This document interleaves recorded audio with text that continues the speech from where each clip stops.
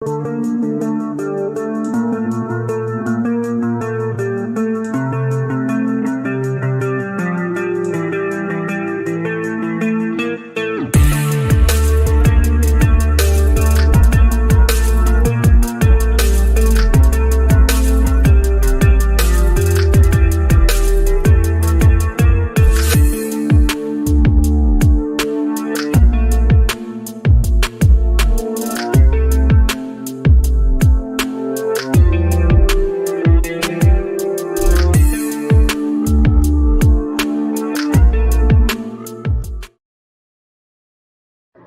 couldn't believe it. The big iron gate was open. I walked to it and stood there. Stood on the edge of two worlds. The one behind me was the only one I really knew. But the world beyond the gate was the world of other people. If I entered it, what would he do? What would be my punishment? You'll hear my story as you listen to The Captive Spirit on Theater 5.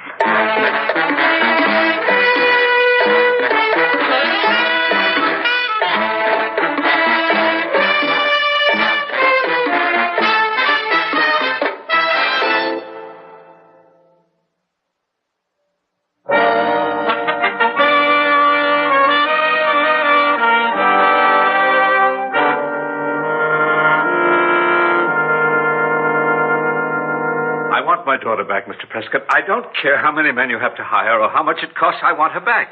Mr. Bishop, you say her name is Caroline. That's right. And what about this photograph? It's a perfect likeness. When was this picture taken? A few months ago.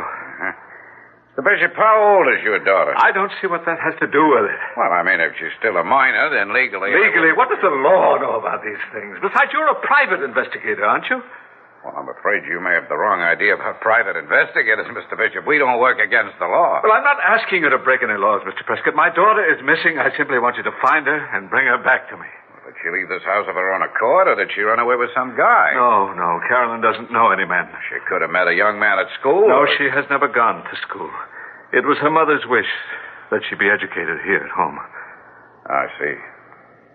That oil painting on the wall... Oh, that's Carolyn's mother, my wife. She's a very beautiful woman. Yes, she passed away when Carolyn was only 7. Oh. Mr. Bishop, how long has your daughter been missing? I noticed that she was gone about 7 this morning.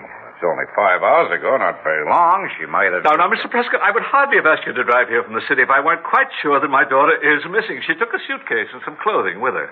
Have you considered the possibility of kidnapping? No, I'm sure she wasn't kidnapped. Oh, then in your opinion, she ran away. Yes.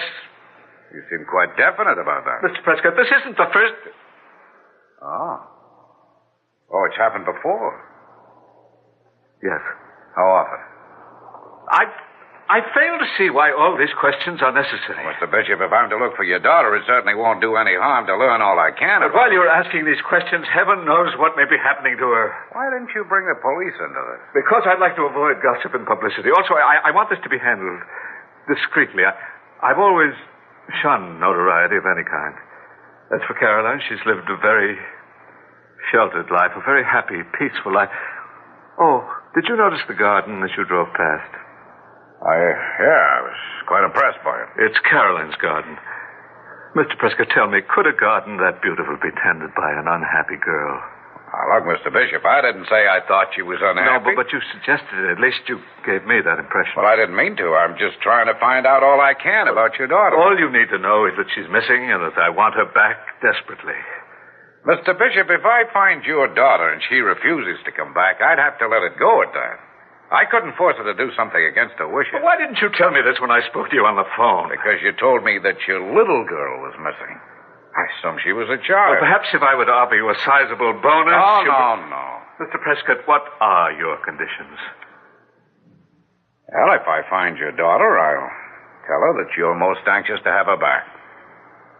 And if she says she won't return? I'll contact you and give you all the information I have. Including the address where she's staying? If I have that information, yeah. But understand this, Mr. Bishop. Yes? The moment she tells me she doesn't want to return to you, that's when I drop the case. If those conditions aren't satisfactory... You leave me no alternative. Too much time has been lost already. All right, Mr. Prescott, I accept your conditions. But for the love of heaven, get moving.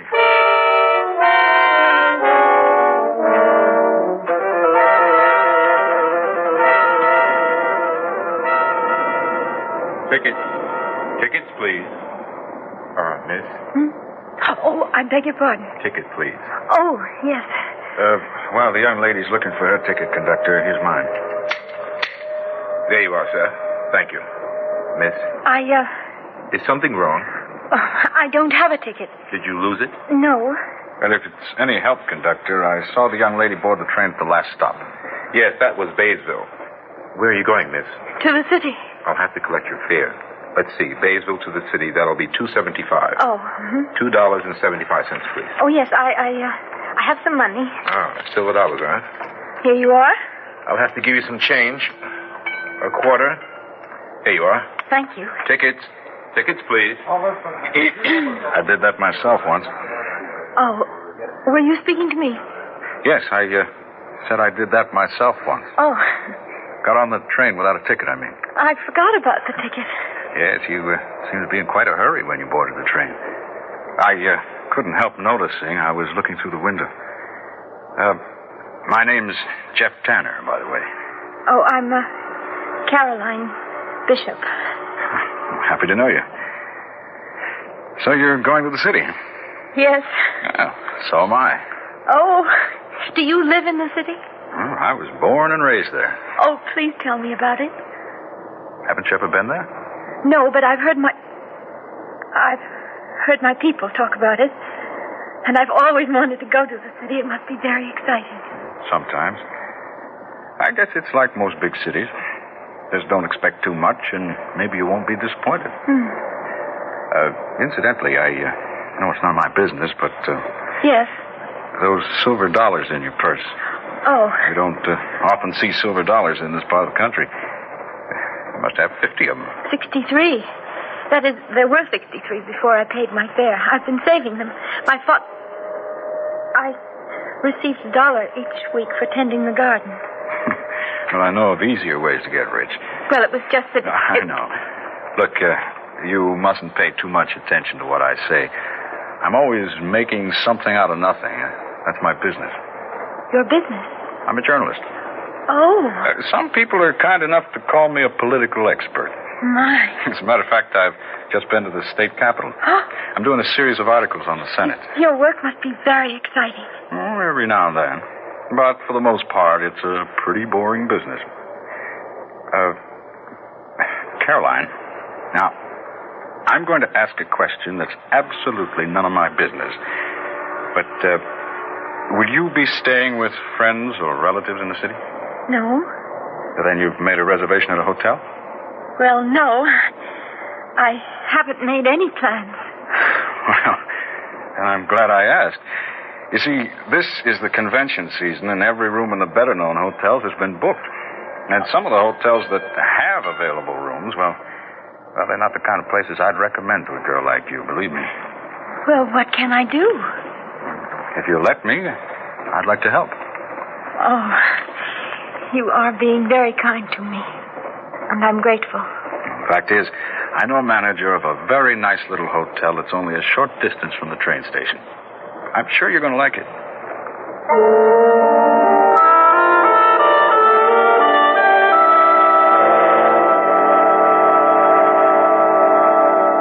Oh, Jeff, it's a beautiful room. Thank you so much. Well, not at all. I guess you're tired, huh? Well, yes, I am. Then I'll leave in just a moment, but I was wondering... Yes? You see, as an employed journalist, I have a certain amount of influence in this town. Just enough influence to get 2 tickets for the musical comedy at the Majestic Theater. It's sold out for almost a year in advance. Oh. Well, anyway, I was thinking, after you rest, maybe you'd like to see it with me. Oh, Of course, if you'd rather not, I'll understand. Oh, no. No, Jeff, I'd love to go. Well, fine.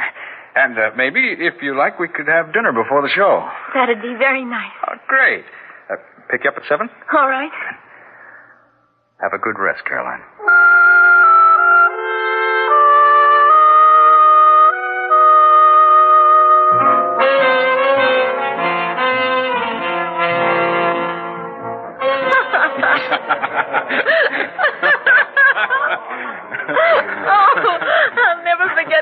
funny little man with the red hair. Well, I'm so glad you enjoyed the show. Oh, I didn't think it was possible to laugh so much.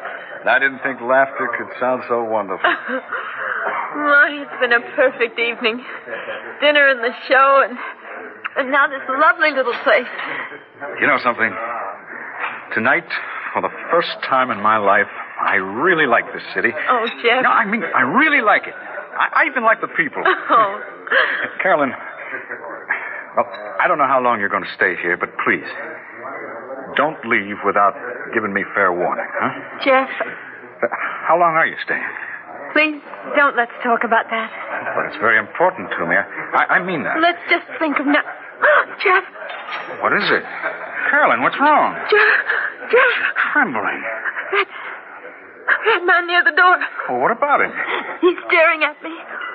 Oh, Jeff, I'm afraid. Do you know that man? No. Well, then why should you be afraid of him? I don't know. Jeff, he's coming this way.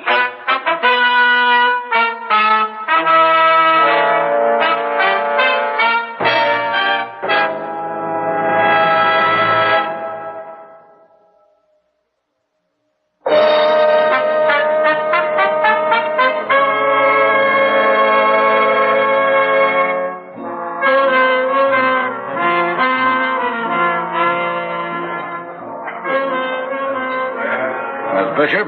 Jeff? That's all right, Caroline. Now, look, there's no need to get excited about this. No one's going to get excited, not if you just move along and mind your own business. I only want to have a few words with the young lady. Who are you, and exactly what do you want? Now, make it quick. All right, I was hired by this girl's father. Jeff, please, take me out of here. No, I'm out of Miss Bishop. Don't touch me. I only want... My arm. Let go of her. As soon as I've said my piece... Jeff! I said let go of her. Now, look here, young... All right, you... Come on, Caroline, let's get out of here.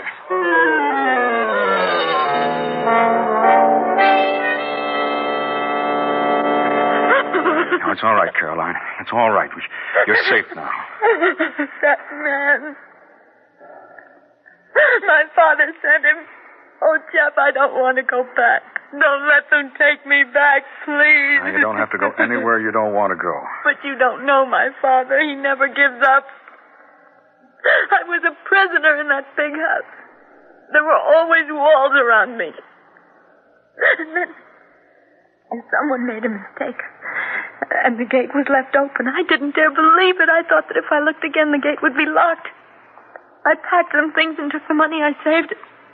And I went back to the gate, and it was still open. Oh, you can't imagine how it felt to be able to leave that place. Caroline, why did your father do this to you? He didn't want me to see the outside world. I remember once he said the world was cruel, and so were the people in it. He said his duty was to protect me from the world. Oh, no normal man acts like that. He isn't an ordinary man, Jeff. He always gets what he wants. No, not this time. Oh, you're so good to me. Because I care for you. Oh, Jeff. Well, why do you turn away? Caroline, what is it? I'm afraid. Afraid of my love? Of my father. You just don't know him. Now, look, he's a man. Not some kind of untouchable god, just a man. Now, all we have to do is go to the police. No, you said you'd look after me. I will. Then take me away. Jeff, take me someplace where my father will never find me. Caroline, that won't solve anything. All I want is peace, can't you see? Don't you understand? I'm trying to. You don't know how it was. No one can know how it was. Now, darling, trust me. Believe me when I say that I won't let anything happen to you. I love you. Then take me away, Jeff. If you don't, I'll go by myself. I'm sorry, Jeff, but I mean it. Try to understand. I don't want to lose you, but I'm so afraid. There's something that you're keeping from me. I don't know what you mean. Why are you so terribly afraid of your father? I told you he kept me a prisoner. Look, it has to go a lot deeper than that. Please don't ask me any more questions. I've got to. Now, darling, I want to help you, but I can't fight something unless I know what I'm fighting against. Now, if you've done something wrong, tell me. No. I don't care what it is. I'll stand by you. I haven't done anything except to run away. Why? What did you run away from? Please don't ask me now. Please, not now, Jeff. Then you will tell me? Yes. I promise that you'll know everything. When? Soon.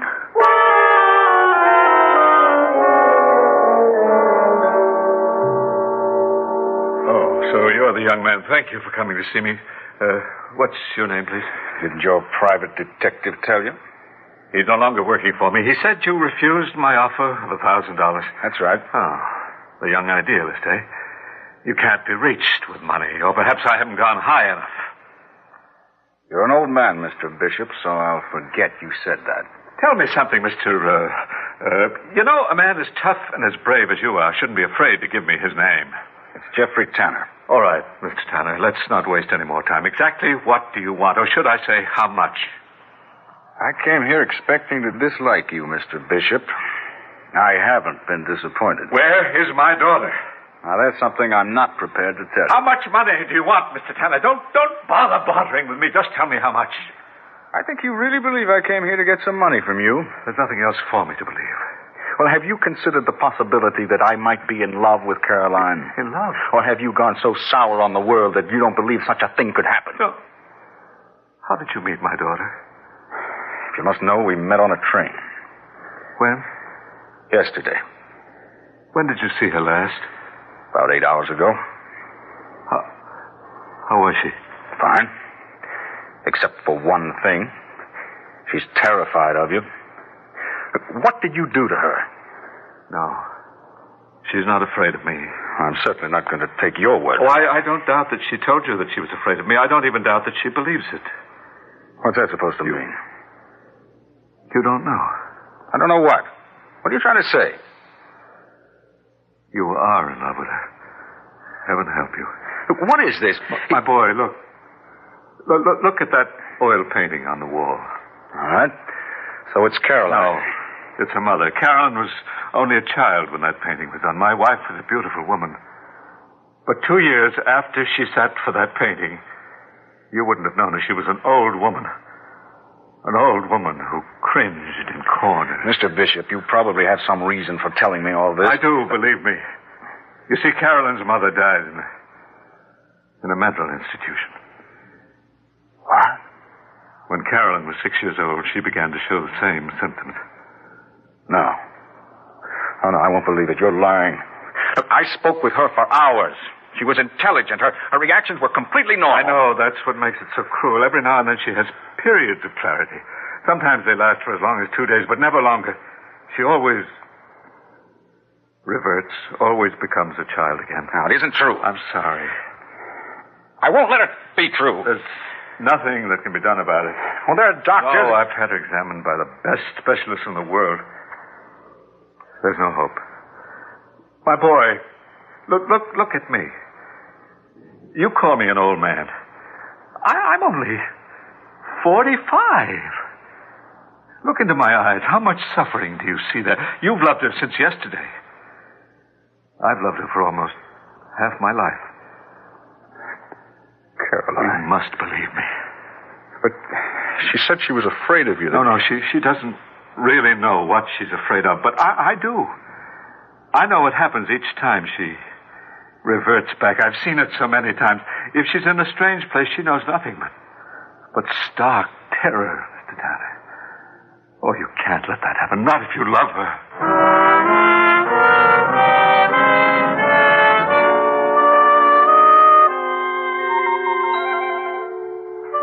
Caroline, dear, this gentleman has come to see you. Oh, Hello, Caroline.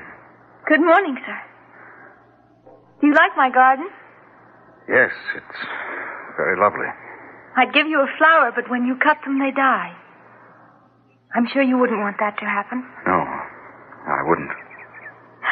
You can pick out a favorite, and I'll keep it for you. Would you like to walk with me through the garden? I'm sorry. I really must be going. Goodbye, Caroline. Goodbye, sir. Oh, my. It's so strange. What is, darling? That gentleman's face, I remember it. Almost as if I saw him in a dream. Yes, darling. You saw him in a dream.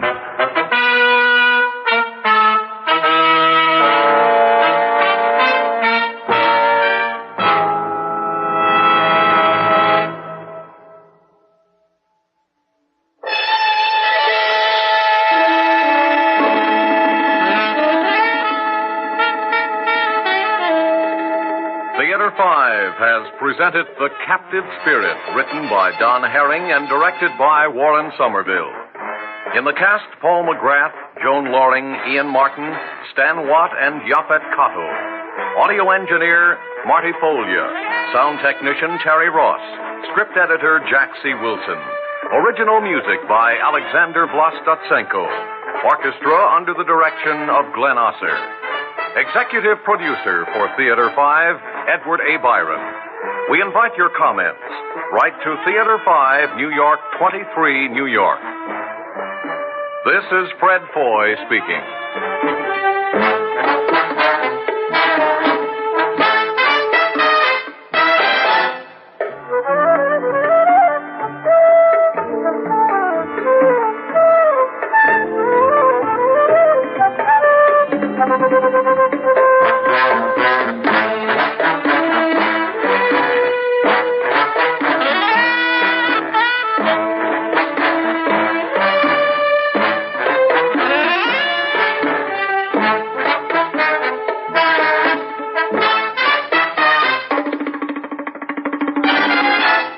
This has been an ABC radio.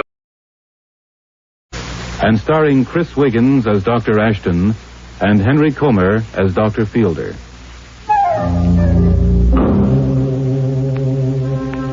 I, Francis Ashton, am quite certain as a brain specialist that I am completely sane, and that these things happened not merely in my imagination, but in the external world. If I had to give evidence again about Louis Fielder, I should be compelled to take a different line. Please put that down at the end of your account, or at the beginning if it arranges itself better, sir.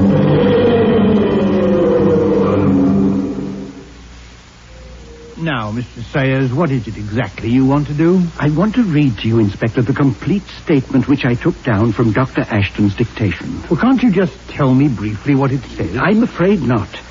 I know at a moment like this you don't want to waste time, Inspector, but if you'll give me half an hour, I think I can give you a full explanation of what has happened. And it's no good handing you the statement to take away because my handwriting is atrocious. Very well then, Mr. Sayers, go ahead. No, I would like a little information first. You live in this street too, do you? Yes, about 6 houses down from here. Mm-hmm. Friend of Dr. Ashton? Yes. And Dr. Fielder lived on the same street. He was a friend of Dr. Ashton, too. Oh, yes. I was at the inquest just last week. Suicide. Yes. That was the verdict. Dr. Ashton gave evidence at the inquest. Had he and Dr. Fielder been friends long? Oh, they studied medicine together. Dr. Ashton specialized in diseases of the brain. You might say that Dr. Fielder specialized in everything. He was intensely interested in every branch of medicine. When Dr. Ashton came back to London after 5 years of study in Paris, he and Dr. Fielder resumed their close friendship. After I returned from Paris, where I had studied under Charcot, I set up practice at home. The general doctrine of hypnotism, suggestion and cure by such means, had been accepted even in London by this time.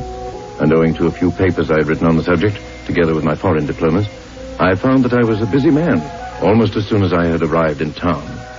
Louis Fielder insisted that I take the vacant house next to his, in what he called Chloroform Square. Oh, Louis, I don't know how I did without you for 5 years. You positively feed my brain. What about all those learned men in Paris? Charcot, for instance. Ah, they crammed it full of knowledge, but you feed it with ideas so that it can go on growing. You know, I have a theory about that. Tell me. I believe that people who are ill because their brain is starving. That's interesting. Go on. Oh, because their brain is starving, their body rebels. And becomes diseased? Yeah, I believe so. But they get lumbago or cancer or anything else. I believe that all bodily disease springs from the brain.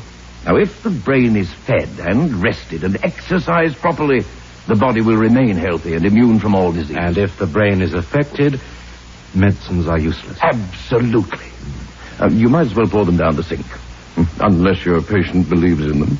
That is an important limitation. Here we have suggestion again. Now, tell me, could you cure a patient by feeding him water and hypnotizing him into believing it was an unfailing cure? Theoretically, I think it might be quite possible. Yeah. It's all right, old man. Don't jump. It startled me. You really ought to muffle your knocker, at least during meals. There isn't a knocker. There isn't? You were startled a week ago and said the same thing, remember? So I took the knocker off. Then what? You did hear a knock, didn't you? Well, didn't you? Oh, certainly. But it wasn't a caller. It was the thing. On that absurd remark, I rose to my feet and went to the door. But there was no one there. No one even nearby in the street. I shut the door and came back to the table. There was no one there. I know, I told you. I said it was the thing. Well, what are you talking about? Well, I don't know what the thing is. That's what makes it so interesting. Oh, come now, Louis. You're not suggesting it's a spirit, nothing? I say I don't know what it is. But we have to find an explanation. Now, you tell me why it can't be a spirit. Oh, the whole idea of the influence of spirits on our lives has exploded, Louis. It's so easy for a hypnotist to understand how brain can act on brain. That's how he effects his cures. And surely anyone can understand that a strong mind can direct a weak one, just as a strong body can overcome a weak one. And the only mental influence you will admit is from a brain in a living human body. Well, of course. Tell me, have you ever tried table tapping? No, and I've never tried violet leaves as a cure for cancer. Will you take part in an experiment? Well, if you like. You see, you don't understand what made that knock you heard. I want to see if I can bring you near to an explanation. By table tapping? Help me clear the table and you'll see. You have a servant here, haven't you? Couldn't he have hammered at something? I've heard the knock when he's been out. Tell me, does your spirit perform in the prescribed fashion, 1 knock for yes and 2 for no? I won't even agree that it's trying to speak to me. But you'll see. Now, there, everything's off.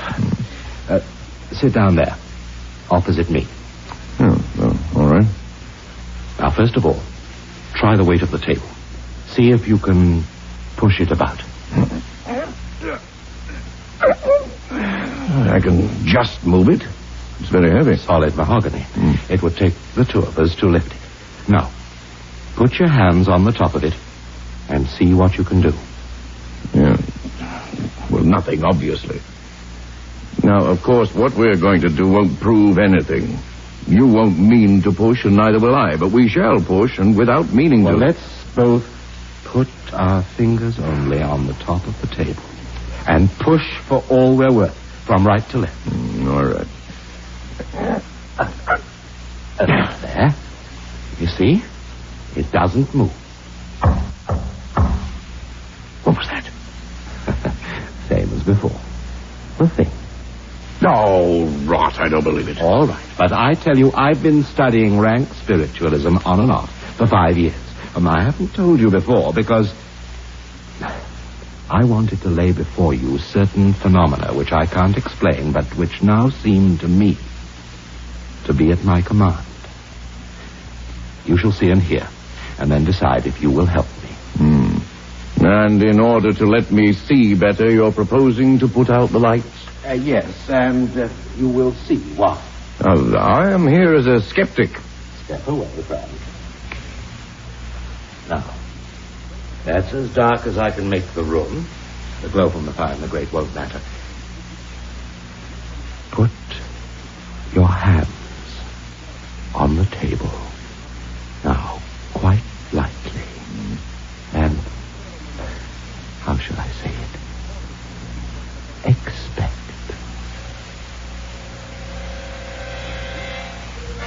Still protesting in spirit, I inspected. I could hear Louis' breathing rather quickened, and it seemed to me odd that anybody could sit in the dark at a large mahogany table expecting.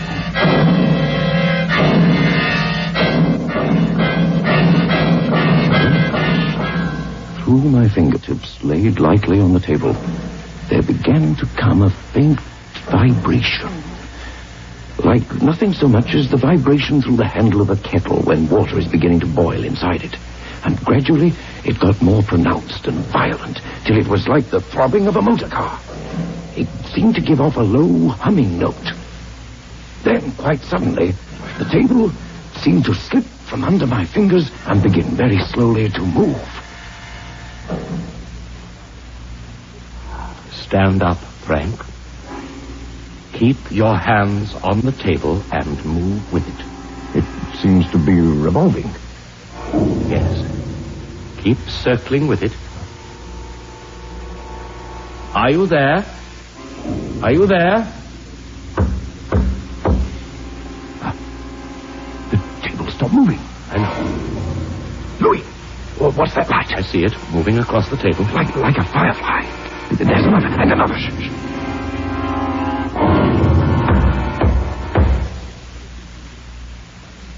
Oh. It's all stopped. Yes. The lights, the sound, everything. What do you think of it all, Frank? Well, it's all stock stuff, isn't it? In other words, you believe that all you saw and heard tonight was only suggested to you. All these things you've seen existed only in my brain. Yes, I do. What is your explanation? Mine is that the thing was trying to communicate with us.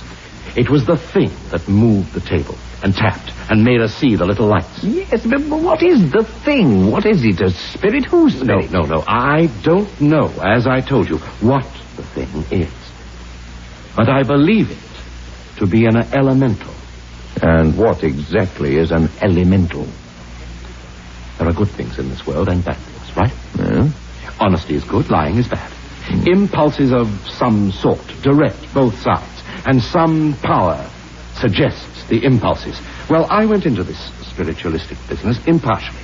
I learned to expect, to throw open the door into the soul, and I said, anyone may come in. Ah, and so you made yourself receptive to any imaginings.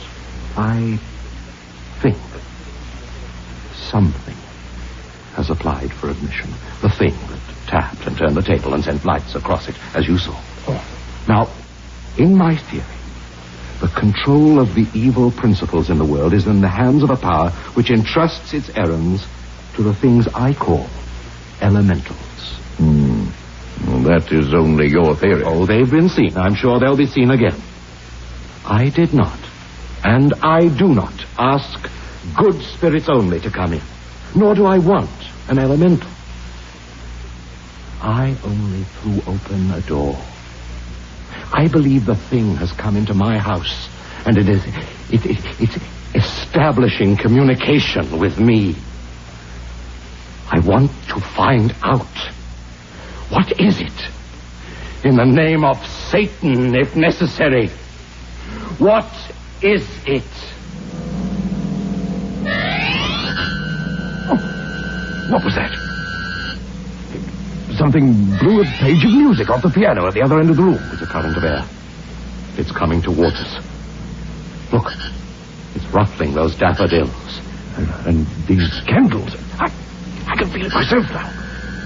It's cold. It's on me now. Look, now, the fire.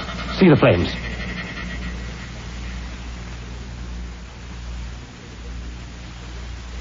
Funny, wasn't it?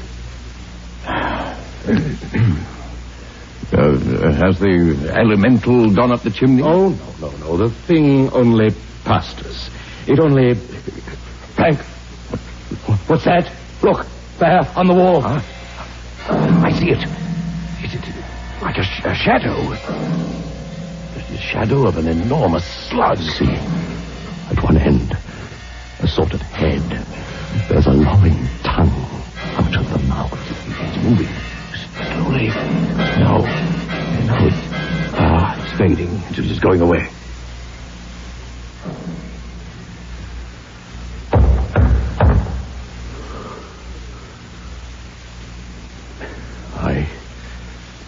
said I was ready for any visitor to come in. And by heaven, we've got a beauty.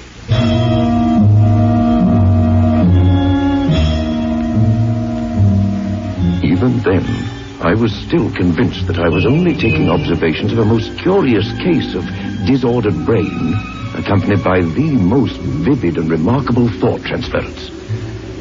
And when, after 6 months of constant watching, the thing did not appear to us again, I began to feel that we were really wasting time.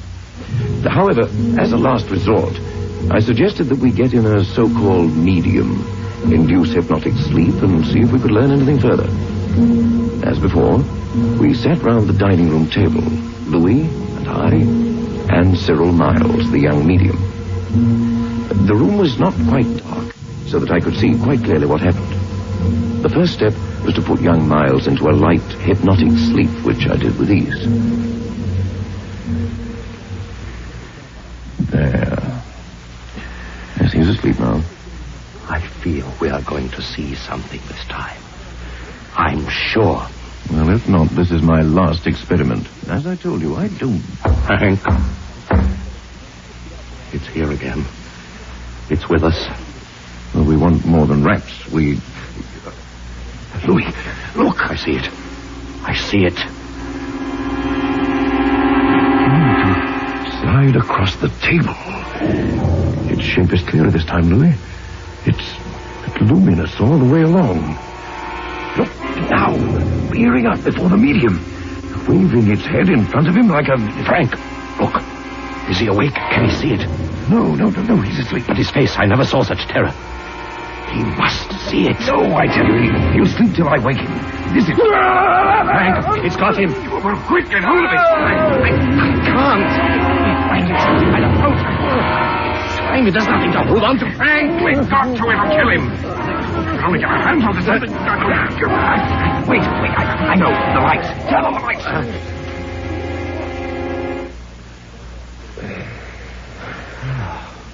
Lights. It's gone. Lead him. On the floor, Frank. Is he dead? I don't know. Help me up with him. Right. Here, into the chair. That's it. Frank, look at his throat. Those marks, see? Oh, 2 little punctures. They're bleeding slightly. Up here. I'll see if I can wake him.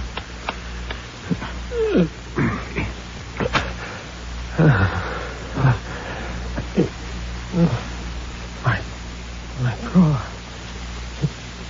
All gone. What happened? It's all right, Miles. My throat seems to be... Is this blood? It's nothing. Do you not remember what happened to you? No, I never have any recollection of what happened to me in a trance.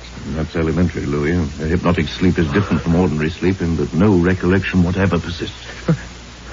My throat. It's a little painful. Was there something, a struggle? There was nothing unusual. You wrestled with something while you were asleep and sustained a scratch or two, that's all. Oh, I see. I'll call a cab. I think you'd better go home and rest. Dr. Fielder will attend to the scratches on your throat. The scratches on his throat. Oh, if I had known that night what was to happen later. I lay awake thinking. The elemental had been there in a form that could be seen and felt. But I told myself it was only a thing of twilight. The sudden kindling of the light had shown us there was nothing there. In the struggle, perhaps the medium had clutched his own throat. Perhaps I had grasped Louis' sleep. Perhaps he had grasped mine. But though I said these things to myself, I'm not sure that I believe them in the same way that I believe the sun will rise tomorrow. I was so busy with my practice that it was a week before I saw Louis again. I brought news that I expected would shock him. But it was I who received the greater shock. I thought I noticed a change in his appearance, but it was not until I had announced my news that the full realization came upon me. Have I seen the evening paper? No. What does it say? It's about Cyril Miles, our young medium. He died this morning of blood poisoning. Good. Louis, I say good. We have our proof now, haven't we? Our elemental is no longer a thing of our imagination. It exists. It has power. And this is the proof. Our elemental? It's no thing of mine. Oh, yes, it is. We've both seen it. Oh, did we imagine those marks on Cyril Miles' throat? Did we imagine his death? Oh, he died from blood poisoning. He may have come anyhow by those scratches. But you know that isn't true. Frank, look at me. Look into my eyes. Now, tell me you don't believe. Louis. Tell me. Oh, God help you, Louis. God help us both. What do I need with God's help? I have a power on my side now that no man has ever had before. Think of it, Frank. Those two elemental forces that have striven through the centuries for the mastery of the world, good and evil, and from the depths of hell, I have summoned up the element of evil. Mine is the power and the mastery.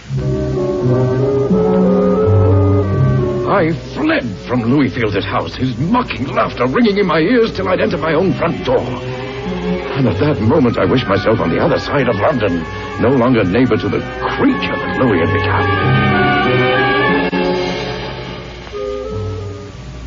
After that, I avoided him as much as I could. But it was not always possible. Several weeks after the last meeting I've described, I was just turning into my house late one night when I was startled by a terrified screaming from his house. And in spite of myself, I rushed to the door, and finding it open, I ran in. And the sounds had stopped by the time I found him. Louis! Louis! Louis, what's the matter? What's been happening? You heard, did you? What did you think it was? My elemental got out of control. Louis, what were those screams? What did... Oh, good heavens. Now you see it. A moment too late. I couldn't prolong its death any further. The cat. Louis, what have you done? Material for a scientific paper, my dear doctor. Trying to get to the bottom of the ridiculous myth that a cat has 9 lives. Are you out of your mind? 9 lives. Silly, isn't it? There are grounds for the belief, though. I proved that. A cat hangs on, Frank, hangs on. Hates to give up. I was trying to see how much pain it could stand before it would give itself up to death. Oh, torture. Isn't that what cats do with mice? The cat and mouse game, Frank. Only I was the cat, and my cat was the mouse. Only fair, isn't it? Does a cat and a mouse horrify you? Then why should I? Louis. The power, Frank. The power.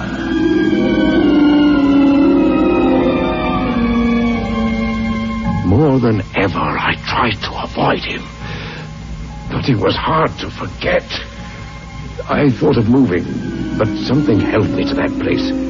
I knew that sometime something had to be resolved. But before the end came, I spent one more evening with Louis. Strange stories had begun to come to me, stories of his depravity in all branches of his life and morals. It was becoming a matter of common knowledge. I would shudder as I passed his house, expecting I knew not what fiendish thing to be looking at me from the window. And then, one night, as I came home and entered my living room, there he was, seated in a comfortable chair, grinning evilly at me as I stood in the doorway. Come in. Make yourself at home. Louis? It's all right, I didn't break in. Your housekeeper admitted me. Oh. Aren't you going to sit down? Yes, of course. As a matter of fact, now that you're here, there is something I want to say to you. Good. Fire away. Well, I won't be subtle. I've heard things, Louis. Everywhere in town there's talk of you. Your behavior has become a scandal. People come to me with stories knowing we're friends. I tried to turn them aside. You tell them anything. Louis, won't you let me help you? It's not you that's doing all these things. You're possessed. You're mentally ill. I could help you, Louis.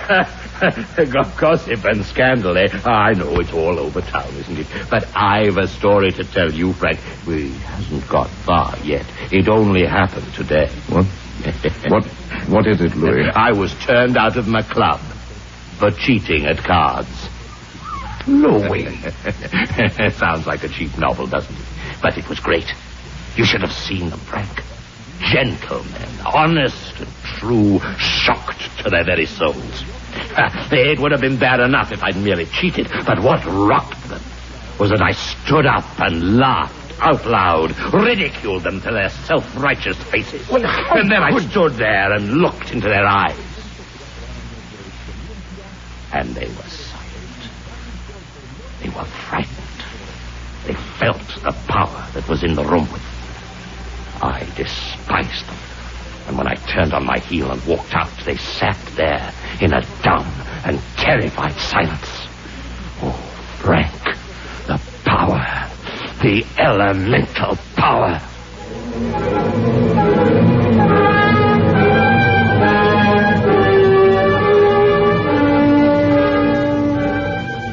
I never saw him again. Until a week ago. If you were at the inquest, you heard my evidence. But to no court on earth, to no human being could I describe the sound that filled the street and woke me from sleep that ghastly morning. I ran out of the house in my pajamas, out into the street. But the policeman on the beat had heard it too, and together we burst open the door into Louis' house.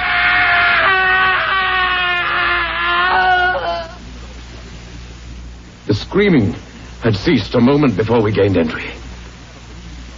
He was there in the hall, dead when we reached him. Both jugulars were severed and torn.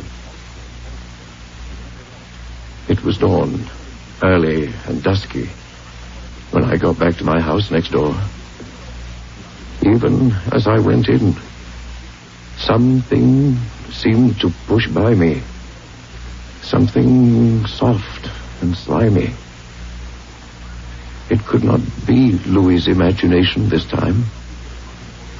Since then, I've seen glimpses of it every evening. I'm awakened at night by tappings.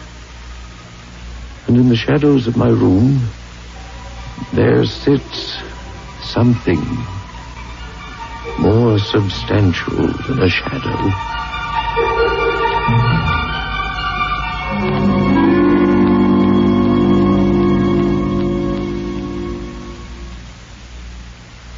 In the corner of my room, there sits something more substantial than a shadow.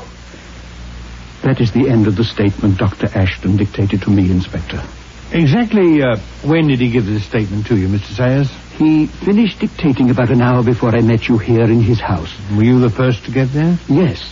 One of the neighbors summoned a constable, but it was 5 minutes before he arrived. Will you tell me exactly what happened? Well, I heard a terrible cry. It seemed to fill the street.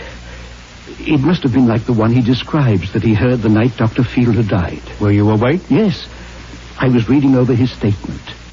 Immediately I heard the screaming, I dashed out onto the street and made for his house where it was coming from. His housekeeper was standing at the open door, speechless with terror. I pushed by and made my way to his study. Where was Dr. Ashton? On the floor in the study. He could have been dead at the most 2 minutes. There was no need to make an examination. I could see his throat from where I stood.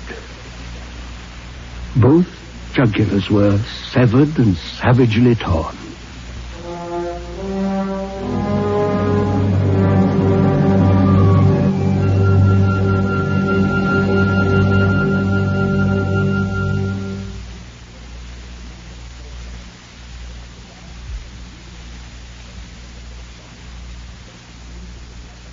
Theater 1030 has presented The Thing in the Hall, a tale of the supernatural by E.F. Benson, in radio version by Alan King, starring Henry Comer as Dr. Fielder and Chris Wiggins as Dr. Ashton. Alfred Gallagher was heard as Sayers, Alan King as the police inspector, and Cease Montgomery as Miles the Medium. Sound effects were by John Sliz. Technical operation, Fred Park. Theater 1030 is a CBC Toronto presentation. This is Bill Lorne speaking.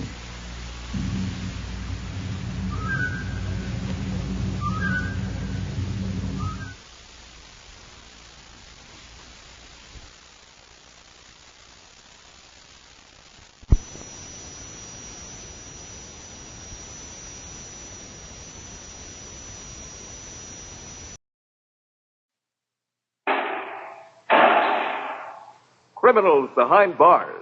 Under arrest. The story of Police Captain Jim Scott's fight against crime.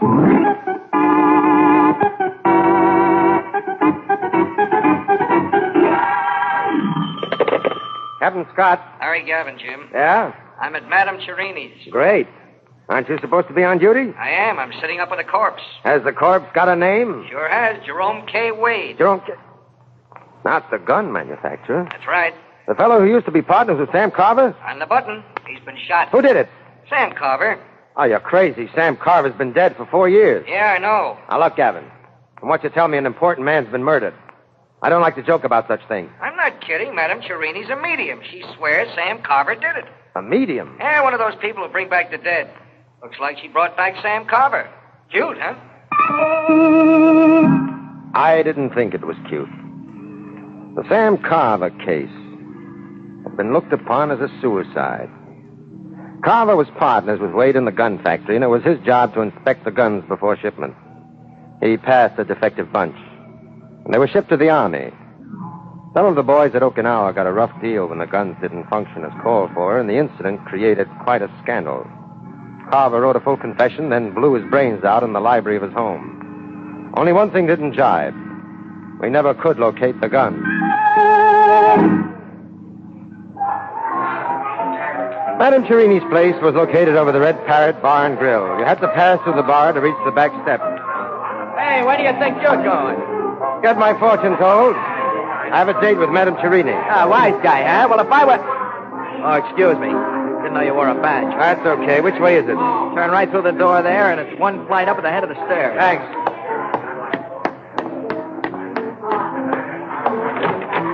Okay. Oh, Larry. Where is it? Right here. That third eye in the middle of his head is a bullet hole. Thanks.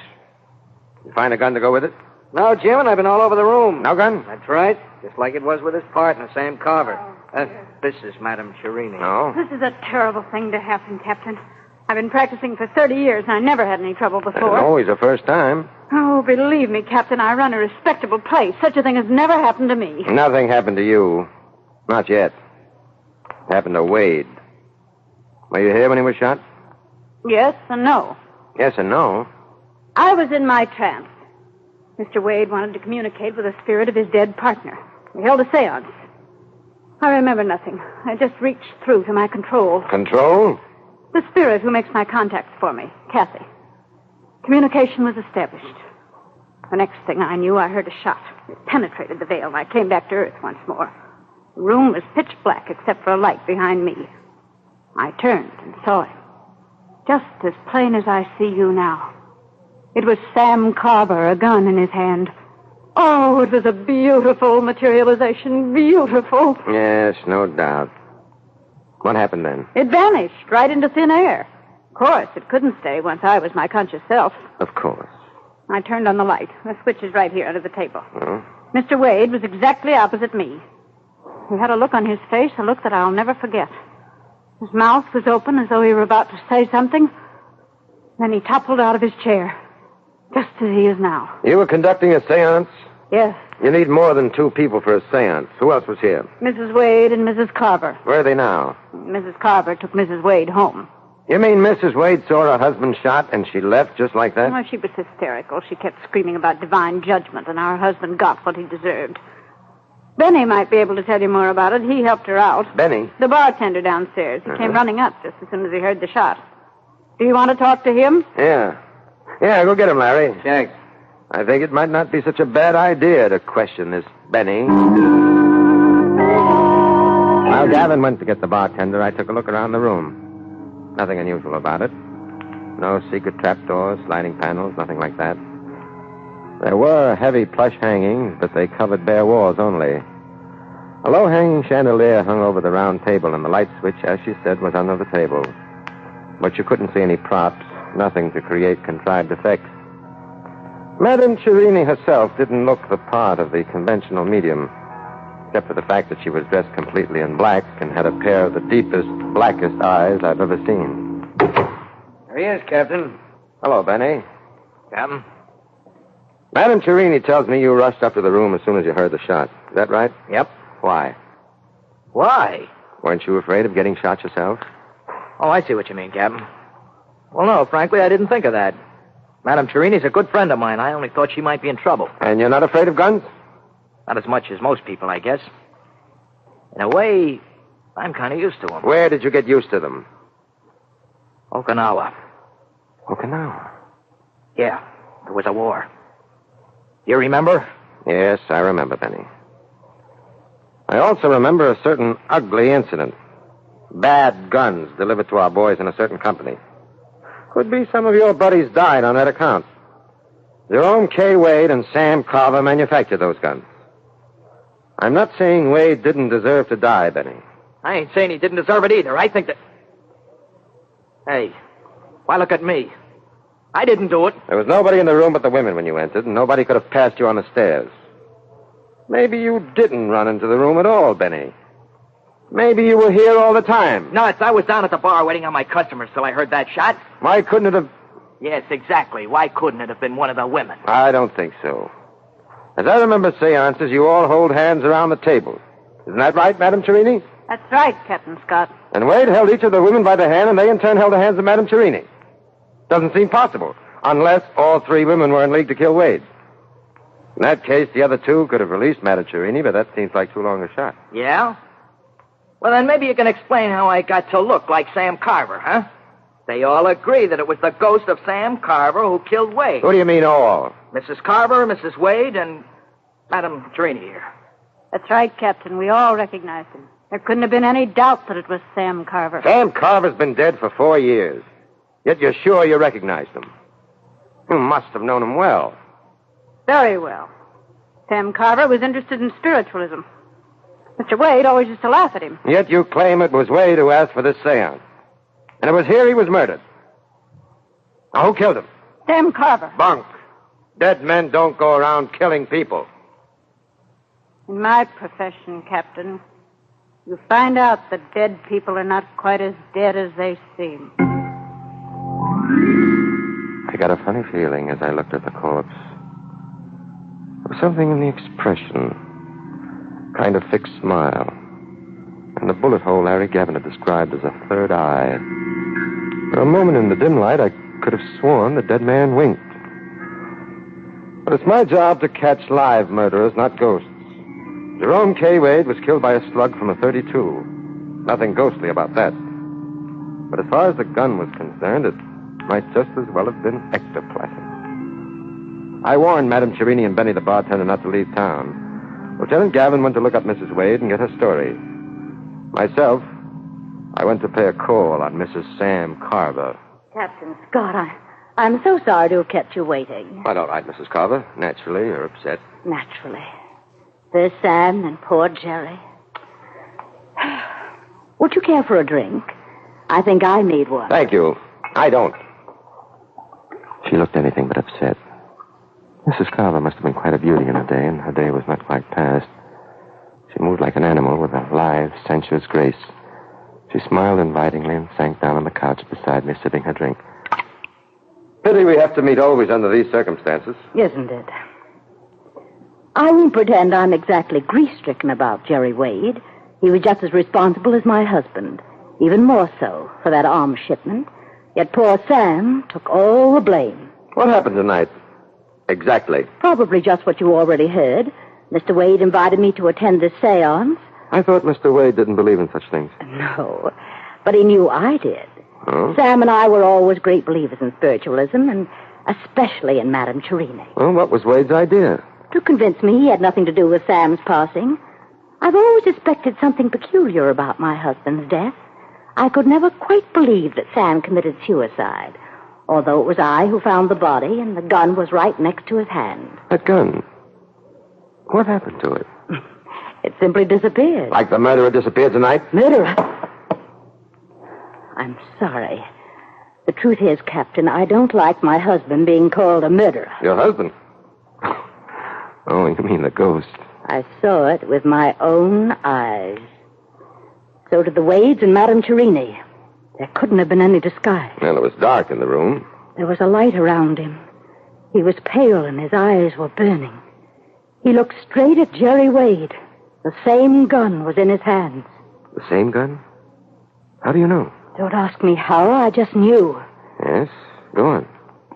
He looked straight at Wade, and I heard Wade say in a strange, broken voice, No, Sam, I didn't mean to do it.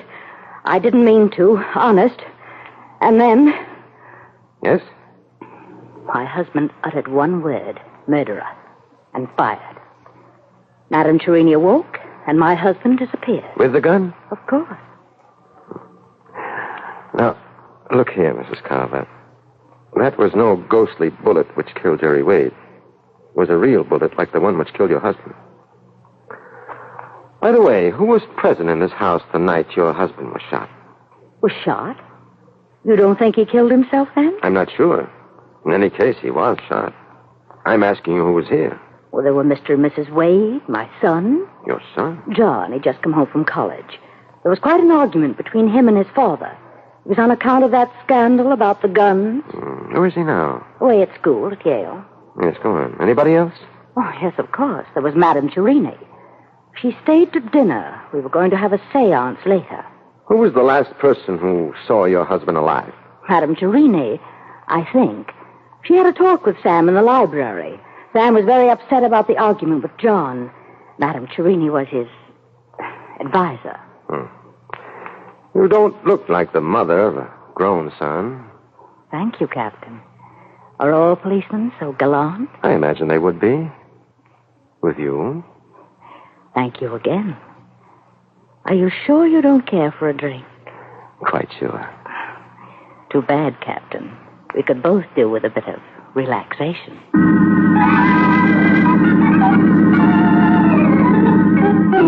It was late when I got to my office next morning. Larry Gavin had seen Mrs. Wade, and a story checked with those of Madame Cherini, Benny, and Mrs. Carver in every particular, even to the exact words used by her husband and the ghost.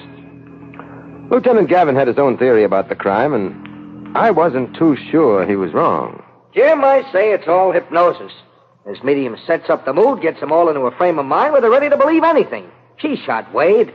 It was dark in that room. How else could anybody plug him right in the middle of the forehead without being close up and knowing exactly where he was sitting? Well, maybe an ordinary guy couldn't, but a ghost could. Now, don't tell me you're going soft in the head, too. Well, all the stories check. They couldn't all have been in on a plot to kill Jerry Wade. I don't say they were. I'm saying the old gal hypnotized him. It adds up. Maybe. I'd like to check with ballistics first. Captain Scott, get me the lab. Yes, sir. Yes? Captain Scott, did you check the Wade bullet against the bullet in the Carver file? Yes, I did, Captain. Well? It's from the same gun, Captain. There's no doubt about it. Are you sure it's from the same gun? Positive. Thanks. Well, that clinches it. It must be the medium. Why?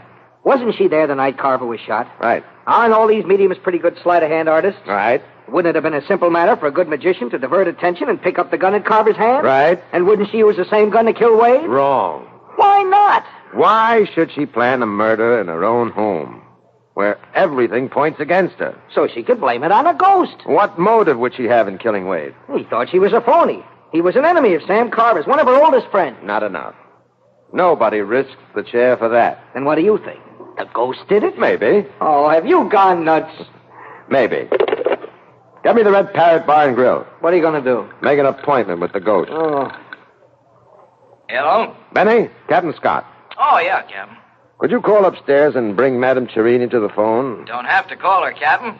She's right here. Oh, well, you know, she's right there. Madam Cherini, this is Paulus for you. Yes, Captain Scott? Madam Cherini, you claim you brought back the spirit of Sam Carver last night. Materialized, I think, is the word you used. Yes, Captain. Then, could you materialize this spirit again for me? I don't think so. Why should you want me to do that? I'd like to remind you, Madam Cherini, this ghost is wanted for murder. Oh, nonsense, Captain. You can't electrocute a ghost. We can try. I won't do it. Madam Cherini, I'm afraid you don't realize your position. If you're a faker, then the ghost killer is something cooked up by you, and you're under suspicion of murder. If you're on the level, it's up to you to prove it by producing the ghost. Spirit materializations are not easy. I may not be successful. Well, that would be too bad for you. The atmosphere has to be propitious. What's wrong with the atmosphere? There's too many policemen. They're all over the place. Spirits are allergic to policemen. Well, send them away. I can't rely upon you for that. You've got my word. All right, then. When? Tonight. Tomorrow morning, rather. Say about 3 a.m. Why so late? I want the circumstances to be favorable. I don't want any noise from downstairs. At 3 a.m., the bar will be closed. Okay, you've got a deal. One more thing. What is it? We'll need at least 2 others, sympathetic spirits. I think I can get Mrs. Carver. Fine. How about Mrs. Wade? Oh, I'm afraid she's too upset. I have it. We'll use Benny. The bartender? Is he sympathetic with spirits? He ought to be. Dishes enough of them out. Shut up. What is that? I'm sorry, Madam Cherini. I wasn't talking to you. Okay, it's a date, 3 a.m. Another thing. You must purify your mind. Oh? Well, how do I do that? Go into seclusion. Seclusion? Goodbye. Goodbye. Larry, who's you got trailing Madam Cherini? Hennessy. Where is he now? Across the street in a cigar store at Maple and Clark. Phone him. Tell him not to lose sight of Madam Cherini for a minute. It's urgent. Okay. Where are you going? Into seclusion. You heard what Madam Cherini said. Where can I reach you? My room. Phone me if it's important.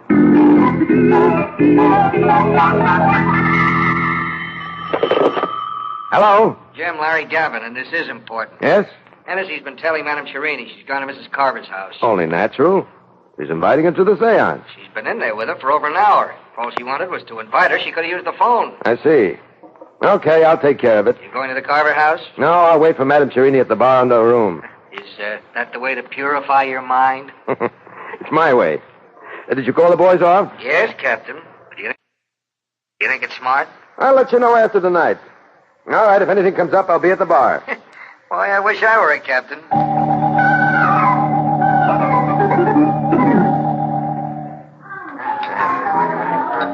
Oh, good evening, Captain. What's your pleasure? Anything with the original label? Madam Cherini told you about the seance? Yeah. Ever been to one of those things before? Yeah, lots of times.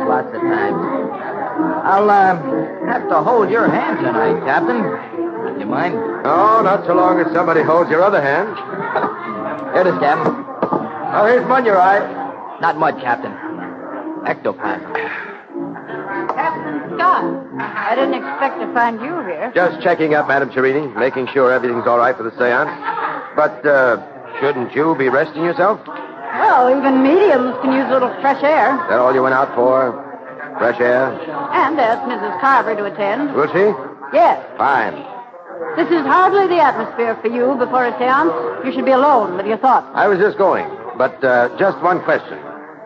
Mrs. Carver told me you spoke to her husband shortly before his death. Yes? Did he sound to you like a man who was going to commit suicide? No. Yet he left a suicide note. Not a suicide note, Captain Scott. A confession. There's a difference. Suppose it weren't suicide. Have you any theory about what might have happened? Well, this is only a supposition, mind you, but in the light of recent events... Like the ghost of Sam Carver returning to shoot Jerry Wade? Exactly. There was a big argument at the Carver house the night he was killed. His son, John, wanted both Wade and Carver to confess and take the consequences. Shortly afterward, both men retired to the library. And what happened? Well, I wasn't there. I can only suppose. Yes? Wade could have pretended to be convinced that it was best for them both to write full confessions. Then what? Once the confessions were written, Wade could have shot him and placed the gun near his hand. Then all Wade would have to do was sneak out through a side exit, taking his own confession with him and leaving Carver's. It would look to everyone as though Sam Carver had taken his own life in remorse. And what could have happened to the gun? Well, Wade would have been afraid of his prints on the gun. He could have pocketed it later while no one was looking. Or someone else could have picked it up. Yourself, for instance. What do you mean? Skip it. Did you tell Wade about your theory? I did make certain suggestions. Enough to convince the unbelieving Wade to attend a seance? Now, this is only a theory, mind you, Madam Cherini, but I'm going to be as generous with you as you are with me.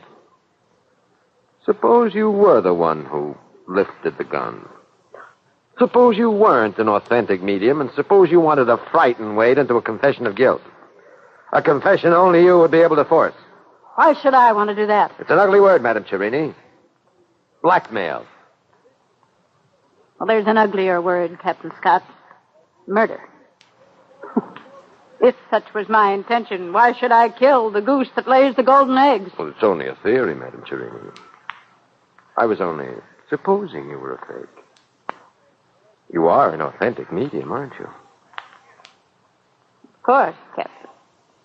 But you'll find that out tonight, won't you? I hope to find out a lot of things tonight. It was uncanny. I now understood the purpose of the curtains on the walls and the dark dress worn by the medium was to absorb even the faintest suggestion of light. Try as I would, my eyes could not penetrate the darkness. I sat directly opposite Madame Cherini. Mrs. Carver held my left hand, and I could feel her knee brush mine under the table. Benny held my right hand. The medium held theirs. The circle made a chain of communication that was almost electrical. Through the hands of those next to me, I could feel the medium stiffen as she went into a trance. She began to moan, and then called upon her control, the spirit who was a guide in the other world. Kathy. Kathy. Are you there? Kathy. Kathy, answer me. 2 raps if you can come through. 3 if there is interference. Do you hear me?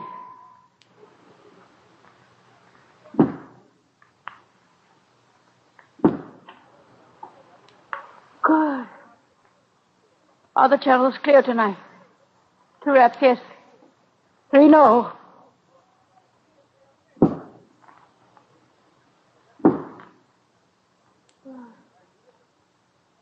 I will speak no more. Mrs. Carver will ask you questions, and you will answer her through me. Is that clear?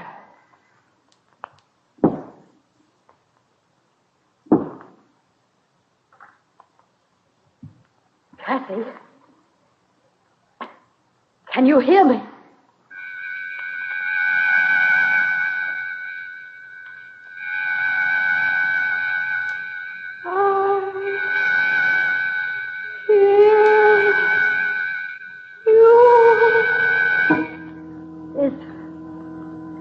Of my husband with you?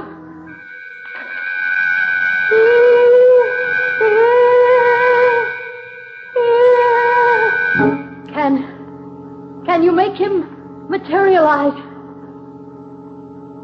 Kathy, can you hear me? Can you make my husband appear?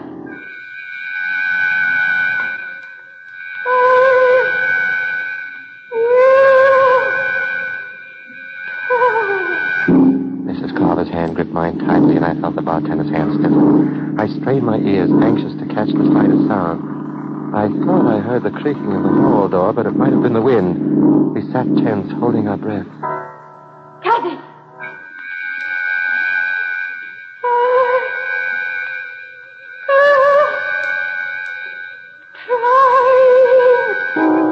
I couldn't believe my eyes.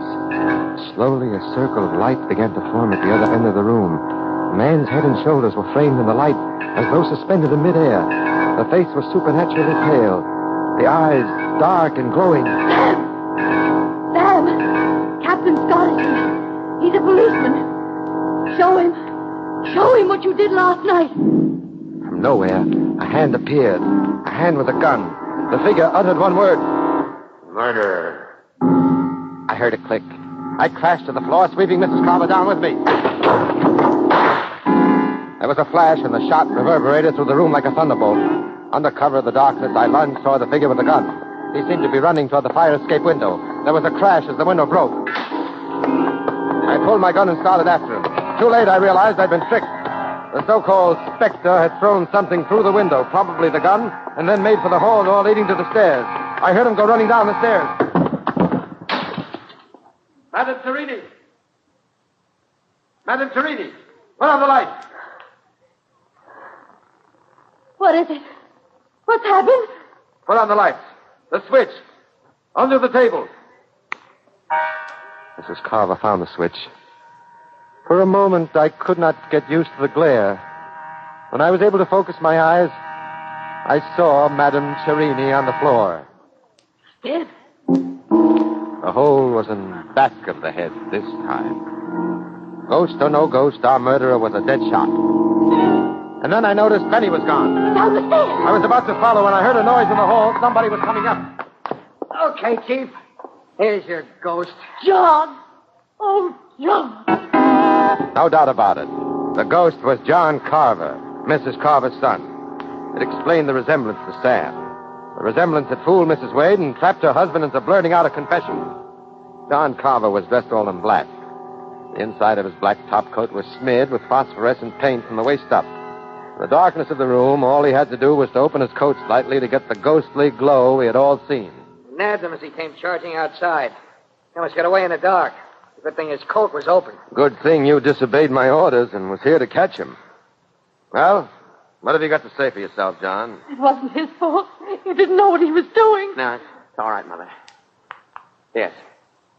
I killed Wade. He deserved to die. And a medium? Madame Cherini started the whole thing. She knew I never believed my father committed suicide. She came to me with a plan for trapping Wade into a confession. Got me to play the ghost. Was Madame Cherini who gave you the gun? Yes, she had smeared it with some of that shiny paint to scare Wade. That was my idea, too, at first. But when I heard Wade admitting his guilt, practically confessing he murdered my father, something snapped inside of me. I pulled the trigger. I'm a good shot. We know that much.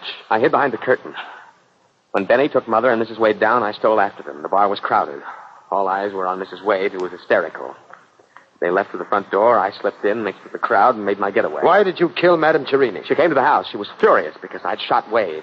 Said something about killing the goose who laid the golden eggs. It was evidently her intention to blackmail him. Wade was dead, so she chose to blackmail me instead. Through Mother. John, why did you? My mother had nothing to do with all this. I couldn't stand by and see that woman tortured. I know. And I'm not saying I don't understand, son. But no man is big enough to take the law into his own hands. Ready to go, Larry? All set, Jim. Take your prisoner.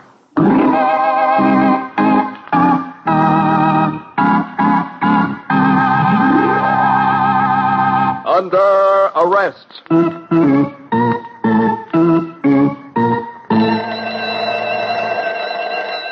Into your cells.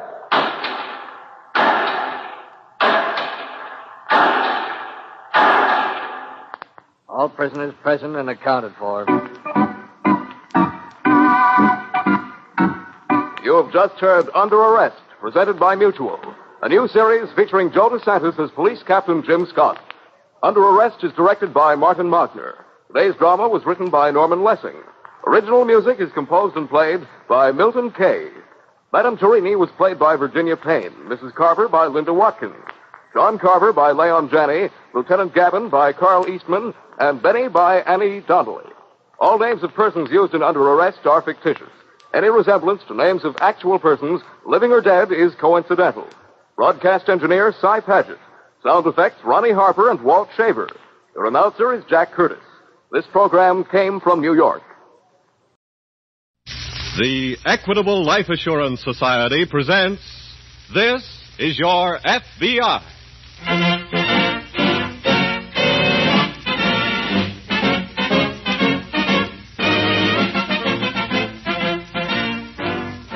This is Your FBI, an official broadcast from the files of the Federal Bureau of Investigation, presented as a public service by the Equitable Life Assurance Society of the United States and the Equitable Society's representative in your community.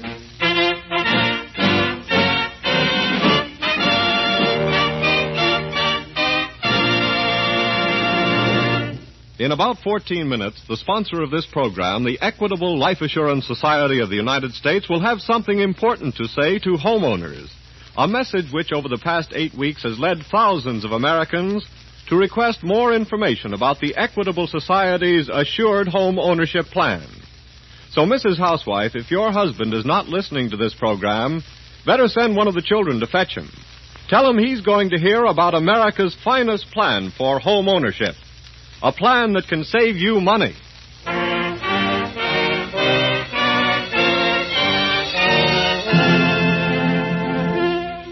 Tonight's FBI file, The Surplus Swindle.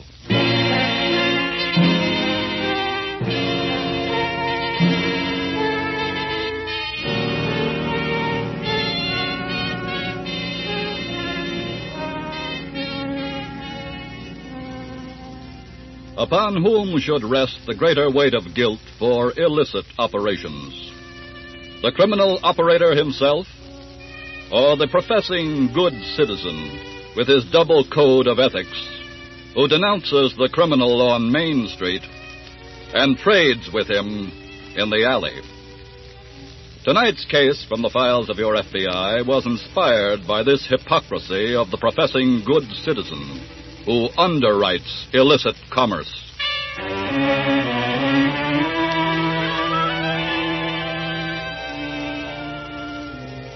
In a Chicago apartment hotel overlooking Lake Michigan, an attractive young woman dressed to go out for the evening is pacing the floor in a fit of ill temper.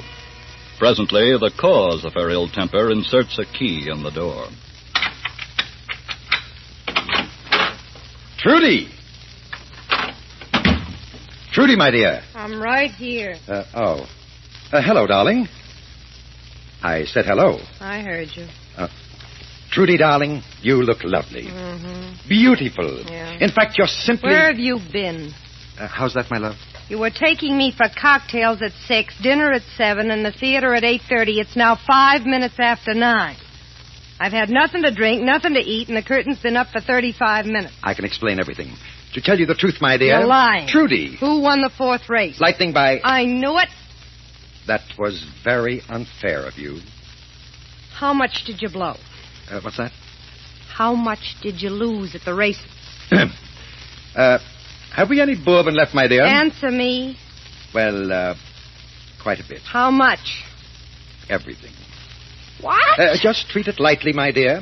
I have a plan whereby we can recoup... You lost $10,000? Fate, my dear. Kismet. Oh, I have frightful luck.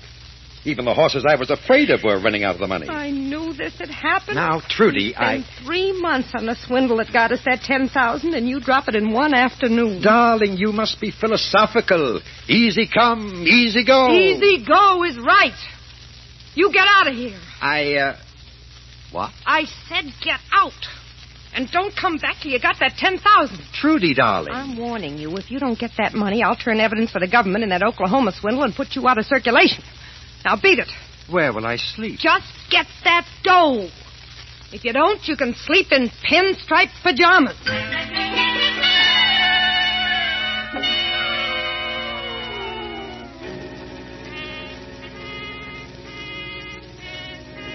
Earlier that evening, in the Chicago office of the FBI, an assistant to the agent in charge was sitting at his desk when... Mr. Adams? Yes? I'm Special Agent Roan of the Indianapolis office. Oh, come in. Thanks. What brings you over here? You remember that general bulletin all field officers got from Washington about a week ago about that Oklahoma swindle? Oh, sure. The man who posed as a government land agent and sold some drilling rights. Yeah, that's it. John Fremont was the name he used. You got something new on it? Fremont is in this area somewhere now. How do you know? Police checked on a car this afternoon that was parked in an Indianapolis garage 4 days ago. Had a Oklahoma license. It belonged to John Fremont? That's right. Well, I guess that calls for a little teamwork on our part. Yeah, I've started a check on Indianapolis hotels. But the garage manager believes he overheard Fremont say he was taking a train over here to Chicago. I understand there was a girl mixed up with him. She worked with him. Yeah? And she wasn't in the car when he drove it into the garage. Well, they're probably still together anyway. That's probable. I'll notify the police department right away, and we'll start combing the city ourselves. It'll be like looking for a couple of needles in a haystack. We found smaller needles in larger haystacks, and I have a hunch that a couple of needles like Fremont and that girl are pretty likely to stick somebody around here. And we'll hear the yell. Exactly.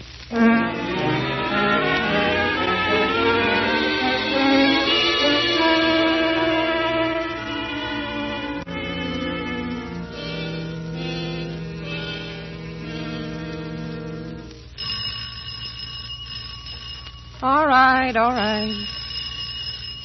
Who is it? Package for Mrs. Fremont. Oh. Greetings, my dear. What do you want? I've already announced that. I have a package for Mrs. Fremont.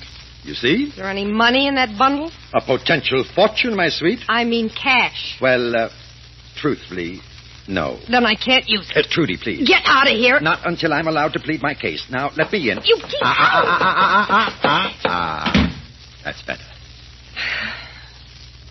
Look, I'm telling you right now, any con that you pitch at me is just a waste of time. My dear girl, I'm here to present the opportunity of a lifetime. Yeah. Just open this first package. What's in there? Old mutual tickets? Don't be bitter. Now, go ahead and open it. Okay. Do I eat it, wear it, or throw it at you? You wear it. And on you, my dear, it should look ravishing. Oh, brother. That's it. Now, take away the tissue. What the... A uniform? A whack uniform, darling. Look, what's the gag? I'm making you a member of the armed forces. Now, wait a minute. A lieutenant in the service of your country. In fact, my personal aide. Huh? This is my uniform here. Who are you, MacArthur? No, just a colonel. Look, Colonel, I don't know what this is all about, and I hate to disillusion you, but the war is over. Granted, my dear. But there is still an army, and there is still larceny. I intend to capitalize on both. Here we go again. This is my most colossal creation. I don't want to hear it, Colonel Fremont. From now on, my dear, a nom de plume. Colonel Edmonds. Edmund Schmedmonds, I ain't playing. Kindly wait until you hear my plan of attack. No! You are undoubtedly aware there is a shortage in the consumer market of many items of which the Army has an abundance.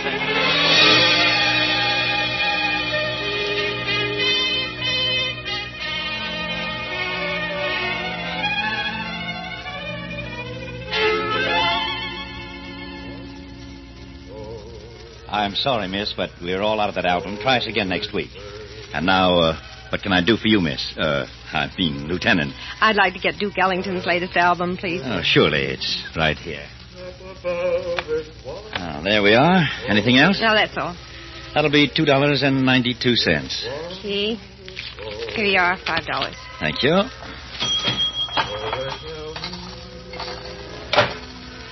$2.92, $3 for 5. Thanks. Oh, by the way, what can you do for me in the way of a radio? Well, I'm afraid I can only take your order. I can't promise when you'll get delivery. Oh, it's that bad, is it? Yes, and no telling when it'll get better. I see. Perhaps I can do something for you. Beg your pardon? Would you like to buy some radios? Would I? I could sell all I could get my hands on. Why? Well, I'm stationed at Chicago Signal Depot, and the colonel I work for, Colonel Edmonds, he's in charge of selling the Army surplus radio sets. Oh? Are you interested? I should say so. But I couldn't compete with the bigger dealers on quantity. You could if you didn't have to go through regular channels. Oh. You still interested? You bet I am. How many sets could you handle? What kind are they? Suitable for a table model. And they're the best, I can guarantee that. What price? $25. I could arrange for you to get 200 of them. That's $5,000. That's right. Too much for you? Well, no. Naturally, the colonel could transact no business with you at the post, you understand? Of course not. And this would be an all-cash deal. You'd be making it on your own responsibility. I understand. Look, Colonel Edmonds will be registered at the Hotel Jerome tomorrow noon. What's your name? Trenton. Have the money with you. Okay. I'll be there.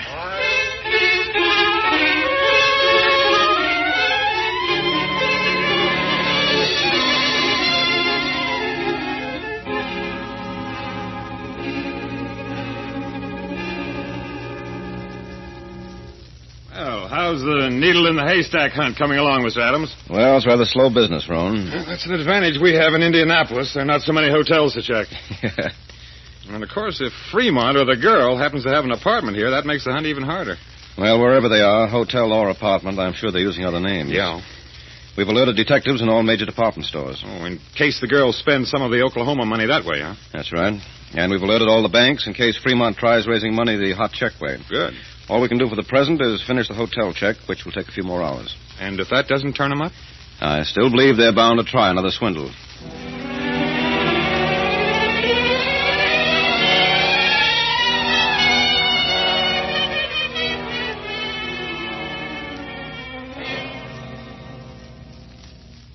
Sit down. Sit down, Mr. Fenton. Thank you, Colonel. Will you have a cigar? A spot of port? No, thanks. How soon can I get delivery on the radios, Colonel? Just as soon as you care to pick them up, sir. You mean it's up to me? My dear fellow, in a transaction of this kind, you could hardly expect me to have United States Army trucks deliver them. Oh, of course, I didn't think of that. Take down this name and address. All right, just wait till I get my pencil. There we are. General Warehouse, Clark and Division Streets. Are the radio stored there? Yes, and you contact Mr. Randolph. I see. I'll telephone him and order him to release 200 sets to you. Good. And now, if you don't mind, I have a couple of other appointments. Yes, I believe you know the terms. Yes, I have the money with me. 5,000, wasn't it? Yes, that is correct. Here you are, Colonel Edmonds. Well, thank you, sir. And you may rest assured I'll say nothing about this. Yes? Excuse me, Colonel, but didn't I understand the young lady, the lieutenant, to say that you were stationed at Chicago Signal Depot? That is correct, sir. I had a son there during the war. Bully for him. The Chicago Signal Depot is Signal Corps. That's right. And you're attached to the Signal Corps? Indeed I am. It's been my honor to serve with that branch for 15 years. That's funny. What do you mean? That collar insignia you're wearing is artillery. Oh. Well, I sort of double between the two. What? Well, you know how things are in the Army.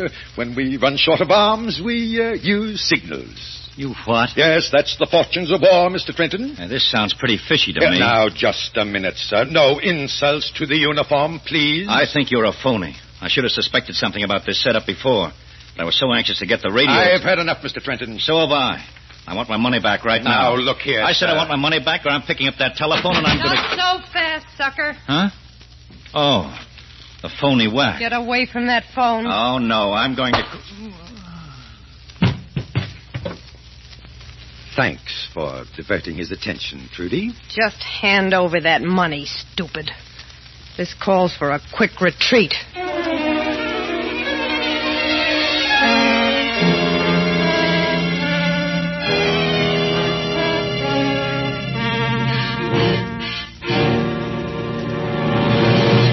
And now, before the FBI file on the surplus swindle resumes, as it will in just a moment, here's that important message for homeowners and home buyers.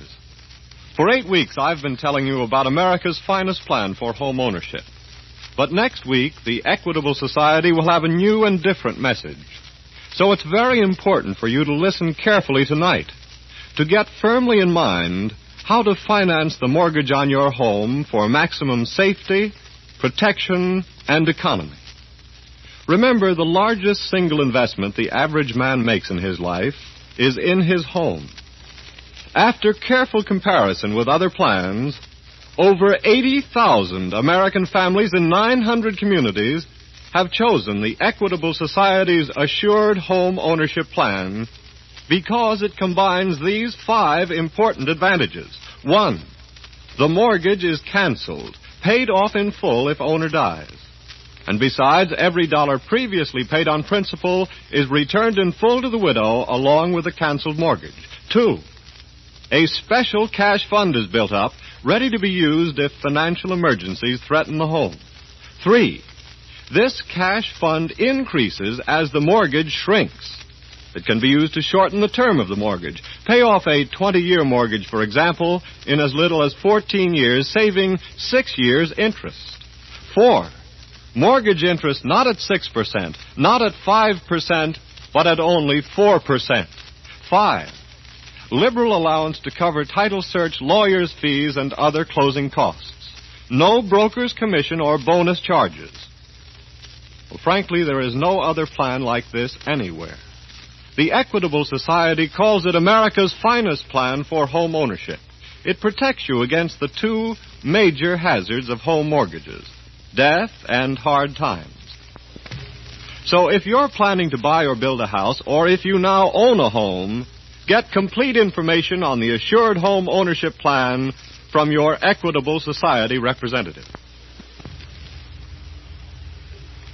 That's the Equitable Society. EQUITABLE. The Equitable Life Assurance Society of the United States.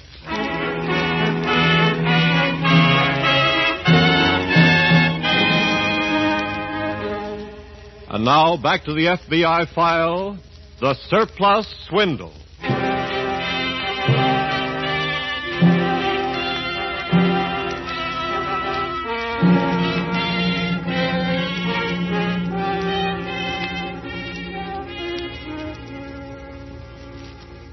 The professing good citizen who deliberately enters into an illicit transaction is not entitled to too much sympathy if he comes off with the worst of the bargain. And 9 times out of 10, he does if the transaction is an attempted swindle.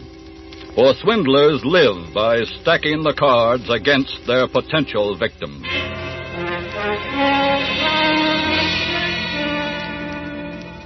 Some 30 minutes after the bogus Army colonel had struck him down and fled with his money, the man called Trenton regained consciousness and made his way to the Chicago office of the FBI, where he has just finished giving a brief account of what happened. Well, that's about all I can tell you, Mr. Adams. I don't think it is, Mr. Trenton. What do you mean? You've left out some details that would put you in a bad light, haven't you? I beg your pardon. The girl posing as a whack.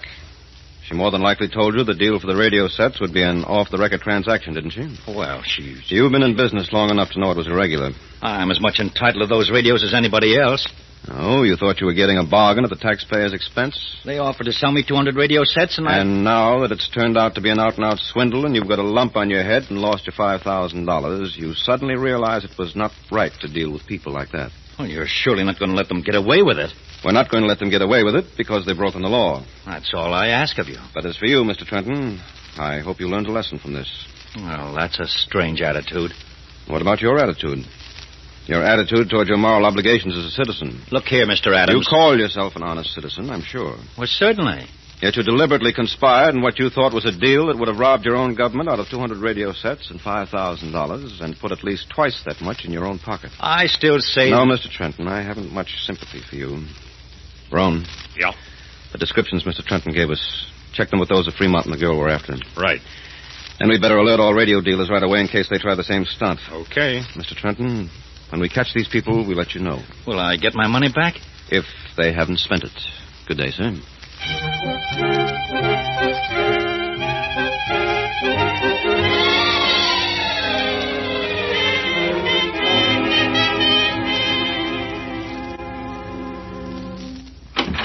Sailing, sailing over the bounding main. Good afternoon, Trudy. Where have you been? I just took a stroll downtown. I thought we were supposed to stay under cover. This was a business mission. You know, the cops have got to be looking for us by I'm now. aware of that. What you got in those packages? Something for our next job? There ain't going to be any next job. Not in this town. We've got time for one more score, my dear. Now, let's take advantage of it. Oh, no. We're getting out of here today. Here's one package for you and one for me. Wait a minute. More uniforms? That's right. Open it up, my dear. I should say not. Why? No more costumes. You couldn't have done any worse than that last job if you'd been dressed as a Nazi spy. We got the money, didn't we? And this will get us more. Ensign, salute your lieutenant commander. Oh, no. Yeah, come on. We'll get to work right today. I won't do it. I've got a scheme figured out this time that's absolutely foolproof. I'm not listening. Now, here are your sailing orders.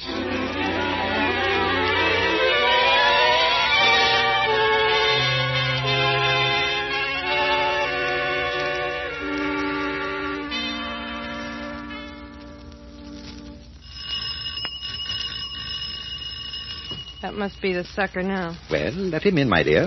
Okay. How do you do, ma'am? I'll come right in, Mr. Clay. Thank you. Commander Edmonds, this is Mr. Clay, the used car dealer I contacted this morning. Oh, yes. Well, how do you do, Mr. Clay? How do you do, Commander? Have a chair, sir. Thank you. I understand, Mr. Clay, you're interested in purchasing some of the surplus cars we have on hand? Yes, if I can get immediate delivery. Well, my dear fellow, you can go for them at once. They're in the government car pool right here in the city. Good. How many are you prepared to purchase? I understand they've never been driven. Just as good as the day they rolled off the line. I want 10 of them. You, 10.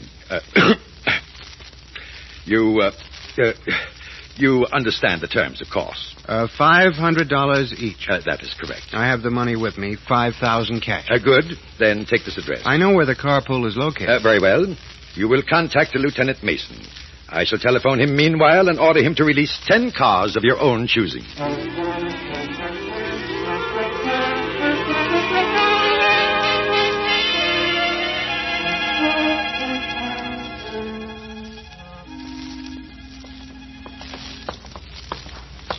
Their apartment is located at the end of the hall, Mr. Adams.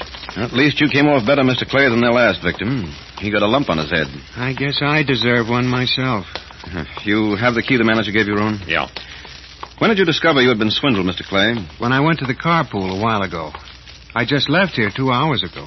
That's given them a pretty good start. Here's the apartment. Open it up, Roan. Right. Go ahead. Thanks.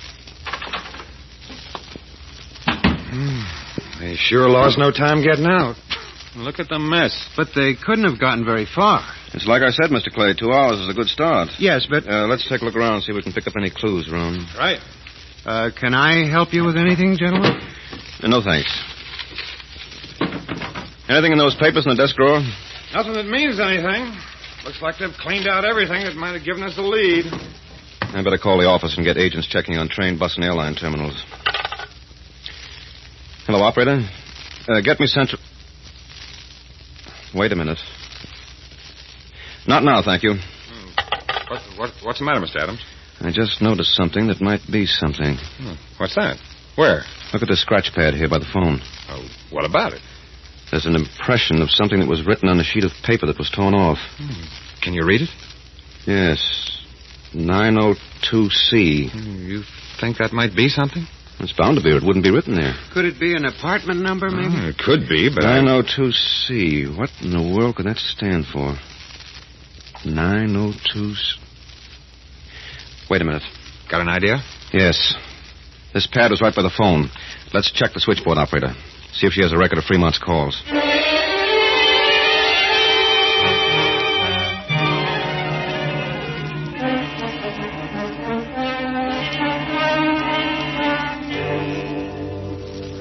How'd you make out? I have a list of all the outgoing calls Fremont made in the last 2 days. Good. We can check it over right here in the lobby. How many calls are there? About a dozen. Let's take 6 apiece and go to work.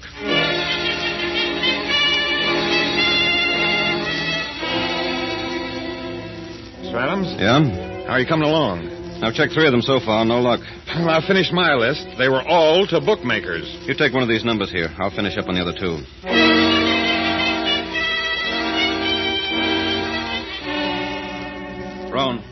Roan. Yeah? I think I've found what we're looking for. Really? Yes, get the office on the phone. Tell them we're leaving town on the first plane.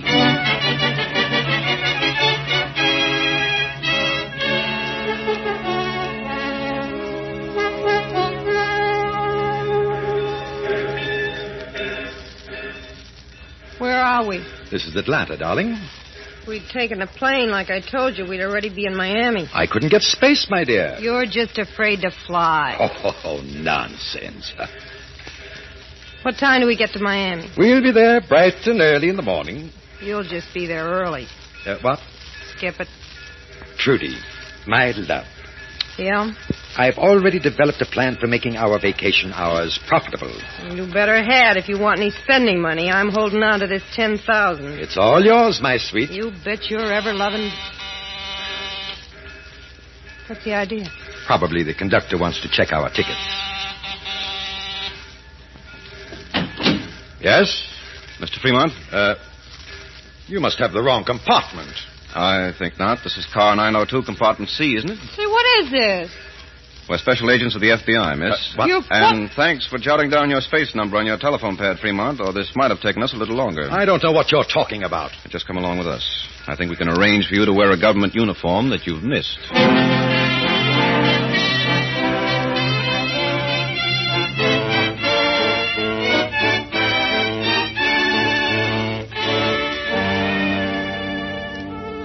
John Fremont and his wife both received long sentences in the federal penitentiary for their 2 swindles.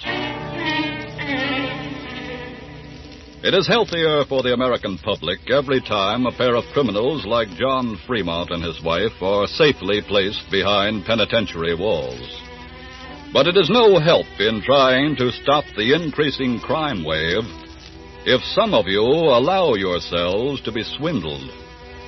Again, the FBI asks you not to do any business with any stranger who approaches with a proposition whereby you will become wealthy without doing any work.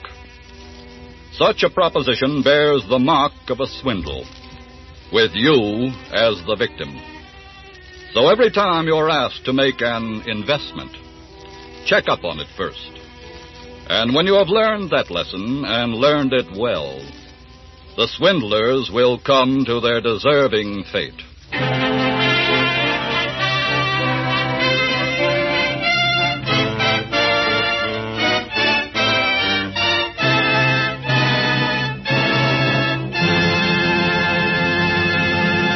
Next week, another thrilling case from the files of your FBI. We'll tell you about it in just a moment. But now, let me refresh your memory on the more important features of the Equitable Society's Assured Home Ownership Plan. Remember that the mortgage interest is only 4%. Remember that if the owner dies, the widow owns the home without any mortgage at all. Yes, the Assured Home Ownership Plan is practically foreclosure-proof. To get the full story, talk to the Equitable Society representative in your community. Ask him for literature that gives all details. You'll find his name in your local phone book under the name Equitable, EQUITABLE, the Equitable Life Assurance Society of the United States.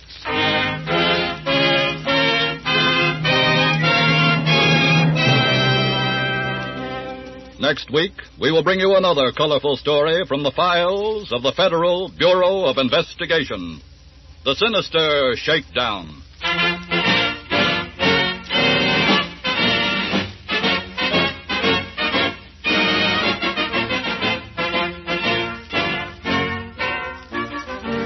The incidents used in tonight's Equitable Life Assurance Society's broadcast are adapted from the files of the Federal Bureau of Investigation. However, all names used are fictitious, and any similarity thereof to the names of persons living or dead is accidental.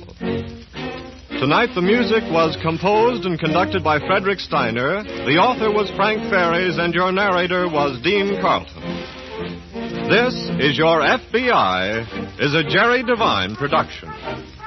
Now, this is Carl Frank speaking for the Equitable Life Assurance Society of the United States and the Equitable Society's representative in your community, and inviting you to tune in again next week at this same time when the Equitable Life Assurance Society of the United States will bring you another colorful story from the files of the Federal Bureau of Investigation, The Sinister Shakedown.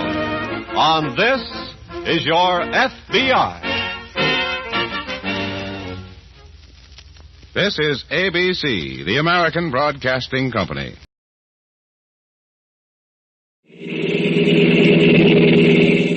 Rod, did you see anything? Nothing. But it was a car, all right, Max, going like blazes, too. I couldn't see it. I couldn't see anything. Look, Rod, there can't be any such thing as an invisible automobile. And yet...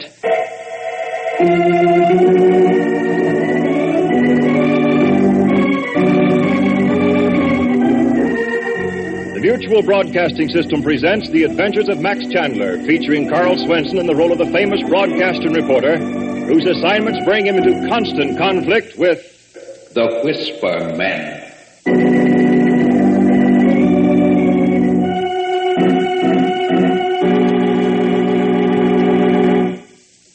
In the city of Geneva in Switzerland, Linda Jones, official photographer for Globe magazine, is waiting in the restaurant at the railroad station for Max Chandler and his assistant, Rod Buchanan, who are arriving in the Constantinople Express with plans for a 2-week vacation. Linda Jones. What? Well, this is wonderful. Oh, hello. Linda, what on earth are you doing here in Geneva? You should have let me know you were coming. I don't quite know what this is all about, but I haven't the faintest idea who you are. I've got to catch up on what you've been doing since you left the Far East. Saw some of your pictures in Globe. Come on, let's get out of here, Linda. There's so much noise you can't hear yourself think. Now, look, this has gone far enough. I've just got to know what's been happening to you.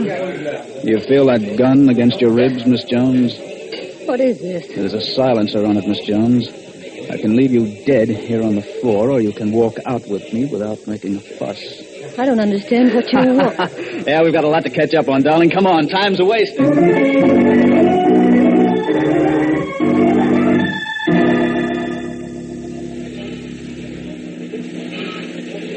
I don't see Linda anywhere. Do you, Ron? I'll be in the dame. She's probably late. Yeah, but she wired that she'd meet the train. What are you going to do? Spend the rest of your life here in the depot, or should we go on to the hotel? Huh? Yeah, I suppose you might as well go to the hotel. Probably something connected with her job held her up. You'll learn, brother. You'll learn. Learn what? I keep telling you, you can't depend on dames.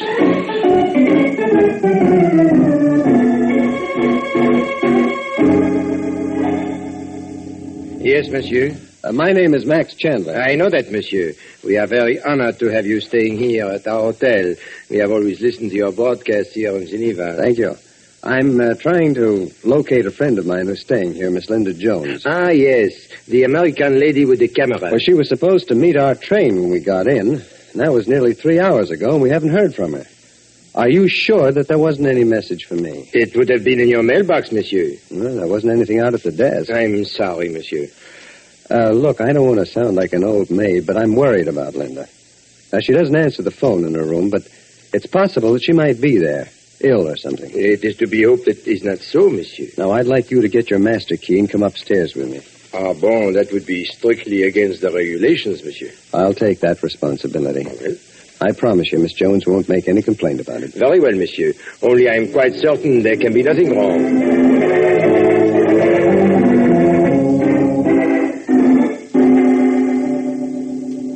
This is the room, monsieur. Numero 19. Well, open the door, please. Oui. Mademoiselle Jones? Holy smoke, look at that. But, Monsieur Chandler, I don't understand. Well, somebody's turned this place upside down. Her clothes, photographic stuff. The place is torn to pieces. It's impossible, monsieur. It isn't impossible. It's happened. Look, they've even slit open the backs of your overstuffed chairs. But, Monsieur Chandler, You'd better get the police at once. I have a call to make. At once, monsieur. Quelle affaire?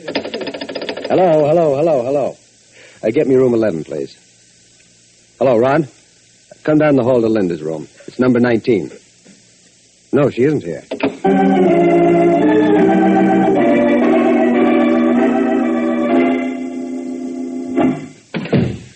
You're making this a lot more difficult for both of us than you need to, Miss Jones. Now, sit down over there. I'm going to make this so difficult for you. Before you're through, you'll wish you'd never seen me. Are you going to explain this outrage or not?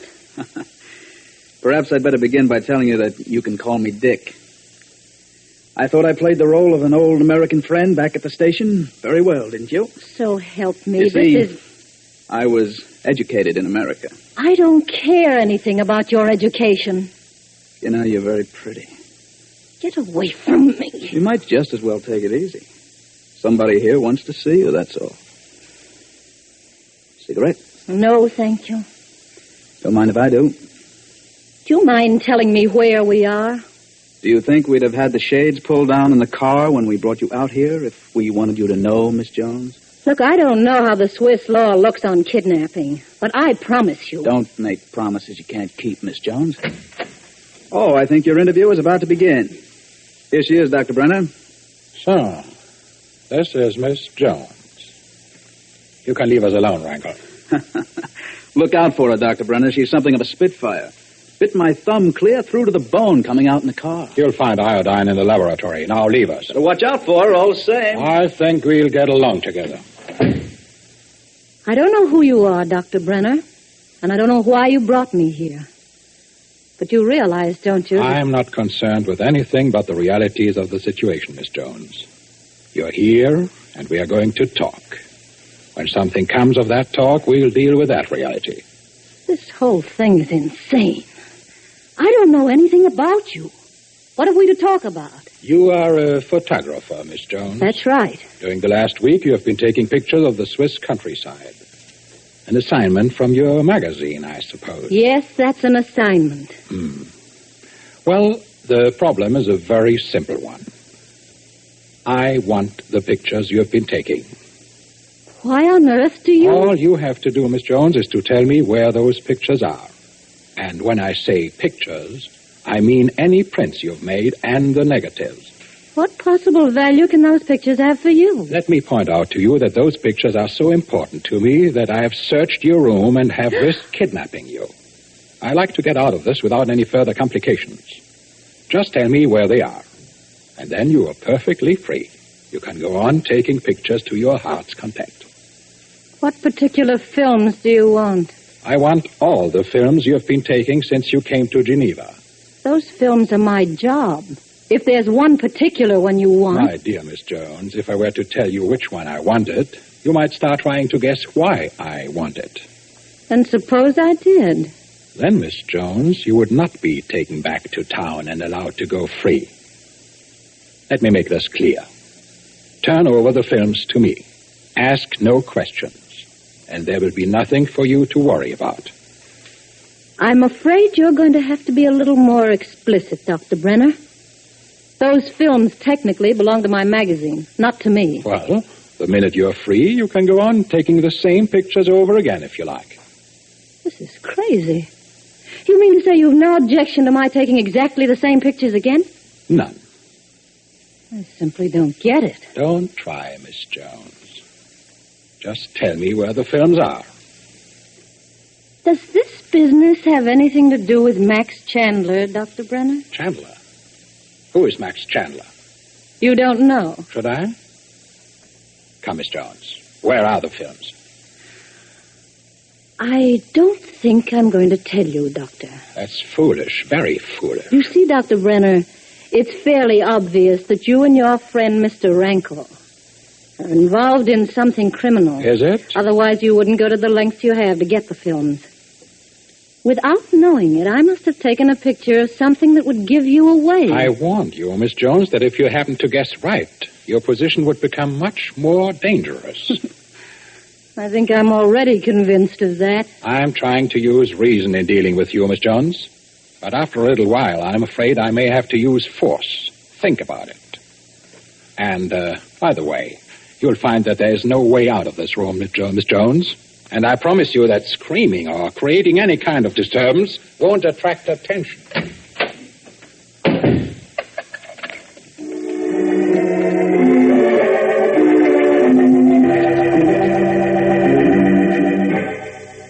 Still no word from the young lady, Monsieur Chandler? No, not a thing. The Swiss police are very thorough, monsieur. They're thorough, all right, but they seem to take their time about it. Look here, Mr. I don't think I got your name before. Lefebvre, monsieur. Are you a native of Geneva, Lefebvre? Yes, monsieur. I've lived here all my life. Well, here, will you look at this sketch? I found it in the wastebasket in Miss Jones' room. You recognize this house? Well, I can't say that I do, monsieur. There are many houses in this neighborhood with cupolas on the roofs. It could be one of many houses. Uh-huh. Well, thanks, Monsieur Lefebvre. That doesn't help much. Let's go, Rod. I'm sorry not to be of more help to you, monsieur. Oh, that's all right. Thanks anyway. What's the idea of all the questions about this sketch, Max? Well, we've got to find some kind of a starting point for a search, Rod. Now, nobody here at the hotel remembers seeing Linda since breakfast. Well, there's no reason why they should pay any particular attention to her, is there? Listen, Rod, Linda's room had been straightened up by the maid. Now, the manager assured us of that. And you'd expect the wastepaper basket to be empty. So what? So I assumed that Linda came back to her room sometime during the day. and threw those sketches away. More likely the guy who tore the place apart did it. Well, that could be, Rod, but we got to grab hold of any straw we can find. If Linda was sketching this morning, maybe somebody saw her. How are you going to find a house with a doodad on the roof? We're going to hire a car and do a little touring of the countryside. Go ahead, Rod, you first.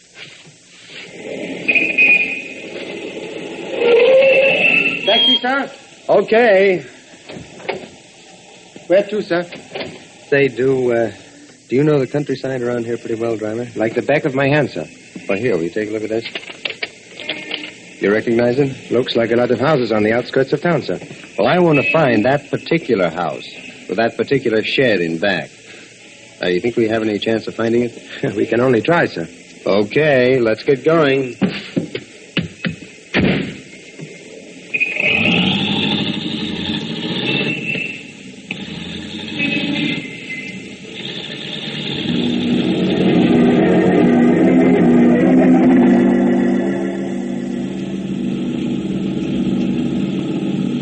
That looks like it, sir. So slow down.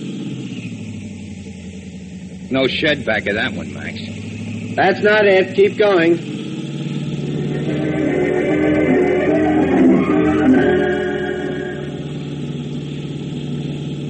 Don't look like there was a break coming our way, Max. We must have covered 50 miles back and forth. Well, it has to be somewhere. Linda sketched it. Maybe she invented it. Say, how about it, driver? Any more possibilities? There's this one back road, sir. If we don't find it there, I don't know what to say. Well, let's try it.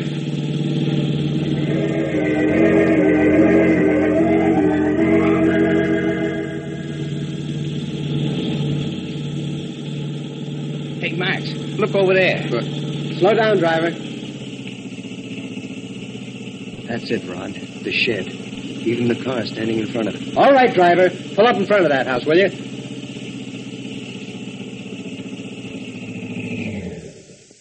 Wait for us, driver. Yes, sir. What are you going to do? Somebody here may have noticed Linda sketching. Not much sign of life around here, Max. Well, there must be somebody home. There's a car there. Try it again, Ron. They'd have to be stone deaf not to hear that. Yeah. Yes? I'm sorry to bother you. I'm looking for a friend who seems to be missing. Oh. My name is Max Chandler. Well, maybe you don't have a radio out in this neck of the woods, huh? I'm sorry. I am a doctor, Dr. Brenner. I don't have much time to listen to the radio. Well, the point is, Dr. Brenner, a young lady I know has disappeared. And we found these sketches in her room, which are obviously of your house. Oh, it's really rather good, huh? It certainly is a sketch of this house, isn't it? Well, we thought that perhaps you might have seen her sketching. And we have reason to think that it might have been early this morning. I'm afraid not. You see, I start out on my rounds quite early. Oh, I see. Well, I was hoping... But why do you think your friend is missing? Perhaps she's away visiting friends or something. Well, I just got in from Constantinople this afternoon. My friend was supposed to meet the train, and she didn't. And when we got to the hotel, we discovered that someone had searched her room. Looks as though she were in some kind of trouble. I can see why you're disturbed, but I'm afraid there's nothing I can do. I see. Hey, what was that? I'm afraid I must excuse myself, gentlemen. There's a patient in the surgery. Abscess of the ear. Very painful. Yes, thank you anyway, Dr. Brenner. I'm sorry we took you away from your patient. Good evening. Good evening. Boy, that scream. Ran up and down my back like an icicle. Hey, that's a funny thing, Rod. You'd think a doctor would have someone to answer the door while he's treating a patient, wouldn't you? Or else that the door would be open. The more I travel, the more I figure out that people do things screwy every place except at home. Yeah. I wonder if there's some place around here where we can find a telephone. Yeah, probably. I'd like to phone the hotel just on the chance there may be some news of Linda. Say, driver, is there a public phone anywhere around here? There's a small inn about a mile down the road, sir. You know, Ron, it sounded as though someone stopped that patient of Dr. Brenner's from screaming. Oh, maybe he's got a nurse or an assistant. All I can say is the sound of it gave me butterflies in my stomach. Yeah, me too, Ron. Well, I guess it's just that we've both got a case of frazzled nerves over Linda. Come on.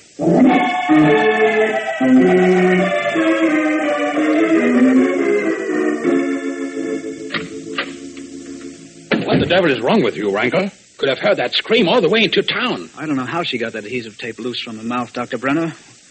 Was Chandler suspicious? I don't think so. At least he went away. Well, what did you tell him? I told him I had a patient with an abscessed ear. He seemed to accept the explanation. Oh, that was a little too close for comfort. Take the adhesive tape off her mouth, Rankle. We can't delay this thing any longer. All right, Doctor. If you'll hold still, Miss Jones, it won't hurt while I pull it loose. That was Max. You said you didn't know who he was, and yet... I know who he is, Miss Jones. It seems that we were stupid, Rankle. Huh? In addition to photographs, Miss Jones has made sketches of the house. Chandler found them in the Wegstbasket. He was right here, right outside the door. I heard his voice. I don't think he'll be back, Miss Jones. But I'm not going to risk it. Your time has run out. Now, where are those films? You sent Max away. You sent him away, and he was right there at the door. Do you really think I'd ever tell you what you want to know? Oh, yes, I think you'll tell me. You can't let me go free now. You know that. Max has located the house. You know that the minute I see him... That's quite right, Miss Jones. But if you'll answer my question and not make too much trouble, perhaps in a week or 10 days... Am I supposed to believe you? Well, I'll tell you how it is, Miss Jones. It's not going to matter very shortly whether you believe me or not.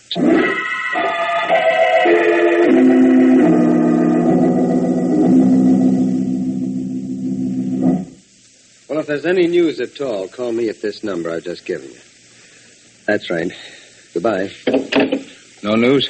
Nope. Linda hasn't called the hotel. The police haven't found any kind of a lead. Begins to look bad, Max. Linda'd have called in long ago if she could. What next? Do we go back to town? Yeah, I suppose we ought to, Rod, but for some reason I've got a great resistance to leaving this place. Why, Max? Well, I hate hunches. I feel like a sucker when I follow one. What's a hunch?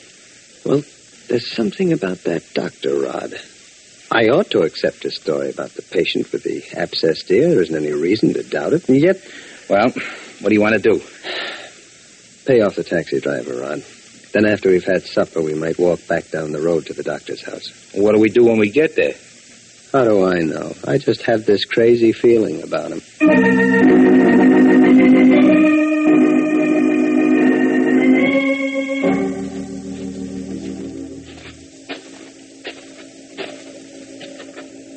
That light off there must be in the doctor's house. Yeah. It's the blackest night I ever saw. No stars, no moon. Boy, the wind off these snow-capped mountains bites right through you. Certainly can't see anything from here, except that light in the window. Well, what do we do now? Maybe I'm nuts, Rod. Maybe we ought to go back to the inn and go to bed. Well, I sure wouldn't complain about crawling under one of those nice thick eider-downs. Okay, let's start back. You suppose there's another road around here we didn't notice, Max? That car sounds awful close, but I don't see any headlights. Neither do I. Rod, jump! That car's right here! Holy smoke, Max. That thing nearly ran us down. Rod, did you see anything? Nothing.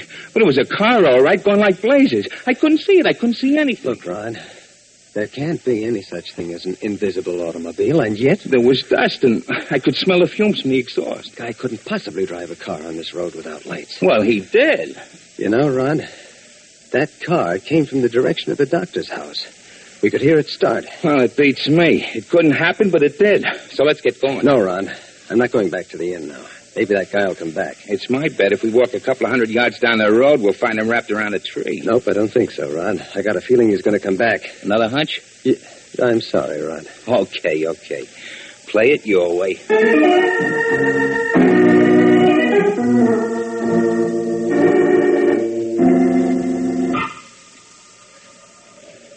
Look, Max, I'm frozen right clean through to my backbone. We've been waiting here 2 hours. Yeah, I know. Couldn't we risk just one cigarette, Max? If anyone's on the lookout, he'd spot it right away. Boy, I always knew it was a mistake to leave home. The day I got mixed up in this crazy stuff with you... Listen, Rod. There's a car coming, all right. See any headlights?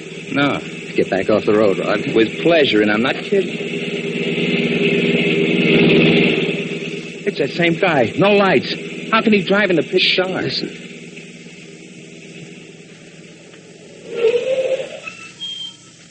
You were right, Max.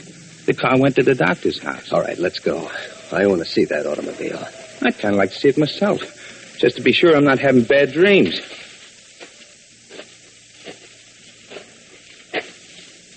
Gee, it's a wonder we haven't broken our necks. The car ought to be in the shed. It's off to the right here somewhere. Here it is. Yeah. Boy, that radiator's hot as a frying pan. Max, the guy that drove that car must have had cats on. I think so. Stand over here, Rod. I'm going to snap on my cigarette lighter. Here, get between me and the house. Okay. Hey, Max, that's crazy. The headlights are painted over black. You couldn't see any light from them even if they were turned on. Stay where you are, Rod. I'm going to get in the car and turn on the lights.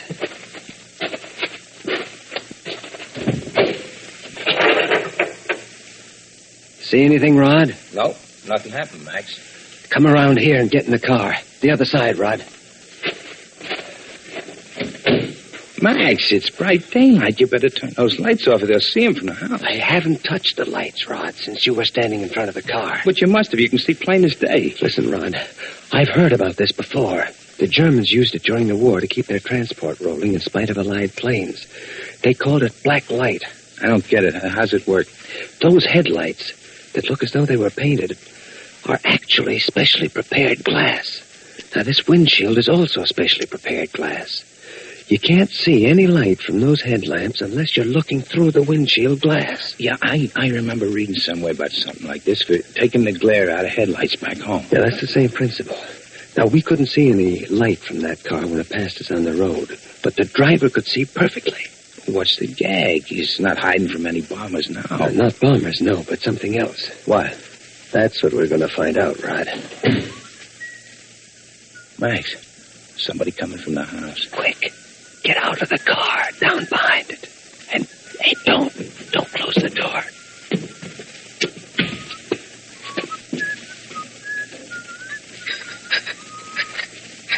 Max, the guy's unscrewing that black glass from the headlamps. Yeah. They wouldn't want them to notice it in the daylight. That's the guy that we've got to talk to, Rod. You take him from this side. I'll go around the other way. Now, for Pete's sake, be quiet about it, Rod.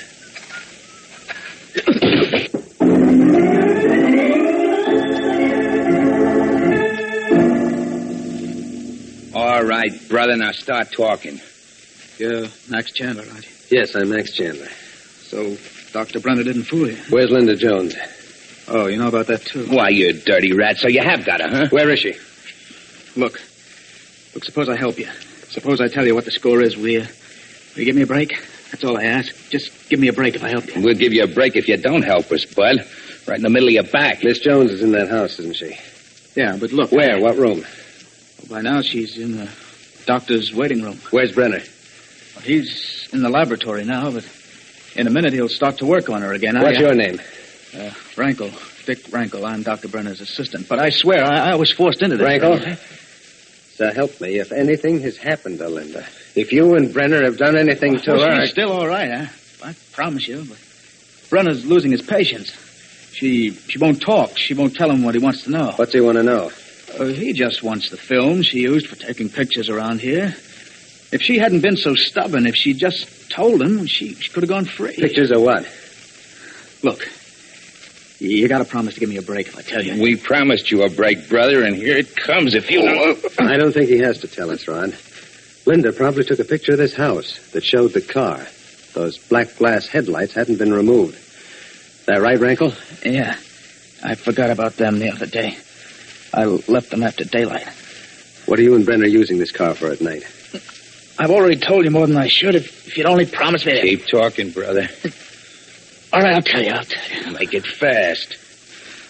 Brenner's a brilliant scientist. German, of course. Yeah. Before the end of the war, Brenner got quantities of scientific equipment out of Germany and catched them here. He was working on atomic energy. Go on. Well, now he's planning to set up a laboratory in a place where he can work safely without being spied on. We've been moving the equipment at night. And some people think there's no danger of another world war. All right, Rankle. Which door do we go in to get to the waiting room where Linda is? Side door. I left it unlatched when I came out. If Brenner hears you, he'll kill you. He'll think it's you coming back, Michael. Tie this guy up, Rod. I want him here when we come out. Tie him up? Yeah, hurry. But, Max, there isn't anything here. Come on, hurry up, will you? Oh, well, I guess this'll have to do. Oh! Rod, what the... Well, he'll keep that way, Max. There wasn't anything to tie him up with.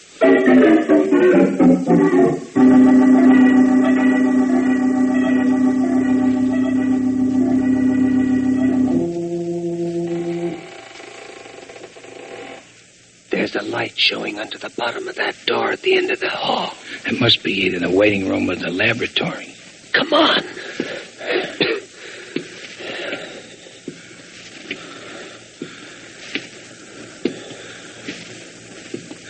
All right, Rod. I'm going to open the door. Be ready for anything. Linda. Max! Oh, Max. Quiet, darling. Where's Brenner? In the next room.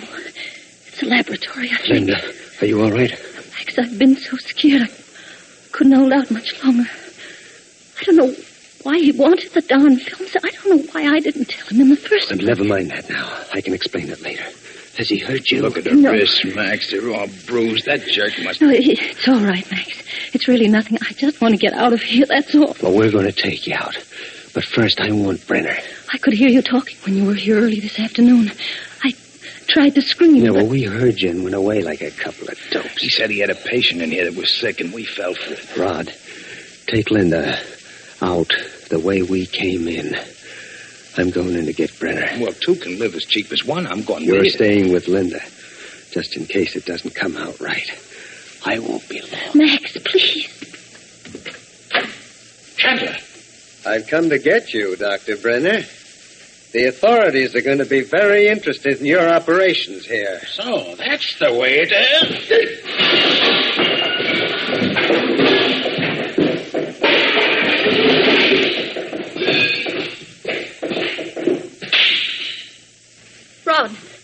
Rod, what happened? If that's Brenner coming out of there... Max! It's all right, darling. It's all over.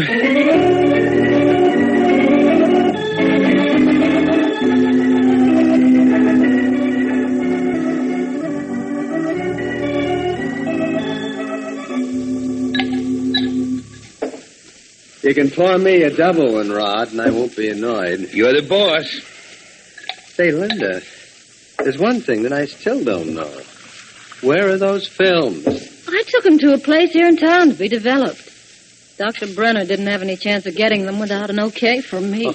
You know, Max, the people back home ought to be put wise to what these rats are cooking up over here. Well, we're going to have a chance to tell them, Rod. That telegram that was waiting for me at the desk was orders to come home. Oh, boy. At last there's a decent cup of coffee in sight. And maybe a little peace and quiet. You're a knob to Miss Rod. Peace and quiet don't seem to go together with this guy.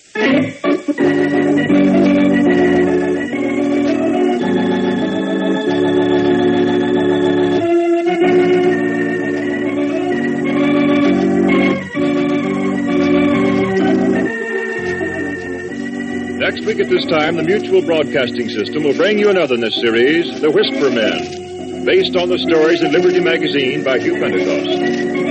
Tonight's program was written by Judson Phillips and Blake Cabot, produced by Dan Seymour, and directed by Tony Leader. Carl Swenson was Max Chandler, and the music was by Chet Kingsbury.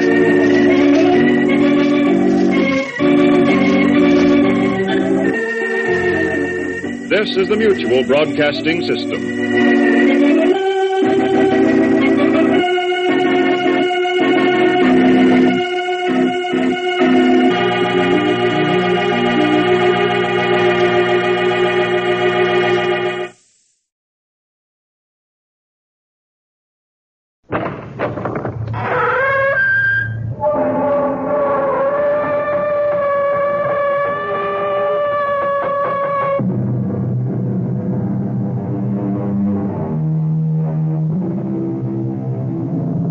Come in.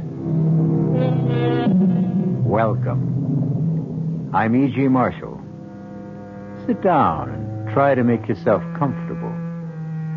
Yes, it is quite warm in here, but don't worry about it, because in just a moment, we'll bring you a tale that will chill your blood. A tale of black magic that may have begun centuries ago, but which takes place today. A tale in which one of the dark powers of the pit is released on the campus of a Midwestern university. Did you hear that? It's just the wind. No, it's not. It's something else. I don't hear anything. I do. A kind of humming, singing sound. Look over there, near Brewster Hall. It's only a shadow. It's moving. It's coming this way. Oh, now stop it, Debbie. You're getting yourself all... I tell you, it's coming this way. Beth, it's got eyes. It's that thing I saw in the mirror. Get out of here. Run. Debbie, wait. Oh, don't go that way. This way. Over toward me.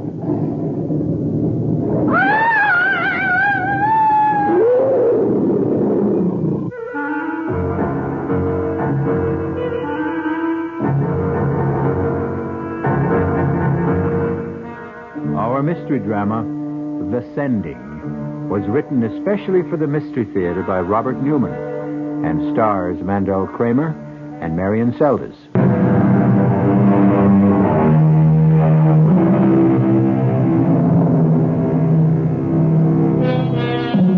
Is there such a thing as black magic?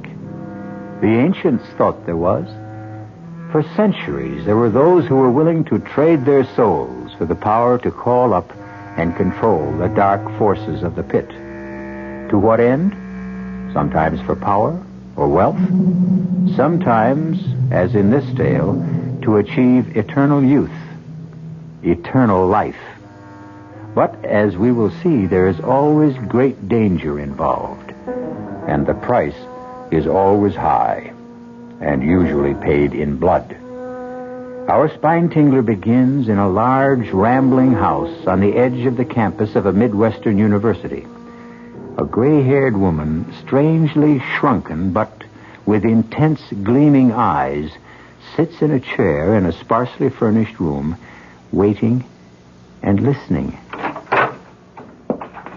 Arnold? Yes? Where are you? You know where I am. In my room. Hello, Mia. How are you? You know that, too. Where have you been? At a faculty meeting and then at my office. And you couldn't get home before this? Well, I had several conferences. I had to arrange my schedule. That's what you said yesterday. Mia, it always takes a few days when you're starting in a new place. Why are you so impatient? Why? Have you forgotten how I get when my time is running out? Do you realize I've only got about 2 weeks left? I told you to relax, Mia. Classes will be starting tomorrow, and you know how quickly I can work when I have to. I should have someone for you within a few days.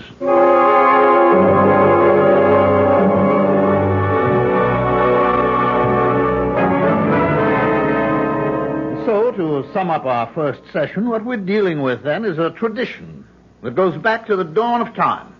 Man's belief that he can control not the forces of nature, but the forces that shape nature, and can give him power over other men, and even over life and death.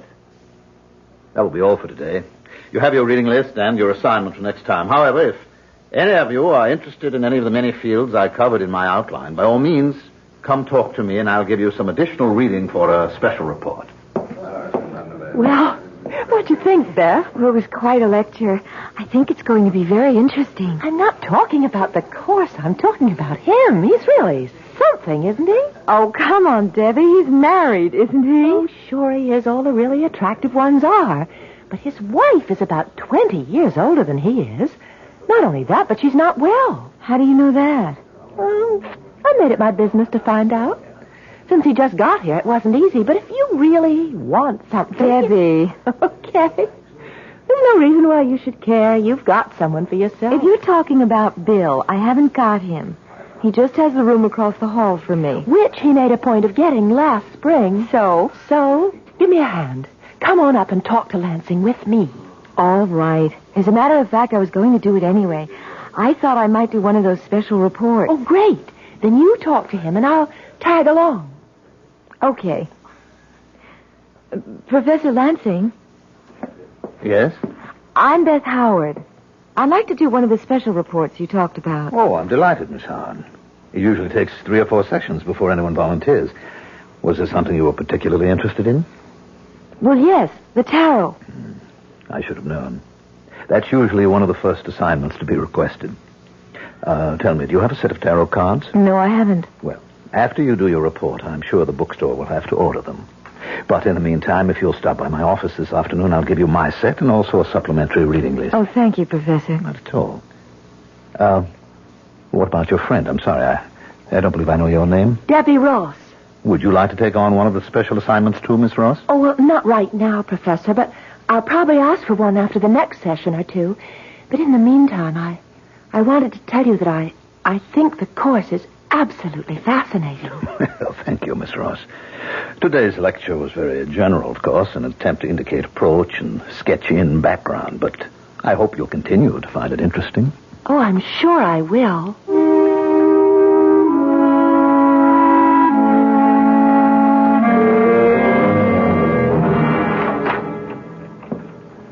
All right, Mia. I told you could relax, and you can. You've got one? I have several. 2 in particular. I'm sure you'll be delighted with either one of them. You're sure? Mia, haven't I done it often enough so that I can tell? Yes, we both have, but Arnold, it'll have to be soon, or I'll be so weak. I won't be able to help. Don't worry, Mia. It will be soon. Not more than another few days.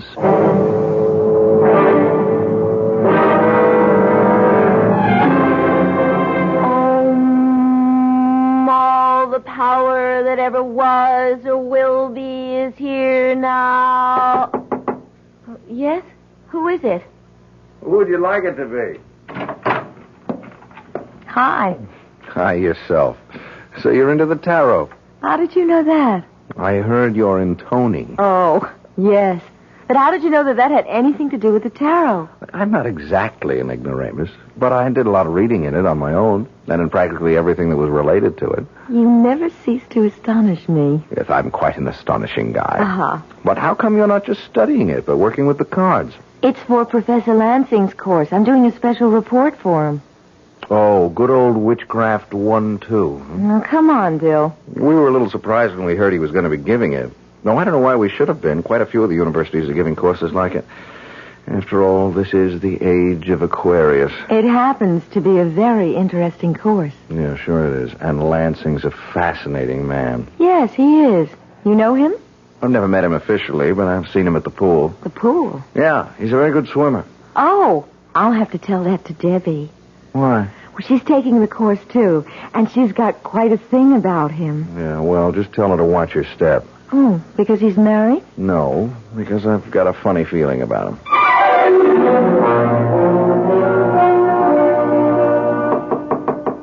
Yes, come in. Good afternoon, Professor Lansing. Good afternoon. It's Miss Ross, isn't it? Yes. Oh, I hope this is all right, my coming here to your office. Well, that's what I'm here for. What can I do for you? Well, I told you after your first lecture that one of these days I'd like to do one of your special reports. Yes, I remember. And you're ready to do one now, Yes. are you? I've gotten pretty well squared away in all my other courses, so I do have time for it. Well, I'm delighted. Now, is there any area that you're particularly interested in? No. Well, then how about divination? Foretelling the future? That's right. That's a big field, isn't it? Yes, it is. There must be 100 ways people have used to look into the future. I'll give you a reading list on it, and why don't I give you this, too? What's that? It's called a speculum. It's an old bronze mirror. What a fascinating-looking thing. Yes, it is, isn't it? I got it in Paris years ago. I've never been able to date it, but it's probably Roman, Mithraic. But what is this strange-looking head on it? That's Kronos, or eternal time. He was an important figure in the mysteries of Mithra. And what do I do with it? Well, it was undoubtedly used not just in Roman times, but all through the Middle Ages to foretell the future by looking into a mirror. Oh. Why don't you try it? You'll find the technique described in Zeller, one of the first books on the reading list. Oh, it sounds very exciting. Thank you very much, Professor. Not at all. It's a very rare and unusual thing, so I wouldn't give it to just anyone. But I know you'll take good care of it. And we'll all be looking forward to your report.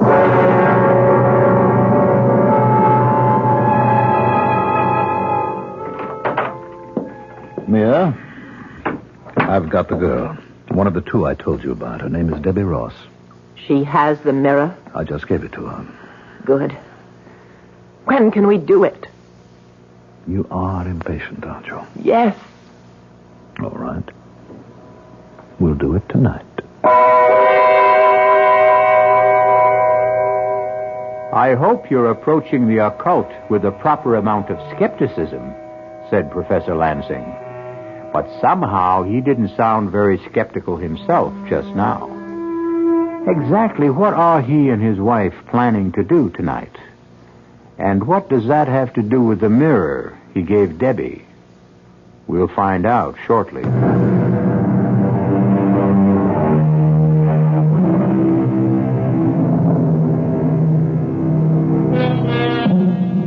Unto all things there is a season.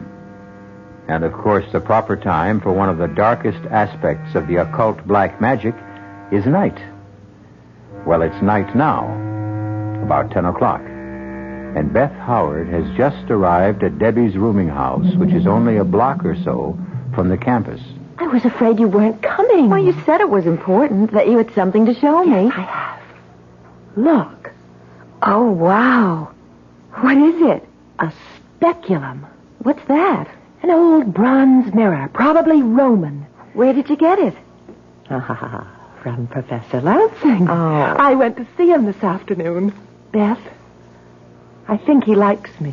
He said he wouldn't give it to just anyone. I'm sure he wouldn't.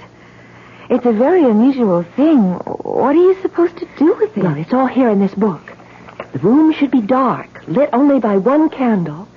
And you sit with your back to the candle, and you stare into the mirror, keeping your mind a blank. Have you done it yet? No.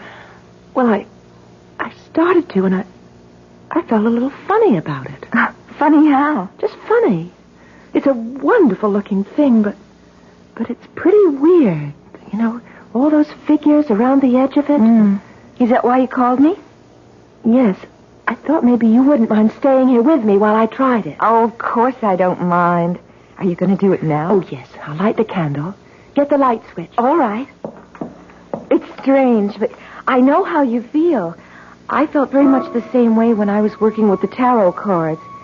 We don't really believe in any of the things we're doing, but for centuries, people did believe in them. Keep quiet. I'm going to look and concentrate. All right. Well, do you see anything? I don't know. I think maybe... What do you see? Wait, I'm not sure. It's probably just a shadow, but I do think I see something in there. Oh, what does it look like? It's hard to tell. It's dark, very dark and shapeless. It's moving. It's turning. Beth, it's got eyes. Flaming eyes. Oh, come on now, Debbie. It's looking at me. Put on the light, Beth. I'm not going to look anymore. Okay. Oh. You really did think you saw something. Yes. Well, as you said, it was probably just a shadow, the candle flickering. You really are shook up, aren't you? Yes, I am. You want to come over to my place and stay overnight with me? Could I? Of course. Bill's out, too, giving a seminar, but he should be back soon, and if my light's on, he'll come in for a while. Oh, good. Just let me get my coat and wrap this up again. You're taking the mirror? Oh, I better. It may be a scary thing, but it's very valuable, and I said I'd take care of it.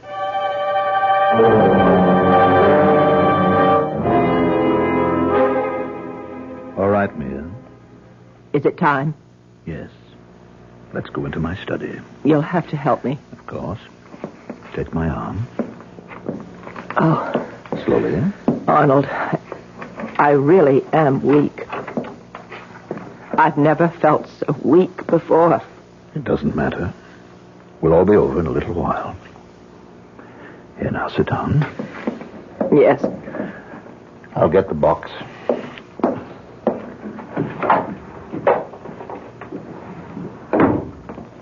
Here, now, hold it while I light the incense. I have it. Where do you think she is? What is the difference? She has the mirror. No matter where she is, it will find her. Are you ready? Yes. Give me the rod. Here. All right, now you'll be quick with the R theme when I need it. Yes. Peor, wherever you are, hear me. Do you hear me, Peor? With this rod, and in the names of Gagerem, Amatet, Algar, and Algasta, I summon thee. It's coming, Arnold. There it is. Over there. I see it. Take the rod. Give me the R-theme. Why must it be wrapped this way? You know why. It mustn't be touched until it's needed. Quickly, hurry. Here. Stay where you are. I hold the R-theme, whose hilt is signed with the seal of Solomon and which is more powerful than you are. Now hearken to me. We have a life for you. You will know her as you always have before because she has your mirror. I give her to you and thus buy another year of life for Mia. Is it agreed? Good. Begone then and take her. And then fulfill your part of the bargain.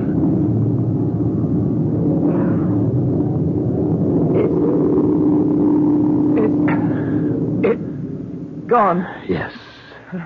Are you all right? Yes. Yes. Somehow I always forget how much it takes out of me. Yeah, here's the R-theme. Wrap it up again carefully. I'll get us both some brandy.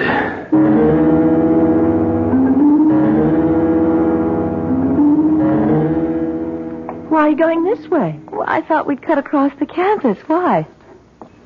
You're still upset, aren't you? Yes. Look, I'm not going to say it's silly. I've gotten anxious myself at times when there was no real reason for it. But you know the whole thing was just your imagination. You've been doing a lot of reading about things that are strange, and you think you saw something in the mirror. Probably one of those heads that are on it. I guess you're right. I'm sure I am. But if it's going to affect you this way, maybe you should give up the course altogether. No, that seems silly. Besides, you always claimed one of my troubles was I was too literal, and I didn't have any imagination. Well, it's beginning to look as if I was wrong. Well, why don't we talk to Bill about it? It turns out he knows a lot about this sort of thing. How come? Well, he got interested in it through his work in English Lit. The tarot when he was writing a paper on the wasteland, and black magic when he was doing an analysis of the Gothic novels. You two are really an item, aren't you? I don't know what you mean. Oh, of course you do. You never see anyone else. Neither does he. Well, I like him, and he likes me. You just like him? Okay. I more than like him. If he asked me to marry him, I'd do it in a minute. He will. How do you know? I just think he will. Well, it's not all that simple. He's just an instructor now, and it'll be a while before he gets his... What is it? Don't you hear that? Oh, it's just the wind. No, it isn't. It's something else. I don't hear anything. Well, I do. A kind of humming, singing sound. Look, over there, near Brewster Hall. It's only a shadow. No, it's moving. It's coming this way. No, stop it, Debbie. You're getting yourself all worked up about nothing. It's coming this way. It's got eyes. It's that thing I saw in the mirror. Come on. Run. Debbie, wait. If you're going to run, don't go that way. I'll come this way. Over toward me. Oh.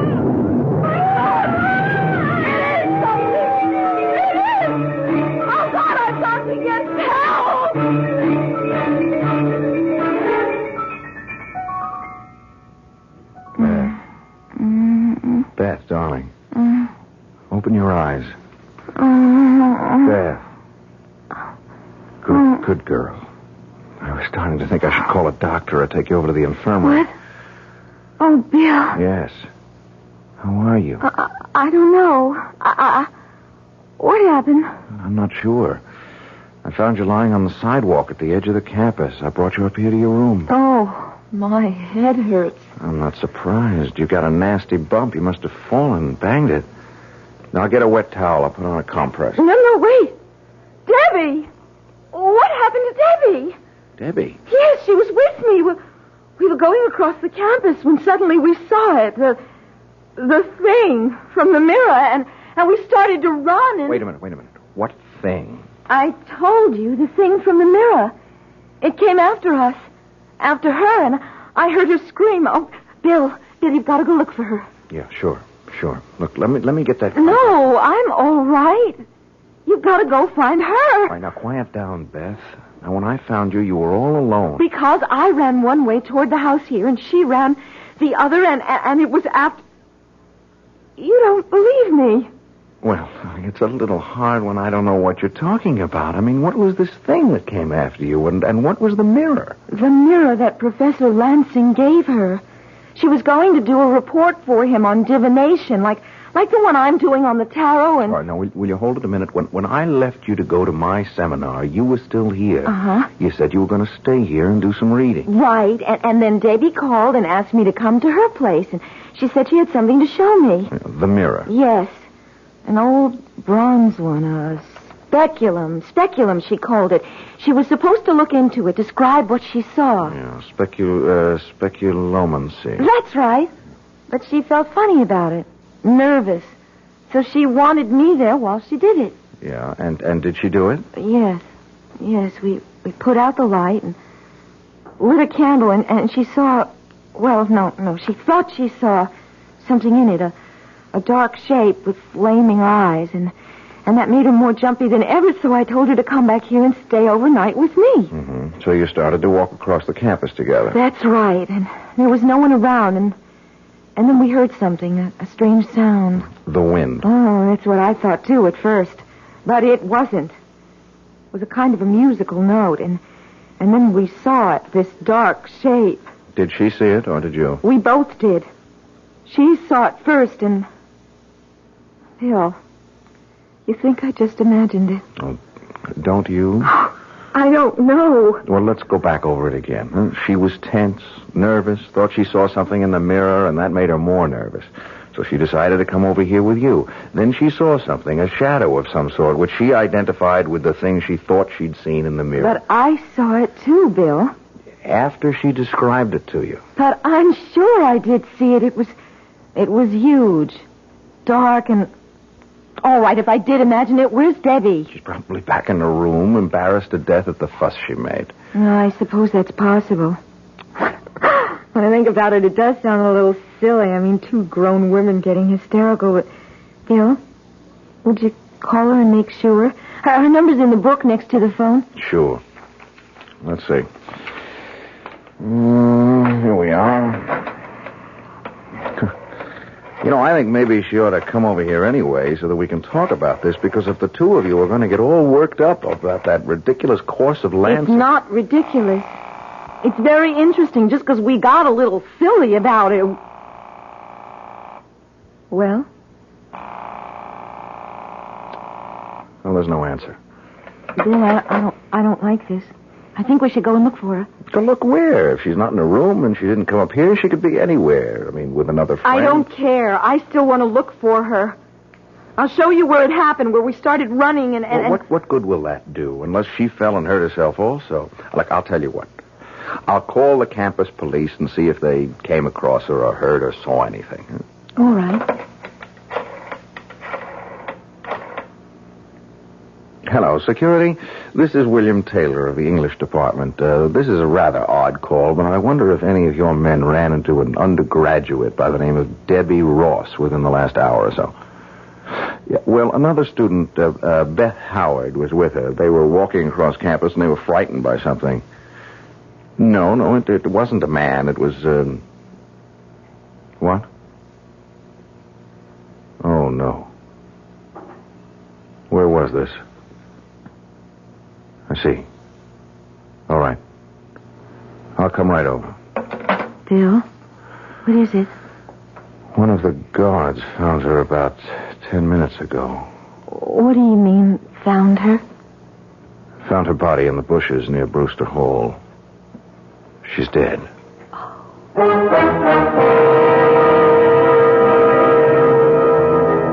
Man is a rational animal, and we always look for a rational explanation of anything that puzzles us. But what if there is no rational explanation for it? Do we admit that there may be things we don't know about? Things that we've refused to recognize because the idea terrifies us? Debbie Ross is dead. But how did she die?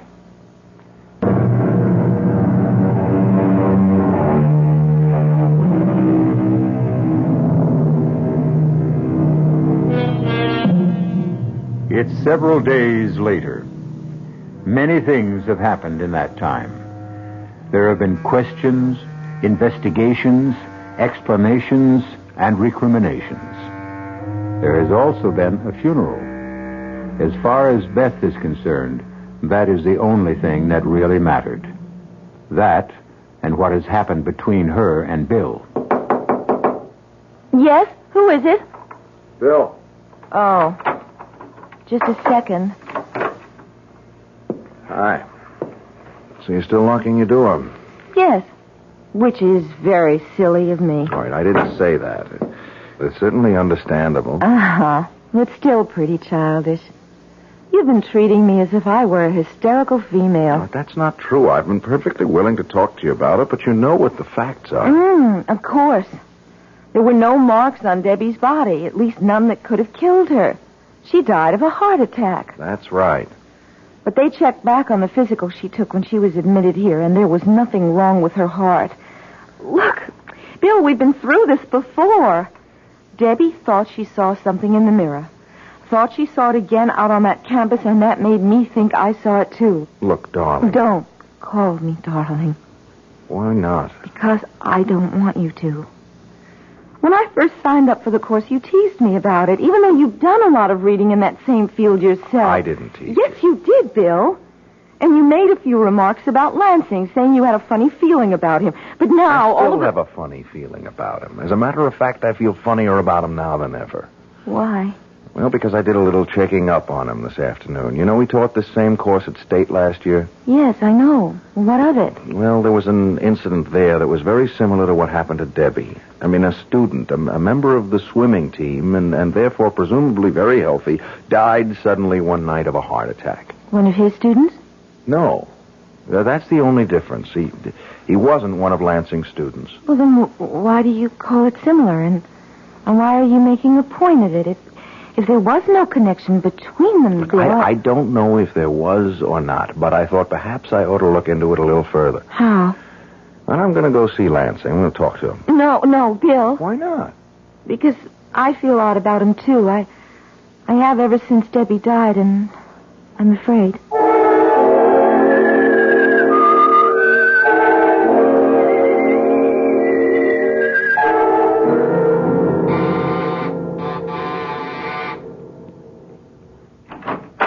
Yes? Good afternoon. Is Professor Lansing at home? Yes, he is. Do you think I could see her? My name's Taylor, Bill Taylor, and I'm an instructor in the English department. I stopped by his office, but he wasn't there. No, he's been very upset about the death of his student, so he's been working at home. I see. It was an unfortunate thing. Yes, it was. You're not Mrs. Lansing, are you? Yes, I am. Why? Oh, well, it's just that I thought, I heard... That I wasn't well? Yes, that's right. I wasn't. But I'm fine now. You want to come with me? I'm sure Arnold will be glad to talk to you. Thank you. Yes? Arnold, this is Mr. Taylor of the English department here. Come in, Mr. Taylor, come in. Sit down, won't you? Thank you. First of all, I'd like to tell you how pleased I am that you agreed to stay and continue with your course. Well, I was reluctant to, but the faculty committee felt that I should. What happened was very unfortunate, but I don't see how you could have been considered responsible for it in any way. Well, I felt I was. It seems Miss Ross was a very imaginative person, very open to suggestion, which I should have realized. I don't think anyone would have realized it. I wonder if you could help me in a project of my own. If I can, I'd be very happy to. What's the project? My doctoral thesis, which is a study of the dark tradition that runs through English literature and led to the Gothic novel. Oh, yes. Very interesting. Well, just how can I help you? Well, I've done a certain amount of reading in the field, but I've wondered if you could give me a copy of the bibliography you used for your course. Well, I'll be glad to. Unfortunately, I don't have any copies here, but I'll send you whatever I have as soon as I get to my office. What's your address? 21 Maple Street. All right. I'll get it off to you tomorrow. I'm very grateful to you. Not at all. You gave the same course at State last year, didn't you? Yes, matter of fact, I did. Did you know Tom Wallace when you were at State? Wallace? No, I'm afraid not. Was he a member of the faculty? No, he was an undergraduate on the swimming team.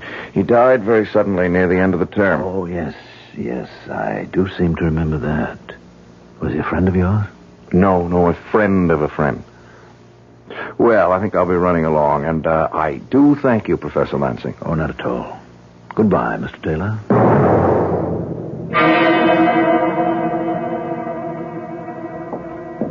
Did he go? Yes. What did you think of him? He seemed like quite a pleasant young man and very attractive. Mm-hmm. Well, I'm glad you think so, because he's going to be our next. Oh? Well, you don't have to worry about that for a while. You've got another 4 months. Yes, I know, but I'm a little concerned about him. As you said, he seems quite pleasant and very plausible, but he asked me some rather strange questions. What kind of questions? About where I'd been before I taught at State. Also about your young friend, Tom Wallace. You think he suspects? I don't see how he can. But we can't afford to take any chances. No, I suppose not. I wasn't going to mention it, but he acted rather strangely with me, too. He seemed surprised that I was up and around. Oh? That settles it, then. When are you going to do it? As soon as possible.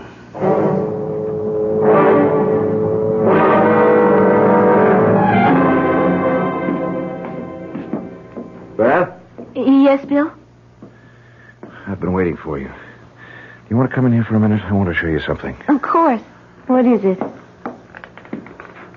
This. Oh, it's the mirror. The mirror Lansing gave Debbie. Uh-huh. That's what I thought. Where did you get it? I found it in my desk drawer about a half an hour ago. Well, how did it get there? Well, obviously somebody put it there.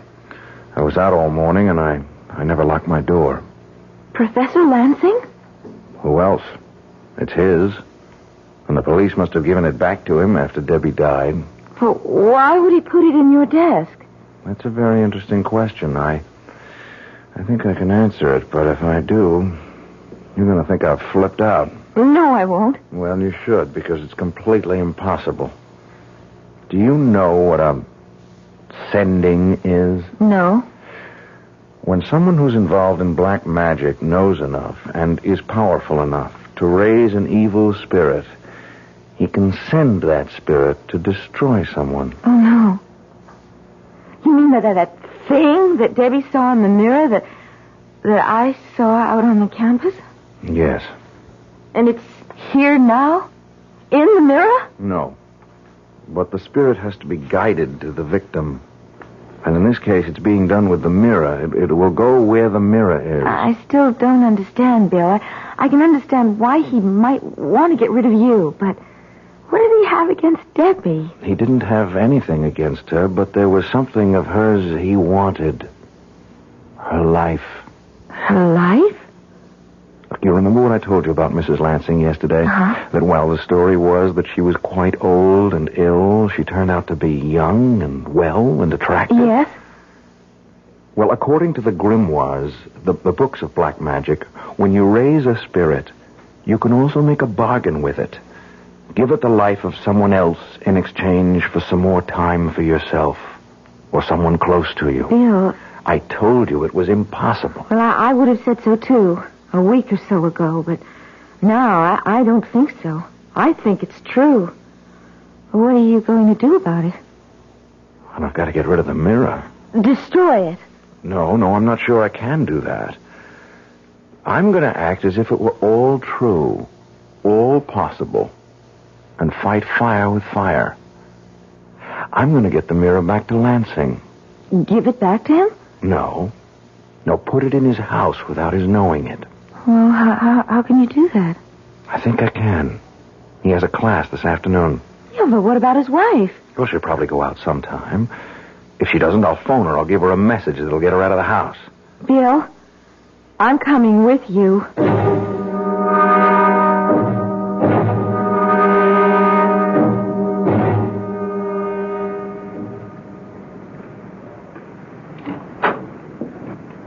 All right, Beth. Come on in. How did you get in? The back door was open. You're sure no one's home? Well, you saw his wife leave a minute ago. Yes. What do you want me to do? Wait here with the door open a crack so you can see out. All right. Where are you going? Into his study. You won't be long?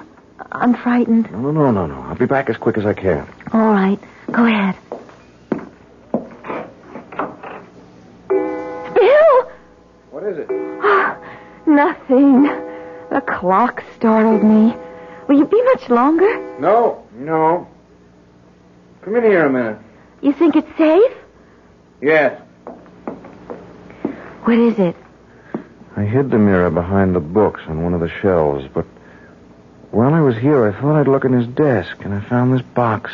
What's in it? This rod. It's used for raising spirits. And that other thing that's all wrapped up? Yeah, I was just going to look at it. I think it... Yes. It's an arthame. What's that? Well, it's a magic knife that's used to control a spirit once it's been evoked. This is the seal of Solomon here on the hilt. And it is all true, at least... Yeah, it looks that way. Bill, you got rid of the mirror, so let's go. Just a second, I want to think. I don't want him to be able to do anything like this again, but I can't take the whole box. I mean, if I do, he'll know someone was here. On the other hand, yes. I can take the arthame. Well, won't that do the same thing, Bill? Let him know we were here? No, not right away. See, when I was here yesterday, I saw... Oh, there it is. A dagger. See, I'll wrap that up, and I'll put it in the box instead of the arthame. Well, what'll happen if he tries to use it? I don't know.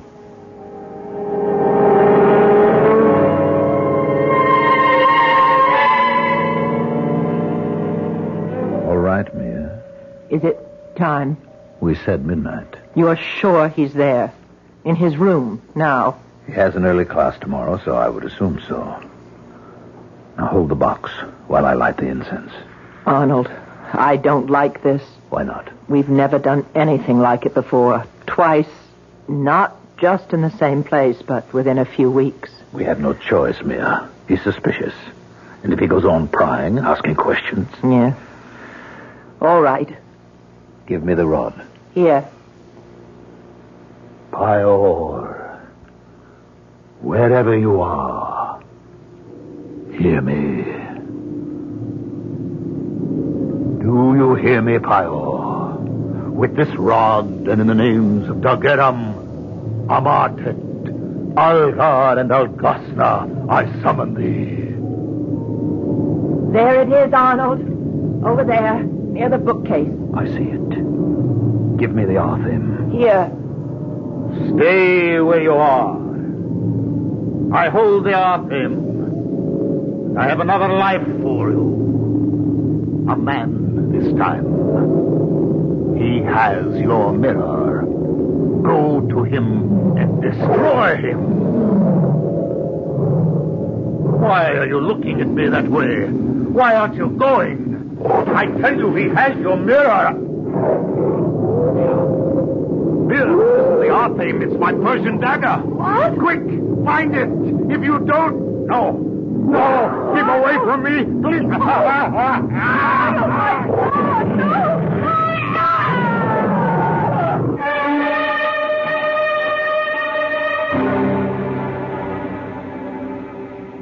What time is it now? 12:15.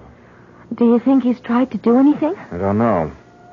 And I don't know how we'll be able to find out unless... Oh, what's that? It's a police car. It's going that way, toward the Lansing house. But why? Let me see if I can find out. Hello, security? This is William Taylor on Maple Street. One of your squad cars just went by, going over towards Willow Road. Do you know why? I mean, is there anything wrong? Oh, I see. Thank you. What did they say? They're not sure what's wrong. Someone on Willow Road called and said they heard terrible screams coming from number 45. As if someone were being murdered.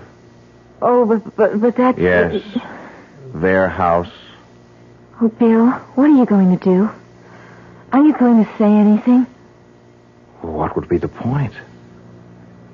Do you think anyone would believe it?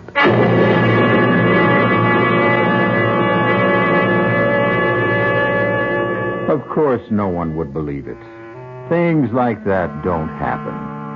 At least not today. Oh, people may have thought they were possible once. There are many medieval tales of men who tried to use the powers of evil for their own ends and were finally destroyed by them.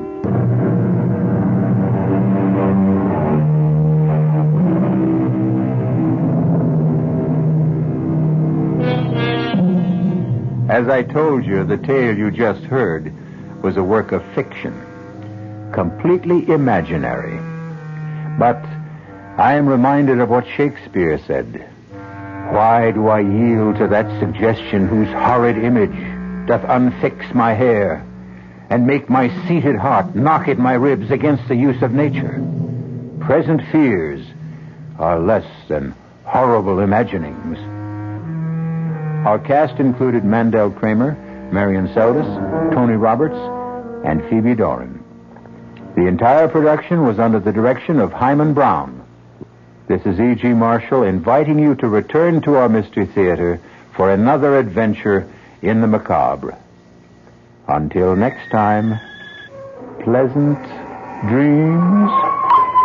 The preceding Mystery Theater program was furnished by the CBS Radio Network. We invite you to stay tuned now for 15 minutes of the latest news from the WOR Newsroom with John Scott. This is WOR New York and RKO General.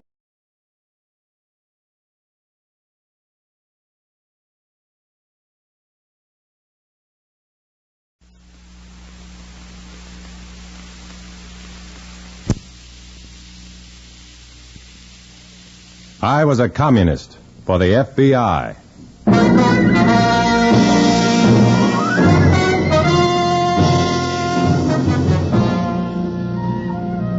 Starring Dana Andrews in an exciting tale of danger and espionage. I was a communist for the FBI.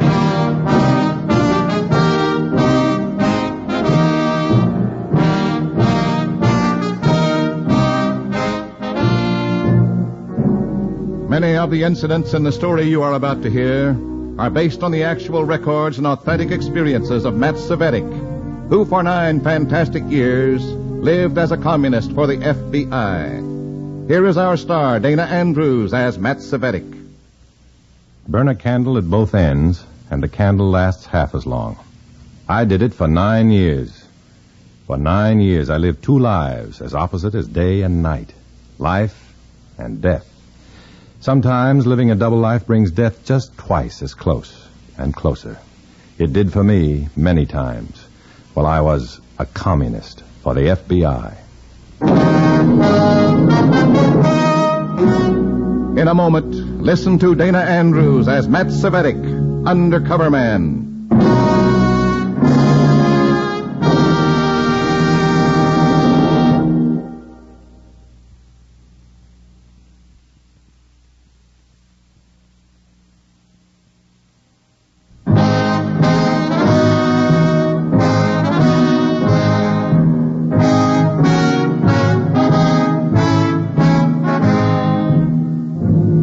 Here is Dana Andrews as Matt Cvetic, Undercover Man. This story from his confidential file is marked I can't sleep.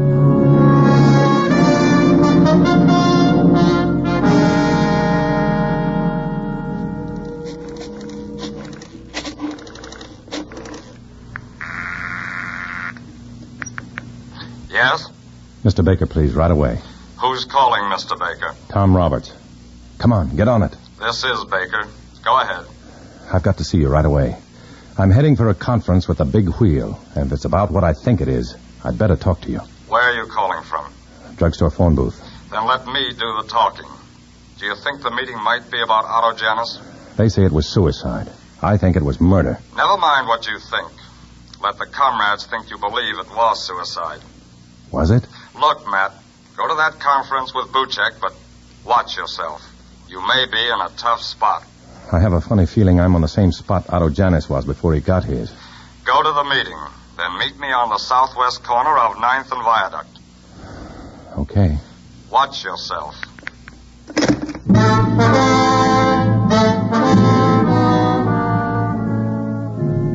Watch yourself.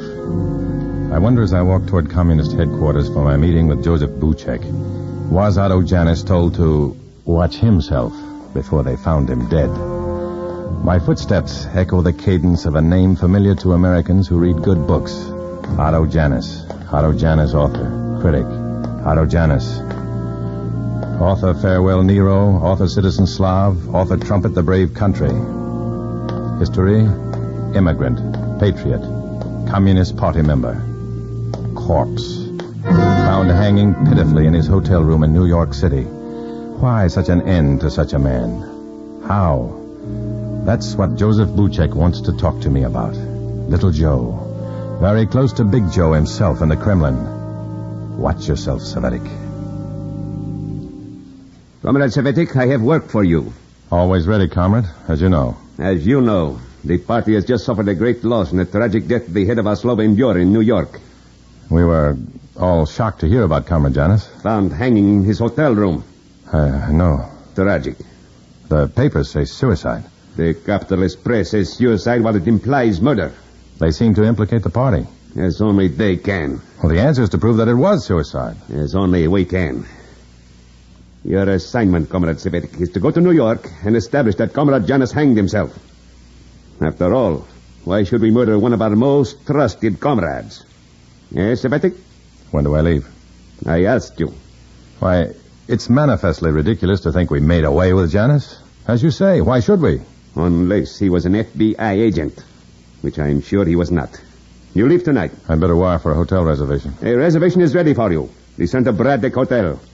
May I ask, just how do I go about proving that Otto Janus killed himself, if the police are in doubt? You will receive instructions in New York. Very well. Where you will deliver 3 separate addresses to the meeting of the press committees on newspaper propaganda. I'm to stay 3 days in New York? Where you will also report to the Slovene Bureau as the new acting chief. Me? Replace Otto Janus? Why not? You knew him. You sometimes checked his manuscripts for political reliability. You're one of his nationality. What is more natural than that you should succeed our mourned comrade? Temporarily.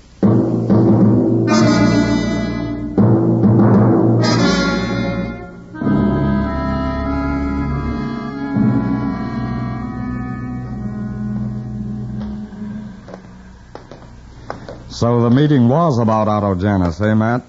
Yeah. Can the FBI answer a big question for me? I don't know, Savetic. What's the question? Was Janus an undercover agent, like myself? I can't answer that. Why are they really sending me to New York? We want to know, too. We'll give you all the help we can. Watch yourself, Savetic.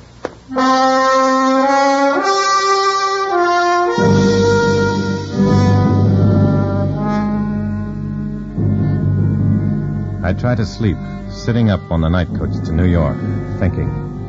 Did Otto Janus wear 2 faces like myself? How did he die? Suicide or cleverly disguised murder? Over and over again, round and around. I can't sleep. And then, mercifully, I do fall asleep.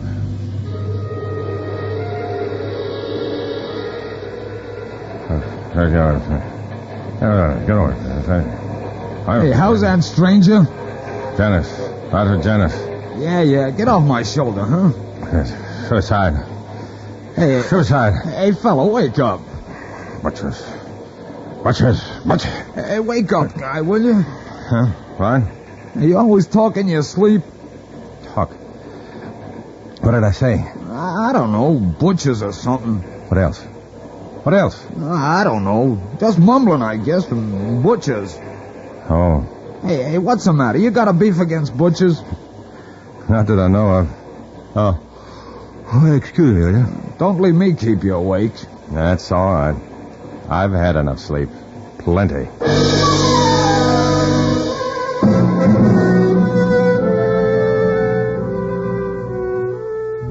I sit up tensely all night. I never used to talk in my sleep. Maybe it's beginning to get me. In the morning, bleary-eyed and stubble-chinned, I check into the hotel in New York. It's a nice double room with twin beds, an unusual extravagance for the party. But I'm a big man now. I don't wait to unpack before I pick up the phone to check with Communist headquarters. Report in. Operator, will you give me Sheridan 371? Never mind that number, operator, thanks. Yeah, come in. Semitic? Yes, who are you? Who am I? Look at these suitcases. I'm your dormitory mate, that's who I am. Dormitory mate? Carp. Comrade Carp, with a K. Well, I wasn't told I'd have a roommate when I got here. I'm attending the press committee's meeting, same as you, comrade. I gotta use the telephone. Excuse me. Hello, operator. Wait a minute. Hang up. Well, I've got a report. Hang up. I like you, comrade. I like you. You don't take no for an answer. I want to know more about you before I split a room with you. Yeah, well, Carp is the name. With a K, I know. And that's all I know so far. That's why I'm calling headquarters, comrade. So we can both check on each other. You see? Hey, wage slave. How about Sheridan 37115?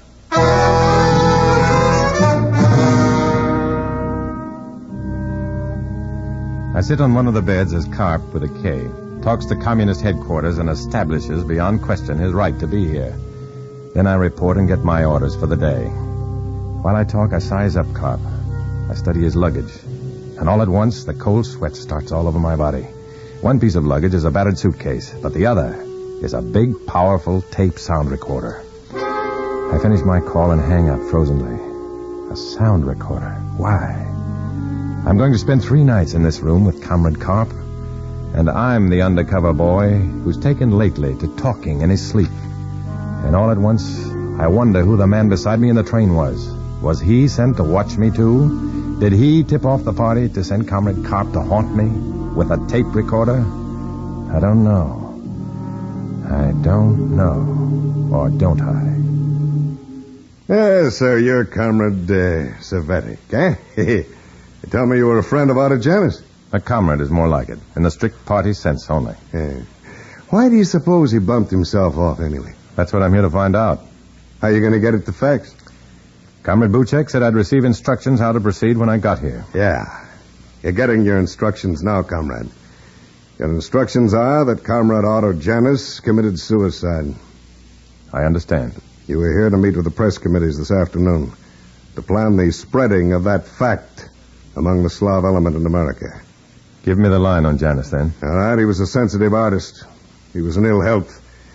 He'd been worrying about the precipice of chaos and war to which capitalistic aggression was leading his beloved adopted country. All right. I wish Buchek had been more specific with me, that's all. So Comrade Buchek was specific with me, and I'm specific with you. Same difference. Comrade. Yeah? What's the tape recorder for? Oh, that? Record the minutes of the meeting. Copy them down later. Why? Well, I'm sort of a high-fidelity sound hobbyist myself. That's a good machine. Yeah, sensitive as the human ear. And it works while you sleep. Yeah. What do you mean? Works while you sleep? Hey, wait a minute. You kidding? Think I'm going to stay awake during all that palaver if I can grab 40 winks while this machine listens in? Good idea. Yeah. Well, I'm going to grab some sleep right now. Immediately and at once. Yeah. Me too, comrade.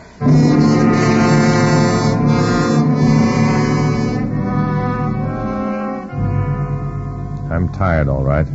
Dead dog tired, and I'd love to sleep. But I can't. I've become an unstable character who wakes up screaming beside strangers in railroad coaches. I'm the man with two faces, a communist for the FBI, opening slightly at the seams. I've got 3 nights ahead of me in New York, with Comrade Carp in the same room with me, listening. And if he doesn't listen, that sensitive machine has ears. Oh, yeah. I'm dead, dog-tired. I don't dare sleep for 3 more whole days and nights. Suppose I talk. I don't dare sleep.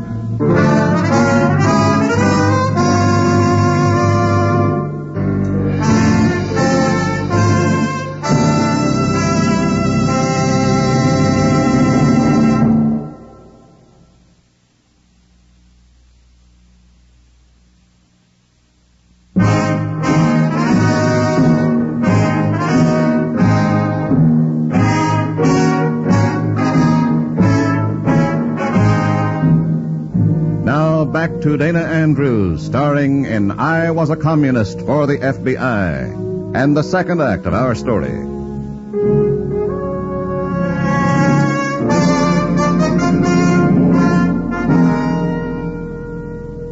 The war of nerves is on. One night up on the train, last night's sleeplessness. 2 more endless nights ahead of me, and never out of sight of the comrades so I can snatch a moment's sleep. I can't last through that. Nobody can. Only I've got to. 2 in the morning. The second night. I'm fighting off sleep like some overpowering drug. Carp, jolly comrade, is sleeping lightly. But sleeping. He sleeps. When he gets too tired to sleep lightly, he'll plug in that tape recorder and sleep heavily. Sure. 3 o'clock. And I can't take this anymore. I can't stay awake. I've got to do something or go mad or kill myself. Something. Operator, give me room service. No, give me the drugstore. Yeah, thank you, thanks. Hello, drugstore. Look, I know there's a kind of tablet. A tablet they take when they want to stay awake on long drives, you know? I said there's a kind of tablet. I can't speak any louder. I might wake up my partner. I said, have you got those stay-awake tablets they use when... Hey, Savannah. Oh, never mind then. Thanks anyhow. Hey, who are you talking to there, Savannah? Drugstore, that's all. Yeah? What time is it? 4 o'clock. 4 o'clock. Yeah, I can't sleep. I asked him to send up some sleeping pills. Sleeping pills? Yeah. Sleeping pills? Yeah. Why? Why? Don't you know you can't buy those things without a doctor's prescription? Oh, yeah, sure. So the pharmacist told me. Relax. Take yourself a glass of lukewarm water. Let yourself go limp and relax. Okay, I'll try that. You'll sleep. Thanks, Cameron. You betcha. Night.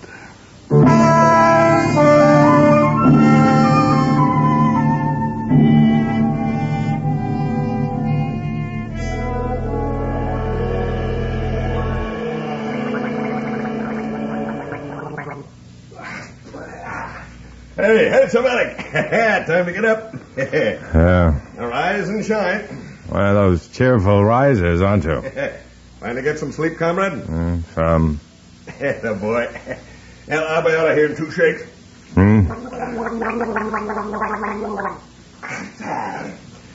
Savannah? Hey, Savannah, wake up. I wasn't asleep. Come on, arise and shine, boy. Arise and shine.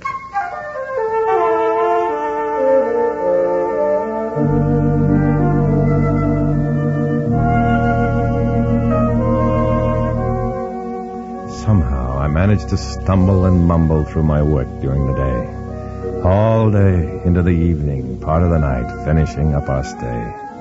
Work, a party. Down with them and up with us. Up. Up. I've been up. I've been up 3 days and 3 nights now. I can't see straight. I don't know if I can take it again. And I can't shake the comrades to steal an hour's sleep somewhere. I want to scream at them. I want to yell at them to go away and leave me alone. Let me sleep or I'll go crazy or I'll... Rather than fall asleep and talk, kill myself. The 4th night. Agony.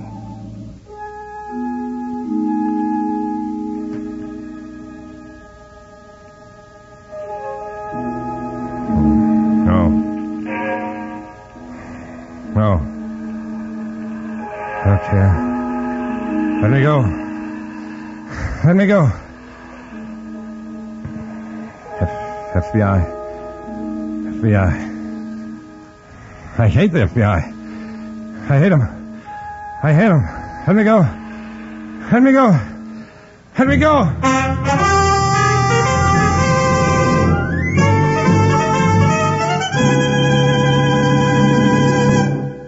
I sat up in bed.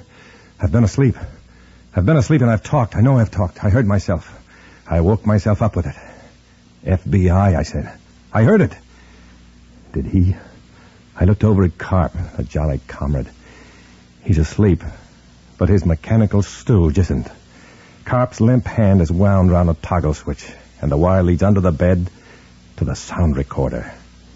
With my sleep talking on the tape. There's only one thing to do. I do it. Creep out of bed, belly close to the floor. Slither under Carp's bed. Stop the recorder. Erase the sound from the tape magnetically. Wait an eternity for the reel to wind back and erase the tape. Carp tosses in his sleep. I freeze. Silence again. Then, carefully, I start the recorder normally again. Creep back into my bed. This time, Savetic. This time, keep awake if it kills you. Because if you don't keep awake, it may kill you too.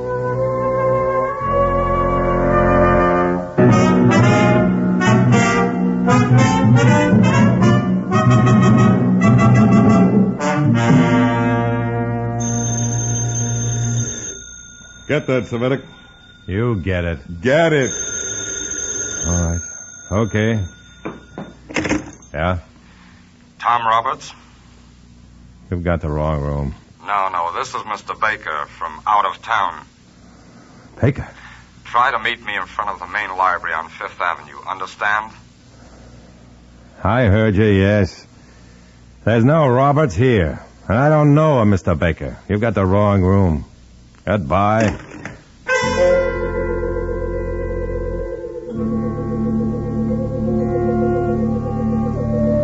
Party work is done by noon. Getting away to meet Baker's easy now. I find him sitting on the steps of the library near one of the Marble Lions. Hometown boy, am I glad to see you. We don't talk. We take a cab and go to an office in the West 40s. And there, Baker unlimbers a portable recorder of his own. Starts it rolling.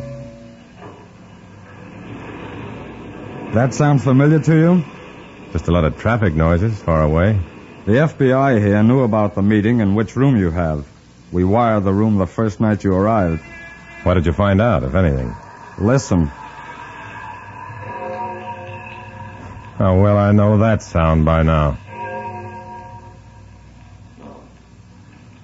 No. I don't care. Let me go.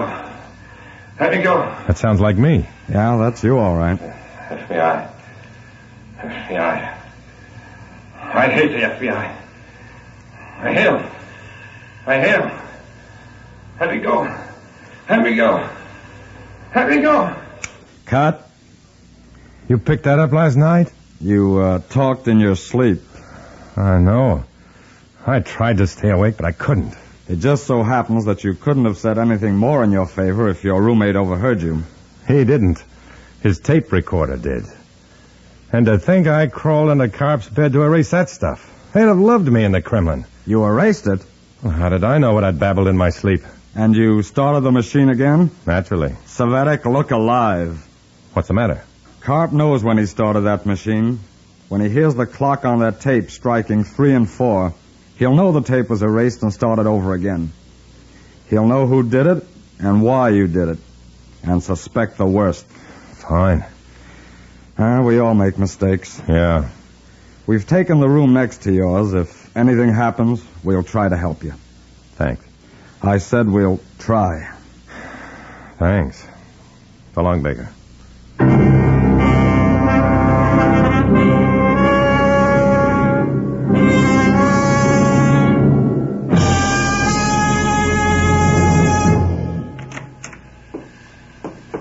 Oh, come in, comrade, come in. Just running off some tape I exposed last night.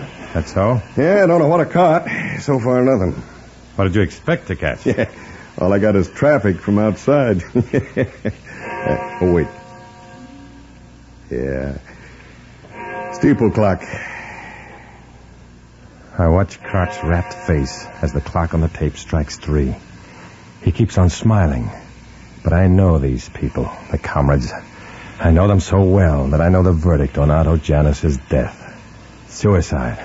I know that he, too, must have been on the spot and chose suicide rather than endure the maddening torture the comrades could inflict.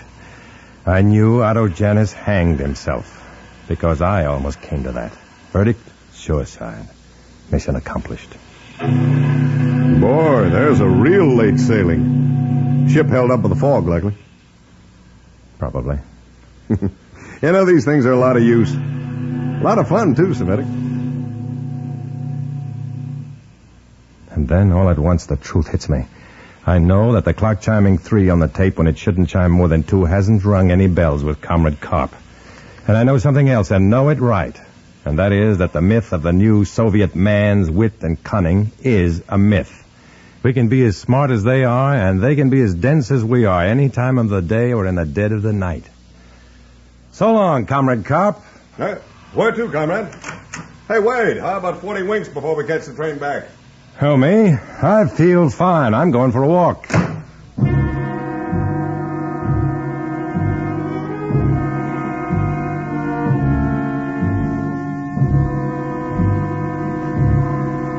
I don't know if Otto Janus was an FBI agent playing communist, like myself, or not.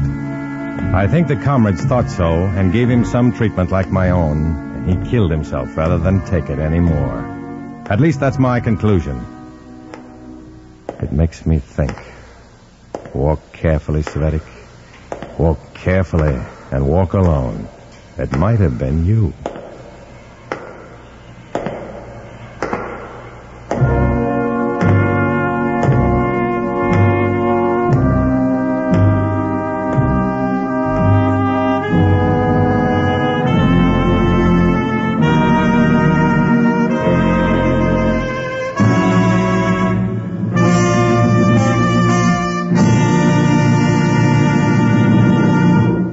Our star, Dana Andrews, will return in a moment.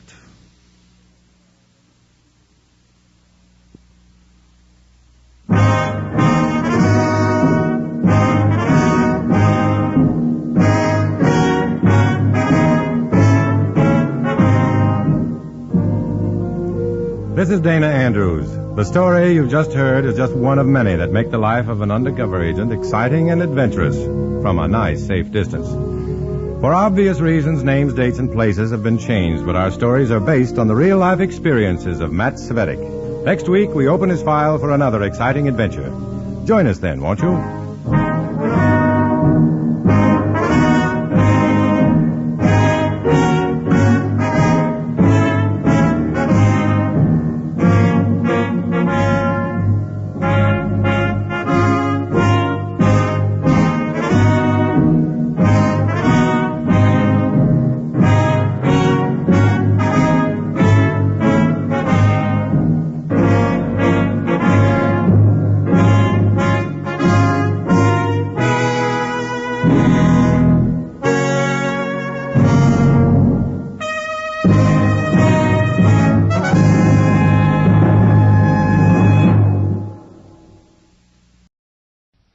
Presenting the world's greatest mysteries.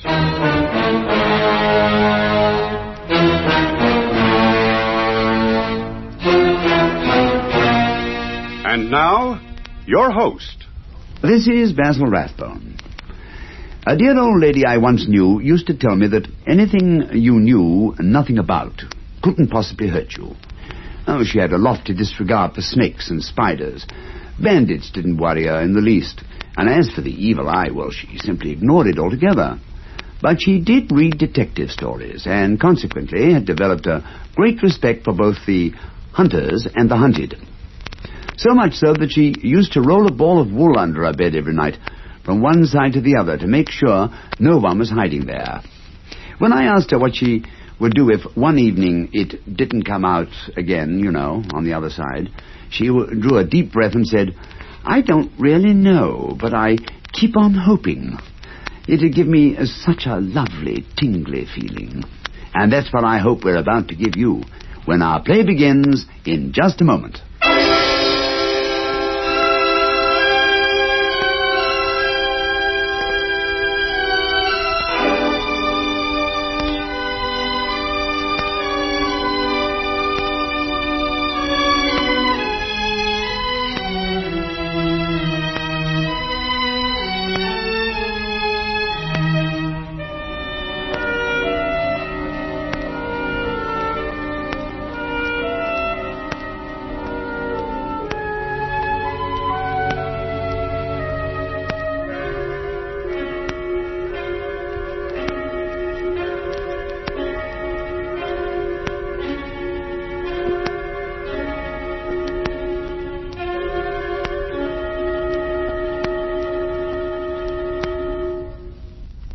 Presenting Intrigue.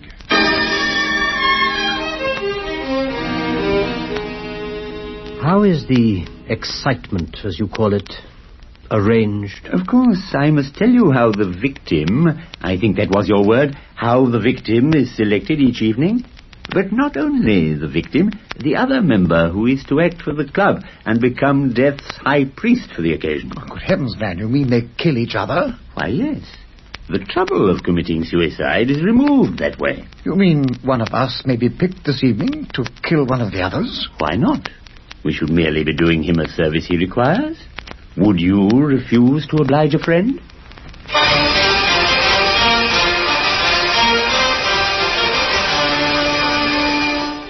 In a moment, we bring you another exciting story, starring today Marius Goring in our series, Intrigue.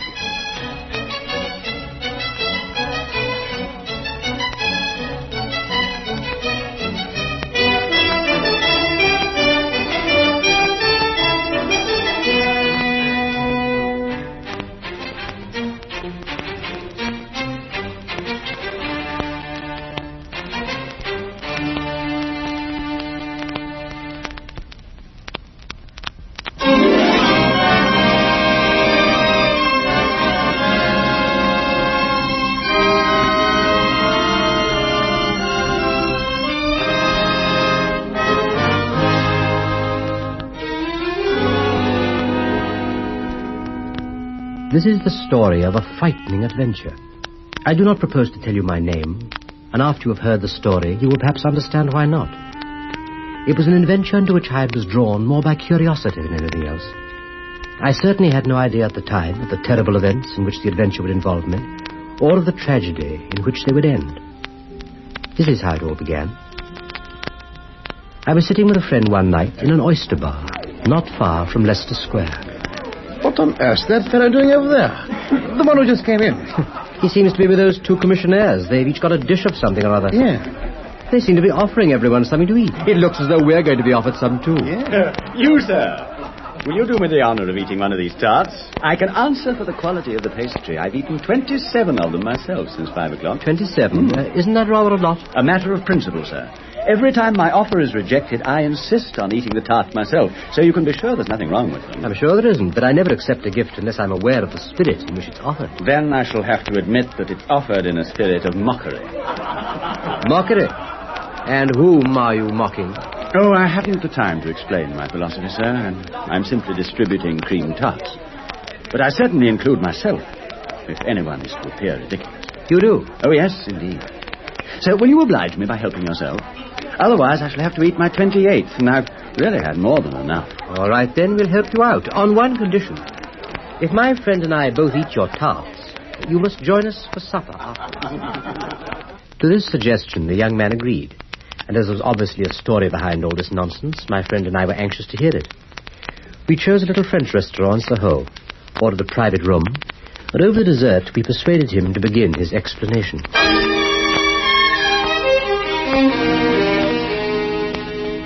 There's every reason why I shouldn't tell you my story, so perhaps that's why I'm going to do so. I come from quite a respectable family. I started life with quite a reasonable fortune. I went in for all the usual ways of getting rid of it.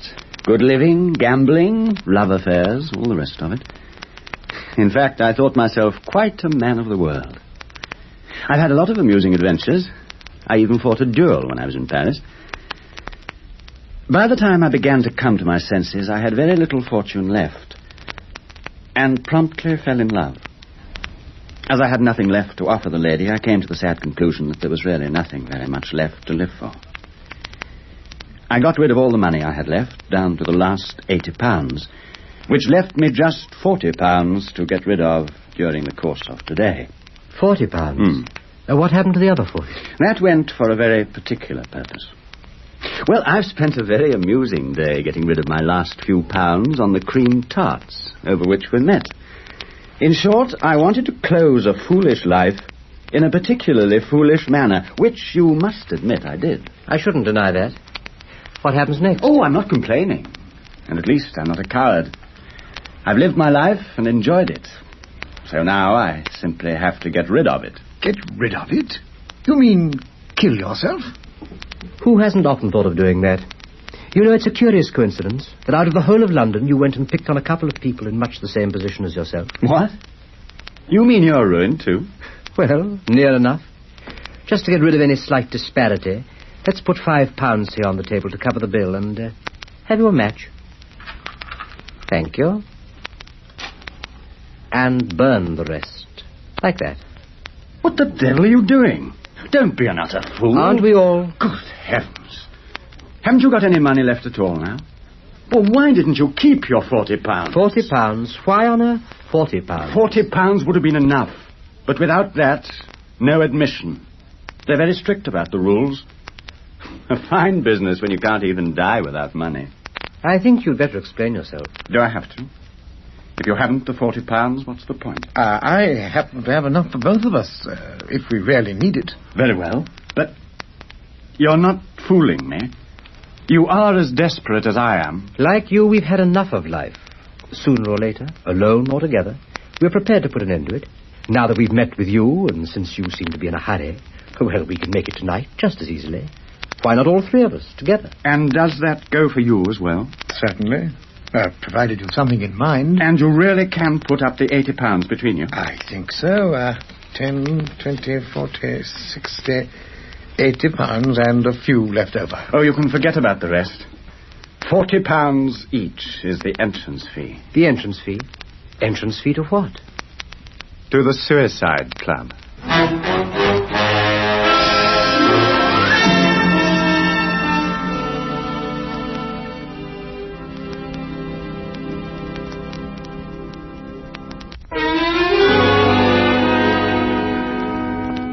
The Suicide Club. Even the name of it made my flesh creep. But when this amiable young man went on to explain himself a bit further, I could scarcely believe that he wasn't joking. This, he said, is an age of convenience, and there is only one convenience lacking to civilized living and modern comfort. A decent, easy way to quit the stage. The backstairs way to liberty, or as he liked to call it, death's private door. And that, he carefully explained to us, had now been supplied by the Suicide Club. Just how it's managed or who started the club, I don't exactly know. What I do know, I'm under the strongest oath not to divulge. But I can say this. If you are really tired of life, both of you, I'll take you to a meeting of the club, and if not tonight, at least sometime within the week, you'll quietly cease to live. But Are you serious? I mean, sounds like some rather feeble joke. Oh, no. It's certainly not a joke. I'm in very good earnest. And you say that you are a member of this club? Yes, I paid my subscription today. I shall be going there in, what time is it? In half an hour. You've just got half an hour to make up your minds whether you're coming with me or not. I'll be back for your decision in half an hour, gentlemen.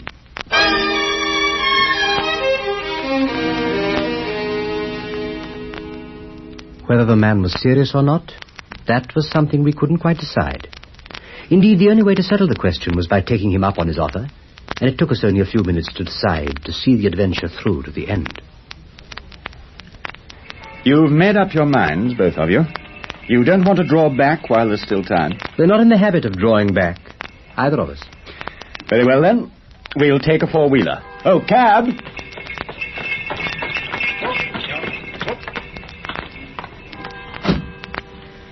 Well, gentlemen, in the circumstances, you'll appreciate that a certain amount of secrecy is called for until you're actually enrolled in the club. You'll forgive me if I take the precaution of blindfolding you both. Is that necessary? Yes, I'm afraid it is.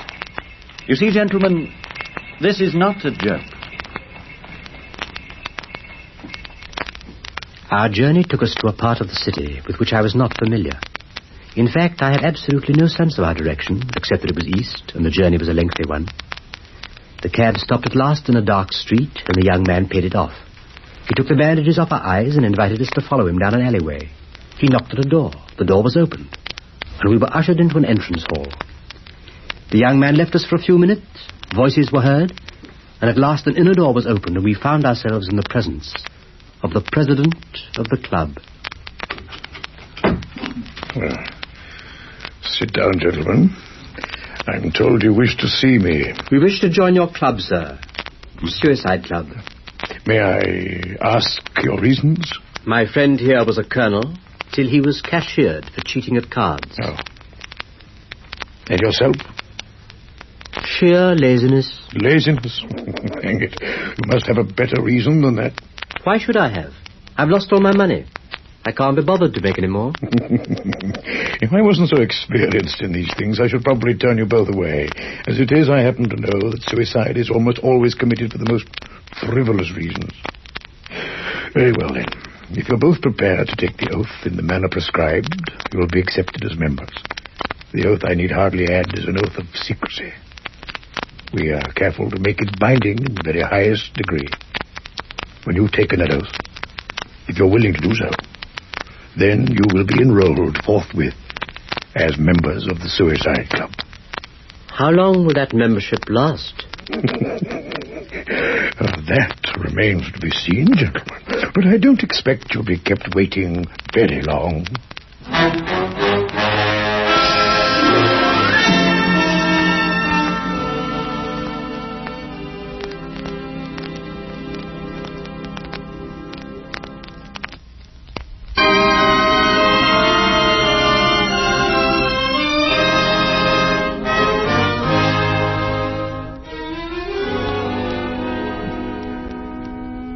So we bound ourselves on oath to keep the secrets of the Suicide Club. Nothing could be conceived more passive than the obedience promised, or more stringent than the terms to which we had agreed. The man who broke that oath of silence could scarcely have a rag of honor or any of the consolations of religion left to him. We signed the document, but not without a shudder.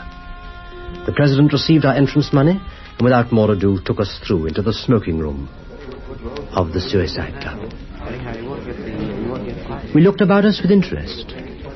Few of the other members were much above 30, and one or two were still in their teens. They stood leaning on tables and shifting on their feet. Many of them were smoking nervously. Others had let their cigars go out. Some talked well, but the conversation of others was plainly the result of nervous tension. One man interested me intensely. He was probably upwards of 40, but he looked fully 10 years older. I've never seen a man more naturally hideous, nor one more ravaged by his excesses. He was partly paralyzed, and was the only man in the room who shared the composure of the president. I got into conversation with him. So you are newcomers, are you? Well, perhaps I can help to set your minds at rest. I've been coming here regularly for 2 years now. 2 years? But I thought members could only expect to last for a week or so. Ah, yes, but my case is peculiar. I'm not, properly speaking, a suicide at all. Merely an honorary member. I only visit the club once every 2 months or so. My infirmity, you know. And I pay a special rate. Even so, my luck has been quite extraordinary. Your luck? I'm afraid we still don't really understand. No, of course not.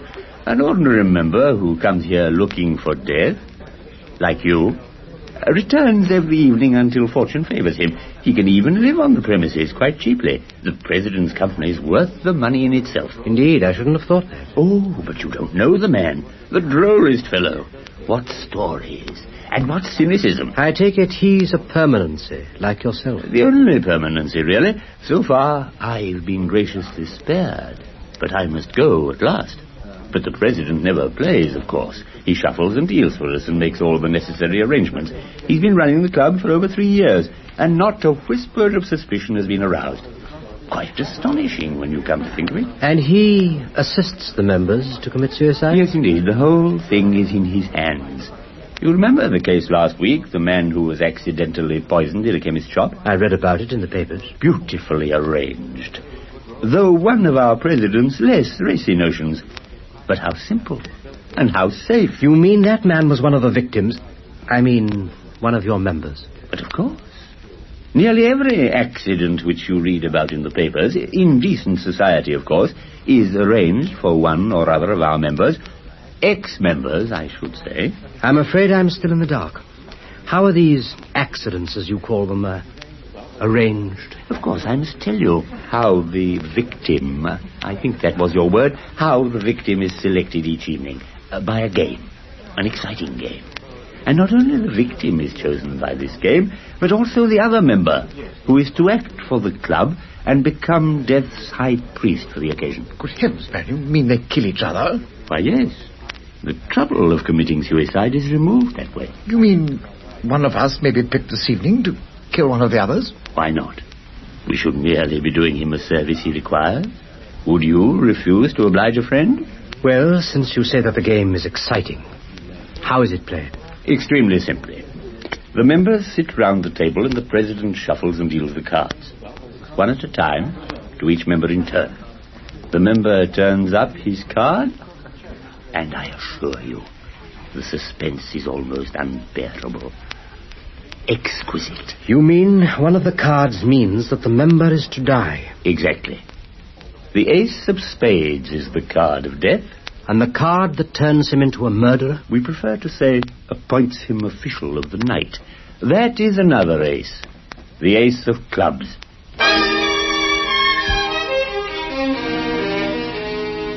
Now I could understand, only too clearly, the nervous tension on all sides.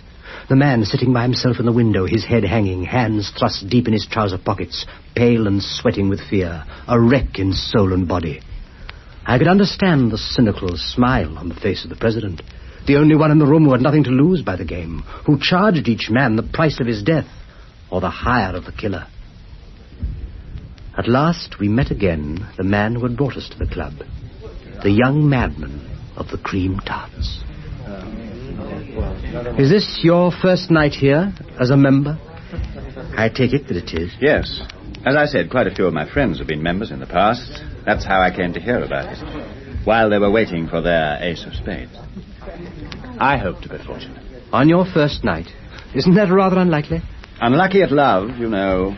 Lucky at cards. I'll lay you 5 to 1 that I draw the ace tonight. I thought you'd spend your last sovereign on cream tarts. I'm sorry, of course I did. Well, wish me luck anyway. I wish you all that you wish yourself. I wish you the same. If it's your pleasure, gentlemen. Well, this will decide it, one way or the other.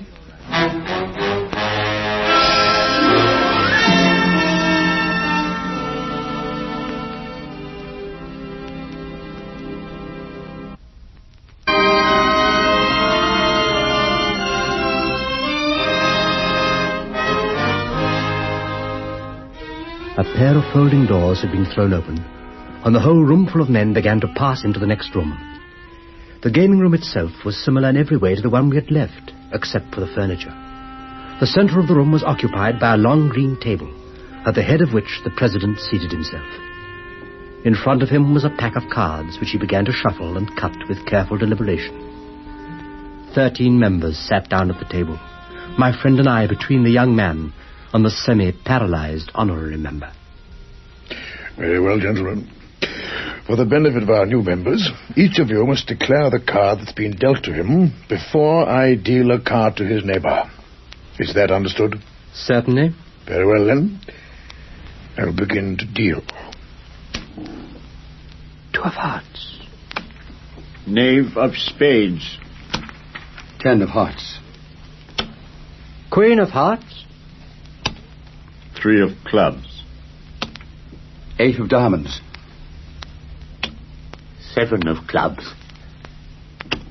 Knave of diamonds. Ace of hearts.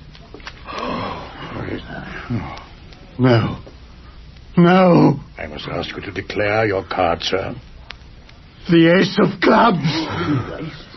The ace of clubs, the card of the killer, had been dealt to the young man of the cream tarts. He dropped it on the table, his face whiter than the pasteboard, then left his place at the table and stumbled back into the smoking room.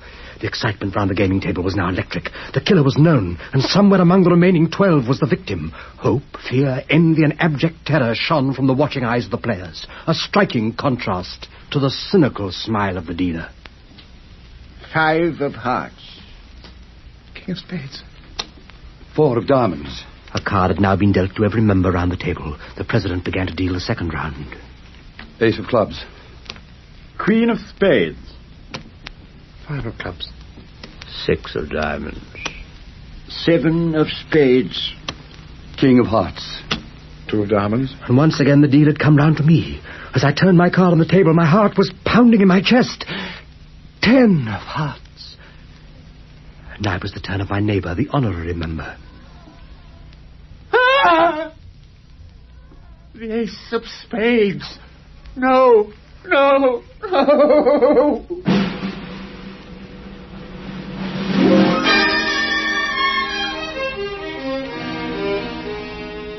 The game for that night was at an end. The president gathered up the cards again, replaced the pack in its box, then stretched and yawned like a man who has finished his day's work. But the honorary member, who had trifled with his fears one time too often, sat in his place with his head in his hands, drunk and motionless, a thing strucken down.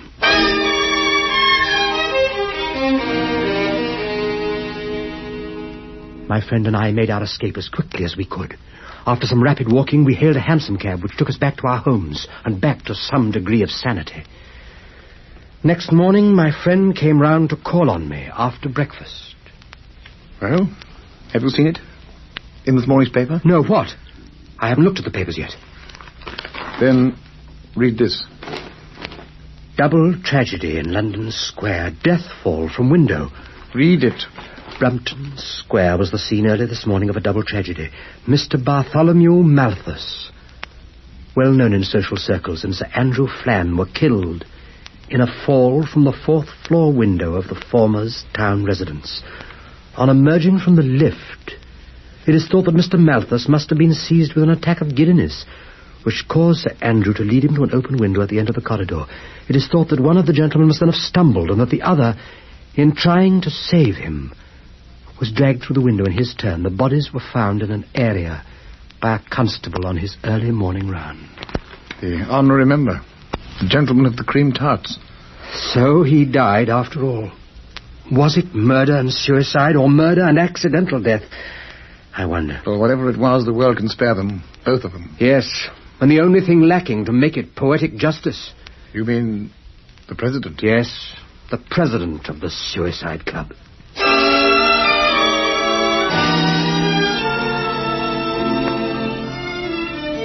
Whether the club is still in existence, that is something that I shall never know. All I know is this, that I never read of a fatal accident in the papers now, without wondering whether it was an accident, or just one further member of an association of madmen whose £40 had been paid to join the Suicide Club.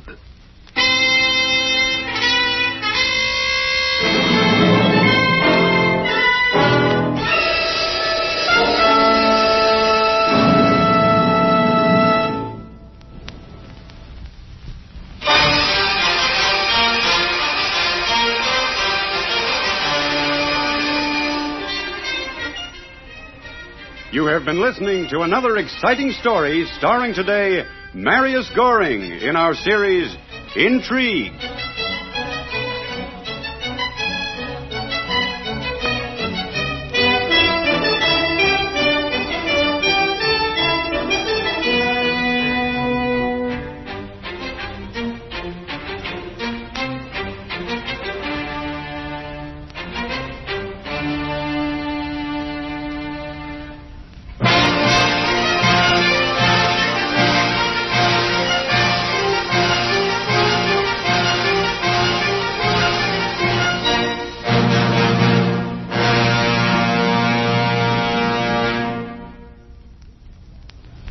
This is Basil Rathbone again. Well, as Aunt Matilda used to say, you never can tell, can you? And when you can, you can't be sure. Of course, that's a defeatist attitude. Every mystery is a challenge. Every moment of danger carries with it a unique opportunity. And even fear itself is something which I personally wouldn't like to be without. But don't misunderstand me. I only like it in regular doses. Every time we meet to explore another of the world's greatest mysteries.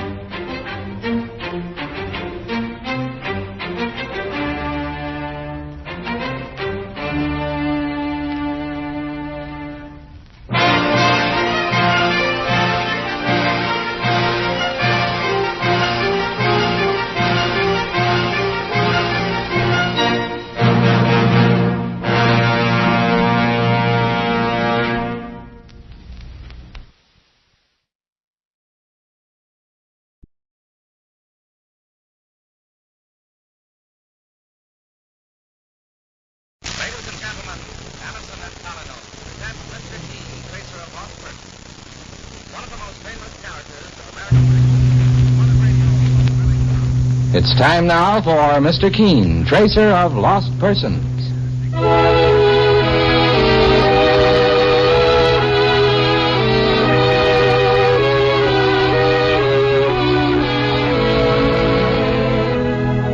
Ladies and gentlemen, Anison and Kalinos present Mr. Keene, Tracer of Lost Persons, one of the most famous characters of American fiction in one of radio's most thrilling dramas. Tonight and every Thursday at the same time, the famous old investigator takes from his file and brings to us one of his most celebrated missing persons cases. Tonight's case is entitled The Forgotten Cave Murder Case.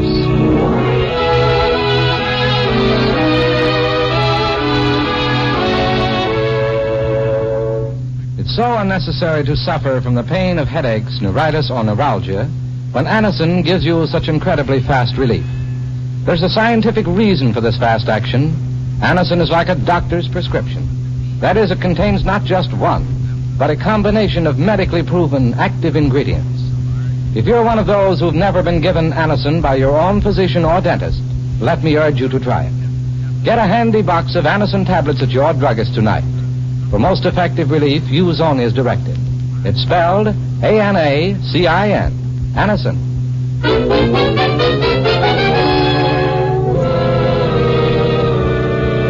Now for Mr. Keene and the Forgotten Cave murder case. Our scene opens in the dark, damp recesses of a cave, located deep in an oceanside cliff on Long Island. Two men, both with small electric flashlights, are clambering over the slippery rocks, going deeper inside the tomb-like cave. Take it easy, Jim. These rocks are covered with slime. Let's have another look at that map, Ed. We can't. Look, Jim. The cave breaks into two passages right ahead of us. And the map doesn't say which one to take. Oh, maybe they come together again, farther up. I tell you what, Ed. I'll take the left passage and you take the right. No, listen, Jim. Let's get out of here. I'm afraid. Oh, forget it. We may be 100 yards away from $1 million. And I'm seeing it through. I'm going into this part of the cave on the left. Jim! Jim! I'm going back. I'm not staying in this cave another minute. Jim! Jim! Jim, what happened? Did you fall? There's a knife in his back. He's dead.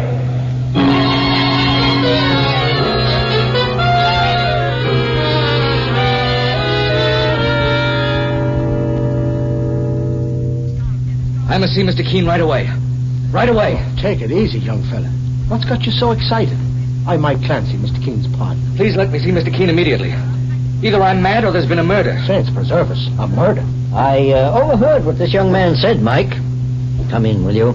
Let's hear about it. My name is Ed Johnson, Mr. Keene. And I'll never rest until I find who murdered my friend Jim Ramsey. And got away with his body besides. Got away with his body, Mr. Johnson? Well, that sounds strange. Are you sure your friend was murdered? Mr. Keene, the local police thought I was a crank. They wouldn't believe my story. That's why I came here. Well, Mr. Johnson, I suggest you sit down quietly and tell me just what happened. We were in a cave when Jim was murdered. In a cave? What were you doing there? Looking for hidden gold, Mr. Keene. Maybe pirates. That sounds like one of the fairy stories I heard at my mother's knee. Pirates' gold. Let him proceed, Mike. Go ahead, Mr. Johnson. I realize it all sounds crazy, Mr. Keene, but it's true. I've known Jim Ramsey for over a year now. We were in the clam and oyster business on the Long Island coast. We bought a tract of land for our business. I see. On a deserted part of our land, near the coast, there was an old abandoned house. The place was falling apart, but I've always been pretty handy with tools, and Jim was too. So you decided to repair the house and live in it together near your work, That's right, Mr. Keene. And how did you get this idea of pirates' gold in a cave, Mr. Johnson? We were repairing the chimney, Mr. Clancy, and we found a map under some bricks. A pirate's map in a chimney in an old house on Long Island. Well, it still sounds like a fairy story to me. Mr. Johnson, I'm afraid Mike doesn't believe in buried treasure. But the map led us to an old forgotten cave.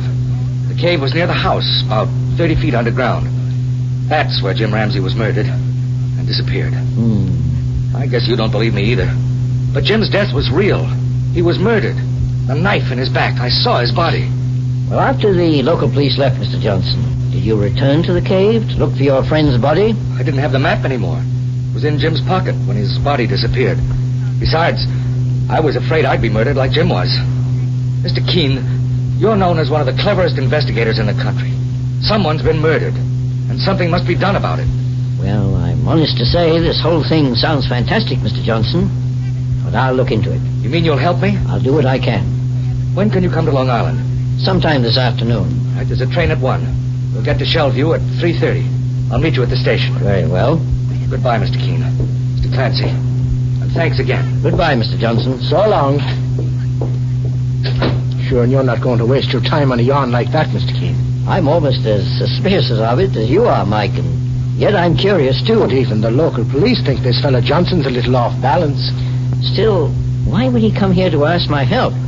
There certainly is a cave. The police were there. Well, boss, do you think that he and his partner may have fallen in with some dope smugglers or something like that? You mean a gang would be using that cave to hide their loot? Sure.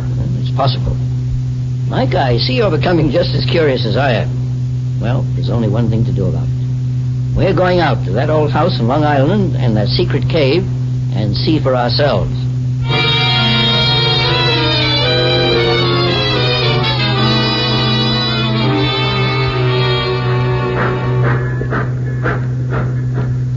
Johnson said he'd meet us at the station, but I don't see him, Mike. I know it, Mr. Keene.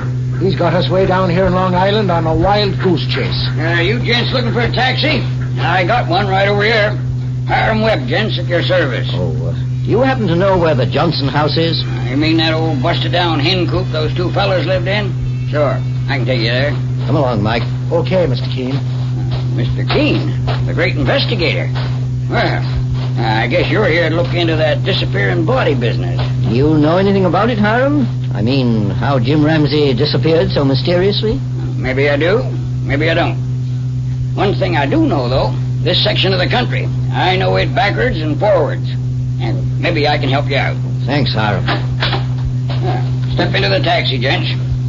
She ain't very fancy, but she'll get us there. Excuse me, is this a public taxi? Sure is, ma'am, but she's taken now. Oh, please, I'm sure these gentlemen won't mind. This is very urgent. I've got to get up to the Ramsey house immediately. Ramsey house? Maybe it's known as the Johnson house. It's an old place my husband bought with Ed Johnson. Oh, you're Jim Ramsey's wife? Yes, Margaret Ramsey. You know my husband? No, my name is Keene. My partner and I are on our way to that house ourselves. Mr. Keene, according to Johnson, wasn't this lady's husband the one who was murdered in that cave? Murdered? Jim? No. No, I don't believe it. I'm sorry, Mrs. Ramsey, but it hasn't definitely been established. All we know so far is that your husband's body has disappeared. I guess you won't object now if I go in the taxi with you, Mr. Keene? Why, of course not. All right, Hiram, let's head directly for that old house.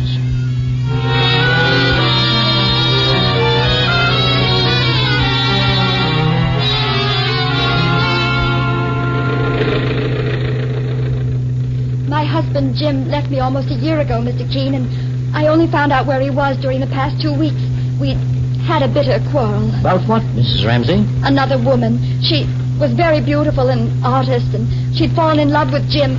But we'd been through so much, I felt it was the final straw. How do you mean you've been through so much? Jim was a dreamer and something of a mystery even to me. I never heard him mention a word about his family. Oh, I see. He always believed he'd be able to find the gold at the end of the rainbow. Every time he came home with a new and sillier scheme to make money, my patience wore thin. Then his relationship with Ann Wharton finished me. Ann Wharton was the artist who was in love with him? Yes, Mr. Keene. Now you tell me that Jim may be dead, that he was murdered. We're not absolutely sure, Mrs. Ramsey. Oh, saints preserve us. Don't jam your brakes on like that, mister. This taxi will fall right apart. That feller's half blocking the road.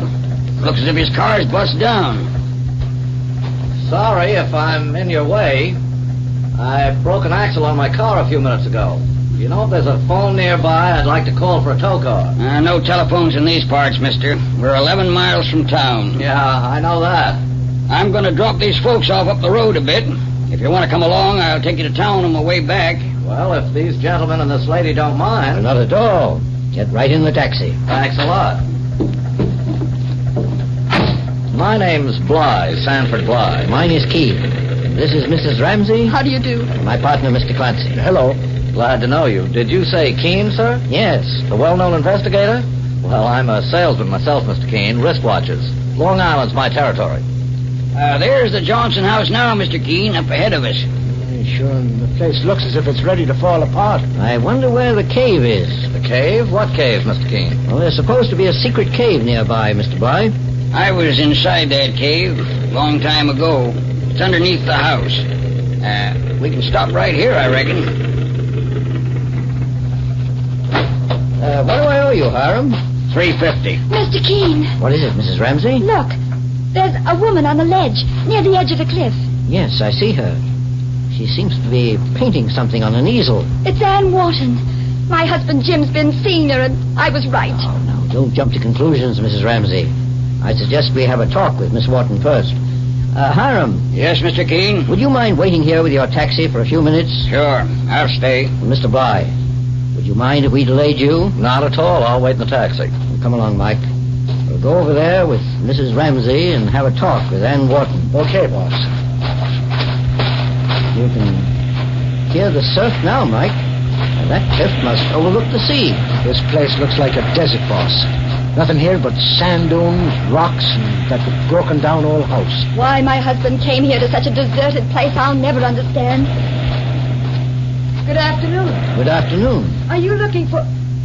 Oh, Mrs. Ramsey. Yes, I'm Mrs. Ramsey. May I ask what you're doing here, Miss Wharton? I'm painting a picture. The view is beautiful from this cliff. How far down is the sea? I'd like to take a look. May I ask where Mr. Johnson is, Miss Wharton? Mr. Johnson? Well, who's he? I don't know him. He's my husband's partner, and I'd like to know where my husband Jim is, too. I had no idea he was anywhere in the vicinity, Mrs. Ramsey. I don't believe you. Mr. King, boss, come here, quick. What is it, Mike? Look down below, Mr. King. Saints preserve us, it's a man's body floating there in the water. A man's body, did you say? Boss, look at his face. You see who that feller is? He's the one who came to our office. Yes, Mike. It's Ed Johnson, Jim Ramsey's friend. And even from this distance, it's easy to tell that the man is dead.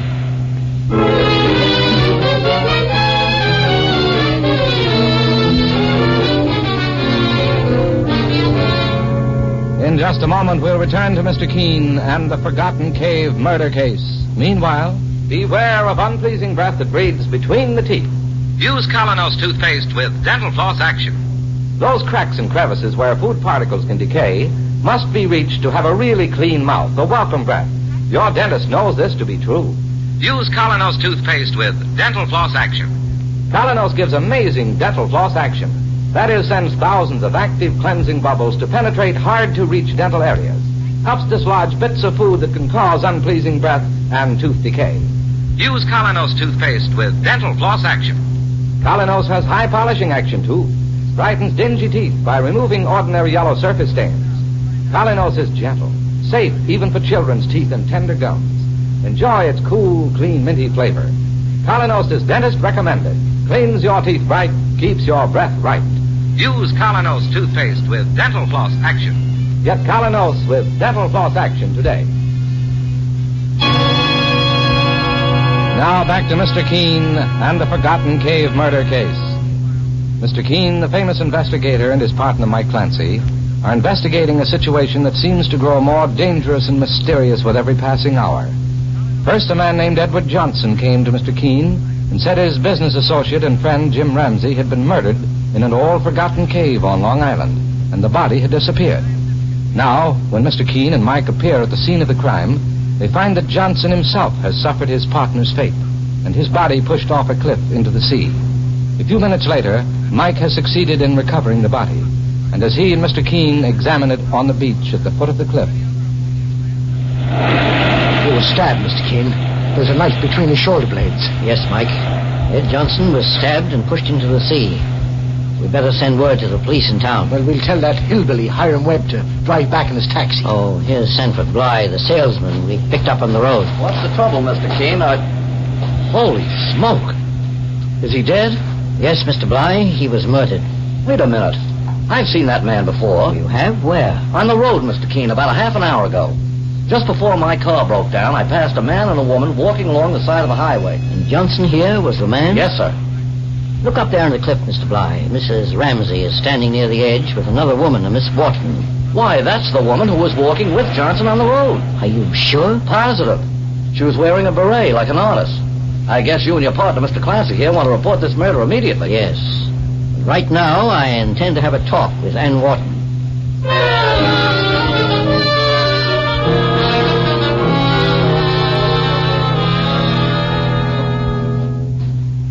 Well, here's Miss Wharton, boss, and Mrs. Ramsey. What happened to that man who was floating in the sea, Mr. Keene? It was Mr. Johnson. He was dead, Miss Wharton. He was evidently murdered by the same person who killed Jim Ramsey. You mean Jim is dead, too? Yes. But up to now, his body hasn't been discovered. I never knew. I never dreamed. Didn't you? Then what were you doing here? You didn't come to paint a picture. Miss Wharton, just why did you come here to this old house, if not to see Jim Ramsey? All right. I'll admit it now, Mr. Keene. I did come to see Mrs. Ramsey's husband. I hoped I could make up with him. What do you mean, make up with him? I'm afraid I made a mistake about Jim. I thought he'd left his wife for good when I fell in love with him. Later, when he broke off our relationship, I realized I was wrong. It was his wife he loved, not me. Then why did you follow him here? I wanted to help him make up with you, Mrs. Ramsey. I don't believe her, Mr. Keene. It's true. Miss Wharton, you said before that you didn't know Jim's partner, Mr. Johnson. But Mr. Bly told me that he saw you walking along the road with him. That's right. He was the man whose body you just found. But I didn't lie to you, Mr. Keene. I only asked him the way to the ocean. I didn't know that man's name was Johnson. Well, Miss Wharton, I suggest that you and Mrs. Ramsey wait inside the house. Mr. Keene, you mean you're holding me on suspicion of murder? I'm holding you as well as everyone else until this murder case is solved.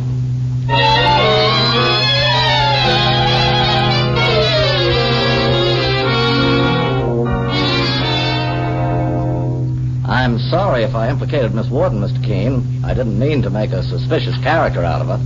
For that matter, I suppose I'd fall into that category myself. Why, Mr. Bly? Well, after all, my car broke down just a short distance from here, and I was near the scene of the crime. But only a homicidal maniac would murder for no reason, and you don't appear to be a maniac. Oh, by the way, do you have the correct time? The police will want to know exactly when we found Johnson's body. Why, it's 5 minutes to 5, Mr. Keene.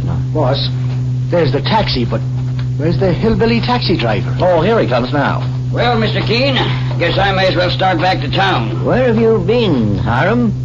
Just looking around a bit. We just discovered the body of a murdered man. What? I want you to report it to the town police immediately. I'll get back to town in my taxi as fast as I... Mr. Keene! What is it? Come over here and look at this. What's the trouble? My tires. All 4 of them are flat. The car's useless. 4 flat tires isn't exactly a coincidence. I'll say it ain't. Someone must have punched holes in them. Who's going into town to tell the police, Mr. Keene? May I make a suggestion? What is it, Mr. Bly? Well, my car's broken down, too, but I have 4 good tires. My car's the same make as Hiram's, only much newer, of course. Now, if you wanted to take the trouble to switch tires, it might solve the problem. That's not a bad idea, Mr. Keene. Well, we can try it anyway, Mike. Well, between Hiram, Mr. Bly, and myself, why, we can do the job in an hour. All right. Meanwhile, I'm going to take a look at that forgotten cave. The entrance is just below the cliff over there on the right, Mr. Keene, near the old house. Well, Mike, perhaps you can switch those car tires yourself with only Mr. Bly's help. Well, I think we can manage it, boss. What about me?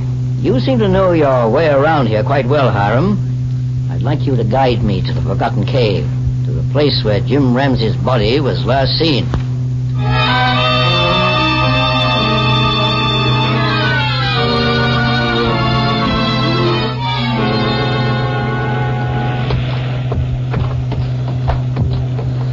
Here's the spot, Mr. Keene. At least this is as far as the police went. Now, how far into this cave did you go, Hiram? No further than this. I don't mean on the day Ramsey's body disappeared. I mean half an hour ago. What? When you left your taxi a little while ago, you came to this cave again. How do you know that, Mr. Keene? I noticed there was slime on one of your hands. It came from these damp walls. I wasn't trying to put something over on you, Mr. Keene. I swear I wasn't. And what were you doing in this cave? I was just snooping around. You found something, though. I can tell by your manner that you're hiding very important facts from me. Mr. Keene, I found the body. Jim Ramsey's body. Where? Come over here, Mr. Keene. See for yourself. Bend down and reach behind this flat rock. All right. Feel anything? Yes. Body of a man. Certainly Jim Ramsey. There's a small tunnel in there, but nobody would have found it except me. I don't see how you found it either, Hiram. I used to play in this cave years ago when I was a little shaver, Mr. Keene. I know every nook and cranny in the place. Just a minute. I can feel something in Jim Ramsey's pocket. There it is. Well, I'll be darned. This is the so-called treasure map, Hiram. Do you know anything about it? No, Mr. Keene. I've been telling you the truth. I had nothing to do with them murders. Well, Hiram, I'm going to give you a chance to put yourself completely in the clear. Now, if you follow my directions carefully, you'll prove your innocence. I'll do anything you want me to do, Mr. Keene. Then go back to my partner, Mike Clancy, and give him this message, and make certain no one else is present when you do. And if things develop as I think they will, our killer may discover it's not so easy to get away with murder.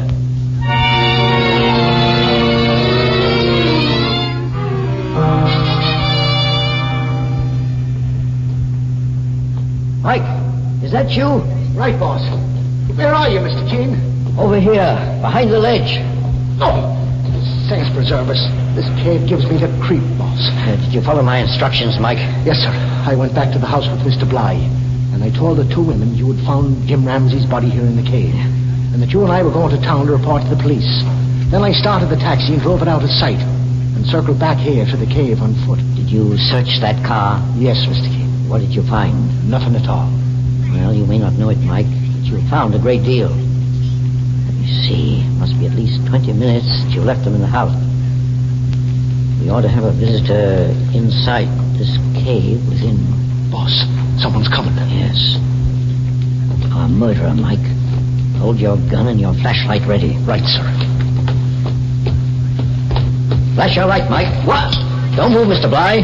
If you do, Mike Clancy will shoot to kill. Keene. Put this man under arrest, Mike, for the murder of Jim Ramsey and Edward Johnson. You're crazy, Keene. I never even knew Edward Johnson. You murdered Edward Johnson because he evidently ran into a clue that would have sent you to the electric chair for Jim Ramsey's death. That's a lie. You proved your guilt, Bly, by coming to this cave just now. Jim's body was hidden behind that rock, where we caught you stooping. Only one other man knew that body was there, Hiram Wade. Then why don't you accuse him? Because the man who killed Ramsey wanted his body hidden forever. That was an important part of the plan. You came back to hide Ramsey's body in some other place, knowing we'd found it. And what was my motive, Keene? You can't just pick up a watch salesman and accuse him of murder. You're no watch salesman, Bly. You claim your line is wristwatches. And yet, when I asked you for the time, I saw that you carried a pocket watch. Not a very good advertisement for a man in your trade. Besides, I searched your car, mister. Since when does a salesman travel without samples? You were also clever about puncturing the tires of Hiram's taxi. At first, you thought it might prevent us from getting word to the police. Then you decided it would be smarter to lend us the tires from your car, just to make you appear more innocent. You still don't have a murder motive, Keene. Go through his clothes for identification, Mike. I have a feeling his name isn't Bly. Don't you touch me. Take it easy, mister. Don't make me get tough with you. Here. Here's his wallet, boss. Oh, Bly, is it? Mr. Keene, his name is Ramsey. Sanford Ramsey. It's on this car registration. So you're related to Jim Ramsey. Look, I'll make a deal with you, Keene. In 6 months, I'll come into $3 million. Let me go free and we'll split 50-50. $3 million, eh? Whose money are you inheriting? My uncle's. It was left to Jim, but it goes to me if Jim dies. Jim left California 6 years ago and disappeared. But I finally caught up with him and decided to play this my own way. Now I understand why you wanted Jim's body to be missing.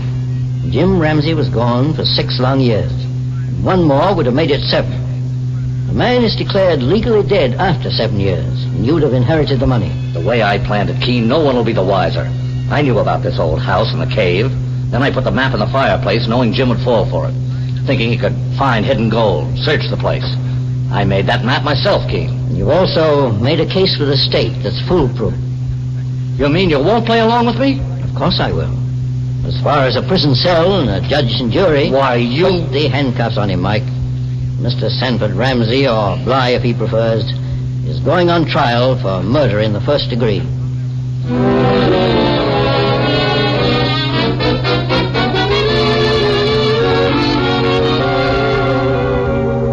And so Mr. Keene finds a solution to the forgotten cave murder case.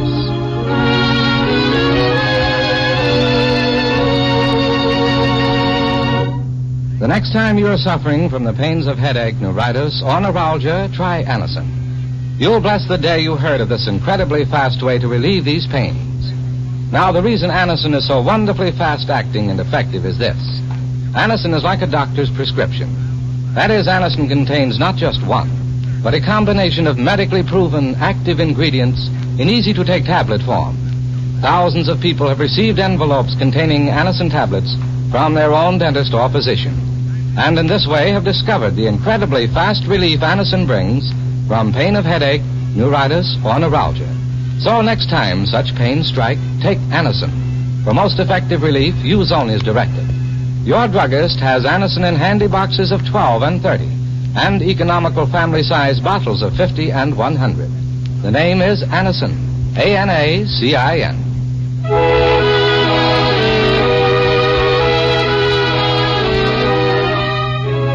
Mr. Mr. Keene, Tracer of Lost Persons, is based on the novel Mr. Keene. The radio sequel is originated and produced by Frank and Ann Hummer. Dialogue by Lawrence Cleave. Bennett Kilpack plays Mr. Keene. It is on the air every Thursday at this time. Don't miss Mr. Keene next Thursday when the kindly old Tracer turns to the engaged girl murder case.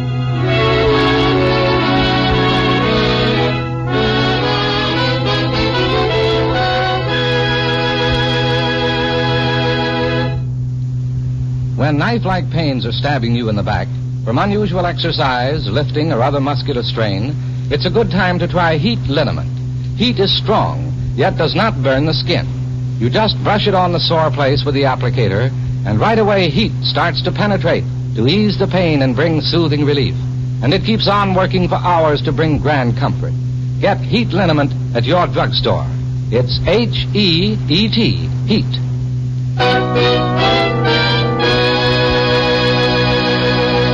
Mr. Keene, Tracer of Lost Persons, will be on the air next Thursday at this same time. This is Larry Elliott saying goodbye for Mr. Keene and the Whitehall Pharmaceutical Company, makers of Anacin and Colinos, and many other dependable, high-quality drug products. This is CBS, the Columbia Broadcasting System.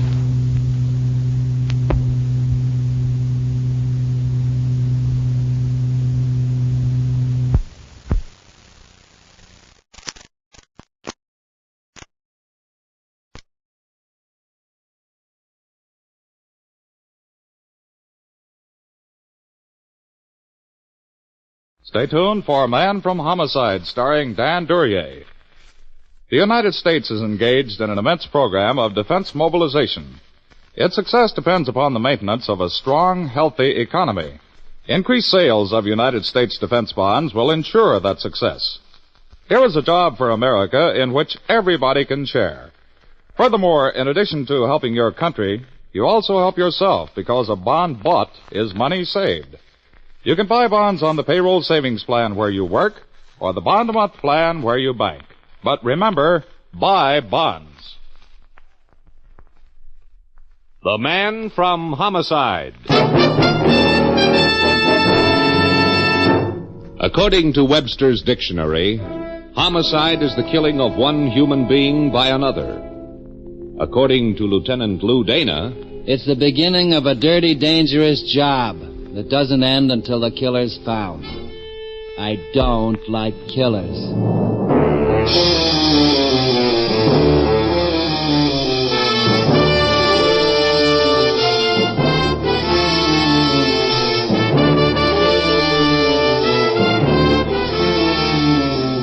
Every week at this time, the American Broadcasting Company presents transcribed the star of stage and screen, Dan Duryea, as Lieutenant Lou Dana, the Man from Homicide.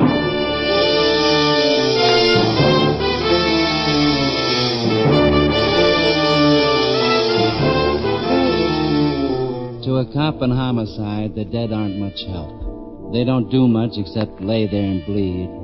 After they've bled enough, they die and get cold. And unless you get on it, the trail of the killer gets cold, too. Every second from the moment of the violent act on, the trail of the killer gets colder and colder. She wasn't cold when I got to the ladies' lounge of the local theater. She was still warm and beautiful. No, she wasn't cold, but she was all through bleeding. They bleed out fast with the wrist cut. Her identification said she was Lucille Forbes. I wondered who killed her. She didn't seem to care, the dead being pretty much unconcerned with how they got that way. Looks to me like you got the killer's name right on that card, Lou. Meaning? Lucille Forbes. Why? Oh, slashed wrists.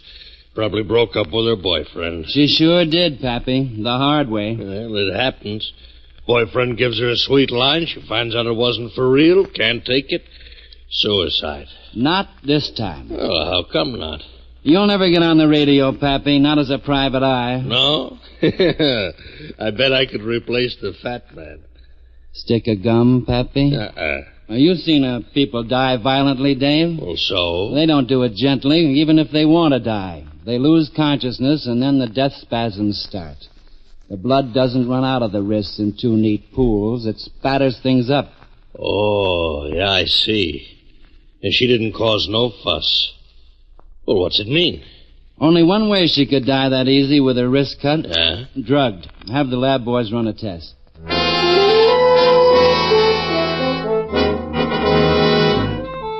I had an address from her purse where she'd lived when she was alive. I went there.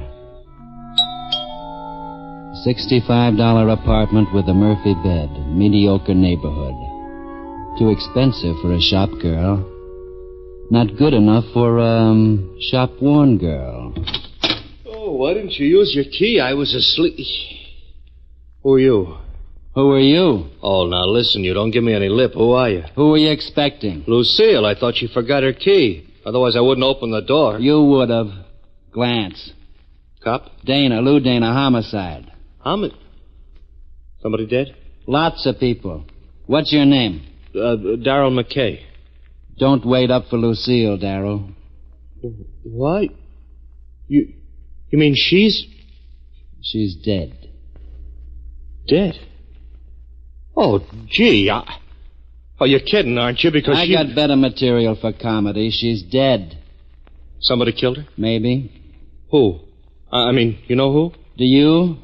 Oh, Where listen. were you, say, at 9 o'clock? The circus. I hear it's in town. How long? For a week, I think. How long were you there? Oh, well, I just got back here maybe 40 minutes ago.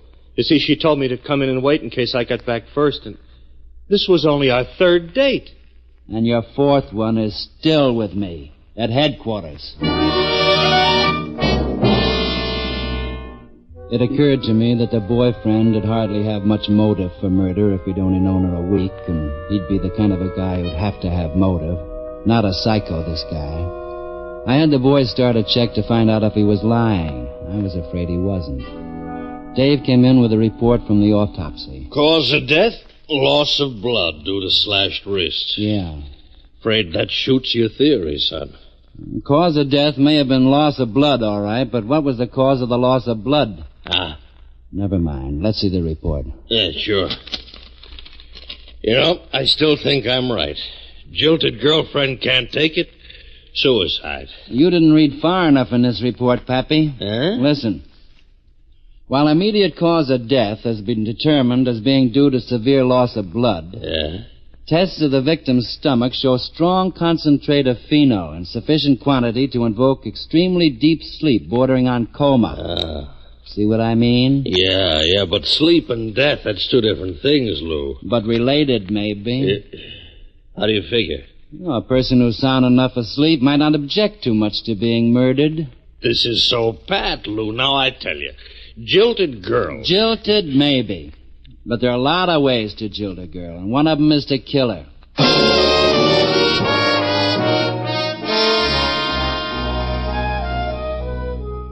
At the end of the second day, the routine began to sift out.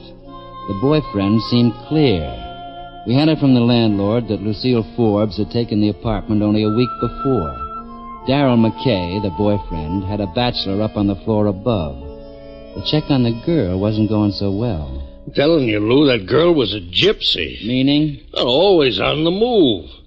Before the last place, she lived on Harper Street, 2 weeks. Before that, a middle-class hotel up on the Heights. Out of town for a month before then, and then 2 months in a place in the 50s out on Carlisle.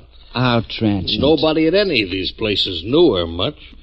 She seemed to stay alone most of the time, had a few boyfriends, nothing on any of them. Who was she, Dave? Well, I can't find out. Like I said, Lou, nobody knew her. Papers have run stories on her, haven't they? Sure. Anything? Nothing. Now, what about that boyfriend? No, he's got Ringling Brothers for an alibi. Any of the papers run pictures? No. We couldn't find any. Except for that post-mortem stuff, and that's never any good for identification. No, but without pictures, one thing is obvious. Yeah, what? Phony name.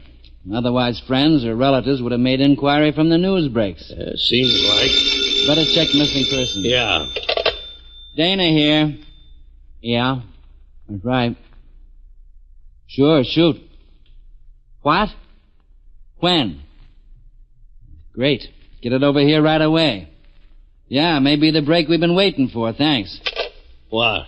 The mailman. Huh? I hear he always rings twice. This time maybe once will be enough. Will you please talk sense? The boys we had on the apartment, they picked up a letter. Yeah, for who? For Lucille Forbes. They're bringing it over right away. Yeah, probably a bill. Maybe, and maybe not. Also, maybe it'll have a return address.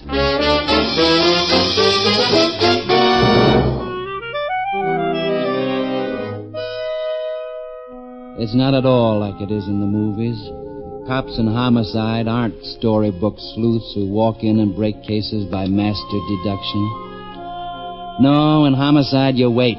After a while, the routine starts sifting in. You get a little here, a little there, and soon you put it together. Sometimes it adds up to an answer. We just had a real fine assist from the U.S. Mail. Listen to this, Dave. Yeah. So we're hoping you'll come home. I know you feel humiliated. I know it will be hard, but when there's trouble like you've had, you ought to be close to those who love you. Forget the past and come home. All my love, your dad. Too bad. Yeah. Dave. Yeah. Better make arrangements to send her home. Yeah. Body to be claimed by her father, Elmer Brown, 5432 Pine Avenue, Hopeville, Indiana. Yeah, I'll take care of it right away. And get 2 tickets on the first plane that'll put us down closest to Hopeville, Dave. 2? Can't you tell them by yourself? Sure. Only who can tell what a cop might find out while he's telling a father that his daughter's been murdered?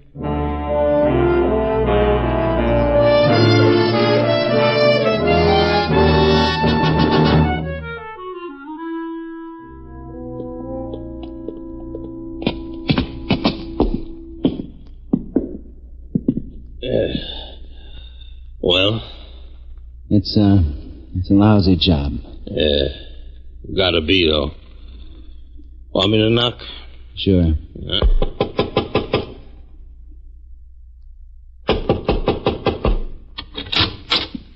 Yes? Your name Brown? Yes? My name's Dana. Howdy. I'm a policeman. A policeman? Well, come in. Thanks. This is Dave Myers. Policeman, too? Policeman.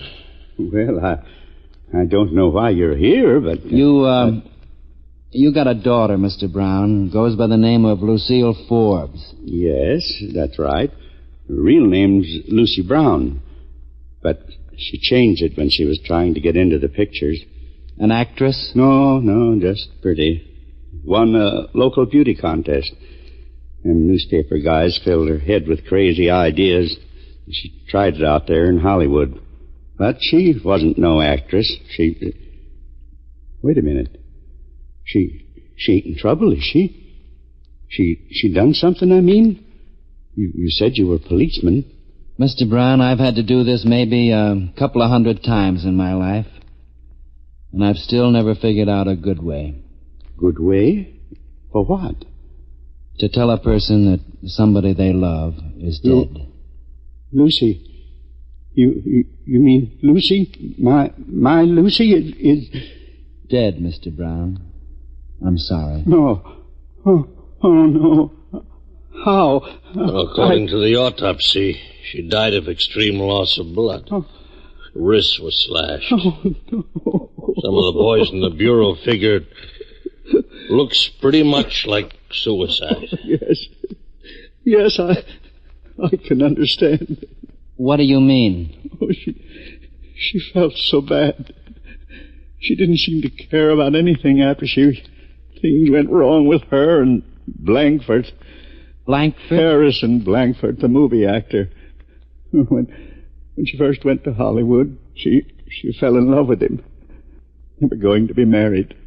At least she thought they were. Then I guess he was through with her. She never was the same after that, brooding and crying to herself all the time. Oh, I wish she'd have listened to me. I wish she'd have stayed here with me. Maybe I could have kept her from... The body's being sent here to you, Mr. Brown. We won't bother you with any more questions now. Later, when you feel better, I'd like to question you thoroughly. Question me? About what? Well, I'm not one of the boys that thinks it was suicide. What? I may be wrong, but I've got other ideas. We'll see you later. Come on, Dave. Yeah.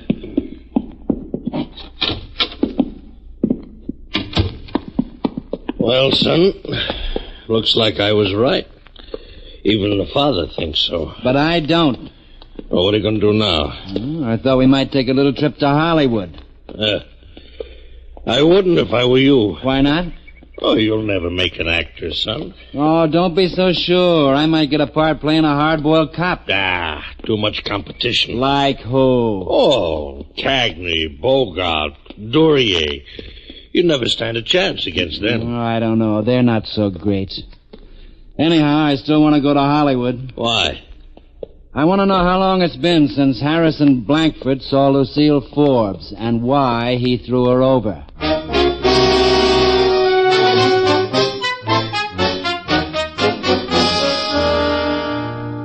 Dave and I went to Hollywood. Not to make a picture, but to get a picture. A clearer picture of the ill-fated romance between Lucille Forbes and Harrison Blankford. After all the swashbuckling parts he played, I'd expected Mr. Blankford to greet me with a sword in his hand. I was wrong. He was concerned with another matter. Dave and I could see in from the large windows alongside the front door. Beautiful, isn't she? Nice paint job, at any rate.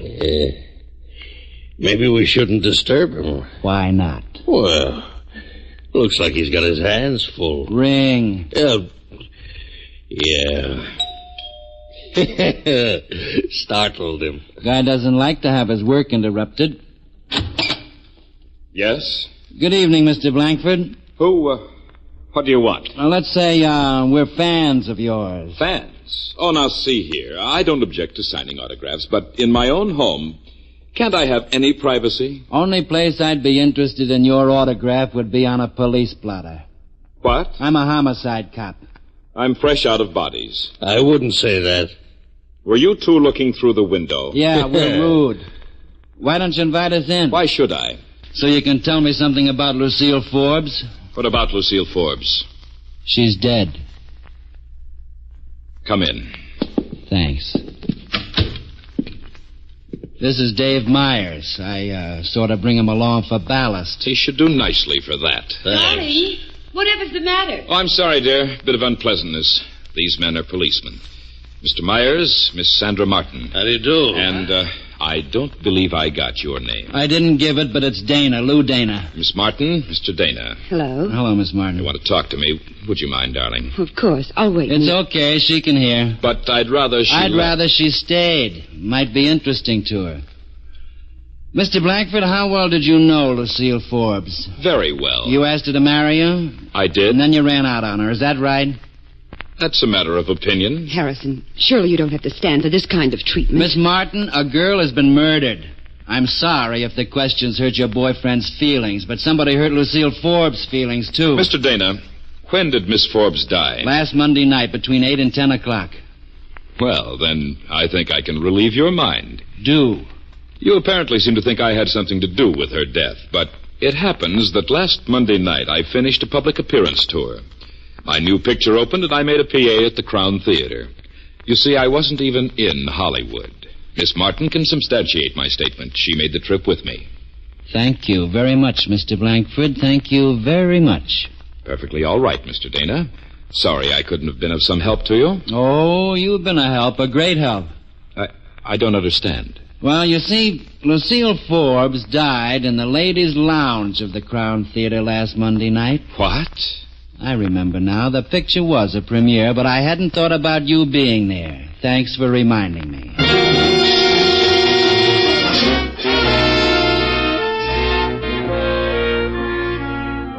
We parked half a block down the street. 3 hours. Nothing. Dave ran true to form. 20 minutes after we stopped, he was in the arms of Morpheus. He had a smile on his face. It occurred to me that he probably figured he was in the arms of Sandra Martin. I envied Dave. My trouble was that I couldn't sleep well with a death on my mind. After a while, the yard lights went on at Harrison Blankford's house. I woke up Dave. Dave! Wake up. Wake up. We're getting action. Oh, just when I was... Blankford's pulling out. Maybe taking the lady home. That'll be very foolish of him. Quiet. Yeah. Stay on him, Dave. I'm going calling. Right. Meet you at the hotel later. Okay, son. Now be careful. Whoever caught a killer being careful. So long, Pappy.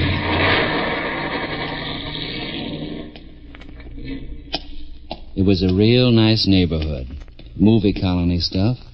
Well-groomed lawns, rich houses. A long way from a girl dying in the public lounge of a movie house.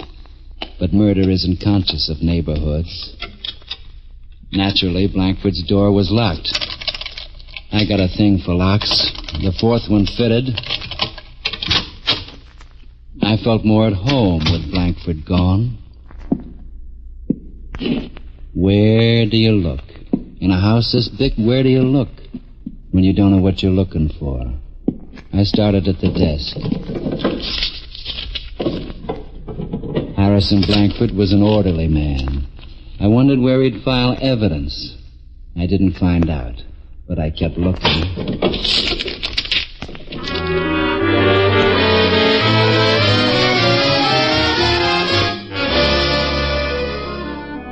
I had a good hour and a half.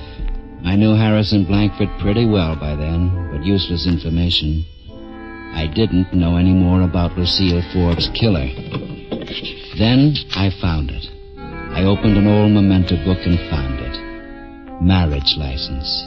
Lucy Brown to Henry Forbes. Yuma, Arizona, October 12, 1950. It had pictures of flowers and angels around the border. And at the bottom it said, until death do us part. It was right. Enjoying my papers, Mr. Dana. Why, you surprised me. Your man didn't know the streets very well. I was able to lose him. How fortunate for you. And unfortunate for you, Mr. Dana. That's a matter of opinion, Mr. Forbes. I see you found the marriage license. Yeah, explains a lot of things. Secretly married to Lucille Forbes, in love with Sandra Martin. Lucille wasn't giving you a divorce. Lucille is murdered in a theater where you were appearing. She's dead, you're free. Free to marry Sandra. Only thing is, they don't hold much for weddings at San Quentin. Very interesting. But you're wrong. I didn't kill her. A jury will decide that with this evidence. A jury won't get the evidence. Explain. A thing like this could ruin my career. Sure didn't do Lucille Forbes' career any good. Naturally, I'm terribly sorry about Lucille, but the marriage was a mistake. She should have given me a divorce. Sandra and I both begged her. No, Mr. Dana, I didn't kill her. But I have no intention of letting you ruin me by presenting that marriage license in a court. And just how do you intend stopping me? First, I'm going to take it away from you. Then I'm going to thrash you within an inch of your life. You're gonna what? In your business, I believe they'd say, work you over. You started believing the parts you play. I don't use stand-ins, Mr. Dana. I'm a good athlete, and I'm in good condition. Then you better keep that way. In homicide, we don't do our fighting for a camera. We do it for keeps. Sounds like fun. Take my advice, Blankford. Don't tangle with me. That face of yours is worth too much to you. Only be good for horror films after I get through with you. I can't believe it. You're either a better actor than I thought, or you're crazy enough to try to take me. I'll try. You'll be sorry, but come on. I am. It's neat. That's a good left hook. It always looked good on the screen. I didn't think it was real. Try the right. Looks like business. Okay, we get a few lessons in homicide, too. No, you... No.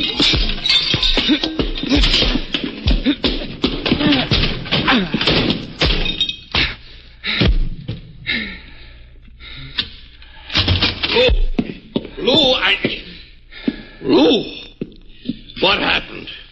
There was a fight. Yeah, so I see. With him? With me.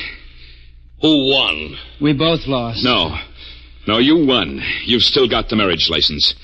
With your pal and his gun there, I guess you'll keep it. I'll keep it. Go ahead and use it. All you'll do is ruin my career. But you'll never prove that I killed Lucy because I didn't. I never thought you did. What? No man could have. Aha, getting back to my theory. Suicide, Lou? Nope. But you just said no man could have killed her. That's what I meant. Ever try getting into the ladies' lounge of a moving picture theater? I did. A dame. Another dame. Another dame. But not just any dame. A specific dame. Your dame, Harrison. Sandra? You can't mean Sandra. I do. Why, that's absurd. Is it? Listen. She was with you when you made that PA. She knew you were married to Lucy Brown. She knew Lucy wouldn't give you a divorce. You told me you'd both begged her. Yes, but... More. She's in love with you. You promised to marry her when you're rid of Lucy, right? Well, yes, but that... Well, you're rid of Lucy. She saw to that. You're only guessing. Maybe, maybe not. But my guesses are usually right. Now let's all go over to her house and see if her guesses are right.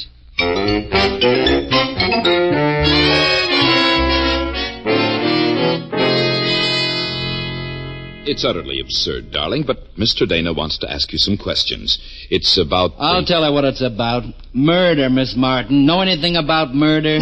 I don't know what you mean. Okay, I'll draw you a blueprint. The murder of Lucy Brown in the ladies' lounge of the Crown Theater. Are you insinuating that I would know anything about it? Just who did it, that's all. Mr. Dana, you're ridiculous. And you're a killer. I don't like killers. You better have some proof for such accusations. How's this?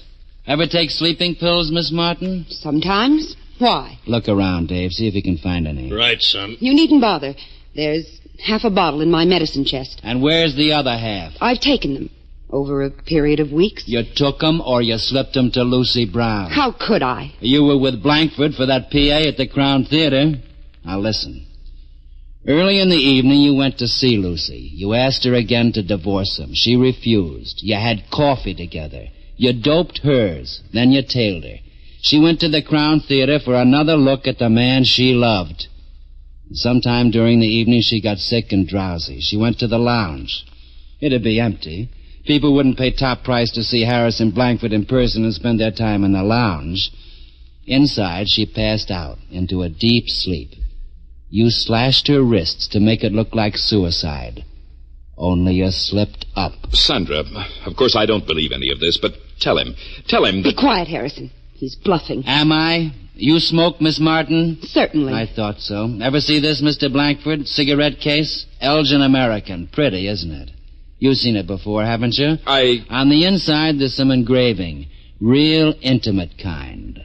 It just says from H to S. Could that mean from Harrison to Sandra? Yes, I gave it to her. You admit it's yours, Miss Martin? Yes, it's mine. It is mine. What of it? I found it lying alongside Lucy Brown's body. It was a little way off, so it didn't get any blood on it.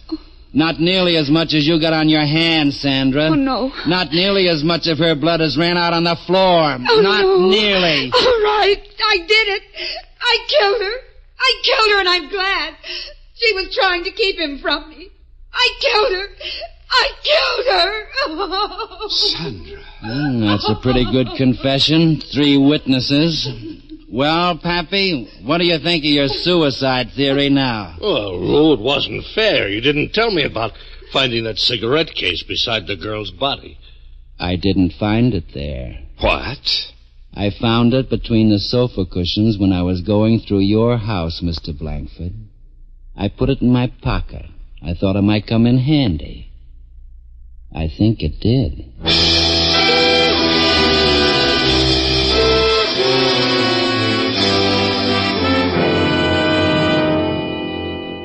Sandra Martin was booked for the murder of Lucy Brown. She died after a while in the electric chair, and in the end was just as dead as the girl she killed. Harrison Blankford, a matinee idol with a walloping left hook, would go on making pictures and be more popular than ever with women because one woman had killed another woman for his affections. And Lucy Brown would be buried in a plot of ground in Hopeville, Indiana. They might put on her tombstone that this little girl with stars in her eyes found out that in Hollywood they paint 'em on blue canvas. At best, she'd never see him again. Or the rings. At least not the way we see them. Sandra Martin had seen to that. I don't like killers.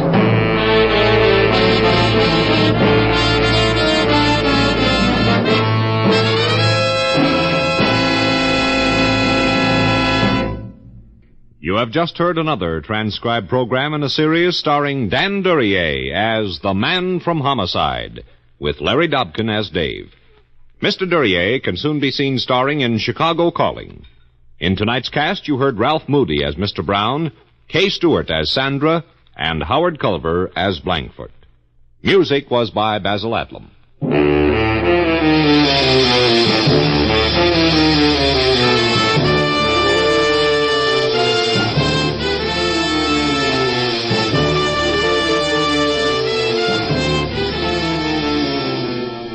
The Man from Homicide was created by Lou Vitties, directed by Dwight Hauser.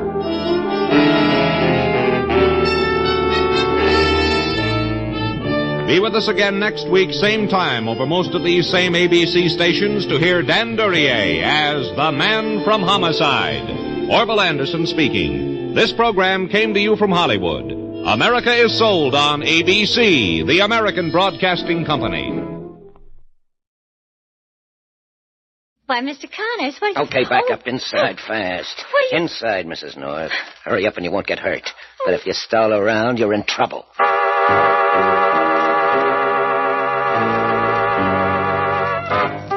Mr. and Mrs. North, starring Alice Frost and Joseph Curtin. Listen as Pam and Jerry solve the mystery, Wheel of Chance. Mr. and Mrs. North, transcribed, is brought to you by the Colgate-Palmolive Feet Company, makers of Halo Shampoo to glorify your hair, Colgate Brushless Shaving Cream for tough beards and tender skins, and Colgate Chlorophyll Toothpaste to help destroy unpleasing breath originating in the mouth. Take any brownstone building on any New York side street, walk in, look into any room, and the odds are 4 to 1 you'll find someone waiting for a phone call. In this case, his name is Harry Connors, occupation dubious, past shady, state of mind tense, distraught, nerves jangling like... Yeah, about time. Hello? Connors? Yeah, where you been, Lorenz? I've been waiting... Nervous, Connors. Irritable. Now, look... Sign of insecurity. Lack of confidence. Yeah, your telegram said you'd call... I'm calling long distance, my friend. Words are expensive. Okay, Lorenz. Pencil handy? Yeah. Take this down. It's a gray convertible, 1953 model. Okay. New York license plate? Yes, license number 24S373. 24S373. You can learn the name of the owner from the Motor Vehicle Bureau, or whatever it's called in New York City. Now, that'll be easy. You'll find our prize in the left front wheel. Understand? The left front wheel. Okay. Car should be in New York within the next 48 hours. A young couple driving. They went through customs here at the border 2 days ago. No trouble. Why should there be trouble? They seemed like such respectable people.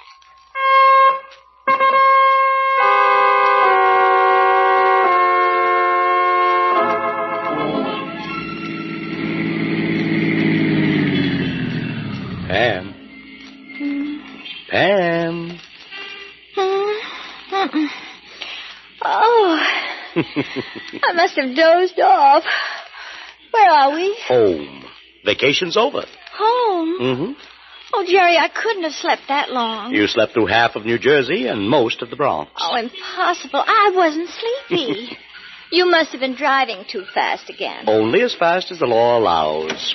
Grab the little suitcase, dear. I'll get the others. 3 glorious weeks across the border, and now this. I'll help you upstairs with the luggage and then run the car down to the garage. What for? Needs a tune-up. I'd like to have it sometime tomorrow. Oh, excuse me, folks. Yes? You're tenants in this building, aren't you? Yes, we are. Well, me too. I just signed a lease this morning. Well, that's very nice. I'm kind of getting acquainted with the neighborhood. From out of town, you know, and I can't get used to this New York parking situation. Well, just between us, you never will.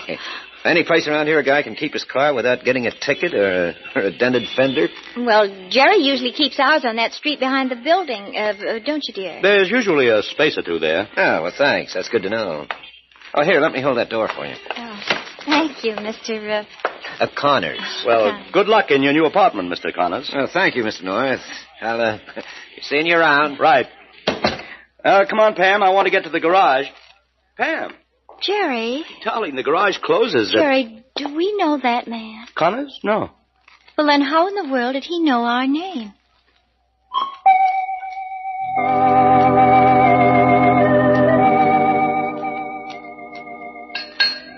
Yes, ma'am. What can we do for... Oh, you. Oh, that's a fine way to greet a customer, Toby. Smile, baby. I'm busy, Anita. What do you want? Oh, that's funny. Your greetings used to be so much cozier. Anita, I can't talk here. Where will we talk, baby? Your place? Get your wife to invite me over. She'd love to hear us talk. There's a car on the ramp. You'd better move. I need more dough, Toby. I haven't got it. You know, doggone well, I haven't got a dime left. Oh, but you can get it, can't you? Anita, for Pete's sake, this is a garage, not a gold mine. Do your prospecting someplace else. You can get it. For me. I've got a little blood left. Do you want that, too? When are you going to let me alone, Anita? When do you pull out the needle? Oh, smile, baby. It took me years to save up that last bankroll. Then I had to get mixed up with you. I'd hate to have to upset your wife, Toby boy. She seems to love you so much. Move your car, will you? If she knew about us, she'd be miserable, wouldn't she? Hi, Toby. Yes, sir. Be right with you. Anita, please, beat it. Call me tonight? Yeah, I'll call you. All right if I leave my car back there, Toby. Hi, Mr. North. I'll take care of it. Oh, sure. Toby takes care of everything. Who's that? Just a customer. Pretty. Yeah. Think you can get my car tuned up by tomorrow, Toby? I think the spark plugs need cleaning and... Hey, Toby. I'm sorry, Mr. North. Do all pretty girls affect you like this? No, sir. Just that one.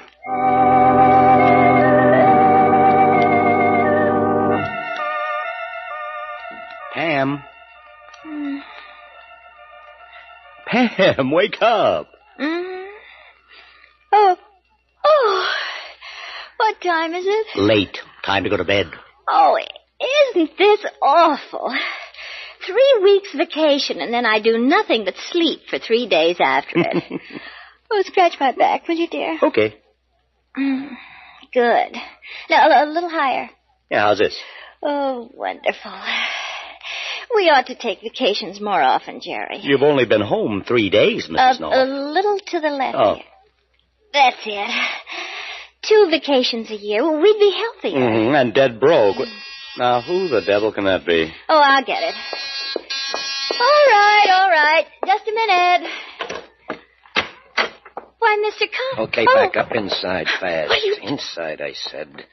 Now, hurry up and you won't get hurt. This gun isn't made of chocolate. Well, isn't it rather late to be visiting, Mr. Connors? Who is it, dear? Don't answer. Let him come in. Hey, Pam. Who's at the door? What? Come on in, North. Sit down. Hey, what is this? Sit down. You too, beautiful. Yes, sir. What do you want, Connors? Why the gun? It's not chocolate, Jerry. Now, where is it? Where's what? Don't get cute. It's gone. What'd you do with it? I'm afraid I don't know what you're talking about, Now, look, Connors. you two. It was under your hubcap when you crossed the border. It's not there now. I'm warning you, it's important enough to kill for. So let's have it now. But we haven't got it. Then get it. But... Now. Mr. Connors, we wouldn't keep a thing like that around the house. It Pam, might go... what are you... Okay, so you got it stashed away. I'll give you 1 hour to unstash it. At this time of night? Well, everything is closed, Mr. Connors. All right, I'll give you till noon tomorrow. Oh, we'll need more time than Noon that. tomorrow. And I warn you, no funny stuff. You'll be watched. You'll be tailed. Really, Mr. Connors. Noon tomorrow. And like I said, it's important enough to kill for.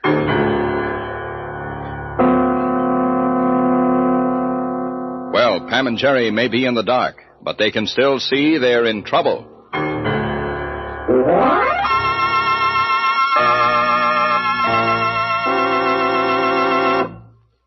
Men, want real shaving satisfaction at a big bargain? Then take advantage of Colgate Shaving Cream's special offer at your dealers now. Here's what you get. A large-size tube of Colgate lather or Colgate brushless shaving cream free of extra cost when you buy the giant-size tube of lather or brushless at regular price. That's right. Your choice of a large-size tube of Colgate lather or brushless shaving cream free of extra cost. For you lather shave cream fans, you'll find nothing beats those clean, close, million-bubble shaves you get with Colgate lather shaving cream. And you men who prefer a brushless cream, light and fluffy Colgate brushless is the easy way, not the greasy way, for shaving tough beards and tender skin. Whatever your choice, lather or brushless, take advantage of Colgate shaving cream's special offer now. A large-size tube of Colgate lather or brushless free of extra cost when you buy the giant size at regular price. Do it now while dealer supplies of the special pack last.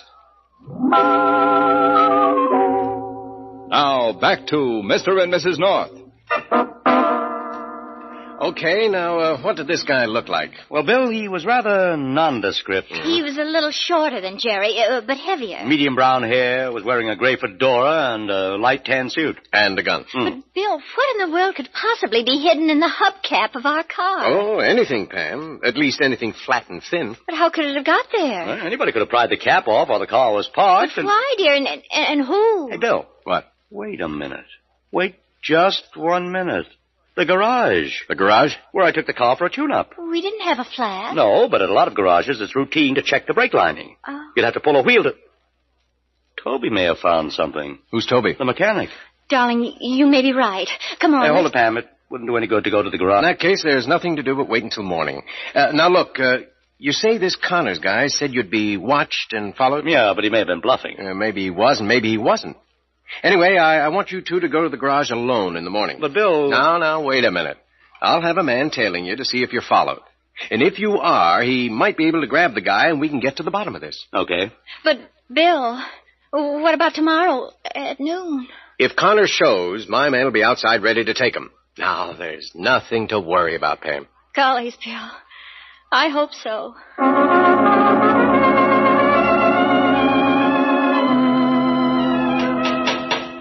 I'm sure sorry, Mr. North.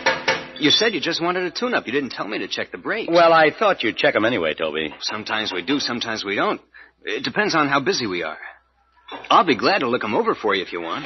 Toby, didn't you even look under the hubcap? Oh, no, ma'am. Hubcaps? You know, on the wheels. Oh, hubcaps. Were you the only one to work on the car, Toby? Yes, sir. We've been kind of short-handed here lately. And you didn't find anything? Nothing at all? A couple of bum spark plugs. Are they thin and flat? Pam. Well, It's okay, Toby. We just thought maybe... Mr. North, if those brakes are bad or if you're not satisfied, I'll be glad No, nothing like that. We just lost something and, well, you know. Oh. Anything important? Yes, but don't worry about it. Well, what was it? Oh, nothing important. What? But if you find anything that looks like it came out from under a hubcap, let us know right away, will you, Toby? It's important.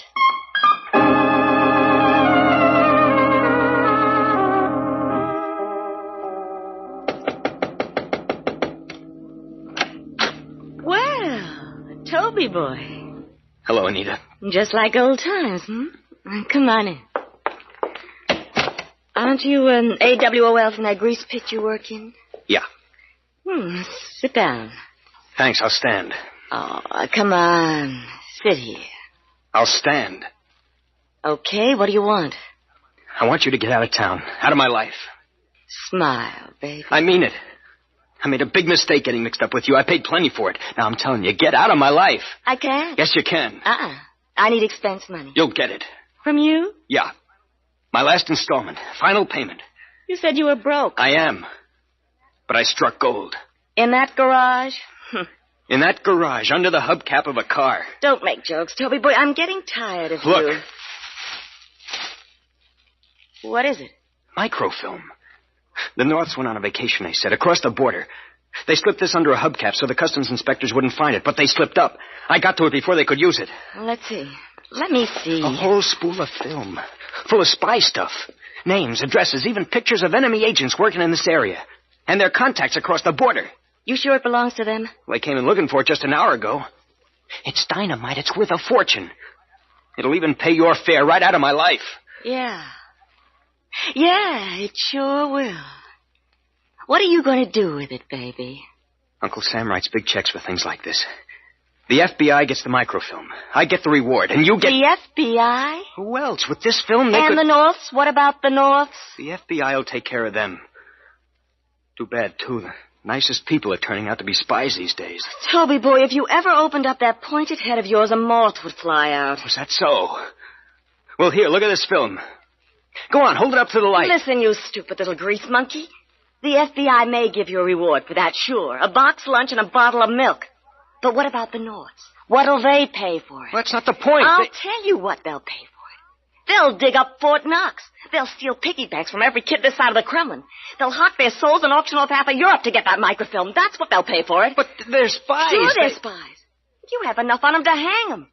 You can make them pay and pay and pay. No. And pay.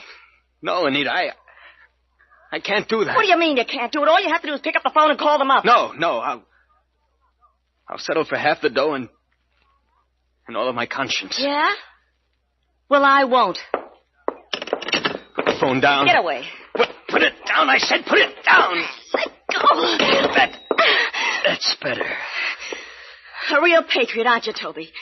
What do I have to do to convince you, Mr. Patriot? You got a chance to rub money in your hair and you're worried about dandruff. Oh, what do I have to do, Toby? Nothing. Let me handle it my way. What must I do, baby? Tell your wife about us. This is a lot bigger than that. Oh, a real patriot. All right, come here. Come here, Mr. Patriot. Forget that stuff, Anita. Come here. Forget it, will you? Just like old times, Toby boy. Can't forget old times, baby. Cut it out, Anita.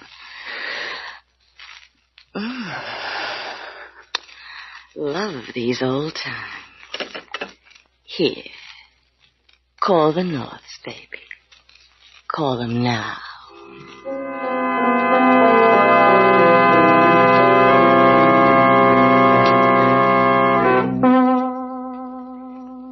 And you were completely in the clear, Jerry. My man didn't spot anyone tailing you. Are you sure? Oh, not a chance. Now, what about the mechanic? Do you think he was telling the truth about not finding anything? That was hard to tell, Bill. He seemed a little flustered. Well, that might not mean anything. Now, you just sit tight until noon. Right, but you're sure your man won't take off for lunch? Well, now, stop worrying. Okay. So no one followed us? No, Bill says that... Oh, I'll get it here. Hello. Mr. North? Speaking. This is Toby, Mr. North. Oh, hi, Toby. What's on your mind? Toby, what's he want? I think I have the item you're looking for. What? I can't hear you, Toby. I said I think I have the item you're looking for. Did he find it? What is it, Jerry? Can you hear me now? Yes, I can hear you. Where are you? Well, I have to be back at the garage in a little while. Okay, I'll meet you there. Oh, no, that's no good. Well, you want to come up here, or we can go to your house? No, I'll be back here at my friend's place about 2 o'clock. 2 o'clock? Mr. Connors said noon, Jerry. It has to be sooner than that, Toby. I can't make it any sooner. I have to go back to work. Meet me here at my friend's place. I'll give you the address. Take this down, then. All right. Okay, let's have it. 67 Bryce Street, apartment 1D. 67 Bryce Street, apartment 1D. I've got it. Toby, can't you possibly make it before 2? No, that's as good a time to talk business as any. I can't hear you. I said it's a good time to talk business. Business? What kind of business? Big business, Mr. North. Be sure to bring your checkbook.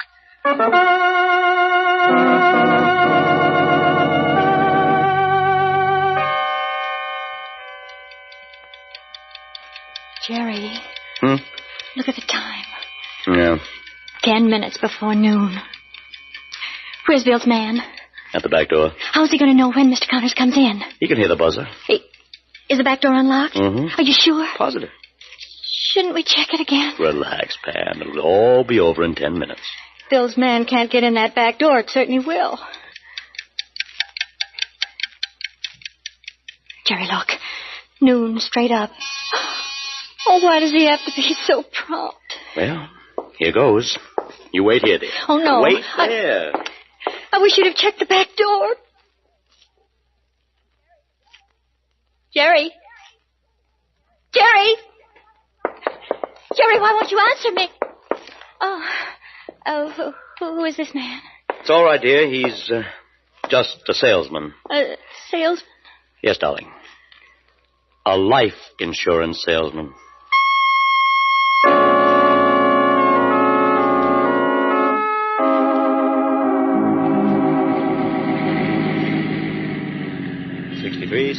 65. Oh, here, 67. Here's the house.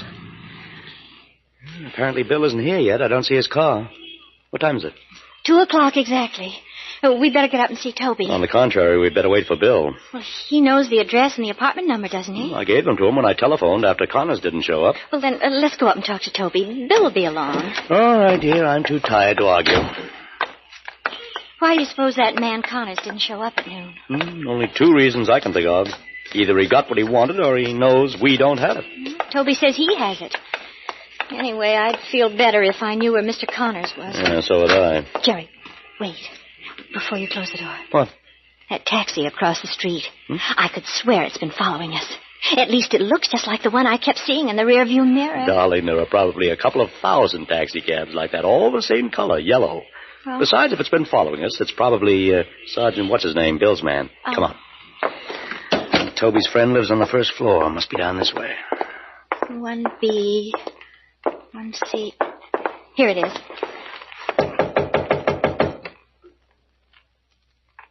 Look, it was unlocked. Now, why in the world should they leave their door? What's the matter, Pam? Good Lord. Jerry, she's dead. Very dead. Who do you suppose she is? Toby's friend, probably. She's so pretty. Sure, she's the one. One what? In the garage. She was talking to Toby in the garage the day I brought the car in. Jerry, let's get out of here. Yeah, let's get out of here. Let's all get out of here. Connors, what the... Come on now, both of you, move. Oh, what for? Because I like your company.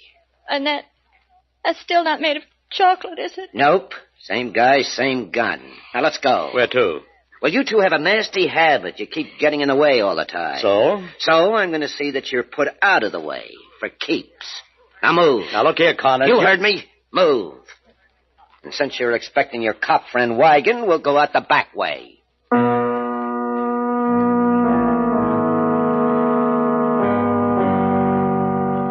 Well, Harry Connors seems to have a talent for appearing in the wrong place, as well as at the wrong time.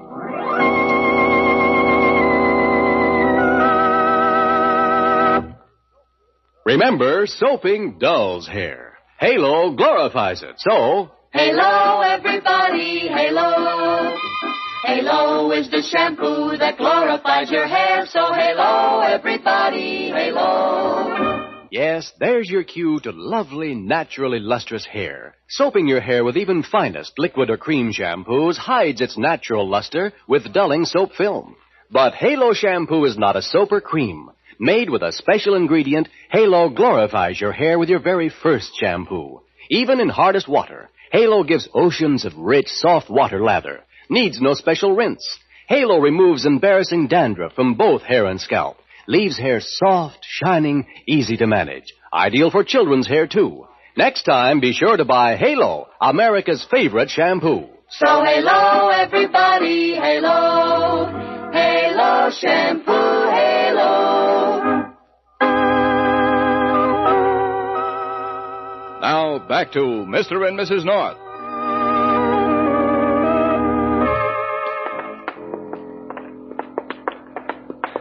Why have you brought us to this warehouse? You'll find out, Mrs. North. All right, hold it. What is that? Connors. Well, Connors, what are these people doing here? I had to bring them, Lorenz. We'll decide that later. Inside. You found the film? Right here. Film, microfilm. So that...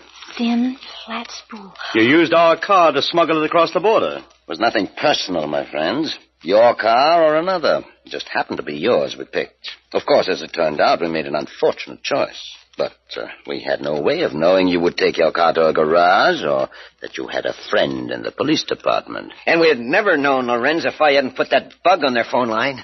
Bug on our telephone line? What do you mean by that? He means he tapped our phone. So that's how you knew that we'd contacted the police and that Connors Toby is a man of varied and useful talents. Aren't you, Harry? Well, I got the film for you, didn't I? Okay, you've got your film. Now what? You brought them, Connors. What do you suggest? Well, I don't know. You must have had something in mind. No, look, Lorenz, I told you I had to bring him. I didn't have time to think. I just had to get out of there. Out of where? Lorenz, will you stop talking? Connors. I have the feeling something has happened that I should be told about. No, Lorenz. Not unless you already know about the killing. Killing? Shut up, will you? What killing? Don't listen to her, Lorenz. What killing, Connors? What killing? The killing at 67 Bryce Street, apartment 1D, Lorenz. 67 Bryce? Connors, what's this all about? Oh, well, I had to do it, Lorenz. I had to. A dame got hold of the film. She wouldn't give it up. Fool. Well, you wanted the film, didn't you? You stupid. Before I could get out, these two walked in. I told you I wouldn't tolerate bad judgment, Connors. A murder at this stage of our work can only attract attention. I told you we had to work quietly, unnoticed, unseen. I know. You knew, yes, you knew, but that isn't what you did. You've killed one person, and you've brought two more here to be silenced somehow. It's a shame, Connors. A shame you tried so hard and failed so miserably. Stay away, Lorenz. A little man in a big job. Connors! Stay away, I Get his said. gun. Get his gun. I'm warning you, Lorenz. Get the gun. I've got it. I've got it, Jerry. Lorenz, Let go of the gun. Connors, Okay. you bungling, brainless. Shut up. Will you shut up? Here. Take the gun, Jerry. Okay, Pam, and stay right where you are, Lorenz. This gun isn't made of chocolate. You can take Connor's word for it.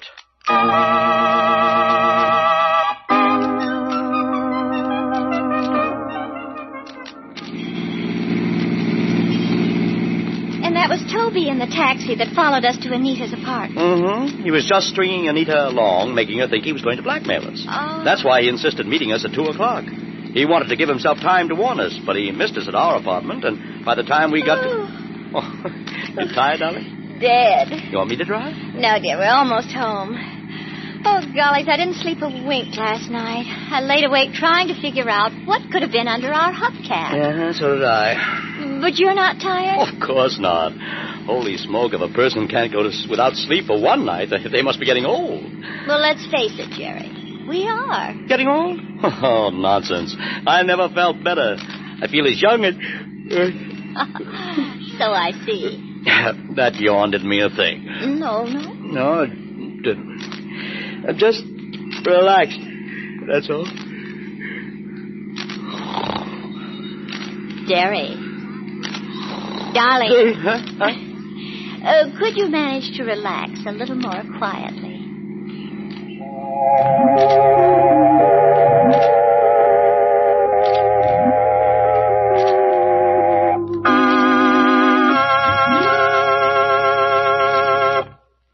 Colgate Chlorophyll Toothpaste destroys bad breath more effectively. Yes, clinical tests prove Colgate Chlorophyll Toothpaste destroys bad breath originating in the mouth more effectively, more thoroughly, and for a longer time than a non-chlorophyll toothpaste. These tests with actual cases, men and women who had unpleasing breath, proved Colgate Chlorophyll's longer-lasting protection. These men and women brushed their teeth just once, and periodic checks were made on each with a breath-measuring device called the osmoscope. Even hours later, Colgate Chlorophyll toothpaste was proved to give far greater reduction of unpleasing breath. Remember, one brushing with Colgate Chlorophyll rids your mouth of a high percentage of decay bacteria. And tests prove a chlorophyll toothpaste can reduce common gum trouble twice as fast as a non-chlorophyll toothpaste. So get the full benefits of a chlorophyll toothpaste. Get fresh-tasting Colgate Chlorophyll toothpaste. Every Tuesday night at this time, the Colgate Palmolive Peat Company, makers of Halo Shampoo to glorify your hair, Colgate Brushless Shaving Cream for tough beards and tender skin, and Colgate Chlorophyll Toothpaste to help destroy unpleasing breath originating in the mouth, bring you Mr. and Mrs. North, transcribed, starring Joseph Curtin and Alice Frost. Be sure to join us again next week when Pam and Jerry encounter an angry mob with blood in its eye and a small-town sheriff with murder in his heart in the mystery, License to Kill. The characters of Mr. and Mrs. North are based on those originally created by Francis and Richard Lockridge. Tonight's script was by Don Brinkley, music by Charles Paul. Mr. and Mrs. North is produced and directed by John W. Lufton. The Colgate Palmolive Peat Company invites you to listen to their exciting new quiz, The Phrase That Pays, on radio every weekday morning, Monday through Friday, and to the new Mr. and Mrs. North program on television. Consult your local newspaper for details. Joe King speaking.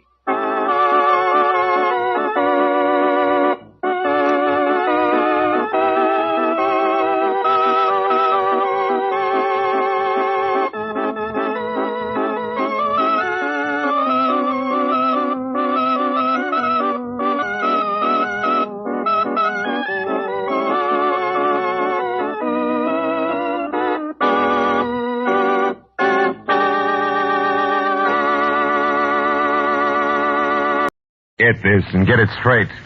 Crime is a sucker's road, and those who travel it wind up in the gutter, the prison, or the grave. This time an old Spanish woman who cared. A red-headed mink who didn't, and a green suede button beside a corpse. All led me to a wounded man with a gun in his hand, cornered on a warehouse roof. It happened like this. From the pen of Raymond Chandler, outstanding author of crime fiction, comes his most famous character in The Adventures of Philip Marlowe.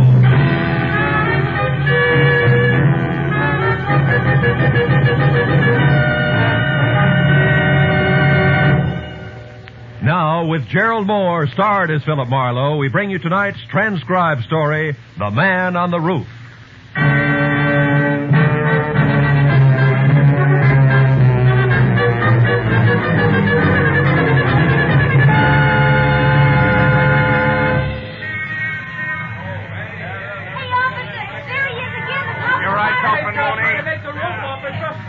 He's bleeding. You got him the last time. Yes, there he goes. There he goes, Mooney, up there. The iron ladder leads to the roof. Let him have it. They're dead. He's on the roof now. He's made it, Lieutenant. He's on the roof. Should I go up the fire escape after him? No, he's got a gun, Mooney, and he's hit.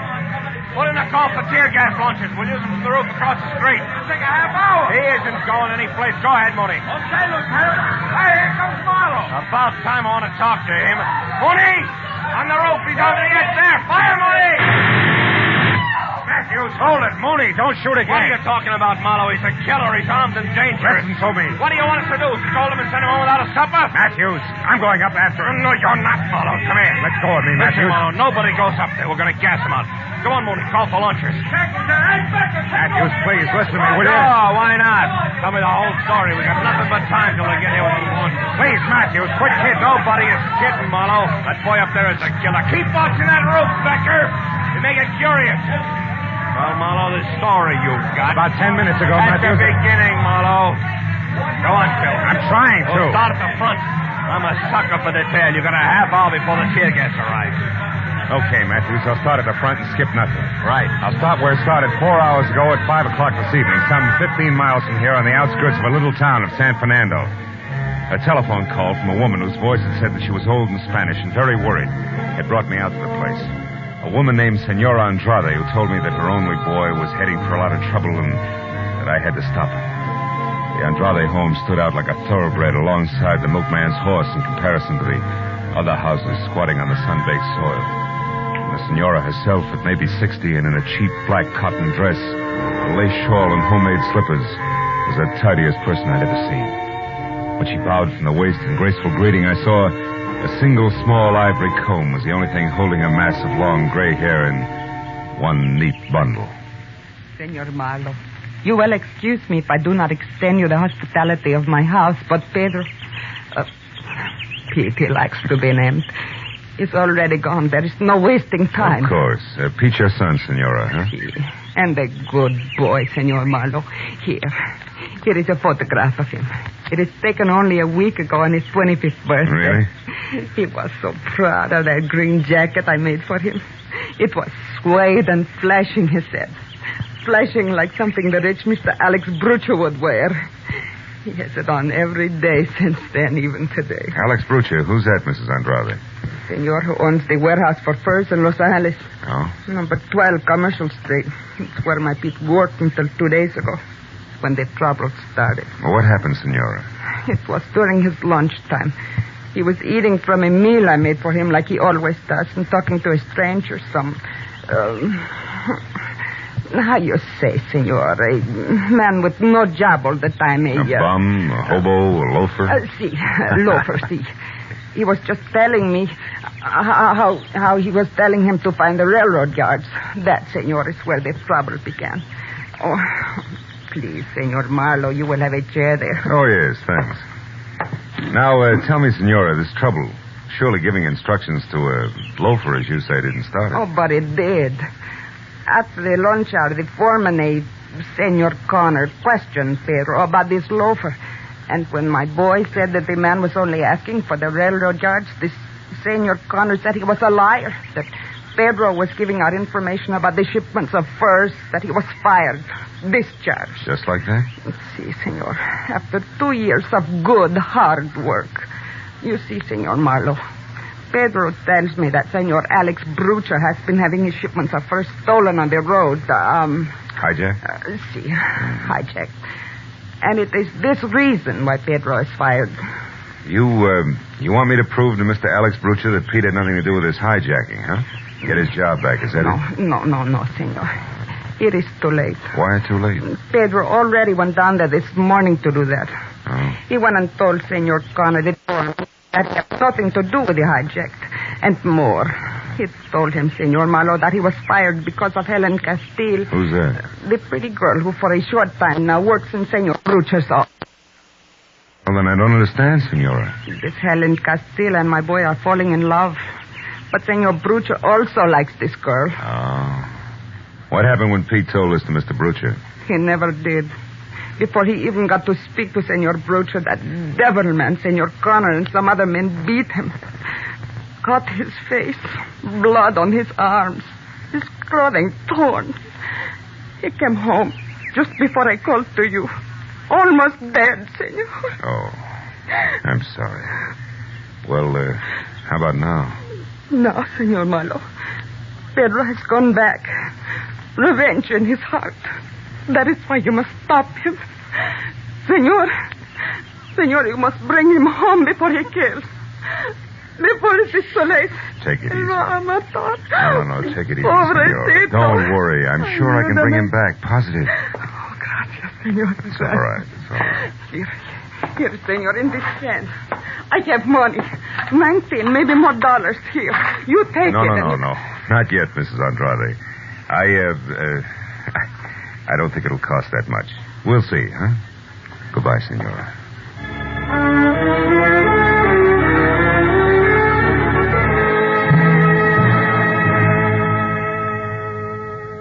It was an hour's drive to the Brucher Fug Company warehouse on Commercial Street in downtown L.A.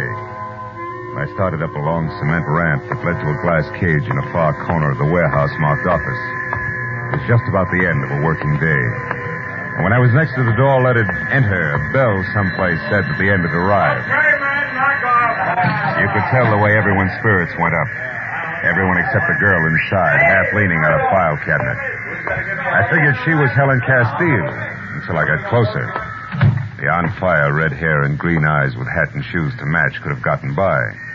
But the coat she wore was mink. So was the attitude. That would never take shorthand for $40 a week. Things just couldn't get that tough. Hello. You look like you lost something. Oh, is Helen still here, Helen Castile? Gone to powder her nose. Maybe back before she leaves for the day. May not. I don't know. Oh. You a friend of hers? No, Pete Andrade's. Never heard of him. Got a light? Oh. Please. Sure. Now, tell me, Miss... Haynes, Corey Haynes. You? Marlowe, Philip Marlowe. Miss Haynes, is Alex Brucher around? Home packing is going out of town. He does every other week. Important business? No, I just wanted to chat with him a while. Oh, Connor, is Alice's car gas ready for me? Yeah, it's ready. It's ready, Miss Haynes. Here are the keys. Thank you. And, Connor, please, stop wishing I were dead, will you? I can feel it, and it gives me the creeps. Oh, I'm so sorry, Miss Haynes, but, well, maybe we won't be seeing so much of one another so soon. If you mean Helen Castile, Connor, she's a great secretary, period. Yeah. How are you, Mr. Marlowe. Mr. Marlowe. I'm a friend of Pete Andrade's. I wanted... You've said enough, mister. Almost too much. Oh, wait a minute, Connor. What for? A lot of hot air? Listen, Marlowe, we've been running into all kinds of trouble around here. Hijacking, short shipments, misdirected cargoes, the works. So? So it all adds up to somebody on the inside helping somebody on the outside, and that ain't good. Now, take my advice, brother. Get your long nose out of this place and keep it out if you don't want it bent. It's the phone, Connor. If you lift it up, it'll stop that noise. Very funny. Hello. Oh, hello, Mr. Brucher. Yeah. Yeah, okay, I got it. Charming fella, isn't he? You'll be down here in a couple hours, and I'm to wait. Check. Check, Mr. Brucher. Goodbye. His master's voice. Very funny again. You'd better let me have the keys back, Miss Haynes. The boss isn't going out of town after all. He'll probably want his car. And I'll probably give it to him myself after I've run a few errands I have in mind. Goodbye, Mr. Marlowe. I hope we meet again in more pleasant surroundings.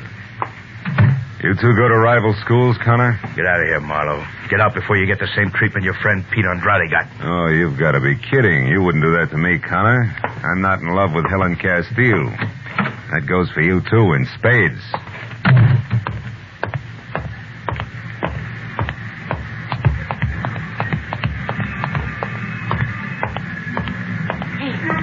Hey, you, Mr. Marlowe. What? Over here behind the crates.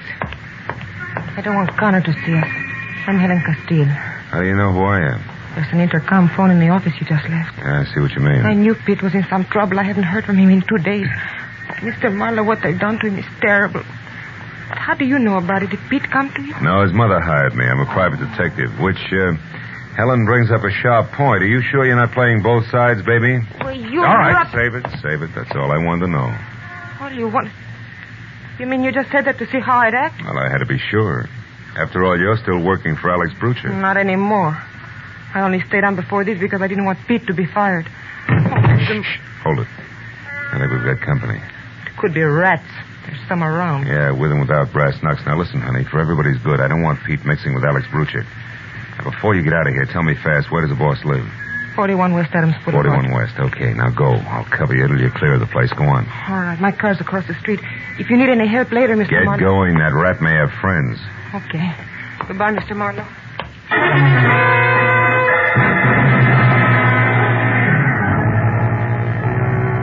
Helen got to the front gate, out into her car, and away without anybody bothering her. And a couple of minutes later, I covered the same smooth course, and I was beginning to believe that the rats were just that, except that when I was in behind the wheel of my coupe and heading for Adams Boulevard, I picked up a pair of headlights in my rear-view mirror, which for the next 40 minutes have zigzagged, stuck like they were painted there. But finally, a traffic jam gave me all the brake I needed, and a sharp right turn followed by a lot of speed left me free and once again on my way to West Adams Boulevard.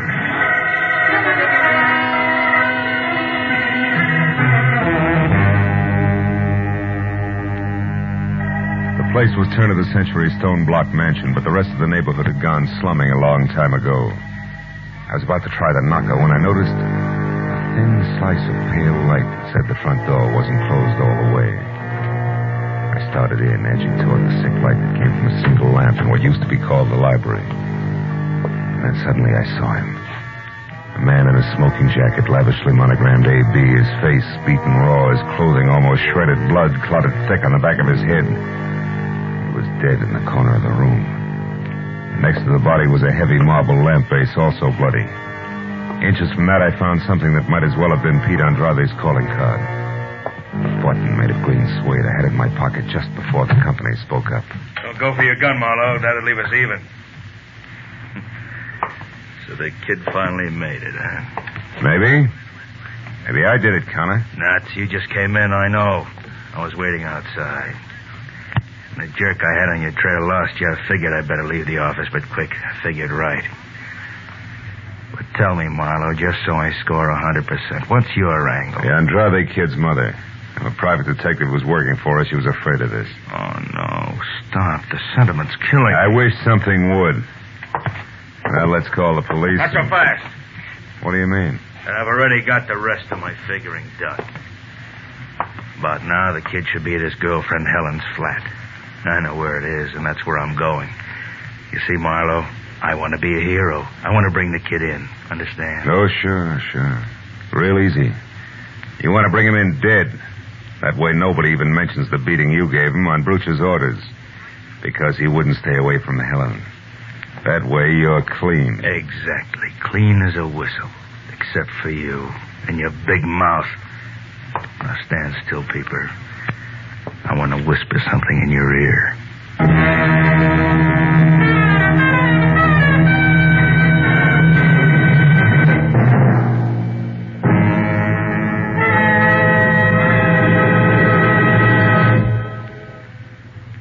In just a moment, the second act of Philip Marlowe. But first, you're going to think the laughter of April Fool's Day came late when you listen to CBS this Wednesday night, for it's going to be one of the craziest, merriest, maddest nights of entertainment you've ever heard.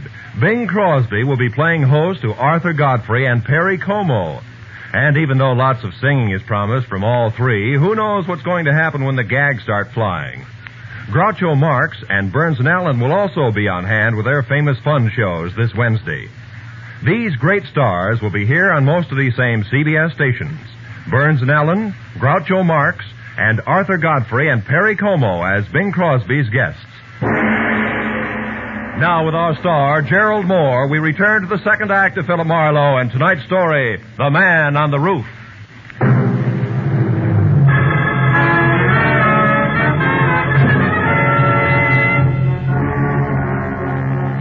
Connor started toward me with a .38 wrapped in his thick fist. I figured I better do something about him and do it fast. I waited until he walked around Bruce's body on the floor and it was out of his line of vision, and I pointed at it. Connor, look, he's moving. What's that? Hey, an old quick sucker. Now let's throw your gun out of the conversation. We'll start over. Come on, get up. Get your hands up. Get them off, you crummy. Look, Heavy, I'm going to get an answer out of you one way or another. Make it easy on yourself. Now get up. I said get up. Oh. All right, Wise. You win this round. That's better. What do you want to know? Helen Castile's address. She's got her room. Number 4, 3200 Crenshaw. So long, muscles.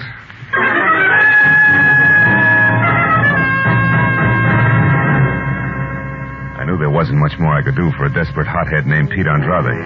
He'd already done too much for himself in the wrong direction.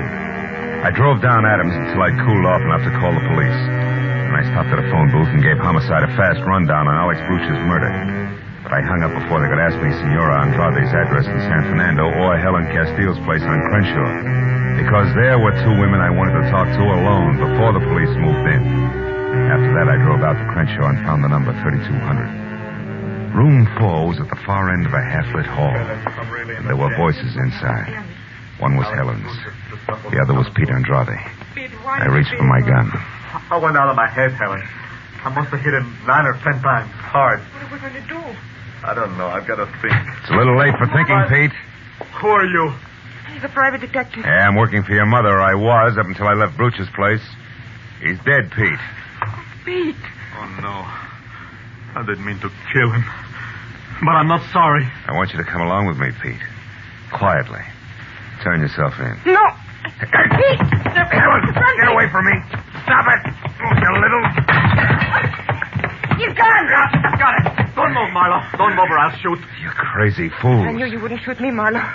Next time you'll be surprised. There won't be a next time. If we're going to get away, it's our only chance now. You haven't got a chance if you run. You'll be dogged every minute of your short lives. You'll wind up full of bullets in the dark. You'll be running down a blind alley, and it starts right there with that door. Don't be suckers. Shut up. We're going to try it, Marlowe. And we'll make it. We've got to have money, Pete. Yeah, and I know where to get it, too. Brewster always kept plenty of petty cash in the office at the warehouse. I'll take that. What about the watchman, Pete? Are you going to keep on killing? Pete, listen. You can get in quietly with Brewster's keys. Corey Haynes has them. The office keys are on the same ring as the car keys. She always borrows them when she uses his car, and she's got it tonight. Well, I'll get them from her. Where does she live? Out on Orange Drive. 210, I think. Will you listen to me a minute? You're heading for the original dead end, both of you. Why don't you give yourselves a break? Now, what do you call a break, Marlowe? Pete rotting in some prison until we're both too old to care? I'd rather have the bullet. Let's get him out of here. That closet will do. Go on, Marlowe, inside.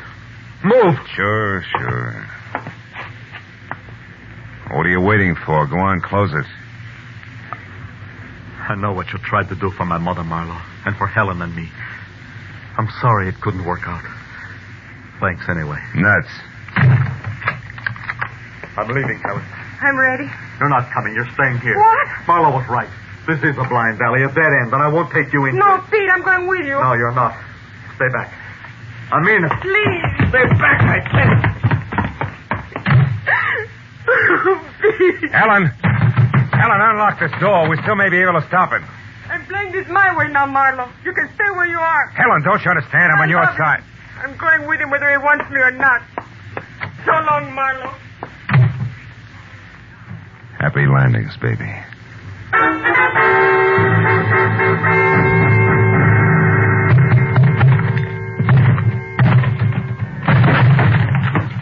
The lock on the closet door gave up before I did, but only because it was older by several years. I got out of the house and kept ahead of the speed limit all the way to Orange Drive and figured for what it was worth that I'd cut Pete's lead down to a scant 10 minutes. I parked in front of a Spud Nut coffee shop on the corner and walked down to 210. By the time I got within knocking distance of Corey Haynes' front door, I could see that the only light in the place was spilling out of the sunken double garage that housed the new gray Nash. But when I moved closer, I knew that 10 minutes was all that Pete Andrade had needed. Corey was sprawled out on the grease-spattered concrete floor and very still. Very still. And standing limply against the wall was Helen Castile, staring down at the redhead with a pair of hopeless eyes that seemed already half dead. As I walked down the ramp, she heard me and looked up. I knew you'd get here. I don't care now. We're both late, is that it? Yeah. I didn't see him. He was already gone when I got here. Found her like that. Then he must have gotten the keys. Yes, from her purse. That's it over there. Uh-huh. Why didn't you follow him? You knew where he was heading. I couldn't. When I saw her there, I just couldn't because I think she's dead, too. No. She isn't dead. You mean she's just out? Yeah. A long way out, but not dead. From the looks of things, she must have put up quite a scrap. Maybe she... Wait a minute. What? There's something screwy here. Oh, Miss Corey! Miss Corey, what's happened? Who are you? Miss Corey's maid. What's happened to her? She's unconscious. Oh, this is terrible. She knew there was going to be trouble. I swear she didn't. Miss Corey, honey, speak. How do you know that? Because she was worried. She told me 4 or 5 times she was going to stay in all evening, like she was expecting somebody. Sure. It figures all the way. Look here. Are you sure this is her purse? Certainly is. Was she robbed? Not exactly, but... Oh, yeah. This clinches it. Now, look, call an ambulance right away. Get Corey into a hospital and hurry. Oh, yes, sir. Helen, you stay here with her. Don't leave, understand? I'll see you.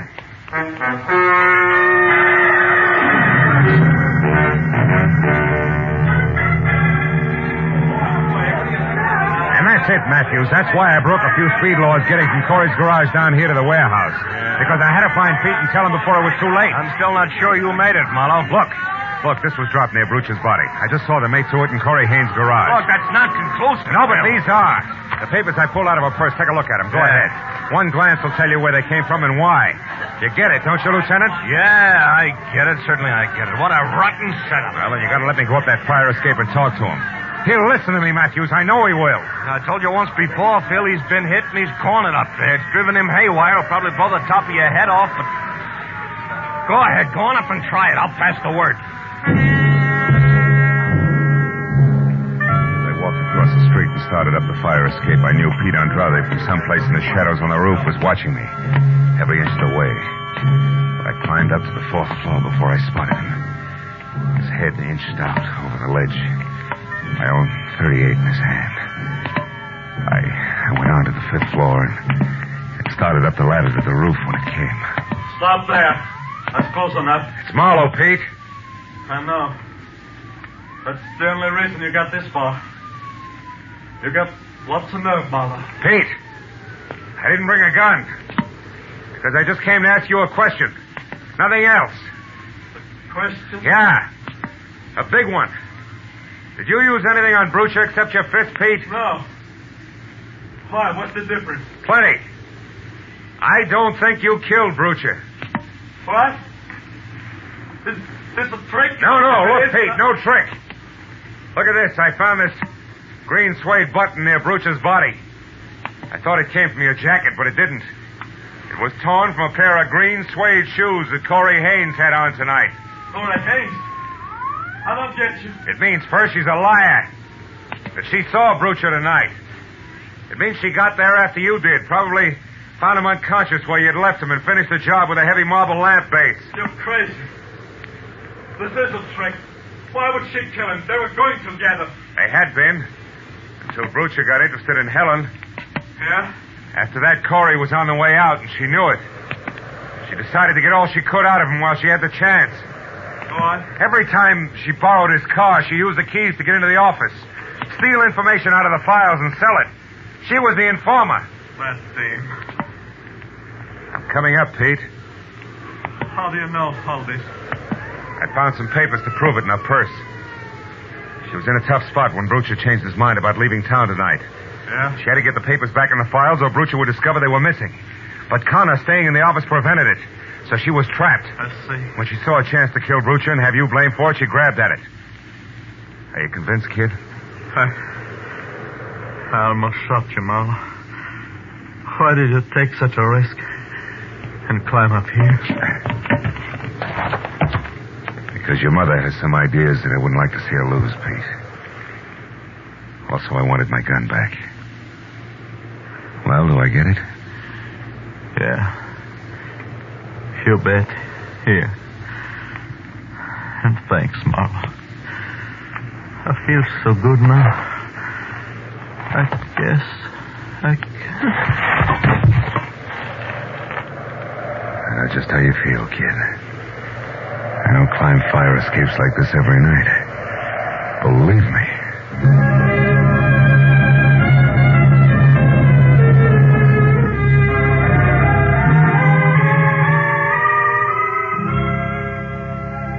It was a long, long time before all the scattered reports were in. Well, the doctor in the prison ward had said that Pete would be okay, and before Corey Haynes had put a wobbly signature to a full confession of murder. And still another hour went by as I drove out across the wide, flat valley to San Fernando, where the profile of the hills in the east had already begun to show against the gray dawn rising behind them. When I stopped in front of the little house and went up to the door, Senora Andrade was there on the porch. She'd waited all night. Her expression didn't change when I told her all that had happened. Didn't change, actually, until I was finally ready to leave. Then she put out her hand and took my arm. And the lines of worry in her face softened. Senor Marlowe, last night I had but one son. Now this morning I have two. In my heart you will always have a home. I am grateful. Gracias. She was most welcome.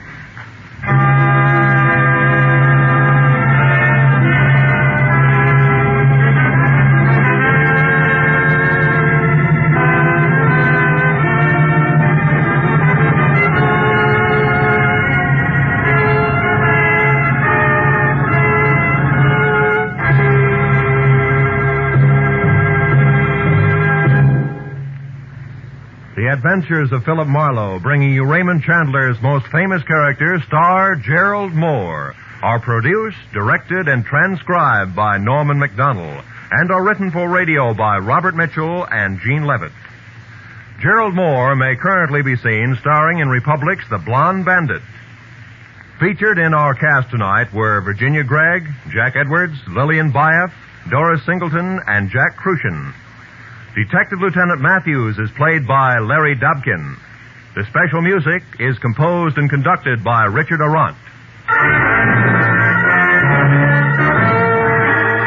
Be sure and be with us again next week when Philip Marlowe says... This time a platinum wristwatch, a body on a lonely strip of beach, and a case of heart failure in a Beverly Hills garage. All added up to blackmail, 25 years old, and a killer who would never be caught.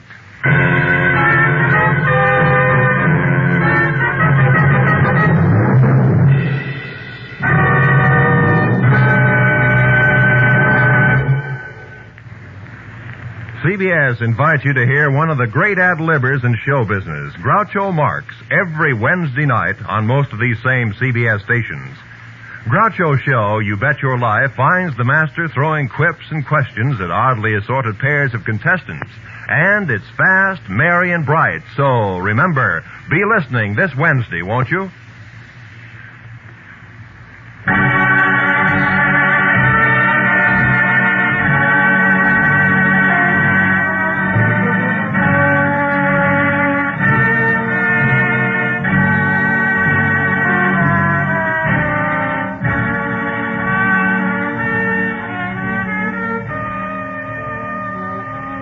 When disaster strikes, the Red Cross is on the spot to give relief in the emergency. But its work does not end when the wind dies down, the fire is out, or the flood recedes. It goes on in many different ways, helping to restore people to their normal way of living. The Red Cross is a great humanitarian service in which you have a very direct part, because the funds which are used are the contributions which you make to the Red Cross. And they are funds used in a common-sense program that ensures the most good for the most people. Red Cross Disaster Relief and Rehabilitation is one of the great reasons why we must keep our Red Cross ready. All may help. Give now to the 1950 Red Cross Fund. Remember, whatever you gave before, this year, add a quarter more. This is Roy Rowan speaking. Now stay tuned for Pursuit, which follows immediately over most of these same CBS stations. This is CBS, the Columbia Broadcasting System.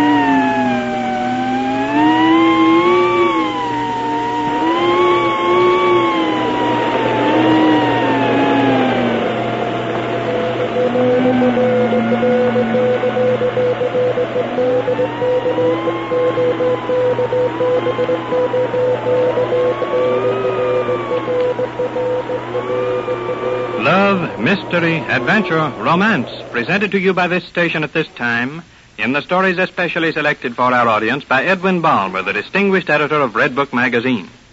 When Editor Balmer selected this adventure story, Night Watch, by Jacqueline Marmor from the current REDBOOK, he told us that Jacqueline Marmor is the writer whom the critics are calling the probable successor of the great Joseph Conrad. Like Conrad, he is of Polish blood, and he has the same deep feeling for the heroisms and tragedies of the sea. Night Watch is the record of a most thrilling event, written by one of the most significant of the younger authors. Here's the steamship Solano, steam up, her lines in, ready to start out of the Columbia River for Yokohama. Jerry Gordon, junior operator, sits aloft in the wireless room, anxiously awaiting the arrival of the chief radio operator. Gee, I wonder what's keeping Patty Mullins. They have the gangway up any minute now. Oh, I just made it. How are you, Gordon? Get a cigarette? Okay, Patty. Yeah, thanks. What's the matter, Chief? Oh, nothing. Well, close the door then. It's freezing in here. Okay. Say, Patty, what's that you got under your arm? New transmitter? A new transmitter on this packet? No. This here's the coil out of my flivver. Out of your flivver? What's the idea, Chief? Oh, last time I left it parked on the docks, the boss stevedore drove it all over town. He'll have a sweet time starting the bus now. No, you're not so dumb. Say, you come up here looking like an iceberg. What's eating you? Margie, I guess. Not the girlfriend? Mm-hmm. I thought you and her were like this. We're busted off. She wouldn't even come down to the ship to say goodbye. Well, that's tough, Chief. What went wrong? She wants me to quit the sea, Jerry. Says she can't see herself married to a guy who only gets home every 2 months. Yeah, I know that line. She got awful sore when I turned down that land job in Frisco, you know. You turned it down? Say, they wanted me to sit in an office the rest of my life pounding brass to you guys at sea. But that's a darn good job, Patty. Yeah, swell job. Never see a ship again except in the movies. Look out that port, Jerry. You see that water? You smell it? Marge ain't got it in her blood, and I have. Wind and salt and clouds. Ever been to Yoko, kid? Must be a swell place, Patty. There go the headlines. The old man's out on the bridge. Here we go. Gee, I don't know. Women are queer, all of them.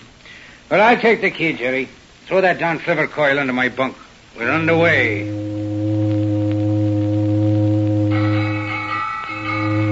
Well, Chief, what's new? I wish to Moses there was something new. Here we've been 4 days out, and it's blowed every second of the clock. High sea and a gale. Sure is tough weather. And it's getting thicker. We ship a green sea every other time. If one of those punk hatch covers should go, it would be just too bad. Wait, there's KPH at Frisco. Joe Hammerly on the key. You can tell the way he drags his peas. Oh, good old Joe. Safe on land with his pipe in his mouth. That's a Jap freighter calling KFS. She's in bad weather, too. Say, what's the old man say? The skipper looks a little worried, seemed to me. We got about 100 Chinamen traveling steerage. Yeah, and all sick, I'll bet. And plenty scared. If anything happened, those yellow boys would make trouble. Hey, listen to that. I bet we got that one head on. Yeah, it sounded like something give out in the below decks. We're slowing down. Whoa, it was a roll. Who's coming in now, Jerry? Eastern trader, bound for Portland, about 300 miles away. I can hardly get her. This rock crusher's getting weak again, Chief. Well, you can't expect a decent outfit in a hooker like this. Hello. There's that voice, too, from the bridge. Hello? Right. Right, sir. Okay, sir. What now, Patty? The old man wants a cross bearing and a full weather report at the North Pacific. Is that all? Yep, that's all.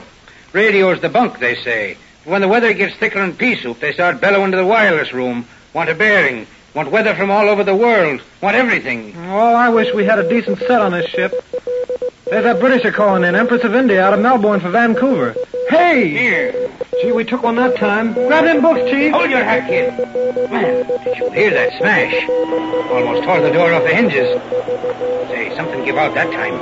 We're listening. I'll say this is a storm. Close the door! You're glad you threw down that job now, Chief? Don't you hear me kicking, do you? Listen, Jerry, get into that bunk. I'll take over. Okay. The generator's still groaning, but I don't like it, Chief. Hey, there's the bridge again. Hello. Yes, sir. Right away, sir.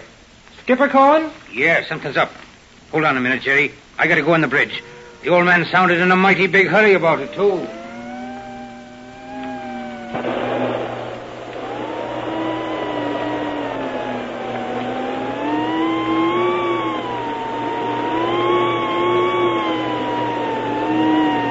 That you, Mullins? Shut that door, quick. You wanted me, sir? You've sailed with me for some time, Mr. Mullins. 3 years, sir. You've been a good man, too, Mullins. You know your work. But I've got to tell you we're in a bad way this voyage. Perhaps you've noticed. Yes, sir. I've got to count on you for help. Thank you, sir. Are there any ships handy to us? Empress of India out of Melbourne. Eastern trader bound for Portland. She's closest, I think. Listen, Mullins. Now get this. We've shifted our cargo in the hold. Loose grain is bad. Our plates are sprung, and you know what that means. Right. Grain's wet and swelling. We're taking a bad list to port. The men below are working the pumps, but you can't pump wet grain, lad. Confound it, I thought this blow would wear out, but it hasn't. Captain Rudley! Captain Rudley! All right, mister. Just smashed the starboard lifeboat amidship, sir. Bosun broke his hand in the tangle. By thunder, another boat gone. That's the third and the last hour. The steward says those chinks in the steerage are raising a riot, trying to get on deck. Hold them below. Keep them quiet, understand? Bunch of them down there got knives, sir. Looks like trouble. Go aft and stand by again. I'll be right with you. Right, sir. You see how it is, Mullins. Chinamen hauling like wildcats below deck. Fire room half flooded and that grain shifting. If we flop over 3 or 4 more degrees, we're lost. Here's our position by dead reckoning. I'm with you, sir. I've had no sight for 3 days. Get the position of those 2 ships you told us about. Ask them to shape a course to stand by. The next sea to smash us may douse our fires, and that'll finish it. And if we try to put boats overboard on this hurricane, well, we might better drown on board. You mean you want me to send an SOS, sir? No distress call yet, Mullins. By the blazes, I'll hang on as long as I can hope for a chance. Get going on that wireless, lad. It's the last chance we've got. Aye, aye, sir. What's the dope, Patty? We both got to stand by. Give me the key, kid. Things are getting tough aboard this hooker. Hey, what's the Eastern trader called? KDKM. Big Bill Rawlins is working the key. Rawlins, eh? Good.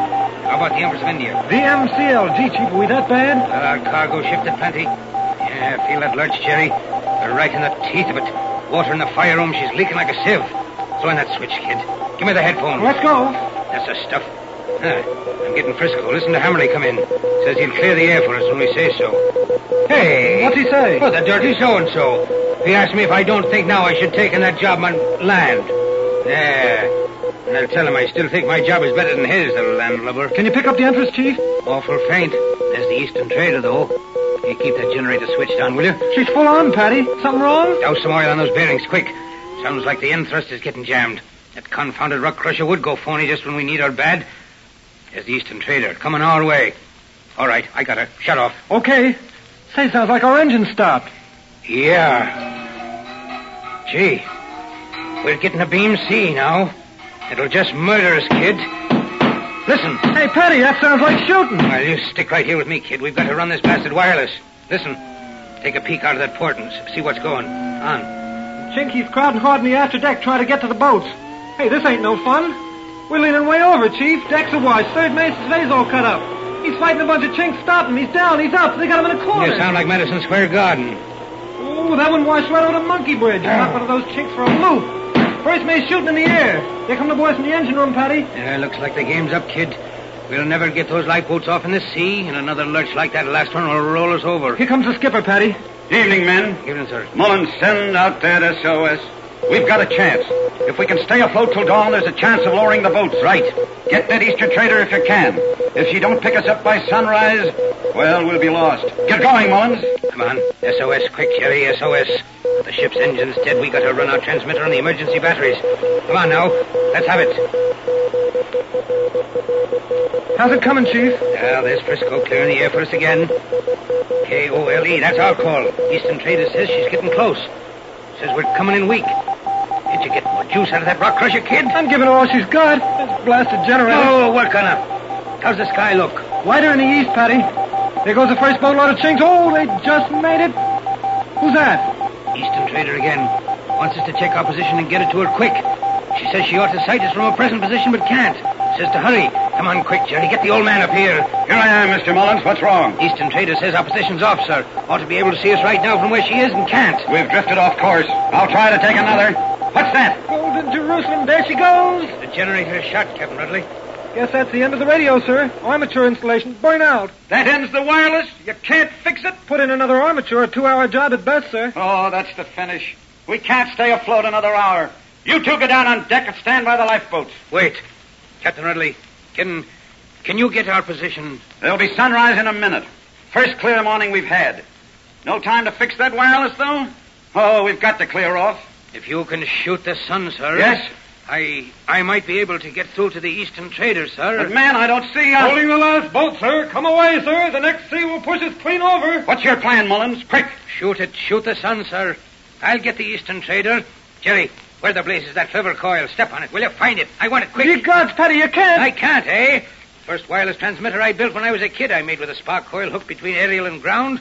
If it worked then... Here's the flivver coil, Chief. Then by blazes it'll work now. Come on, fast kid. Get some wire. Tear into that battery room. Step on it, you. Here's the observation, Mullins. 15128 west. 3130 north. Can you send it, man? Can I send it, sir? Ha! All ready, Jerry. Let's go. Here she is, sir. I've got her. Eastern trader. Coming fast. She'll pick up our small boats. Less than 40 miles from us now.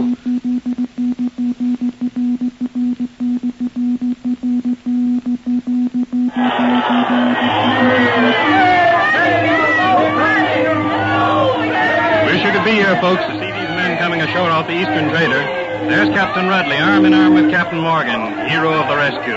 All look mighty glad to be on old terra firma again, especially the boys from the Solano that gave us landsmen such a fright last week. Hey, look, there's that radio operator, Patty Mullins, coming to the dock.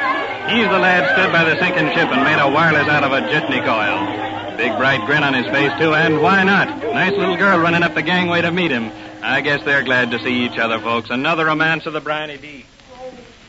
Oh, Patty! Patty! I'm so glad you come back. Oh, it was nothing, Marge. Just the usual thing on night watch. Oh, you were wonderful. The paper said so. Oh, let's go home, Patty, dear. Fine. Only I guess we got to walk, little girl. My flivver's on the blink. It's minus a spark coil. I left the thing out there. Redbook magazine gave us special permission to broadcast this thrilling story, Night Watch, written by Jacqueline Marmer. Next week at this same time, we take pleasure in announcing that we will present another story in dramatic form from Redbook magazine.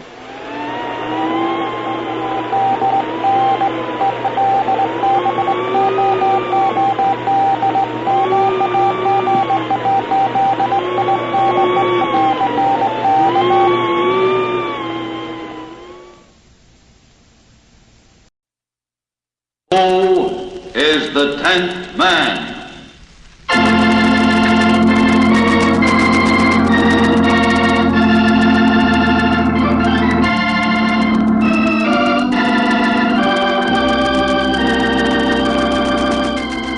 The 10th man is the one man in 10 in your community who needs or will need psychiatric care. He may even spend some part of his life in a mental hospital. Perhaps it will be the last part of that man's life. If he's an old man, for example, and feels that life holds nothing more for him.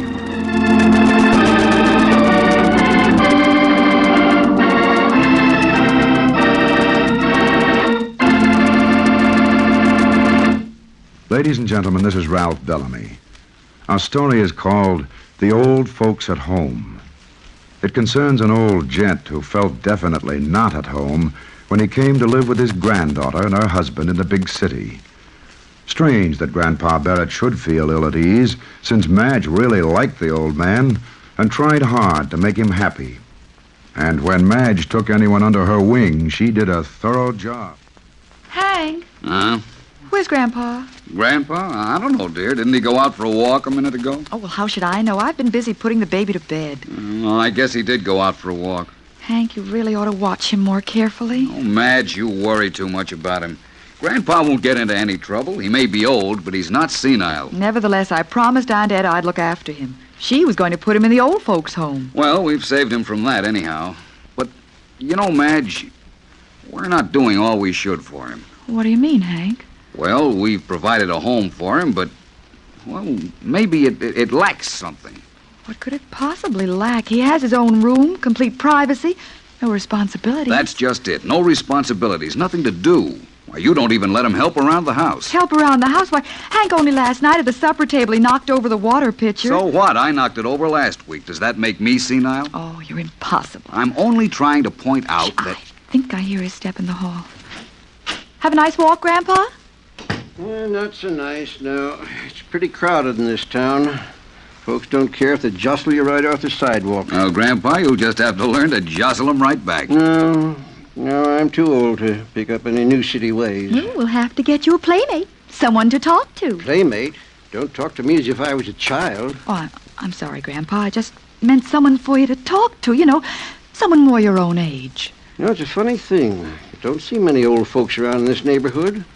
I saw in the paper the other day something about the increase in the number of older people on account of improved health conditions, you know, but I never see any of them around here. Maybe they all hang out in the park. Hank. Huh? What park? Well, there's one about 10 blocks south of here. Well, why didn't you tell me? I'll have a stroll down there tomorrow and have a look at it. But it's 10 blocks. Well, 10 blocks ain't far. For gosh sake, stop treating me as if I was delicate or something. Grandpa, we just don't want you to exert yourself. Don't want me to enjoy myself, you mean? Come, Grandpa. You know we want you to be happy in our house. Well, then leave me be, Hank. Leave me be. Good night. Don't slam the door, Grandpa. You'll wake the... Oh, Hank, we've got to make him happier, but what can we do? You heard what he said, Madge. Leave him be.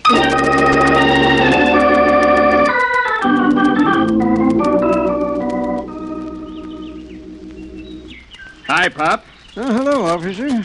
Nice day. Yeah. How come you're not at the club? Oh, I don't belong to any clubs. I'm sort of new in this town. Just moved in with my granddaughter. I get it. Feeling kind of lonesome, too, I guess, huh? Oh, no. I'm sort of glad I got a lot of time to myself. I want to read up a bit, and I want to think some things out. Yeah. Well, if you get tired of reading and thinking and feel like a bit of socializing, the clubhouse is that big red brick building on Main Street across from the park. Just ask for Miss Lindsay and tell her I sent you. Yeah, thanks very much, officer, but I don't think... where did you say that place was?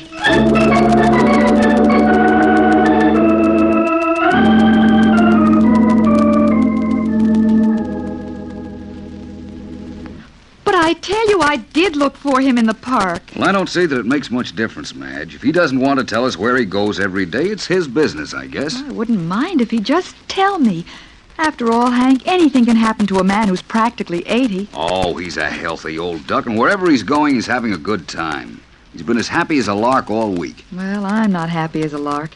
He was late for supper last night, and from all indications, he's going to be late again tonight. And on top of that, he won't tell you where he spends his time. Oh, you think you're smart, don't you? Oh, forget it, Madge. Let the old boy have his fun. After all, it's what we all want, isn't it? Yes, but... No, I'm not giving up. I'm going to trail him tomorrow. I'll find out what he's up to.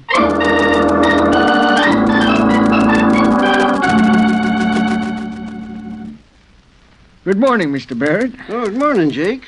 Where is everybody? Oh, they'll be along soon. Not everybody gets up as early in the morning as you and me.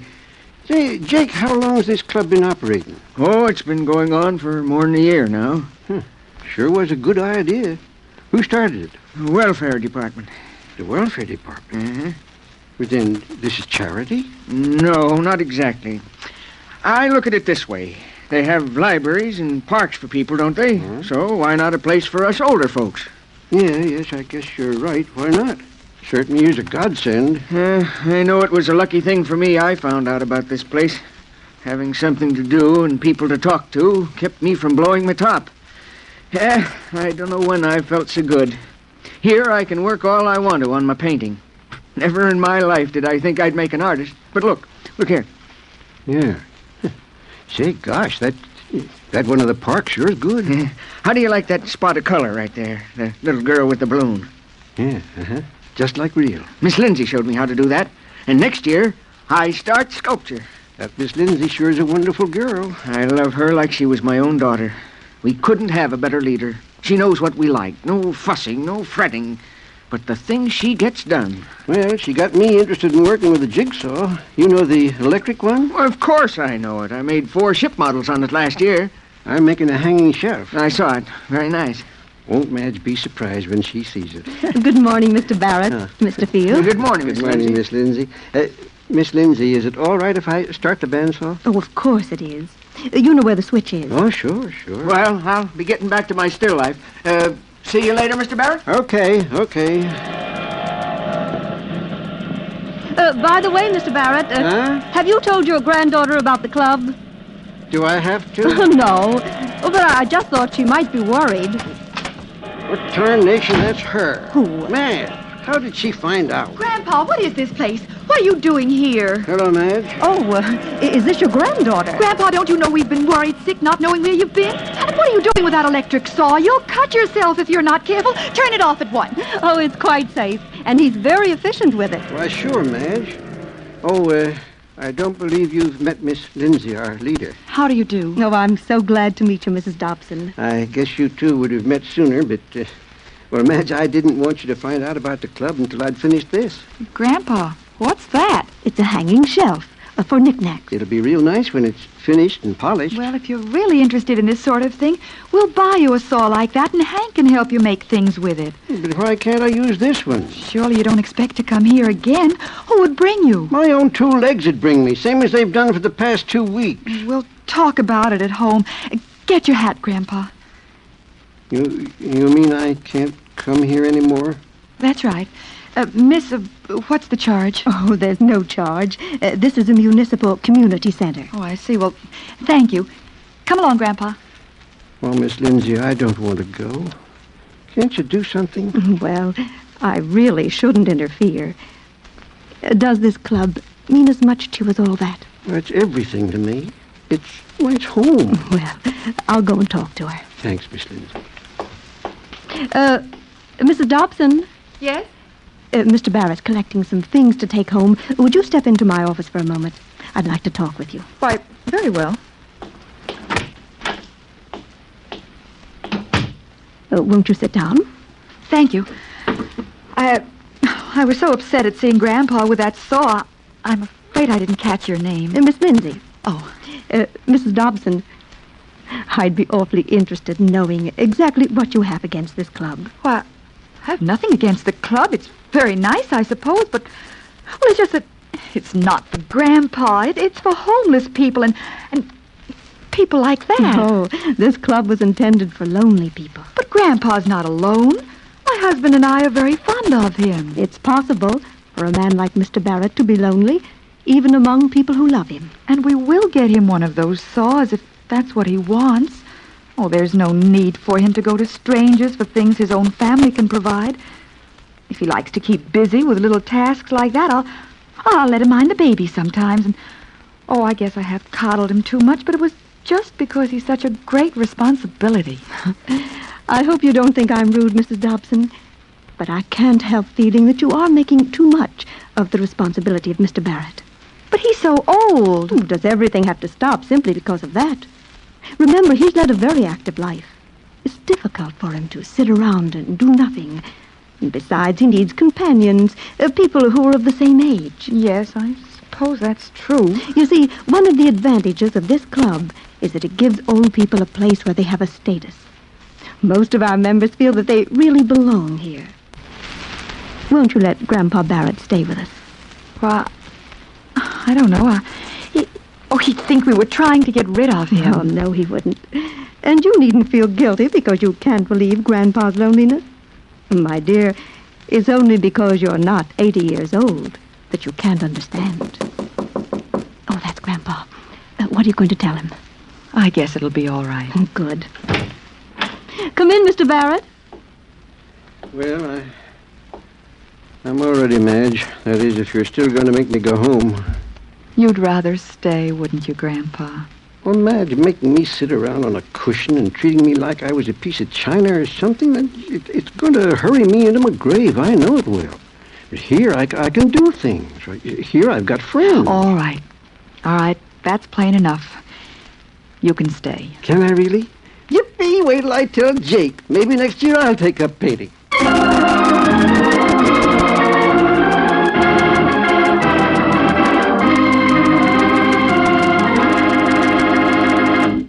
Grandpa Barrett and Jake Fields were lucky because they happened to live in a city which supported a community center for the aged. There, they were able to defeat the feelings of loneliness and rejection, which might have led to quick deterioration and a possible mental collapse. But not all of our old folks are so fortunate. Far too many of them are left to their own devices. Is it right to neglect them? Look around your community and decide what ought to be done. Remember, the old folks enjoy socializing just as much as the young ones do. Nobody likes to be lonely.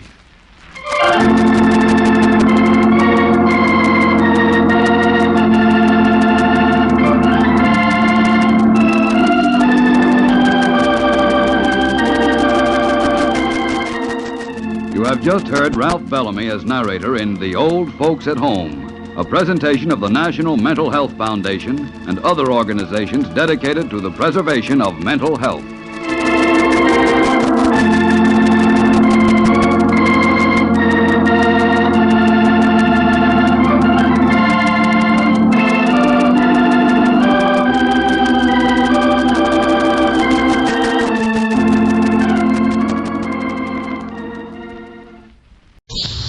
And now, stay tuned for the mystery program that is unique among all mystery programs. Because even when you know who's guilty, you always receive a startling surprise at the final curtain. In the Signal Oil program, The Whistler.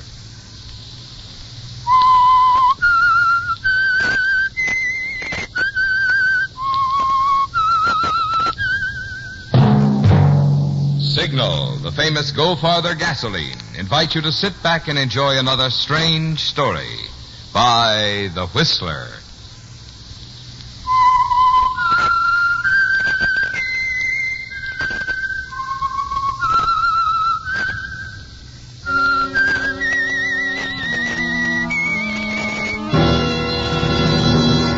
I am the Whistler, and I know many things, for I walk by night. I know many strange tales hidden in the hearts of men and women who have stepped into the shadows. Yes, I know the nameless terrors of which they dare not speak. And now for the Signal Oil Company, The Whistler's strange story, The Cliffs at WEYRUM.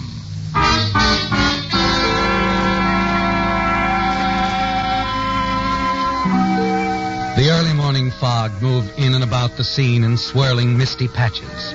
Beneath it, adding its own lonely rhythm of sound, was the sea. The cliffs rose high above, dominating it all. But Paul Galvin and the sheriff were oblivious to the cliffs, the weather, and the sound of the sea. Their attentions were focused on the still, limp form of the man who had been Mario Lovetti. Paul Galvin had made the discovery and sent for the sheriff. Mario Lovetti. Ever hear the name, Paul? No, he's a complete stranger to me. I'm sure he's a complete stranger to the village of WEYRUM, too. I know it's odd that he'd come here to kill himself. Well, it could have been an accident, I suppose. Yeah, it looks like he fell from a spot very close to your place. Paul, was Mr. Galvin expecting anyone last night? Any visitors? Uncle Kurt? Mm-hmm. No, not that I know of, Sheriff. Of course, you can come up to the house and we'll ask him. Yeah, it might be a good idea. Anyway, I can call from up there.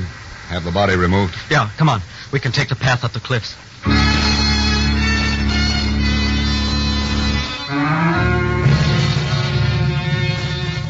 Struggling up the path, you smile to yourself, Paul. The fact of Mario Lavetti's strange death is going to make a difference in your life, isn't it? Yes, a big difference. You're disappointed that your Uncle Kurt Galvin is not in the house when you arrive with the sheriff. But it doesn't really matter. You let the sheriff use the telephone for his calls, finally bid him goodbye, and then hurry down to the village. The cabin cruiser is tied up alongside a small dock, just as you expected. And also as you expected, Kurt is on board. You can hear him whistling as you approach.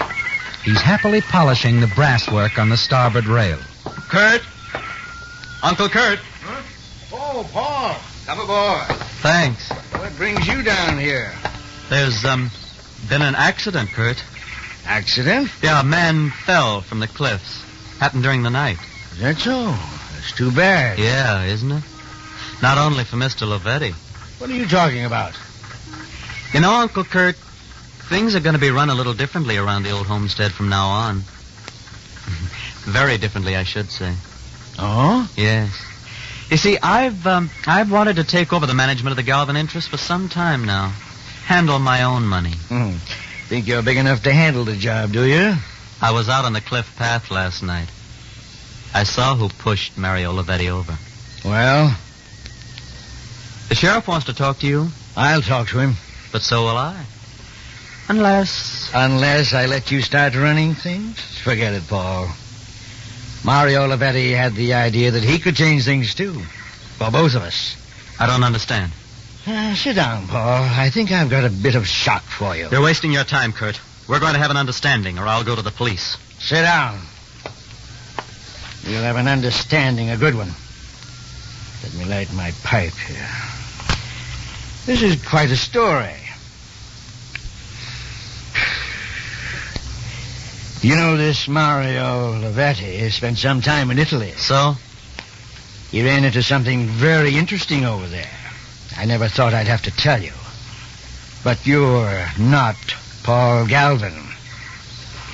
What? No need to get excited, Paul. It's pretty simple. When my brother and his wife were killed in that auto accident over there... Oh, that was 20 years ago. What's that got to do with this? Listen, will you? I went over to bring young Paul home.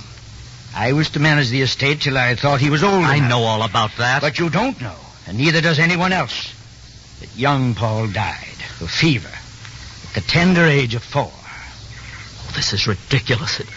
It's something you're inventing. No. I've proof, don't worry. Proof that I picked you up and passed you off as my nephew. I don't believe it. You see, I'd never had much money of my own, and, well, I didn't want to lose control of the estate. It's been a mighty comfortable arrangement for both of us. I'm not Paul Galvin. Your real name, if you're interested, is Angelo Cortesi. I believe your father was a well digger or something like that. Not Paul Galvin. That's why I had to get rid of Mario Lavetti. That's why you killed him. Shoved him off the cliff. Yes. You would have tried to change things, too. You're a wealthy man, Paul, but only as my nephew. Otherwise, you're... Nothing. You get the idea. I give you enough, my boy, more than you could acquire any other way. Unless, of course, you wanted to try working. Skip it, Kurt. Uncle. Now you're seeing the light, eh? And you won't go running to the police? Hardly. Of course not. And I'll go right on running things, won't I, Paul?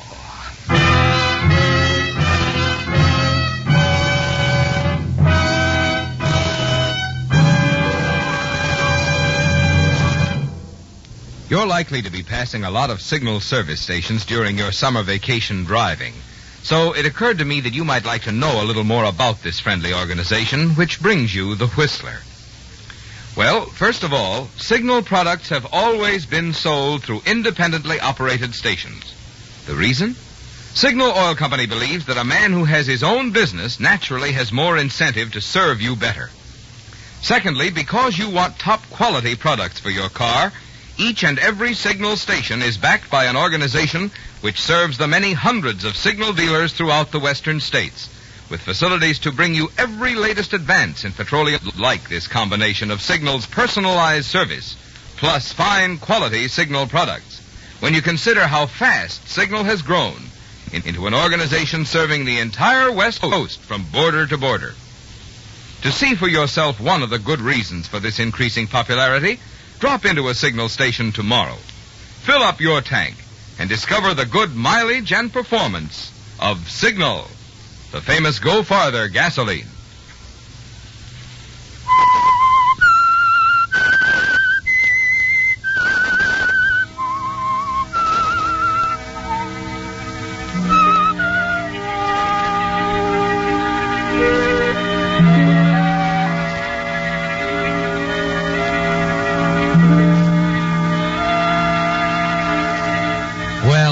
You're back in your same position. Your Uncle Kurt's told you that you're not Paul Galvin at all, that he brought you from Italy as a child and passed you off these many years, and now you can't say or do anything about it. It doesn't seem possible, does it, Paul? Especially as you stand in the great hall of the house on the cliffs, stare up at a pair of oil paintings which until now you believed to be portraits of your own parents.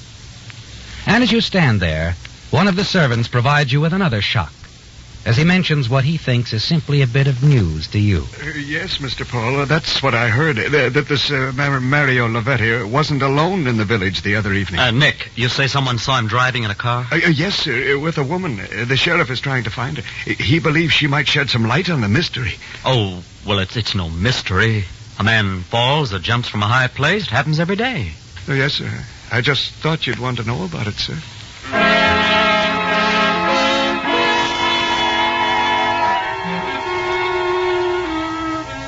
Yes, Paul, you do want to know about it. And Kurt must be informed right away. Must be told that there's someone else, a woman, who might have shared the information that brought on Mario Lavetti's sudden death.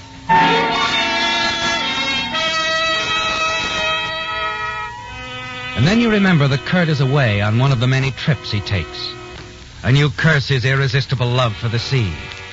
As long as you can remember, he has come and gone with the tide.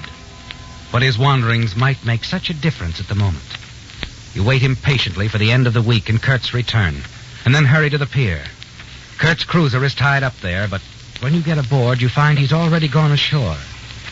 And then from inside the cabin, you happen to glance out a porthole, stare puzzled at a girl who's advancing along the pier towards you. You hurry up on the deck and wait. You looking for somebody? Oh, no, I just saw this boat. She looks pretty. I like boats. Oh? Oh, step aboard if you like. Oh, may I? Sure. Thank you. Oh, my, she is a trim little craft. Yeah. I'm vacationing down here. Rented a cottage in the village. Oh, nice. Oh, I'm Paul Galvin. I'm Eva Williams. You have that big house on the cliffs, don't you? Why, yes. Oh, it's beautiful. And, this is your boat? Oh, it's my uncle's, Kurt Galvin. But, how did you know I lived up there? Oh, the Galvin estate was pointed out to me. There was an accident several days ago, wasn't there? A man fell off the cliffs? Yes, he was a stranger. You didn't know him? Know him? Me? Why should I? Oh, no reason. It's just that we don't have many visitors down here. No, I don't understand that. I like it here very much. People are friendly. Ask other people aboard their boats. Well, I could be friendlier than that, Miss Williams. Eva. Eva? Yeah, I'd like to show you about the place, such as it is. Perhaps tomorrow afternoon, if you'd care to have me drive into the village and meet you. Oh, I'd like that very much. You haven't a car yourself? No, I haven't. Well, I'll drive in about 2. Where are you staying? At the Shore Cottages. Number 5. Shore Cottages, number 5. I'll be there, Eva.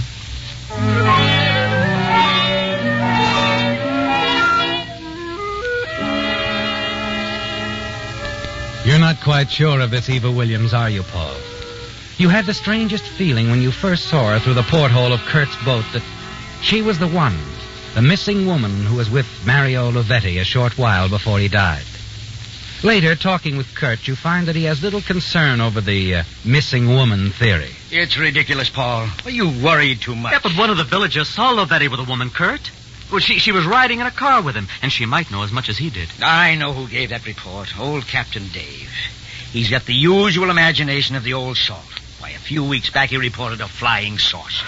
Well, I thought you should know. I'm pleased you told me, Paul. Proves you're aware of the situation, that we're together in this.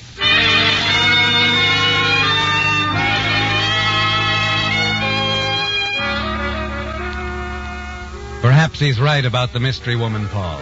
Perhaps she exists only in old Captain Dave's imagination.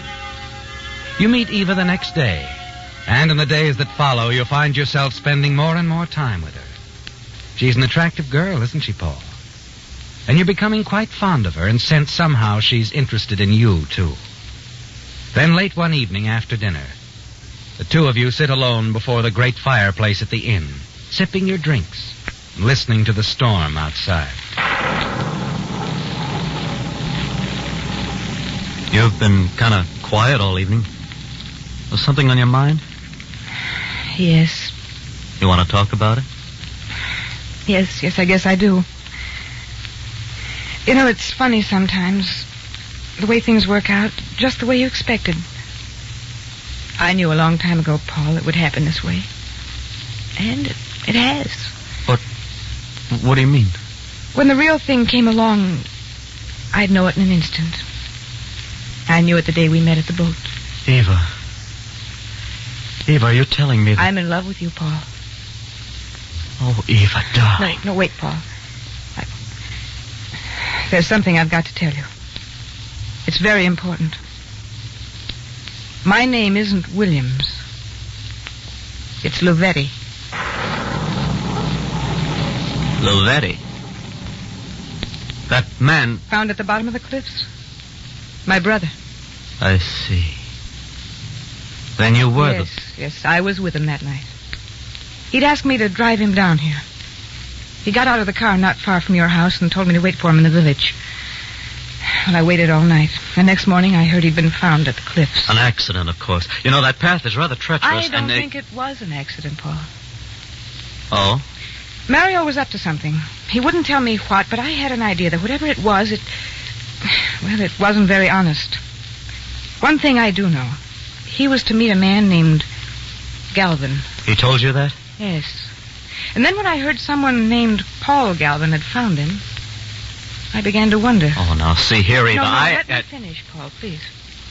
That same morning, I drove back to town to Mario's apartment. I didn't know what I was looking for, but, well, it was a hunch. And that's when I found the letter. Letter? Addressed to Mario. The letter indicated the writer was willing to pay a certain sum of money, that a meeting was to be arranged. Mario was obviously blackmailing this man who signed the letter with an initial K. K, that could be Kurt, couldn't it, Paul? My uncle? Oh, really, Eva? You can't mean that you think... Yes, that's why I came back here, to see him. But instead, I ran into you first. And it happened to me. Just like that. Look, Eva, I'm sure Kurt had nothing to do with your brother's death. But that letter could make it look like he... Oh, darling, please, you've got to destroy it. I'm afraid it's too late for that, Paul. What do you mean? I mailed the letter to the sheriff's office this morning. You know this sudden turn in the tide of events is the beginning of the end, don't you, Paul? You sit there staring into the fire. It had all gone well until now, hadn't it, Paul? But now that Eva's mailed that letter to the sheriff, you know it's only a matter of time before Kurt is arrested. And when he is, you're certain he'll expose you as an imposter. The Galvin fortune will slip from your grasp. You can't risk losing that fortune, can you, Paul? You know now you'll do anything to save it. I'm sorry, Paul. I had to do it. As much as I love you, knowing it could mean the end of everything for us, I had to do it.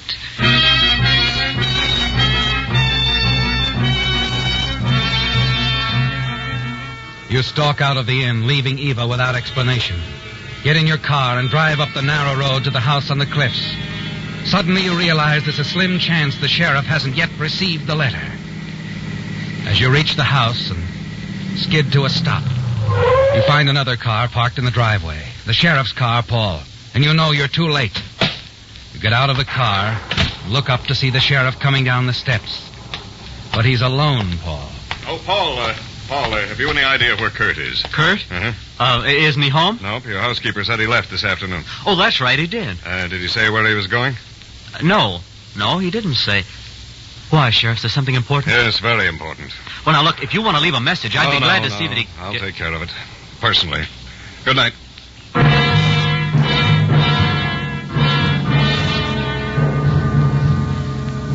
You remember now, don't you, Paul? Kurt told you he was driving into the city, having dinner with an old friend tonight. But you couldn't tell the sheriff that, could you? You hurry into the house, to Kurt's desk in the study. You're looking for the small black book of telephone numbers when your hand closes over the gun. Kurt's gun. You pick it up, stare at it, and suddenly a thought strikes you. You see a way out, don't you, Paul? You slip the gun into your pocket, and a moment later put in your call to the city. Finally, Kurt's voice. What is it, Paul? You'd better get back here as soon as you can. Something's happened. Oh? The sheriff was here asking for you. What did he want? I can't tell you now. Now, look, I'll be waiting for you at the boat. You better hurry. Oh, and, Kurt, don't let anyone see you.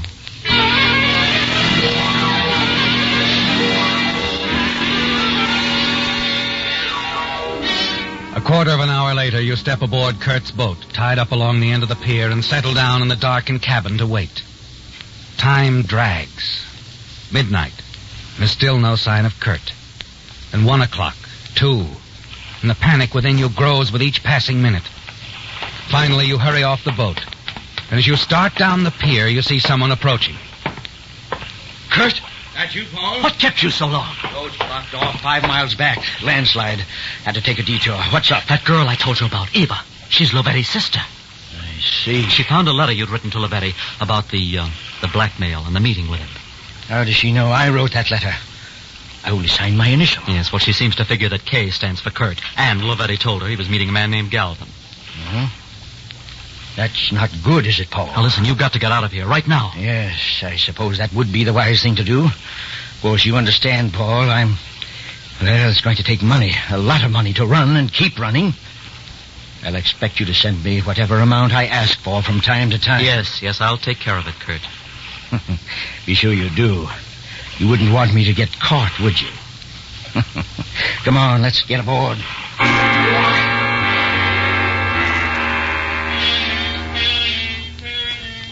You watch Kurt as he steps aboard the boat and disappears into the cabin.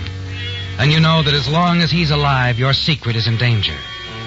There's always the possibility he'll be caught someday and reveal you as an imposter. And you don't want that, do you, Paul? You pull the gun out of your pocket. And as you do, a car comes to a stop under the streetlight at the far end of the pier. The sheriff's car, Paul. You drop to one knee behind a large packing case on the pier, your mind spinning furiously. You've got to stop him. You know what your next move must be. A move you're sure will solve all your problems and enable you to take over the Galvin estate immediately.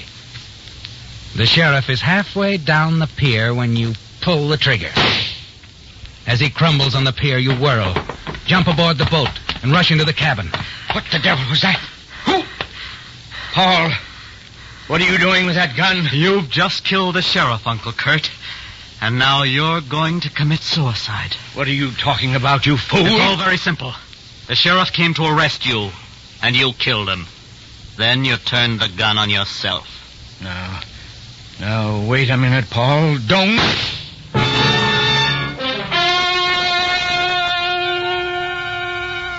It's done, isn't it, Paul? Kurt is dead. You step over his body, press the gun into his right hand. Then you hurry up on deck and race down the pier to a telephone.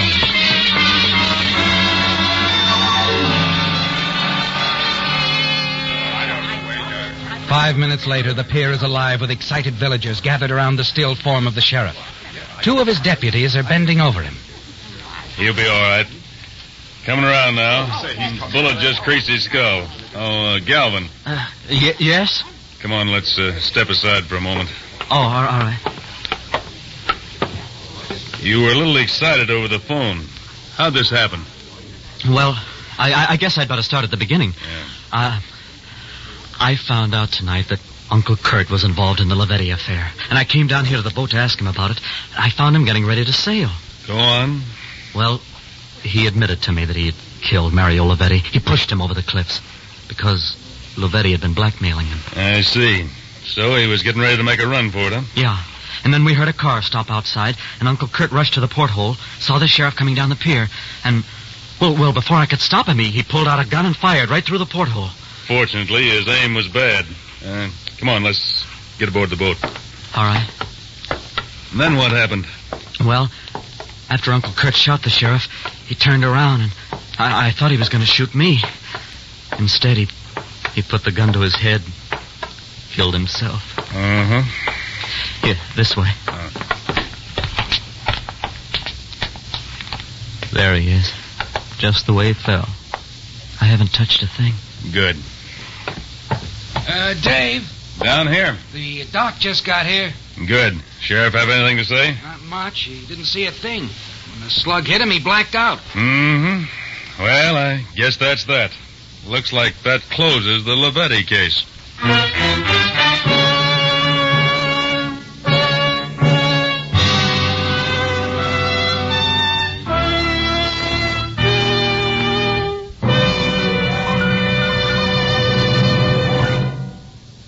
Here's some hot weather mathematics for drivers. Take the temperature of the day.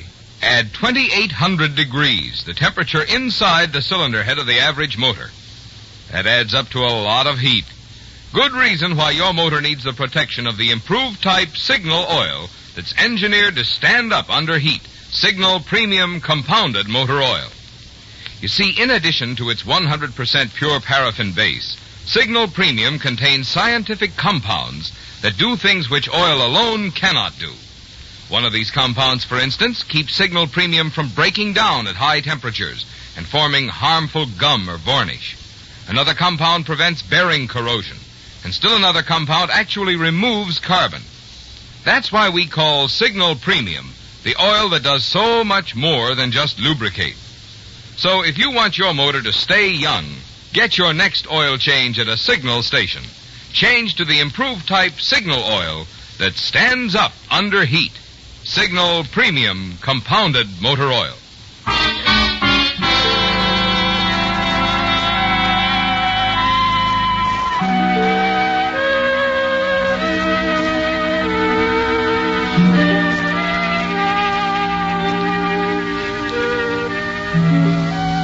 As you stand there in the cabin of Kurt's boat looking down on his body, you're sure you're in the clear, aren't you, Paul? Certain that the deputy sheriff believes your story. Yes, Kurt first tried to kill the sheriff, then turned the gun on himself, committed suicide. And in the deputy's own words, it looks like that closes the Lavetti case. You turn away now and look up at him. If you don't mind, I'd like to run along. I'm not... Just a minute, Paul. Afraid I'm going to have to ask you to come down to headquarters. Headquarters? What for? Paraffin test. Ever hear of it? I want to see if there are any traces of gunpowder on your hand. I think there will be. What are you driving at? I'm pretty certain now that Kurt didn't fire that shot at the sheriff. And that he didn't commit suicide. Oh, that's crazy. I tell you, That was a pretty solid story you gave me, Paul. Except for one thing. You tell me your uncle was standing at the porthole. Fired a shot through it at the sheriff. Yes. Step over here, will you? Look, I don't know what you're trying to prove. According to you, this all happened not more than 10 minutes ago. That's right. Take a look out of the porthole. Well, sure, but I don't understand what... Yeah. You're looking right at the pilings of the pier. No. Oh, no, it can't be. This porthole is at least 2 feet below the surface of the pier. You didn't figure on the sea when you dreamed up your story, did you, Paul? The tide's been going out for the last 3 hours.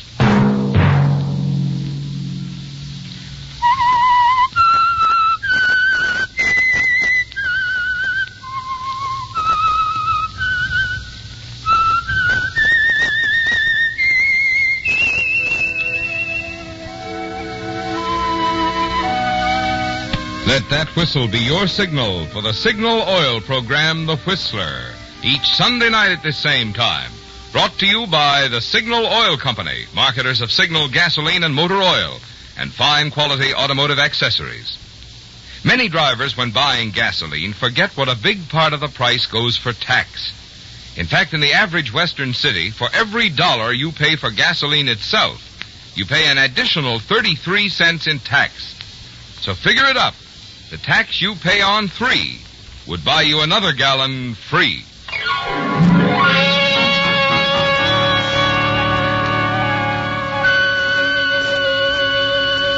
Featured in tonight's story were Bill Foreman, Jack Edwards, Joe Gilbert, and Leo Cleary.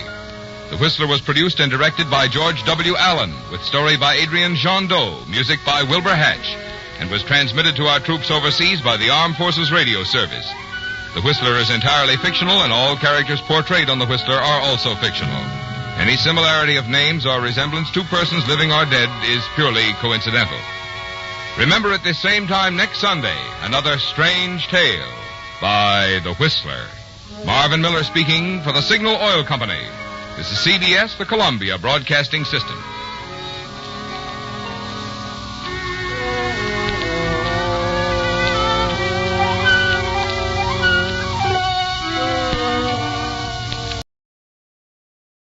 Ladies and gentlemen, I have an important announcement to make about a wonderful new discovery. You'll never get away with it, see?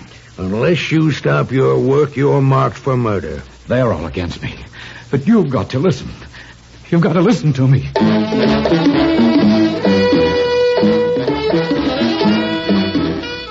Theater 5 presents The Evil That Men Do.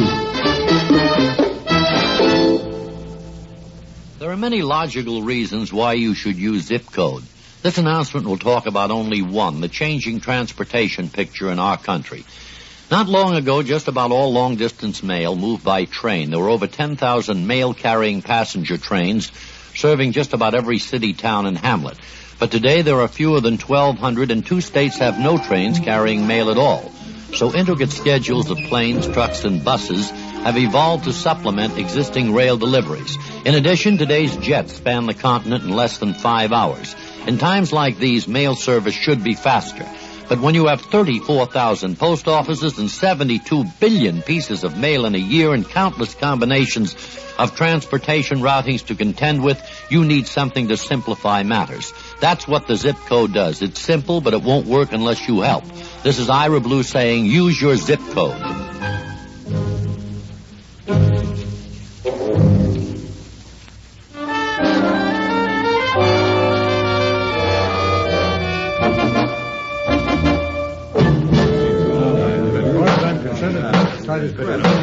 Yes, Mr. Mayor and members of the Yorkport City Council, the evil that men do lives after them in the form of ever higher taxes and human misery.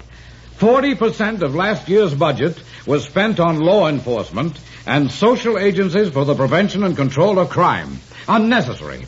I tell you that I can wipe out crime tomorrow. That's ridiculous. Mr. Mayor, why waste the council's time? Mr. Mayor, let me defend myself. Gentlemen, listen to me, please. Go ahead, Doctor, but make it fast. All right. 5 years ago, I started experimenting in my laboratory at the university with a new group of tranquilizers. One in particular seemed promising. I called it Benefactral.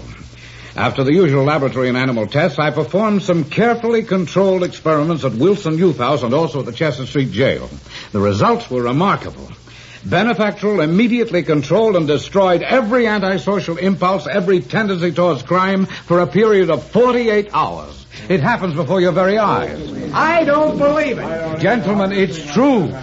Crime could be wiped out completely by adding Benefactral in minute quantities to the city water supply. Anyone who drinks a cup of coffee, a plate of soup, or a lemonade, any liquid containing city water, will instantly be free of criminal tendencies for 2 whole days. You'll have to prove it, Doctor. I will accept that challenge. Guard, bring in the prisoner. Now, Mr. Mayor, the man who's being brought in is an inmate of Chester Street Jail. He's had 5 arrests, 4 convictions, all crimes of violence. He's hostile, recalcitrant, utterly Daddy, antisocial. put the hands over your lousy pink. You can't force me in there. Teddy, I'm going to get you for this. You'll see. Hello, George. I'm Dr. Alexander Kieran. So what? I won't keep you here long. All I want you to do is drink 1 glass of water. What's in it? Nothing that will hurt you. $5 and you got yourself a deal. All right, $5. Here. Now, drink the water. It tastes okay.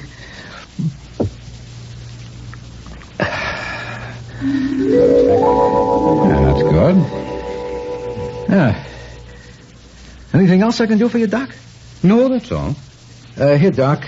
Take your $5 back. I didn't really earn it. No, it's yours. Oh, no, I feel funny taking it. It'd be stealing. That's not right. All right, guard, you can loosen that handcuff. Oh, thanks. And, sir, I'm sorry I caused you any trouble before. Oh, you better take your watch back. I'm ashamed to say I snatched it from you as you brought me in. Here, I apologize.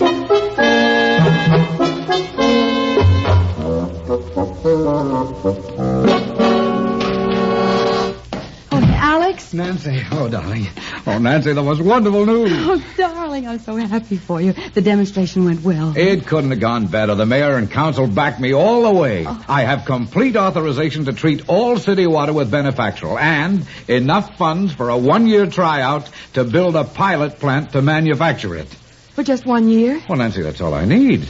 If I can keep Yorkport free of crime for 1 year with benefactral, you will witness the beginning of a moral revolution which will sweep the world.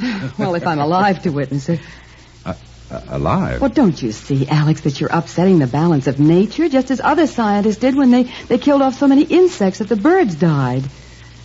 Honey, I thought you believed in benefactral. I thought you'd be proud and happy that it was being recognized. Well, I'm proud of you, Alex, and I'm happy for you, but Look, I've always thought that people could only better themselves by dedication, not medication. I hope I'm wrong, dear. With all my heart, Alex, I hope I'm wrong. But I'll get it, dear. You must be tired. Where's that four-eyed squid who's making trouble for me? Who are you?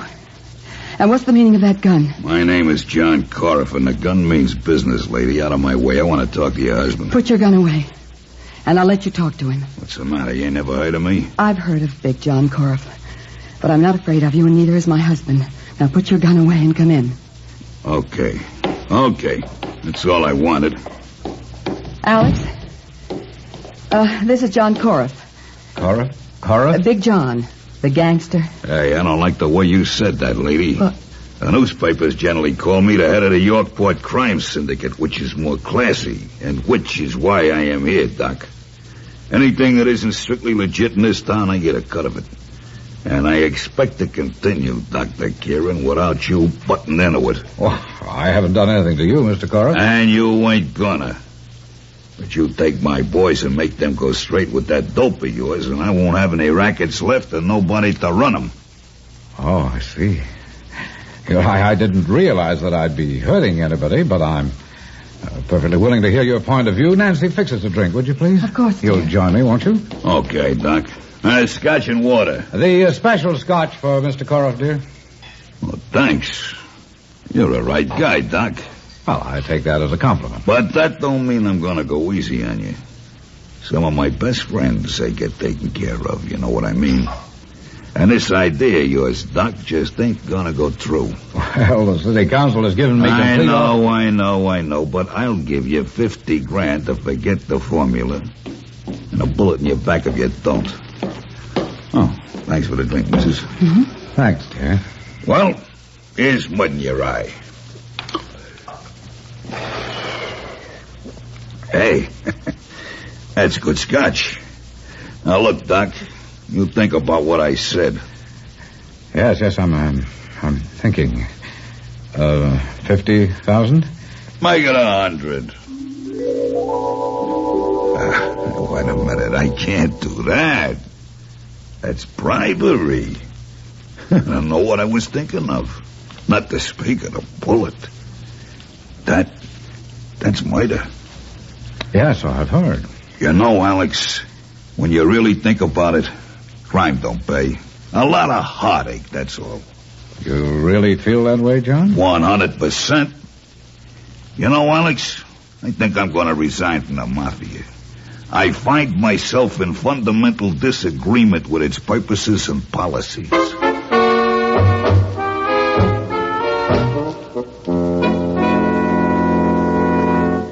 Oh, Nancy, listen to this. Despite delays and difficulties in getting Dr. Kieran's water treatment plant into operation, the crime rate in Yorkport has dropped drastically due to the disorganization of the crime syndicate formerly headed by Big John Corriff. The name still frightens me. When I opened the door and saw that guy... Oh, that's over, dear. Now he's my friend and biggest supporter. Well, I hope he stays friendly. Don't worry, I'll see to it that he does. Every 48 hours, I give him a dose of benefactor. He knows that he needs it. Well, suppose he were sick and couldn't come, or just out of the city. Alex, you're leaning on such a slender reed. Oh, now, Nancy, don't start that again, please. Look, to everybody but my wife, I'm a hero. Oh, Alex. Well, it's true. There's a delegation coming to see me in a few minutes just to congratulate me. Chief of Police Roberts and Jim Rutgers, some big businessman. Just to congratulate you? Well, I suppose so. They didn't say, but, yeah. Oh. Well, that must be them. Will you show them in here? Certainly. Oh, how do you do?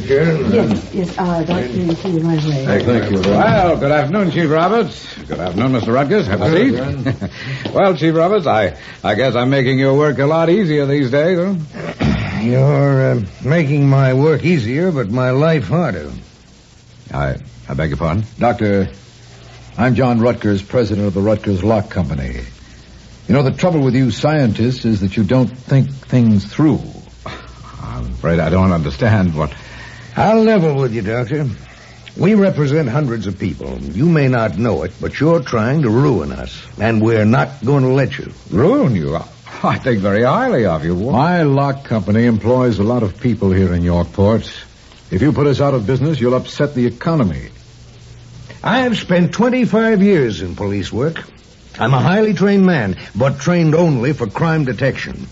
I'm a dedicated servant of the community. I won't take this lying down. Now, we're not talking just for ourselves. And we warn you that we're not going to stand for this. Oh, now, wait a minute. Are you threatening me? Take it any way you like, but if you don't listen to us, some of the boys from Big John's old organization may call on you. Oh, look, I'm not going to be blackmailed. I'll take this to the public. I'll take my case to the citizens through the newspapers. You're being naive, Kieran. The newspapers need stories about robberies, assaults, and crimes of passion. If they helped you eliminate crime completely, they'd be cutting their own throats. And that's a crime. You trying to tell me that the newspapers, that responsible citizens want crime? It's not as simple as that, Kieran. You're upsetting the balance of nature. Oh, yes, I've heard that before. We're not threatening you, but... But if you don't stop, somebody, I don't know who, but somebody... is going to make you a dead duck.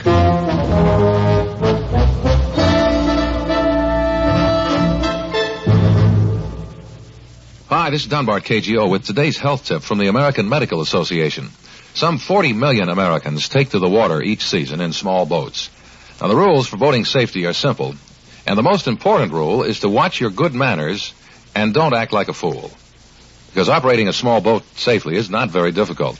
First of all, don't overload your craft. Be sure not to boat too close to swimmers, fishermen, and water skiers, because they won't like it, and you might cause an accident. Make certain your boat is equipped with sufficient life preservers for all aboard. If your boat overturns, remember this cardinal rule. Stay with the boat.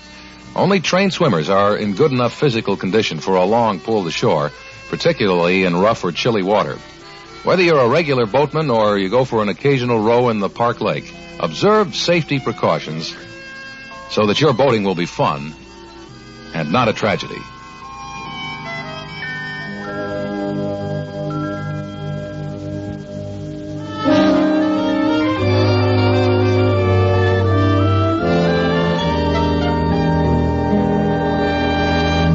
Alex, please give it up. Don't try to reform the world. It isn't ready. Nancy, I can't surrender. You've got to. Now, don't you see, 5 minutes after you came home from the council meeting, the mayor and his political henchmen sent their first emissary. I don't follow you. Well, then you must be blind, Alex. Now, how else would Big John Corriff know about a secret meeting of the city council so soon? Oh, Alex, darling, please. Give up the whole benefactoral project. Nancy, I can't and I won't. Well, then you'll need help from someone who understands the use of force. Now, when will John Corf report here again? Well, he should be here this afternoon. His 48-hour dosage period ends tonight. Well, when he comes. Now, darling, speak to him. He's your friend and ally. He's got to help you. Because you need help.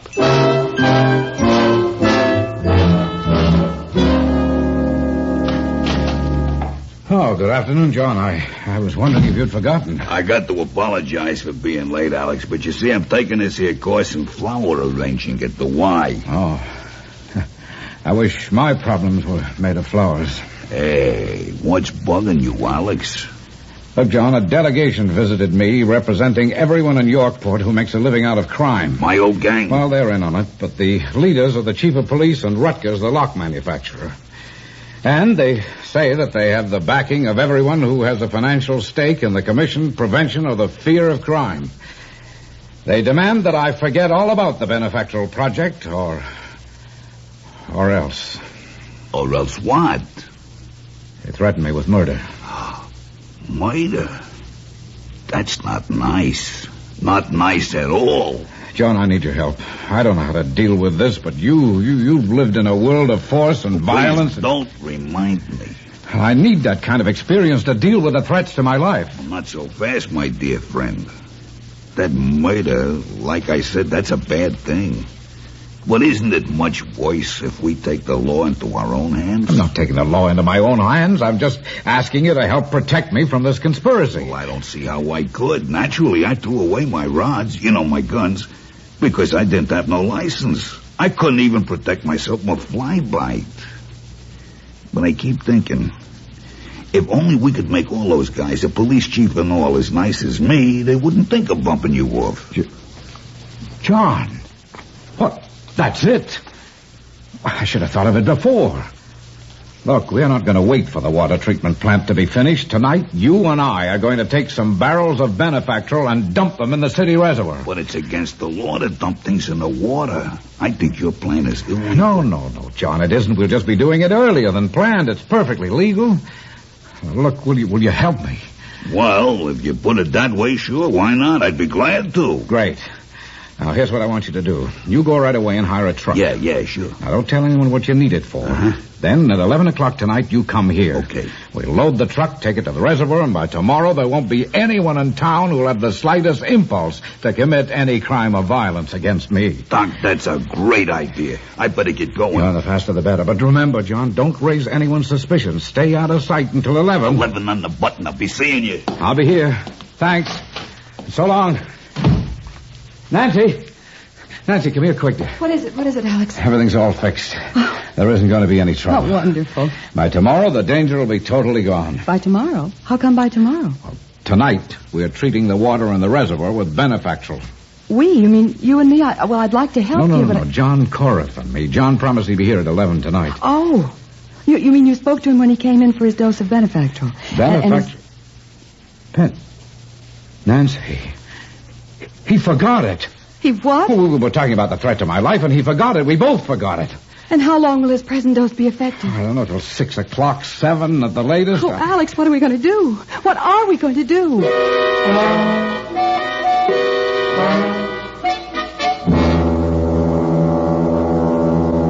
Darling, I don't know where he can be. I've called everywhere. I think he'll be here. Well, maybe, but in what condition? Now we'll see. Now, Alex, be careful. Hi, Doc. Well, here I am, just like I said. Oh, John, we were worried about you. You forgot to get your dose of benefactoral. Yes, Alex and I were afraid that you might have changed back to the way you were. Never gave it a thought. Yeah. Well, you'd better have some benefactoral before we forget. Doc, I don't need it. I think I'm changed permanent. Well, take it anyway, John, just to be sure. I tell you, Doc, I don't need it. Now, come on now. We got things to do. I got the truck out in the laboratory. We'll pile the stuff on and get out to the reservoir. And Nancy, you see, there was nothing to worry about. Come on, let's go, John.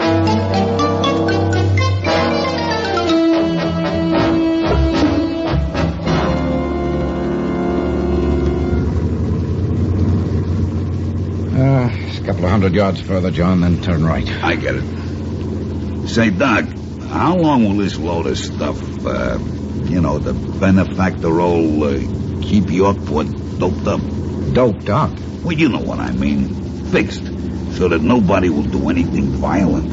Oh, about 4 months, I figure, if they keep on drinking this water. And that gives us a chance to get the regular treatment system in operation. This gives us a bigger chance than that, Alex. Well, what's bigger than that? Now, listen to me. All my life, I wanted to have a city just laid out for me. A model city.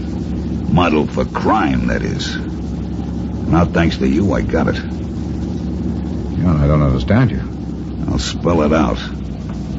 All you and me have to do is stay away from that water. Then everybody else reforms. And we pick all the meat off the bones and blow the town.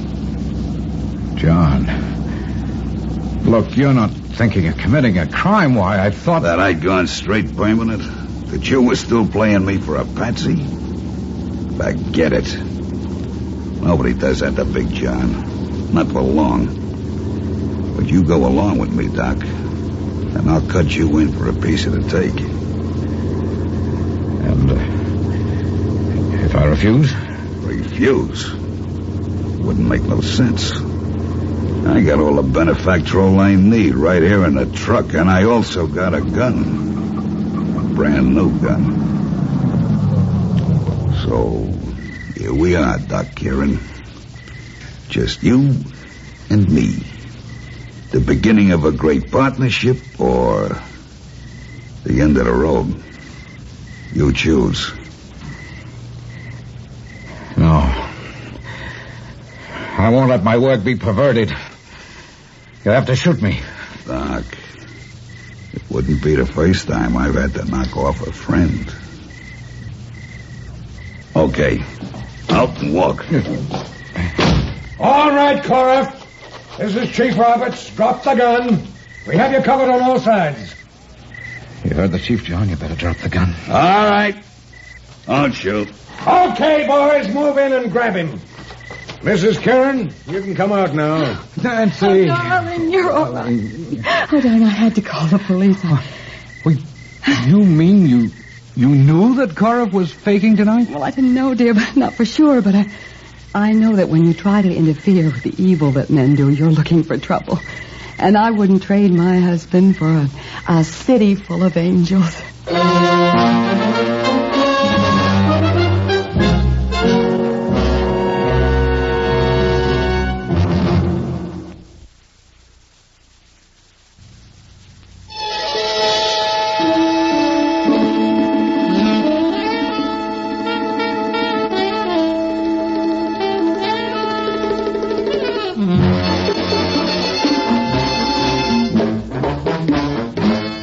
Theater 5 has presented The Evil That Men Do, written by Raphael David Blau and directed by Harry Nelson.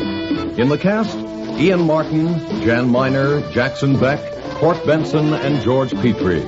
Audio engineer Marty Folia. Sound technician Ed Blaney. Script editor Jack C. Wilson. Original music by Alexander Vlasdotsenko. Orchestra under the direction of Glenn Osser.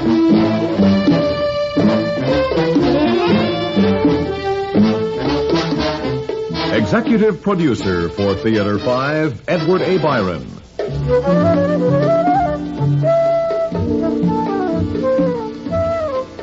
We invite your comments. Write to Theater 5, New York 23, New York. This is Fred Foy speaking.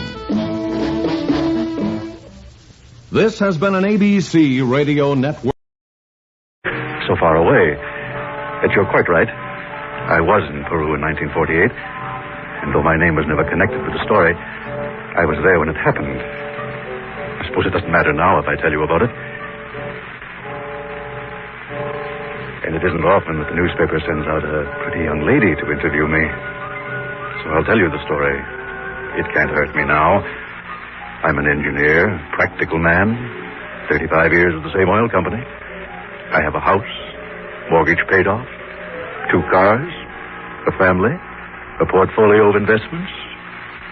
Not exactly what you'd call a nut. So I'll tell you about it. It was actually in late 1947. I was sent to Talera, Peru. It's on the Pacific coast, the furthest point west on the South American continent.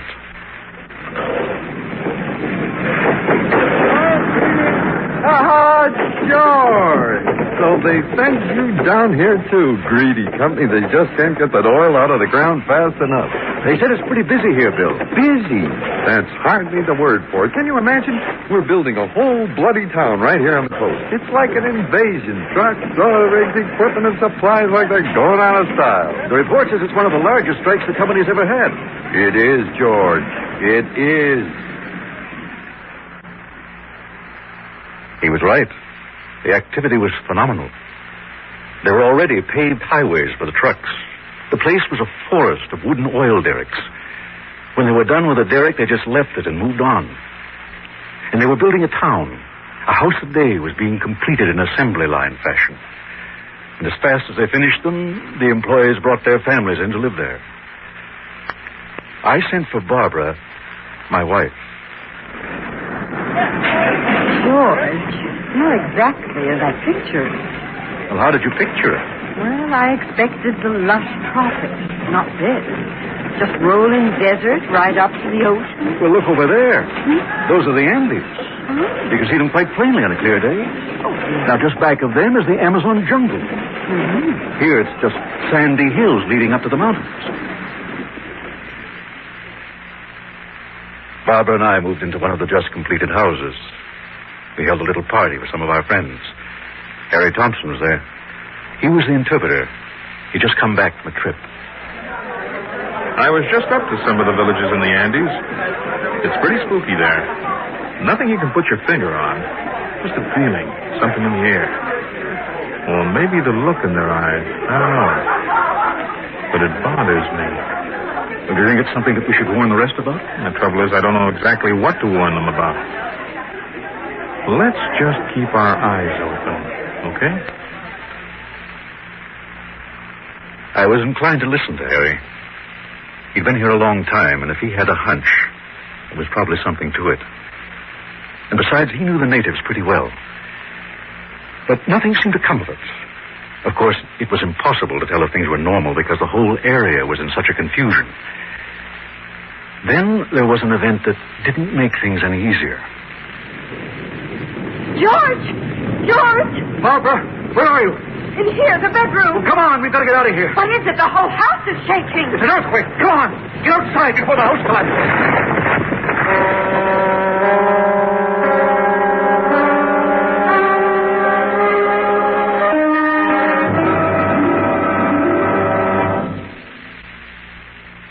It was one hell of an earthquake. Actually, a whole series of them between the Andes and the Pacific coast for a couple of 100 miles north and south.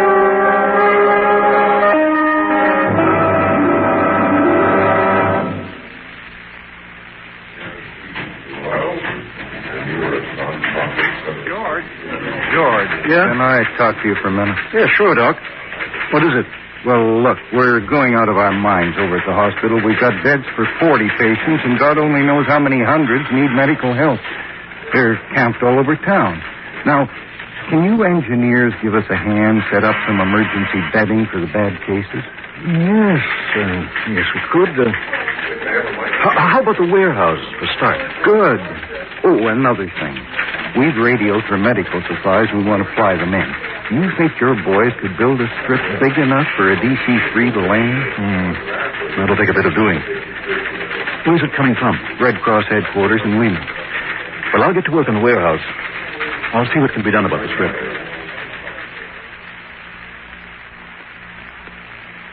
That was the situation. Chaotic and primitive. The natives were completely illiterate. Most wandered around naked all the time. The people from the company had been inoculated against everything, and of course, we got the best medical treatment. But there just wasn't enough to go around for all the natives. They were dying at an astonishing rate. The ones who weren't ill just sat around, looking dumbfounded by the whole thing. I guess they thought they offended the gods or something. And then some things happened that told me the whole situation was a lot more explosive than we thought.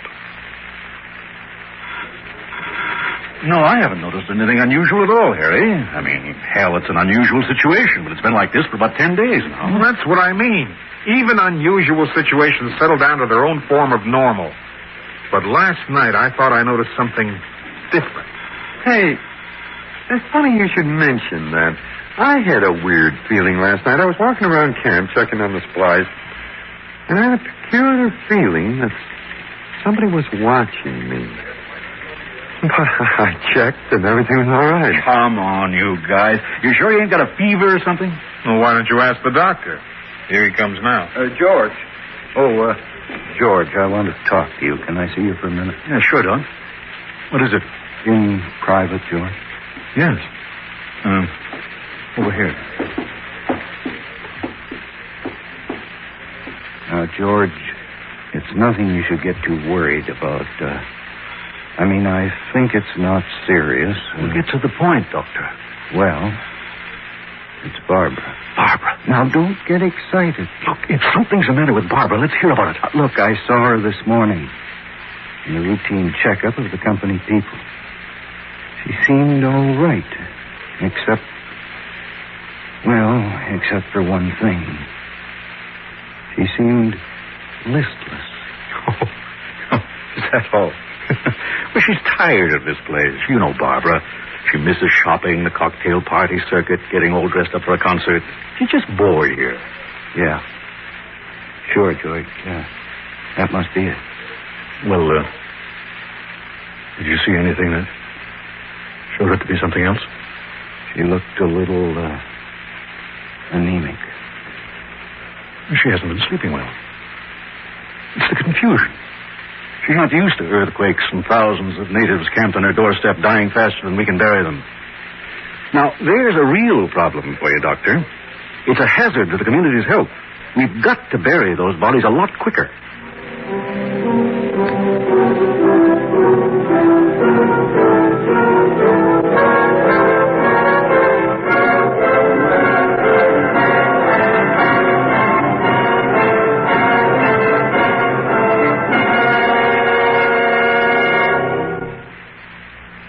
The situation was getting steadily worse. The earthquakes had struck for hundreds of miles up and down the coast, and medical supplies were desperately short. The Red Cross flew in what they could, but it wasn't nearly enough. The natives continued to die. There was a change of mood in the camp, a growing restlessness, a feeling it's hard to describe among the natives. One morning it was more noticeable than ever. It doesn't look good. No, we were just discussing, George and I. There is something strange going on. Did you notice the natives? They look spooky as hell. I came up behind one this morning, tapped him on the shoulder. He damn near jumped out of his skin. Now, something happened last night.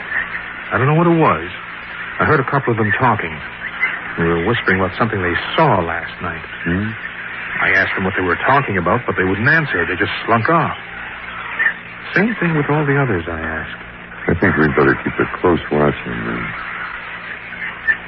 Break out the weapons, the ammunition. We're outnumbered here 25 to 1. If they ever decide that we're not welcome, well, look out. Harry, they wouldn't do that. They know we're friendly. I'm not sure. They're a spooky bunch. No one can tell for sure what they're thinking. Maybe Bill's right. We better get the guns out, just for our own protection. I didn't like that. The natives would see the guns and think that we had a reason for being scared, I said. But I was overruled. And as it turned out, I was damn glad I was.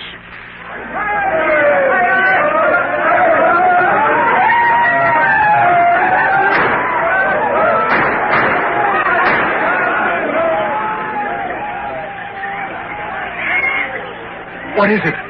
I don't know. I was just sitting up here on guard when all of a sudden there was a panic.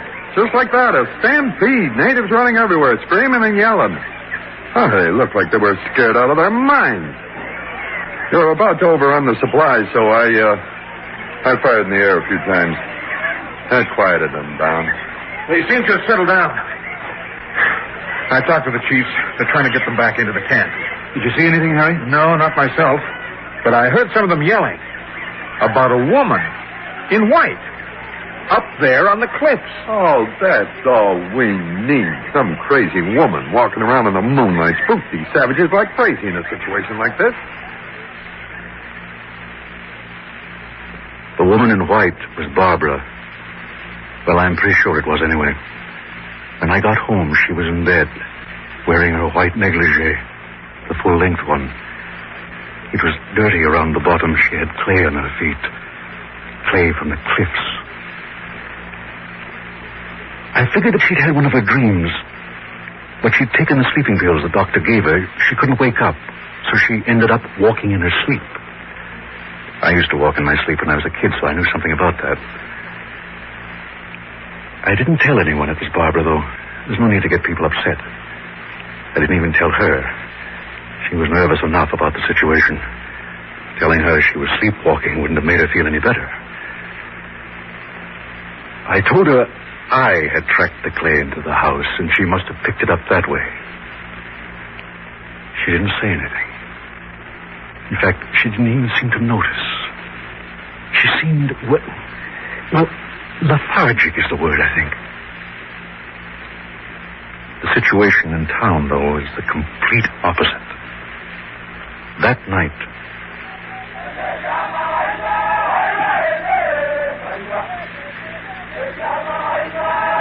what are they up to? I'm not sure. It's some kind of ceremony. Supposed to drive away evil spirits or something. Let's hope they don't decide we're the evil spirits. It could be... Look! My God! It's the woman! There! Up on the cliffs! Stop her! We've got to stop her! I'll shoot. Over their heads first.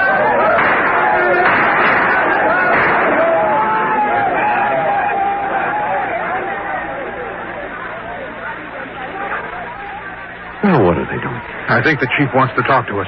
I'll go see what it is. No, you better not. I think it's okay. He wants to show me something. I don't like it. Hey, doctor, come in. Did you kill any of them? No, I shot over their heads. Doctor, what in the hell is going on? I think I have an idea. Doctor, will you come with me? Bill, call George up here. I was guarding the food supplies when Bill came down and got me. I went up to see the doctor. George, that woman was Barbara. Yes, I know. She's been sleepwalking. That's probably true, George. But you've got to stop her from walking up there on those cliffs. She's probably safe herself. Sleepwalkers are all right unless they're suddenly disturbed. But she's scaring the hell out of the natives. Well, she did look a little eerie, but that shouldn't scare them. It's just a woman. You can't harm them. That isn't what they think. They think she's a vampire. Don't be ridiculous. Look, I know she isn't a vampire. You know she isn't a vampire, but they think she is. I didn't want to mention it before. But they have reason to think that. We've been warned on the medical bulletins that the earthquakes have changed the migratory patterns of a lot of the wildlife. But what's that got to do with Barbara? There is a species of vampire bat. It's found in parts of Mexico and Central America. Maybe it's found in the Amazon, too. Nobody's been there to check. Anyway, I think that species has suddenly shown up here. The earthquakes caused them to come? They live on the blood of mammals. The quakes drove all the mammals out of the Andes. The bats must have fallen. I've had 8 cases of natives dying from a cause I couldn't determine. But I went back and checked. On all 8, there were 2 little punctures in the neck. Right on the jugular vein. Well, they haven't hit any of our people because we sleep in houses with the insect nets on. Tell me, Doctor. What are the symptoms? I'm not sure. I've only seen them dead. But I suspect general listlessness, lethargy, anemia. Those are Barbara's symptoms. That's right. She's been sleepwalking. It would be the same as being bitten in her sleep in bed.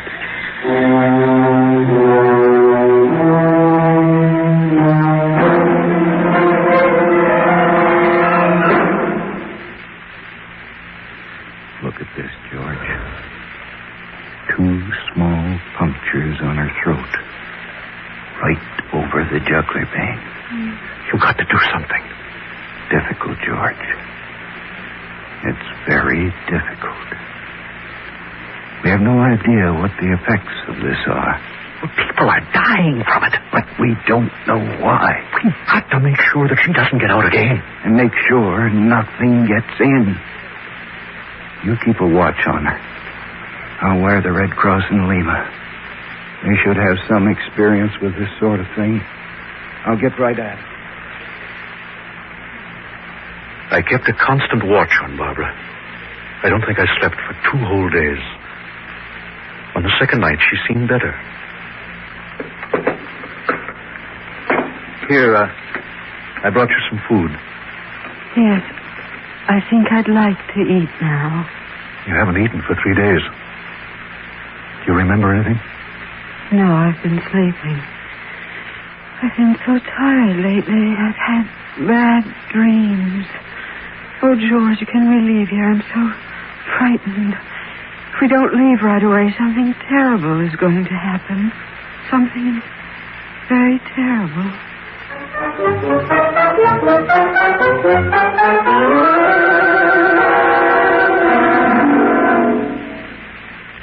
Barbara was right.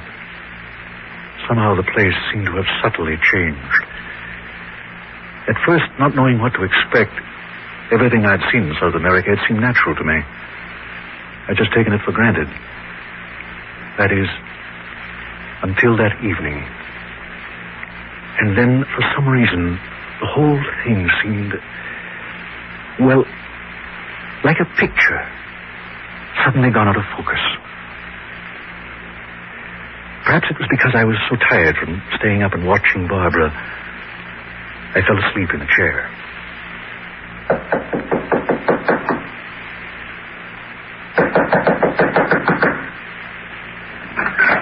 Anybody home? George, wake up.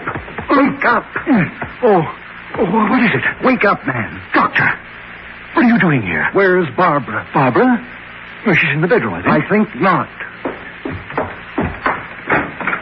Not here. She's gone. I thought I saw a woman in white down near the natives' camp. We've got to find her. Come on.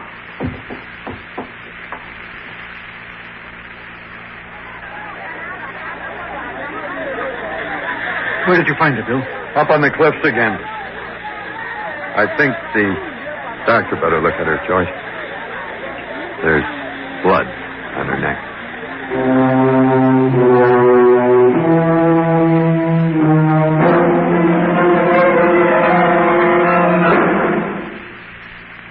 She's much worse, George.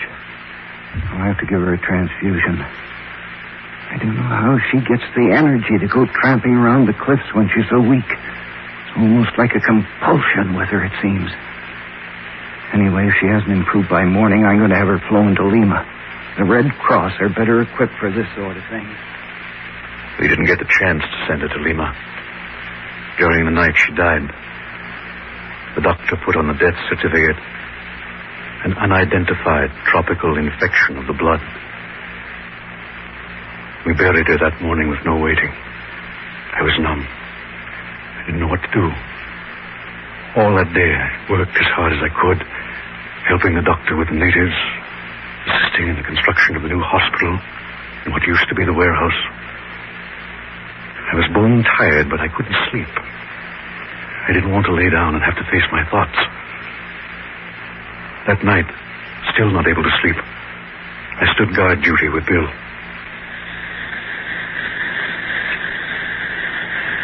Muggy night, eh? Yeah. Sure is.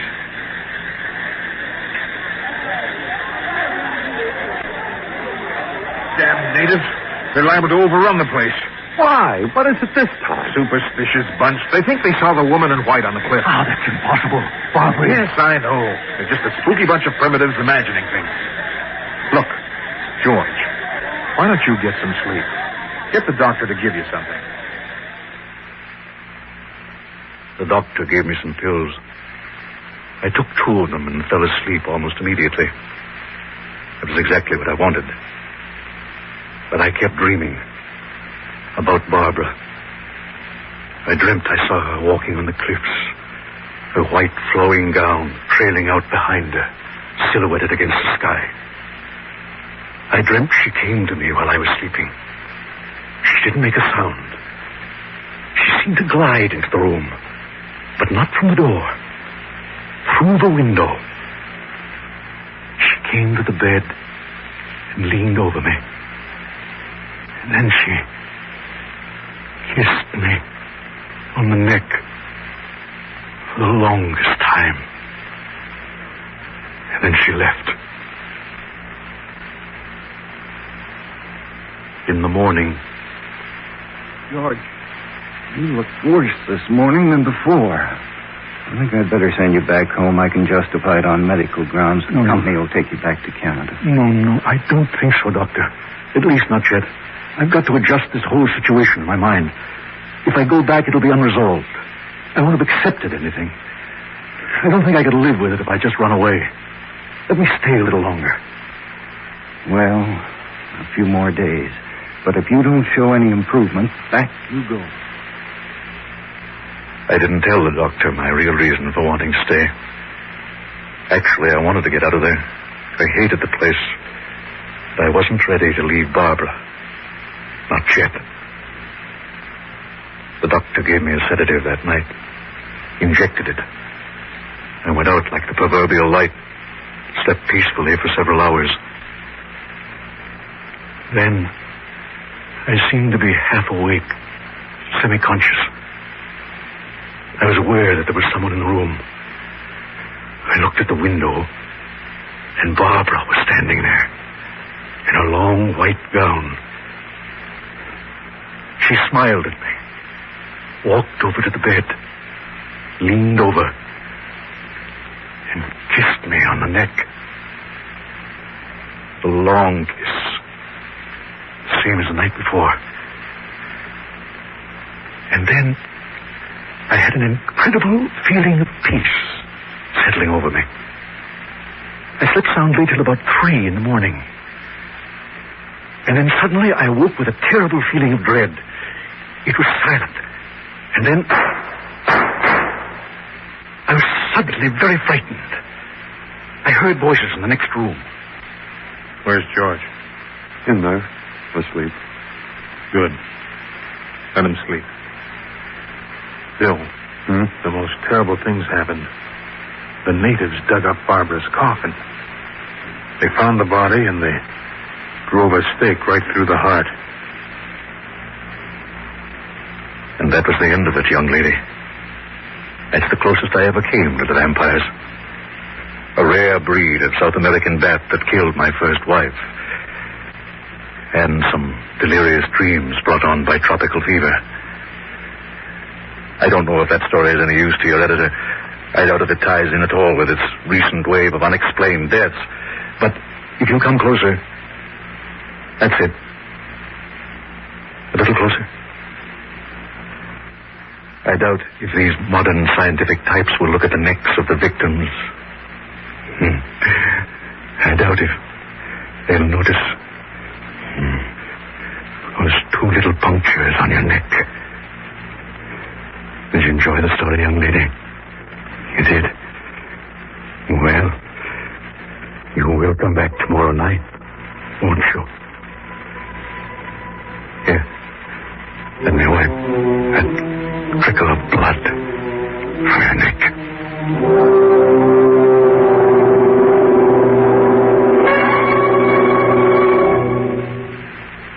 Theater 1030 has presented 2 Little Punctures by Anthony Lee Flanders, with John Scott as George, Vivian Reese as Barbara, his wife, and Ed McNamara as Bill, his friend. Paul Kligman was heard as Harry, and Neil Leroy as the Doctor. Sound effects were by John Sliz. Technical operation, John Skillen. Theater 1030 is a CBC Toronto presentation. This is Bill Lorne speaking.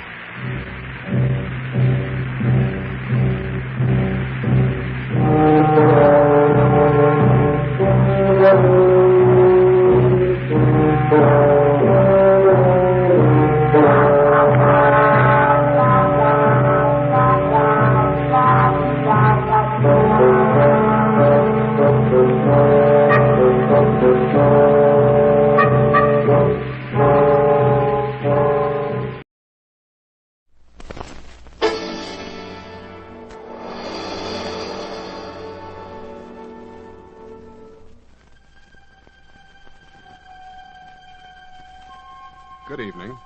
This is Sergeant X. Of all the countless characters created by the pen, comparatively few are destined for a long public life. However, Dashiell Hammett, the mystery writer, created a couple of characters named Nick and Nora Charles about 10 or more years ago. Well, Nora and Nick are still around and still doing fine, as you hear tonight in the Mystery Playhouse.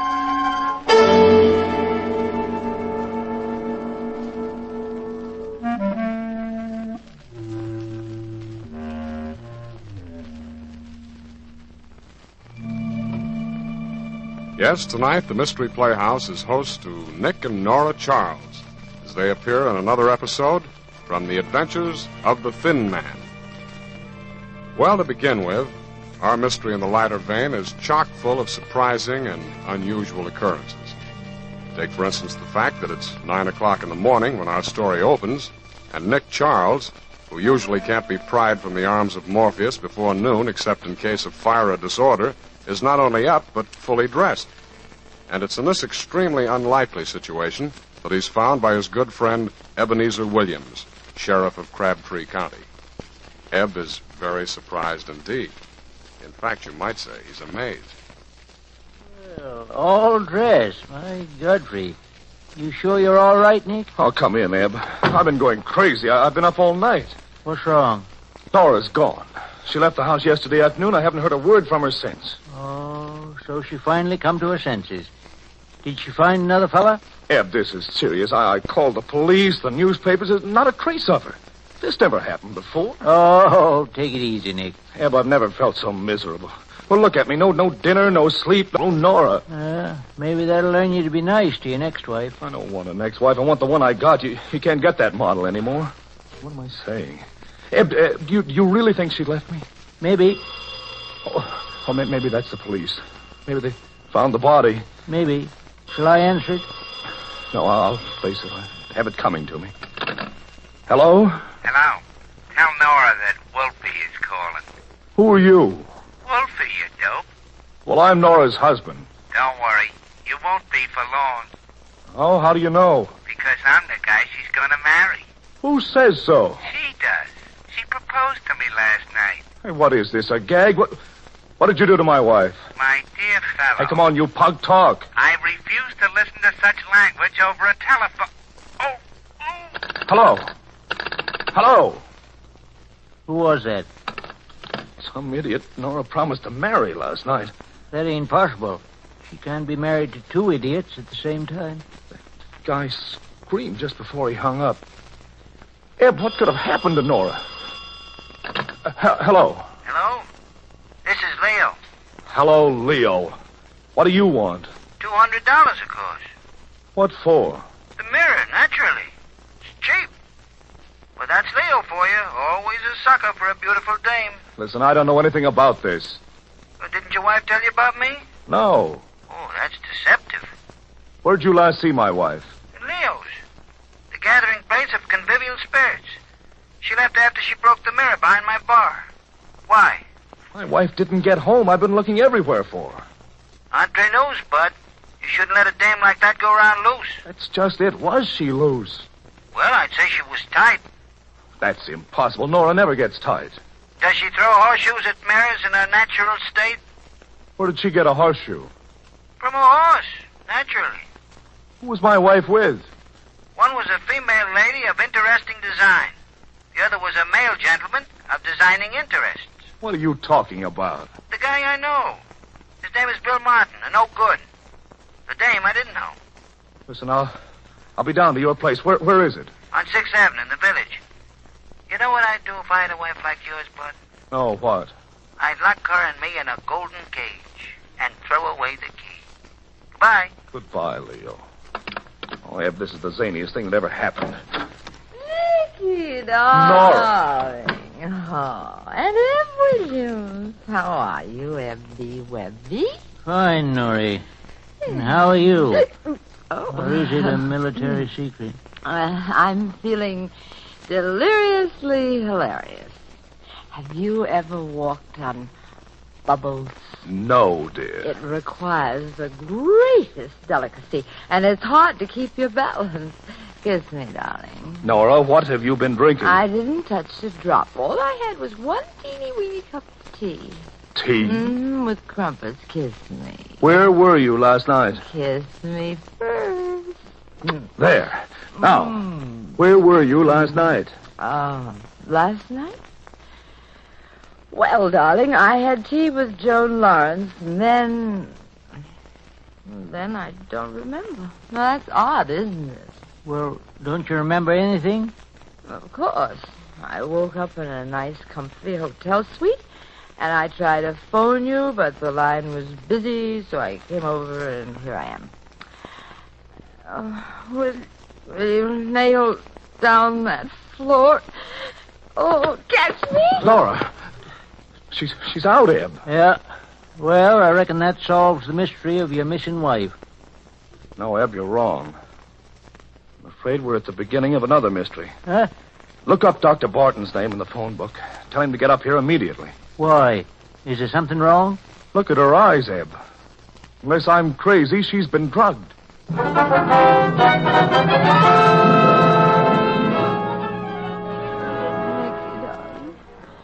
I dying? No, dear.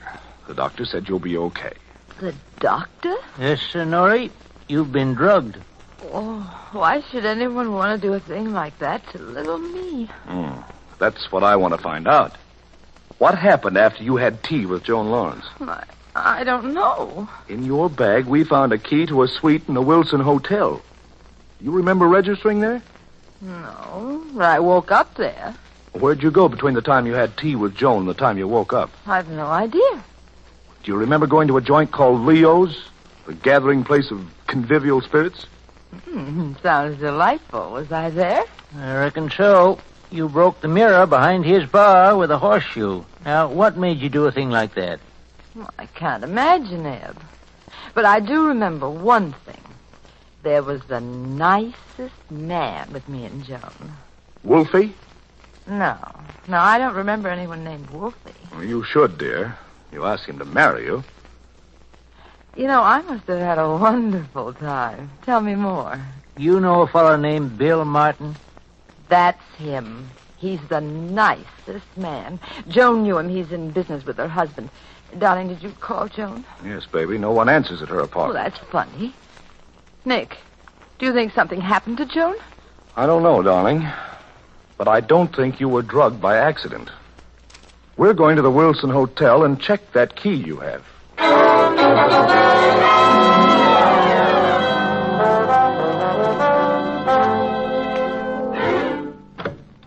Come in, Nora. Eb? Yeah. Was this the suite you woke up in? I remember. It looked a mess. Looks like a hurricane struck it. Isn't it a shame, dear? What? I evidently had the time of my life last night, and I didn't even know it. Hey, Mr. Russell left his bag here. Eb, will you help me open it? Okay, baby dokey. Say, that's sure an oversized suitcase. Looks more like a little trunk. Now she's opened it. Nick! Don't be frightened, baby. He can't hurt you. He's dead. That's Bill Martin. He was the nicest man. The one I told you about. He's got a woman's compact in his pocket. Well, that's my compact. Wonder how he got it. Nora, did you kill him? Me? Darling, now, don't be afraid to tell me the truth. But I don't remember. Now, try to think. Did you stick a knife in his back because he got fresh? Well, I don't know. You sure he was killed with a knife, Nick? Well, yeah, you can see the wound in his back. Say, there's bloodstains here near the telephone. Did you find anything more on his body? Just this watch. Oh, you can't use that, Nick. It's broken. Give it back. Just a second. Nick, could that be broke like that because a bullet hit it? That's what I was wondering, Eb. The hand stopped at 5:30. No bullet holes in this guy. Nora, you keep this watch. What's the name of the restaurant where you had tea with Joan Lawrence? The Bixley on Lower Fifth Avenue. It's near Joan's apartment. I'm going down there. Do you think poor Joan is dead, too? Maybe, baby. I want you and Eb to take a careful look around here and then go to Joan's apartment. Eb, use this collection of skeleton keys to get in. So long, darling. Take good care of her, Eb. All right. Eb. You don't think I killed him, do you? I don't know, Norrie. Say, will you take a look in them closets? I'm going over that other room. Careful. All right, Eb. Oh, what a lovely closet. Oh, my neck. Let go. Let go. Find anything in that closet, Norrie? Norrie? Don't you hear me? Norrie, I just looked. Look! Norrie.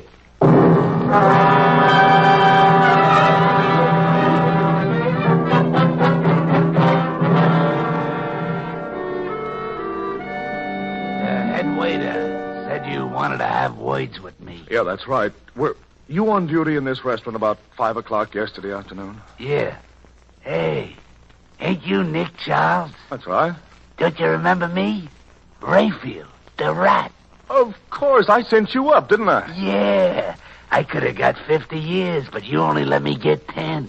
Gee, you changed. You used to be a good-looking young fella. Well, I hope you've changed, too, Rayfield. Here, will you take a look at this picture in my wallet? Some doll. That's my wife. Did you serve her yesterday?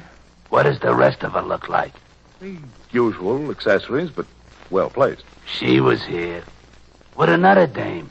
This other dame had a wonderful build. I served them. Where? In that booth right over there. Now, listen, Rayfield.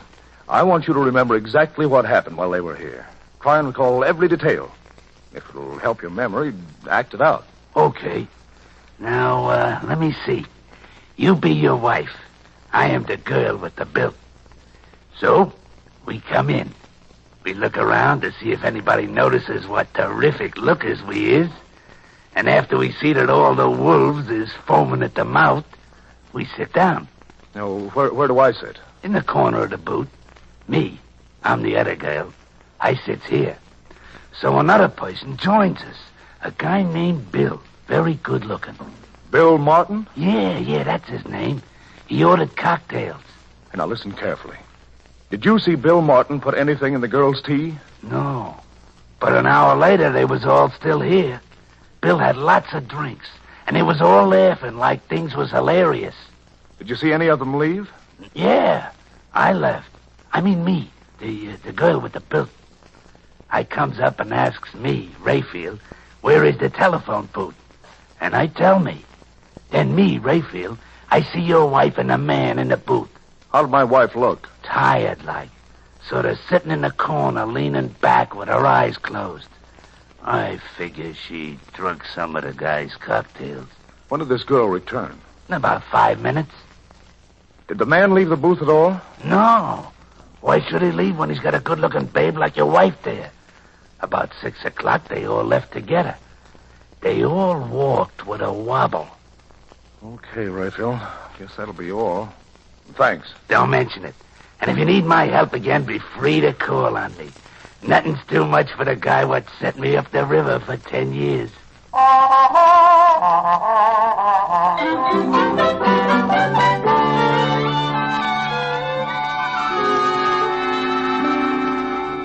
Of course I will accept your check for $200, Mr. Charles. That's Leo for you. He'll take a check from anybody. Do you mind if I ask you a few questions, Leo? Not at all. I personally am a convivial spirit, and I like conversations. At what time did my wife break that mirror?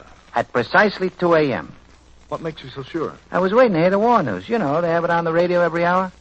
Bill Martin and this girl were with my wife all the time? Yeah. Why did you say Bill Martin was a no-good? Did you ever hear of Pedro Gonzalez?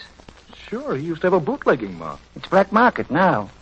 This guy, Bill Martin, was connected with him. He tried to sell me some tax-free liquor once. Leo, can I use your phone? Sure, go ahead. Take a tip from me, pal. Don't fool around with Gonzalez. He ain't no convivial spirit. I'm just trying to find out if Martin drugged my wife. Hello? Hello, Eb. How long have you been there at Jones' place? Oh, a few minutes, Nick. Say, I'm glad you called. The killer was hiding in one of the closets. Did you get him? No, the killer got us. What? He socked Nori on the head. But she's all right now. Oh, good. He sneaked out the side entrance. Well, did you find anything important in the apartment? I reckon so.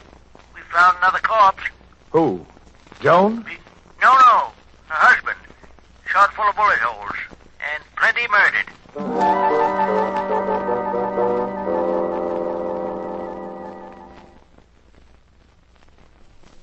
Yeah. All right, I got you, Nick. All right, Nick, I'll do like you say. All right. Did Nick find the killer, Eb? No, but he was telling me about the information he dug up. What are you doing there, Eb? Just looking at this corpse's pocket, Nori. There's a bullet hole into it. I didn't notice that before. Is it important? Maybe. Now, that's the vest pocket, where a fellow usually carries a watch. You know, I think this fellow was not only killed, he was robbed by Godfrey. Eb, did you notice that banjo clock on the wall? Why, what about it? It stopped at 2. And the reason it stopped is because there are a couple of bullet holes in it. Look. Oh, Joan, darling. Hello, Nora. Oh, I've got the most awful headache. Gilbert, what happened Now, to him? don't try to put yourself together. Your husband's been murdered. We found him here like that. Now, dear. Oh, Nora, this is awful. There, now. Nick and our friend Ed Williams are working on this case. Now, if you can keep a grip on yourself, you can help us. Well, I'll be all right, Nora. I was afraid something like this was going to happen. That's why I wanted to talk to you yesterday. My husband and Bill Martin, they were in trouble with Pedro Gonzalez. He's a gangster, you know. Yeah, Nick told me all about that. Miss Lawrence, where was you last night? Well, I'm not really sure. It's all very hazy. I woke up only a few minutes ago at the Royal Crest Hotel. Did anything happen to Bill Martin? He's been murdered, too. Oh, no. Nora was drugged. Well, then I must have been drugged, too. Well, of course, I see it all now. They drugged us so I wouldn't go home and find them killing Gilbert, and Bill Martin must have known about it. He was very close to them, so they killed him to keep him quiet. Yeah. Was your husband alive at 2 yesterday afternoon? Well, yes, I had lunch with him. Joan, why'd you murder your husband? What are you talking about? You, Joan. You murdered both of them. Nora, he's crazy, isn't he? Eb, how could she have done it? It's impossible. No. She drugged you at about 5:15 yesterday afternoon. Then left, saying she had to make a phone call. But instead, she come up here and killed her husband. She turned the clock back to 2, put a few bullets into it, come back to the restaurant where you were sitting with Bill Martin. In your condition, Nori, you didn't even know she'd been gone. I don't remember everything, but I do know Joan was with me last night. Sure. She was using you as an alibi. At 2 a.m., the time she wanted the police to believe the murder was committed, she and Bill Martin put you up to throwing that horseshoe into the mirror in back of Leo's bar. But why'd she want me to do a thing like that, Eb? To strengthen the alibi. Ain't that right, Joan? He's out of his head. Am I? You give Nori an extra dose of the drug. Put her to bed in the Wilson Hotel. Now, up to this point, Bill Martin was helping you. Your problem now was to get rid of Martin. I suppose I killed him, too. You told him to call Nick's place, act like a goon, and use the name Wolfie. The object was to see if Nori was home yet. Well, soon as he finished phoning, you drove a knife into his back. Nick even heard his scream. Listen, if I'm such a clever killer, why'd they ever pick on Nora to have tea with me? Because You knew after your husband was found dead that Norrie would get Nick interested in the case. It'd be simple to hint that Bill Martin got some hoodlum to do it. Martin would appear especially guilty since he was dead also. All right. Get him up, both of you. I'm getting out of here. If any of you try to follow me, you'll be killed. Goodbye. Hello! Nicky! I just clipped her lightly on the chin, Nicky, darling. guess what?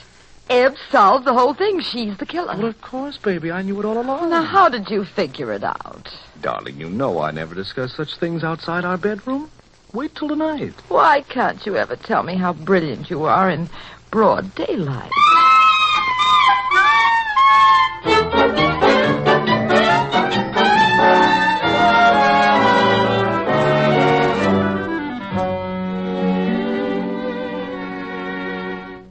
All right, dear. I'm ready and waiting for your story.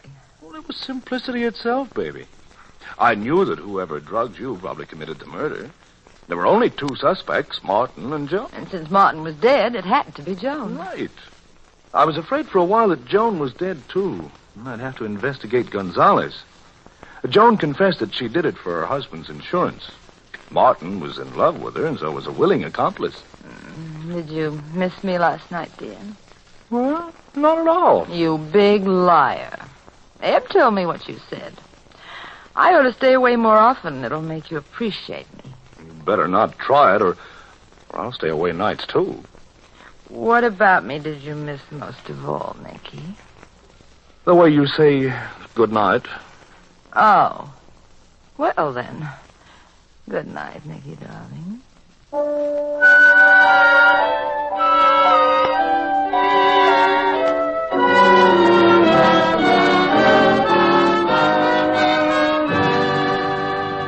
Thank you, Nick and Nora Charles, for another chapter in The Adventures of the Thin Man.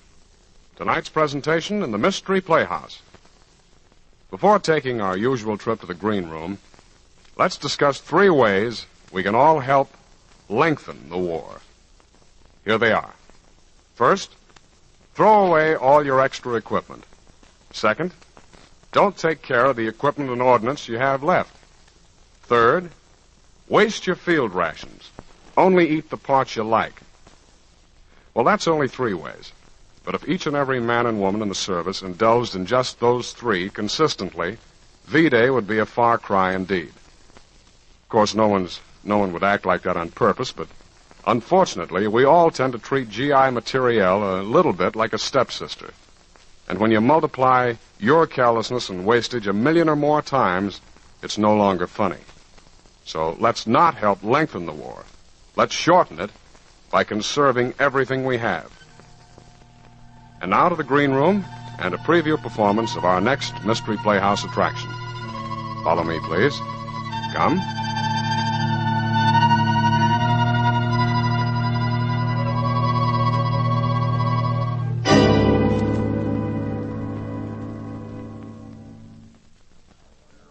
Mr. Finney, why did Mr. Clabber have us all come here for a conference? I don't know, Miss Warner. It's about the theft of those rare books, I guess. You've been with the A.H. Dock Company for a long time, Mr. Finney. Tell me, is the bookstore in a really bad way? Well, it's pretty bad, Miss Warner. Careful, people. Here comes old Crank Clever. Oh, here he is. Philip Dock, you coming in here with me, or aren't you? I'm coming, Mr. Clabber. I'm coming. Now, silence, please. All right. Just a moment, people. Mr. Clabber has something to say. As you all know, for the past few months, the A.H. Star Company's been losing rare items out of our private stock of first editions. I'm convinced those thefts are an inside job. One of you employees is the thief. Now, wait, please. I want you all to know that Mr. Clabber and I are in total disagreement on this. Personally, I trust every one of you. Well, I don't. This stealing keeps up, the company will go bankrupt. So I've decided on a drastic step. As of closing time today, the entire staff of this store, every last one of you, is fired. Me too. But Mr. Clabber, I've been with the A.H. Dock Company as bookkeeper for 58 years. Mr. Dock, Mr. Phil. I'm sorry, Mr. Finney, but I'm helpless. Mr. Clabber now owns 51% of the stock. That gives him full power to dictate store policy. But even if one of us is a thief, why make the rest of us suffer? I know, Miss Warner, but my hands are tied. Mr. Claver's arranging to have new clerks report tomorrow and a new secretary stenographer. I may as well tell you that Mr. Dark's talked me into promising that if and when the thief is caught, all you people will be rehired. Now, that's all. Back to your counters.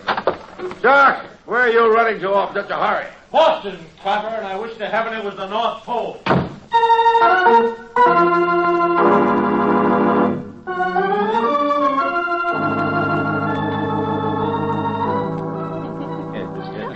But aren't you at Hop anymore, Mr. Fletcher? I should say not, Miss Porter. Heck no. Fletcher's the ace investigator of the Worldwide Insurance Company now. And look at me. What for, Billy? Huh? Henry, you'd like Fletcher's style. He goes in for fancy deductions the way you do. Oh, a competitor, huh? Right. Ellery, I'm on a case for Worldwide involving the A.H. Dark Company, and you can do me a favor. Me, Fletcher?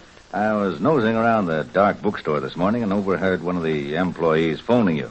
She's due here any minute. Yes, a clerk there named Miss Warner. But how can Ellery do you a favor, Mr. Fletcher? No one down at Dark's knows who I am, and it's better if they don't find out I'm an insurance company detective. How about introducing me to this Warner woman as your associate? Let me sit in. I'll go. That must be Miss Warner now. Queen, what do you say? Well, of course, I'd be glad to. Billy, let's you and me duck into the other room. Too many of us might scare the woman out. You'd scare her top sergeant. Ellery, this is Miss Warner of the A.H. Dark Company. How do you do? How do you do? And I brought along Mr. Finney, the bookkeeper. Sit down, please. Meet Mr. Fletcher, my assistant. How do you do? How do you do? What can I do for you? You start, Mr. Finney. Well, Mr. Queen, young Mr. Philip Dark doesn't know much about the rare book business, and, well, the firm's in pretty bad shape. So some time ago, Mr. Dark was forced to take in a partner, Mr. Claver, who knew rare books and had capital, too. Adolph Claver... Adolph Claver's one of the leading rare book experts of America, Queen. I've heard of him, Fletcher. Well, sir, Mr. Claver started printing special editions of classics limited to one copy for wealthy collectors. Editions of one copy? That's really limited. Yes, miss. Mr. Claver does all the work by hand himself. His private press and bindery in his Long Island home. Mr. Finney, the point is business didn't improve much. And then valuable old firsts began to disappear from the store. The insurance company hasn't found the thief yet. And now Mr. Claver's gone and fired everyone in the store. What? That's terrible, Miss Warner. Even me. 58 years with the store. But Mr. Claver will take us all back when the thief is caught. So, Mr. Queen, will you find the thief? And get our jobs back. Well, that's an appeal I can't resist. Yes, I will. Oh, thank you, Mr. Thank Queen. you. Now, do you know anything about the theft? Well, I don't, Mr. Queen, but Mr. Finney here does. That's one reason I brought Mr. Finney along. You know something, Finney? What? Well, I can't tell you. Miss Warner, I told you I couldn't tell anyone yet. Well, I can't understand you, Mr. Finney. You must tell about your discovery. You've made a discovery, Mr. Finney? Yes, but it's a secret, a terrible secret. So terrible I can't disclose it to anyone. Well, can't you even give us a hint, Mr. Finney? Well, it would ruin Dark's, maybe the whole rare book business. That's all I can say. Mr. Queen, please don't ask me anymore. If we discover the thief, will you tell us? Maybe, sir. Maybe. Does either Claver or Dark know you two have come to Mr. Queen for help? Oh, no, Mr. Fletcher. Old Claver's not a man to ask anyone for help. And Mr. Dark, well, he's nice, but sort of scatterbrained. Full of fun, loves parties, and keeps practicing magic tricks like a stage magician. No sense of responsibility at all. Well, we'll look into it. Nicky, will you see Miss Warner and Mr. Finney out? Yes, Mr. Queen. You'll hear from us. Yes, all right, thank you. Fletcher, do you know the secret old Finney's so upset about? No, I don't. Billy and I overheard the whole thing. Secrets. Hey, Maestro, you mean to say you're going to take a case Fletcher's already investigating? If Fletcher doesn't mind. Why should I mind, Queen? Go do it. Well, thanks a lot. I've got to run. Bye, you two mugs. So long. Bye. Where's Mr. Fletcher going in such a rush? I hope to get a head start in Ellery. You better get busy, Maestro. Fletcher's tough competition, and rare books are his racket. Oh, wonderful. You'll find he's in a contest. Nicky, come on.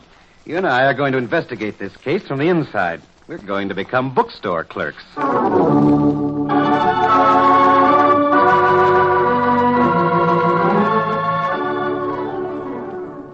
there's the beginning of our next Mystery Playhouse production, featuring the master detective, Ellery Queen. Ellery temporarily goes into the rare book business to get at the bottom of a peculiarly intriguing mystery, which you and our audience, of course, are invited to have a go at, too. So come with your thinking caps on next time as Ellery Queen turns his attention to the adventure of the dark secret. This is Sergeant X, closing the doors of the Mystery Playhouse. Good night. Sleep tight.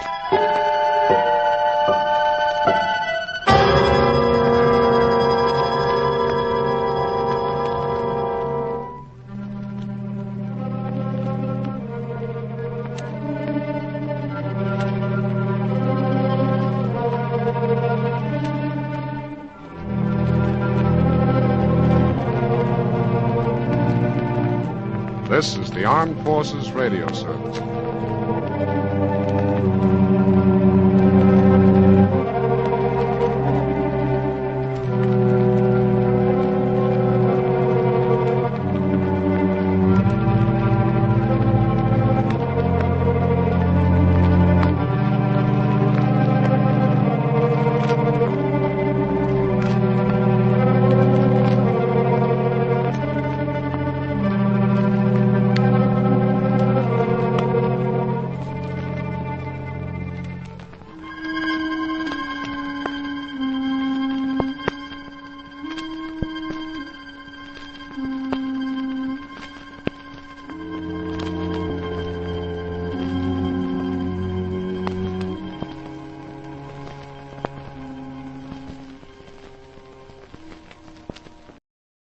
The Equitable Life Assurance Society presents This is Your FBI.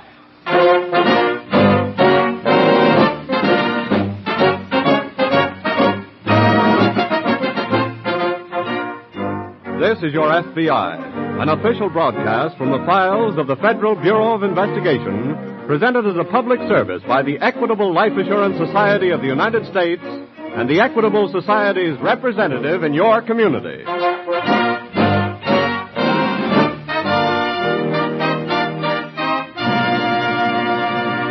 Freedom has been part of our American life for so long that people have grown used to it. And some of us don't realize what a priceless thing it is. For instance, you're free to tune in tonight's FBI file, which will begin in just a moment, or any program. Long wave or short wave, pro or con, anytime you like. Yes, America, there are no pressures, no orders that you must or must not listen to certain things. And the Equitable Life Assurance Society is a good example of this freedom of choice. Membership in the Equitable Society is purely voluntary, but the advantages are so great that 3.25 million Americans have elected to become members, that is, policyholders.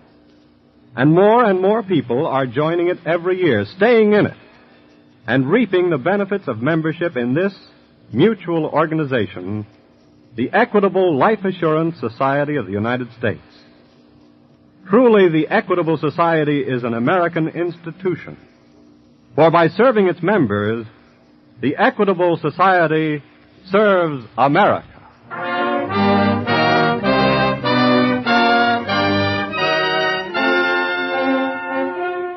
Tonight's FBI file, the NYLON Hijacker.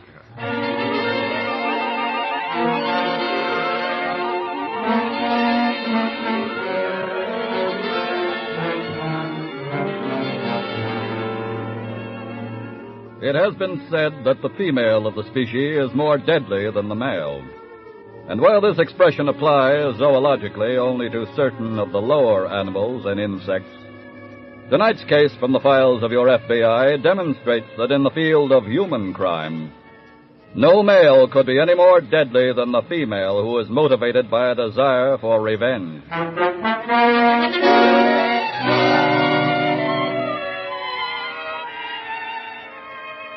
In one of those cheap cold water flats across the East River from Manhattan, a pretty-faced young girl in a red chenille robe sits staring into a cup of coffee gone cold. She's been awake all night, waiting for the sound of certain footsteps in the hall which never come. Suddenly, the girl straightens, but it is not his knock. He wouldn't knock. He'd use his key. Just a minute. Hiya, Bunny. Chris, what are you doing here this early? Just give me an aspirin and a bottle of beer, quick. Huh? Kid, your big sister is really hung over. Oh, come on in. I'll get you an aspirin right away, Chris. Okay, and I'll die for the icebox. Oh. Where's Frankie? Frankie? Oh, he's not here. Uh-huh. Hey, is this all the beer you got? Oh, take it, Chris. I ordered some more this morning. Okay. Where's an opener? Right on the table. Oh, yeah, swell. Here's the aspirin, Chris. Thanks, kid. That should do something. Hey, you don't look so hot, Bunny. What's the matter? Oh, I didn't sleep very good last night. He didn't come home, did he? What? You heard me. Frankie didn't come home. No. I thought so. Chris, I'm scared stiff. I'm afraid he's gotten into some kind of trouble. Is that what you really think, honey? What do you mean? Look, kid, you're my sister, and I'd tear my hair out for you. You know that, don't you? Of course, Chris.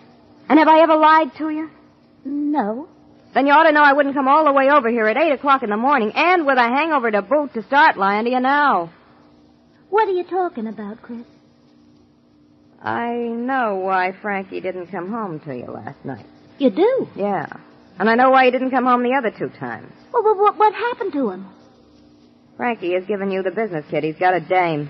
Chris! I saw them together last night. Oh, no, Chris, you must have made a mistake. Not a chance. But Frankie wouldn't do that to me. Oh, wake up, kid. He is doing it. But he promised me. He promised he'd never look at another girl. Oh, honey, why don't you grow up? But I tell you, he promised. He promised to take you out of this dump, too, didn't he? Yes, and he's going to as soon as he does a job or 2 and gets some money. I know for a fact Bunny, shut up and listen to me. Frankie's making good dough already. He's got a racket. What? I don't know what it is, but I found out that much, and it's paying off. But he never told me anything about it. Of course not. He's spending it all on that redhead. What redhead? The one I've seen him with. Oh. She's got a car and an apartment. Oh. And I'll give you one guess on who's paying for it. Who's paying? Oh, no, Chris. And when he gets ready to give you the brush off for keeps, he'll do that, too. Now, look, kid, when you married that rat, I washed my hands, but I won't take you getting shoved around this way. Oh, this is awful. You can't handle the guy, but I can. So just let me know the next time he's home, and I'll be right here to really straighten that stiff out.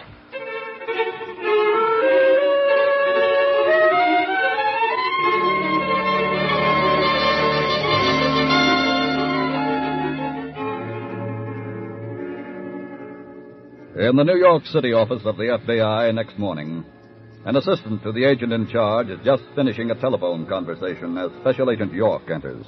Right. Yes, we'll get on it right away. And thanks a lot. New business, John? Yes, interstate hijacking. Oh? A truckload of nylons. Nylons? Well, who did it, your wife or mine? No, York, I'm afraid they both got scooped on this one. Where did it happen? In Jersey, on the highway the other side of Hoboken. Uh-huh. Truck stopped at an intersection for a light. 3 men stepped out of the shadows and did the rest. Anybody hurt? Well, they knocked the driver out. He came to about an hour later, made his way to the police, and reported. Could he furnish any lead? Well, the police are questioning him now. Well, they must have brought the nylons on into New York. That's right. Truck was found abandoned at, here it is, Broadway and 125th. Probably miles from where they unloaded it. Yeah, I would think so. You know, this must be a new mob operating. That's the first interstate hijacking job around here since we broke up the Niles gang. Do you want me to do anything? Yes, will you go over to police headquarters and get the driver's testimony? Right. Then you'd better examine the truck, see if you can pick up any prints. Okay. And York, check with me later. Let me know what you found.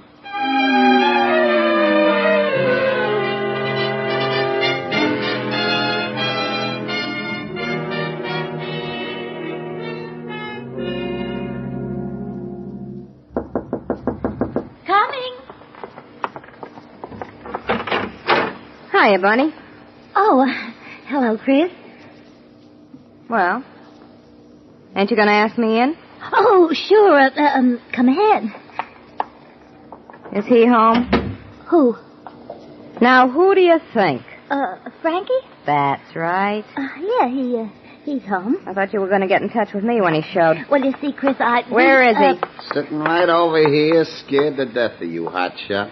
Oh. Please, Chris, you were wrong about Frankie. He explained about that girl and everything's fine. Yeah, I'll bet he explained. Did he tell you about Why the... don't you keep your ugly kisser out of other people's business? Bunny's my sister, and I don't like the way you're giving her the business.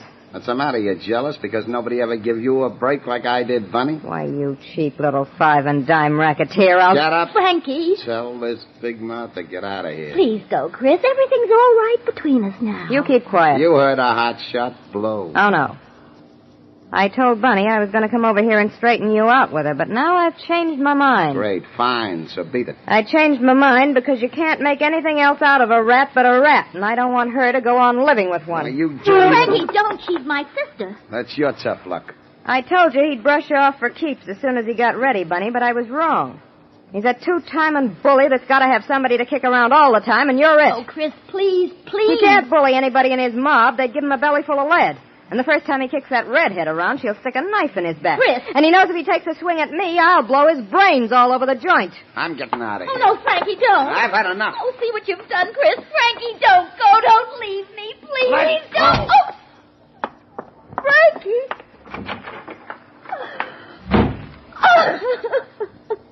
Sorry, kid. He hit me. Well, what did you expect?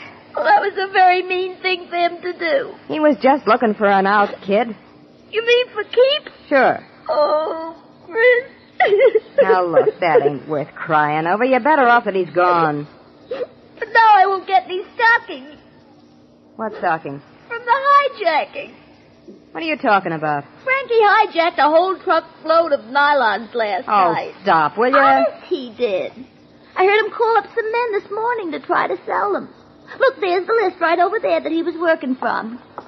This one over here? Yep. He promised me I could have as many nylons as I wanted. And Chris, you as a girl know just how tough it is to get... Wait a minute. Huh? I think we can get more than nylons out of that character. What do you mean? Give me the phone book, quick.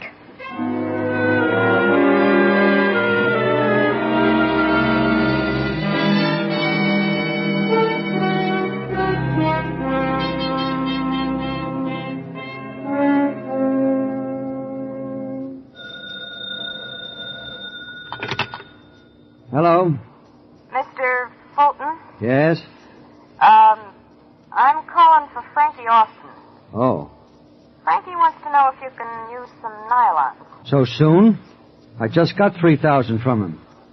Oh, well, you see, these were for another customer, but he couldn't raise the cash, so Frankie thought you might want to nail these down, too. Sure. I could use some more, all right. How many has he got? 6,000 pairs. Say, that's fine.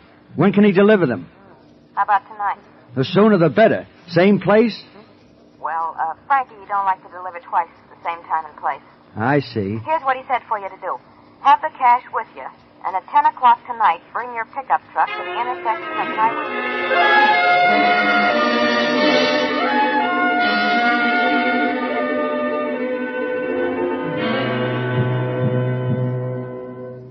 Can I come in, John? Sure, come in, York.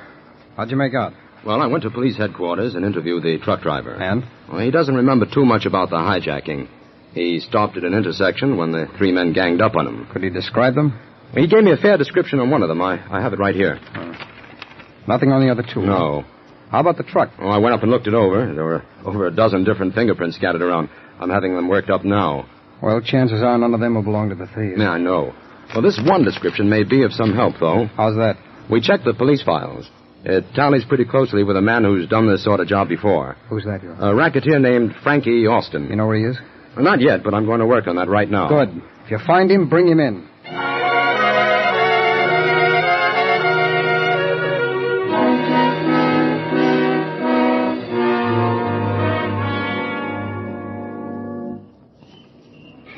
Gee, Chris, isn't it about time Mr. Fulton was coming? He ought to be driving up any minute now. Chris, I'm scared. So am I, but not for the same reason. What do you mean? I'm scared he might have got suspicious and backed out. Oh. Can I turn on the radio? You could attract more attention by screaming. What do you mean? Never mind.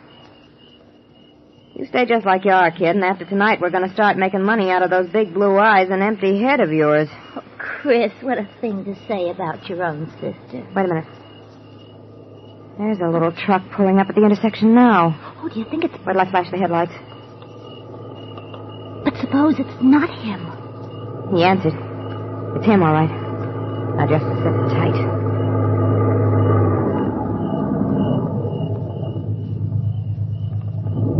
Is that you, Frankie? Pull in behind us. Stop and cut out your lights and then come back here. Where's Frankie? Do what I tell you.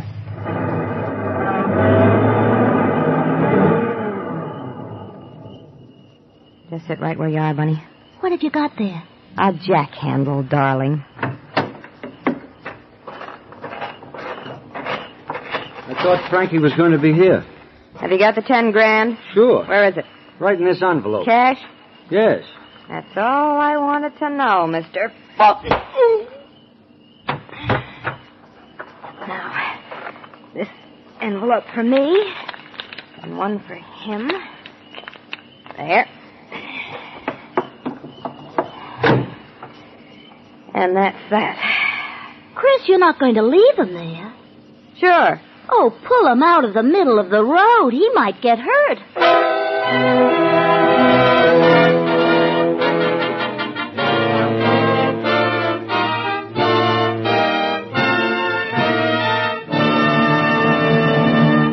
And now, before tonight's FBI file resumes, as it will in just a moment, a word about psychology from our sponsor, the Equitable Life Assurance Society.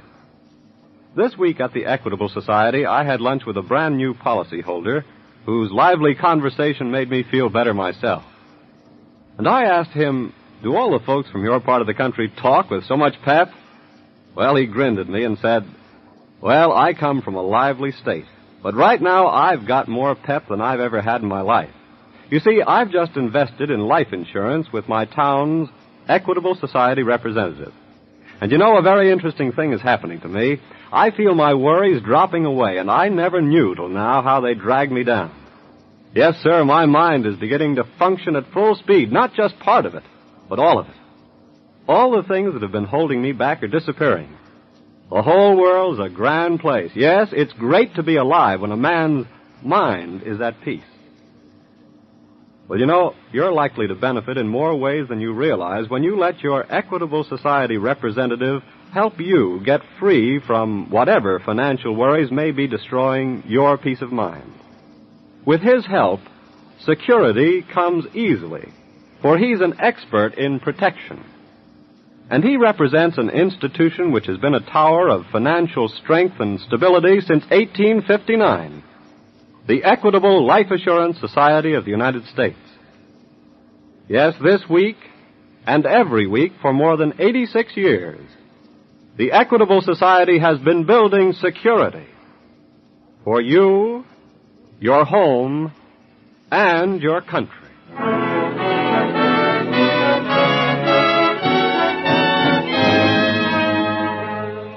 And now back to the FBI file, the Nylon Hijacker.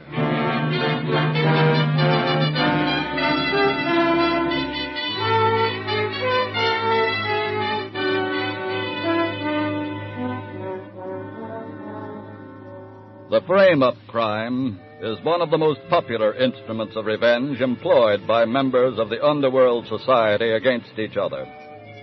But in planting clues intended to incriminate their foe, they rarely fail to leave some track which leads eventually to their own guilt.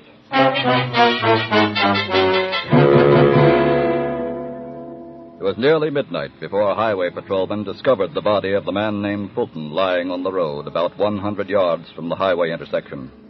Early next morning in the FBI office. Morning, John. Oh, morning, York. I think I finally got a line on Frankie Austin's whereabouts. Swell. With any luck, we should pick him up this afternoon. Well, we certainly have... Oh, wait a minute, will you? Sidney speaking. This is Jersey Highway Patrol Headquarters, Mr. Sidney. Yes. We would have called you sooner on this, but we spent all night checking angles. Well, what have you got? Looks like something that ties in with the nylon hijacker. York, better get on the other phone and listen to this. Okay. All right, shoot.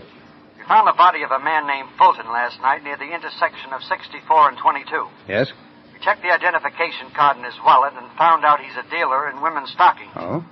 The thing that really ties it in is the typewritten note we found on him. What is it? It said 3,000 pairs of nylons would be delivered to him at the intersection last night at 10 o'clock. Fulton was to bring $10,000 in cash with him. Oh? Well, who signed that note? It was just signed Frankie. Well, that must be Frankie Austin. Do you know whether Fulton had the money with him when he got there?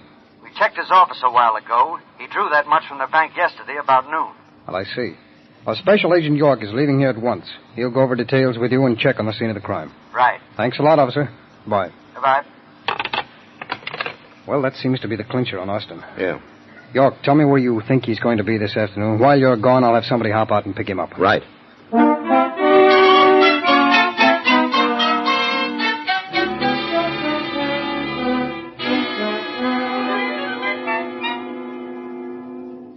Austin.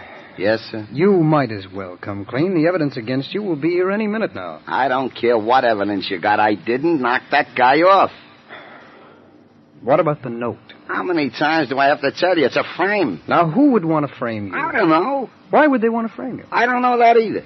Then what makes you so sure it's a frame-up? Look, gee, man, I tell you, I didn't have Maybe you nothing tried to do to with cut somebody out after hijacking that truckload of nylons. That's a lie. It was my own job.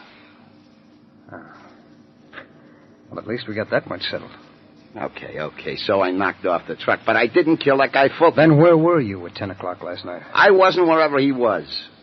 Can you prove that? Sure I can. Well? I was at a certain dame's house. I thought you were married. I am married. Does your wife know about the other girl? What's that got to do with proving where I was last night? Are you still living with your wife? What's that got Austin, answer my question. I walked out on her yesterday. Have a fight about the other girl? My wife's sister started it. She hates my guts, and when she found out about the dame... Can I come in, John? Yes, come in, York. I've been waiting for you. Oh. Is this Frankie Austin? Yes. We've been having a little talk. Well, what did you get? Well, here's the note that was found in Fulton. Let me see it. Right. Thanks. Austin. Yeah? Is that your signature? Let's see. There. Yeah. I didn't write anything like that. I don't think Austin killed Fulton, John. Oh? That's what I've been trying to tell him. You see, in addition to Fulton's footprints at the scene of the crime, I found some made by high heels. A dame. And, John, there's traces of woman's face powder on the note as if it had been carried in a handbag. Hey. You can even smell it. Hey, wait a minute. I'm beginning to get the whole picture. What do you mean? I told you this was a frame, and now I know who's behind it, my sister-in-law. How do we know she wasn't working with you? Look, believe me, she wasn't. She hung this on me. Where can she be located? Wherever my wife is. All right, Austin. We'll check on your story.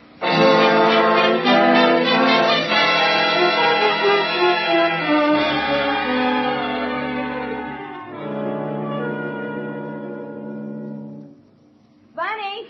Yeah? Bunny, ain't you packed yet? Oh, I'm having a terrible time, Chris. I can't get everything in. Look, we're wasting time. We gotta get out of here. Oh, he ain't coming back. I've got to take everything. And this book just won't fit in. So what? Leave it. Oh, I couldn't, Chris. It's my memory book. Look, stupid, you'll have the rest of your life to read it if the cops come here. Now forget it. Why should the cops come here? Because we killed a guy, remember? Yeah, but you said they were going to blame Frankie for that. That's why you put that note in Mr. Fulton's pocket. Bunny, please, just keep moving. Okay. Have you got that address? It's on the table there. I tore it out. Right. Where are we going? Wherever the first thing's leaving for, and I hope it's Mexico. Mexico? What's the matter with that? But I can't speak Mexican. That is not your big handicap, kid. Come on, shut that bag up. All right. I'm ready. Okay, now let's get out of here fast.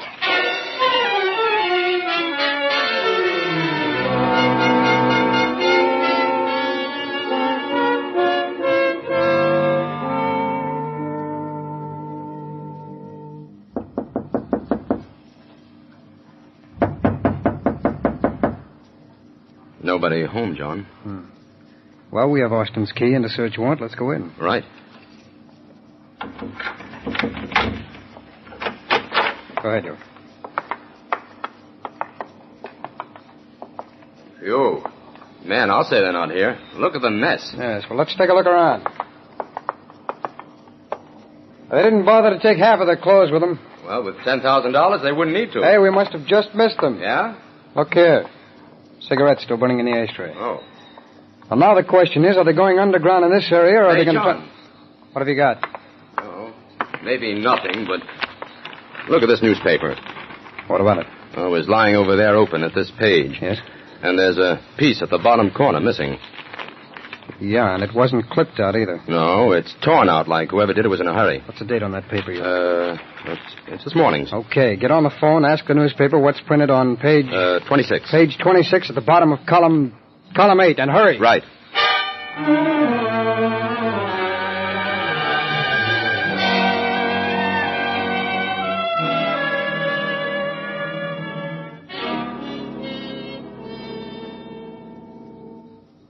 But I tell you, we have no tour leaving from Mexico just now, madam. Then what have you got? And don't call me madam. I'm sorry.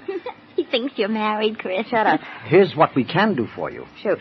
We can get you on a train leaving in 1 hour for New Orleans. And from there, you can take a banana boat. A banana boat? What's that? One that carries bananas, obviously. Okay. Fix us up on that. But don't you want to know where the boat's going? Just book us and make it snappy. Very well. May I have your names, please? This is Frankie Austin and Miss Christine Wilson. Who are you? How did you know our names? We're special agents of the FBI. Huh? The FBI? That's right. You're both under arrest for murder. Chris, I told you we shouldn't... Shut up. It's too late for that, Miss Wilson. You've left tracks a mile wide, including the ad for this travel agency torn out of this morning's newspaper. All right. Come along, both of you.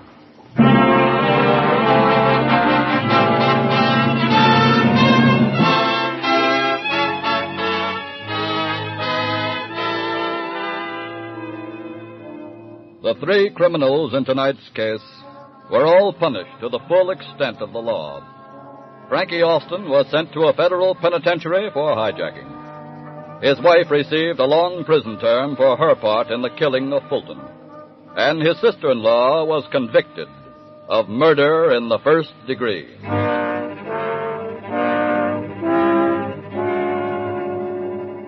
Whether the female of the species is more deadly than the male or not, in the field of human crime, she operates under the same handicap as the male. The same handicap which ultimately defeats all criminals. The inevitable clues which sooner or later fasten upon them the verdict of guilty.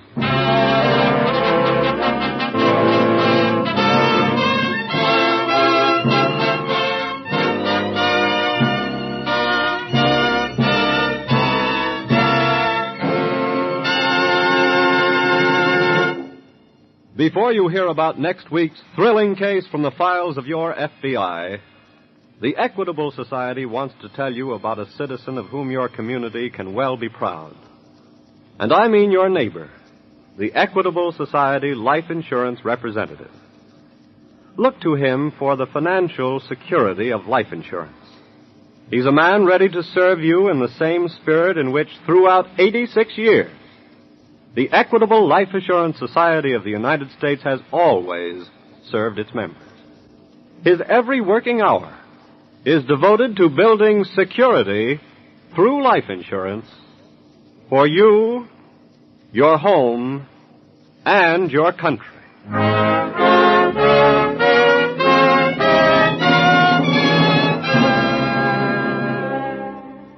Next week, we will bring you another colorful story from the files of the Federal Bureau of Investigation.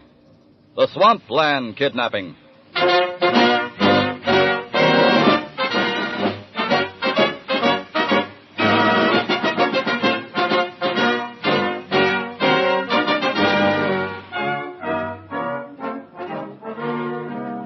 The incidents used in tonight's Equitable Life Assurance Society's broadcast are adapted from the files of the Federal Bureau of Investigation. However, all names used are fictitious, and any similarity thereof to the names of persons living or dead is accidental. Tonight, the music was under the direction of Frederick Steiner, the author was Frank Ferries, and your narrator was Dean Carlton. This is Your FBI is a Jerry Devine production. Now, this is Carl Frank, speaking for the Equitable Life Assurance Society of the United States and the Equitable Society's representative in your community, and inviting you to tune in again next week at this same time when the Equitable Life Assurance Society of the United States will bring you another colorful story from the files of the Federal Bureau of Investigation. The Swampland Kidnapping on This Is Your FBI.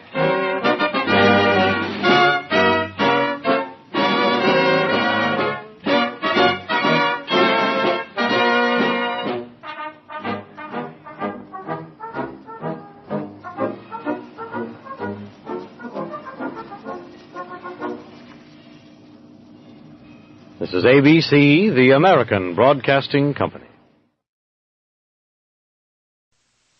Mutual presents Under Arrest, directed by Martin Mogner, and starring Joe DeSantis as Police Captain Jim Scott.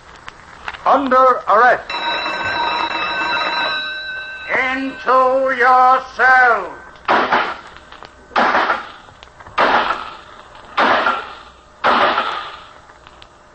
Under Arrest, the story of Police Captain Jim Scott's fight against crime.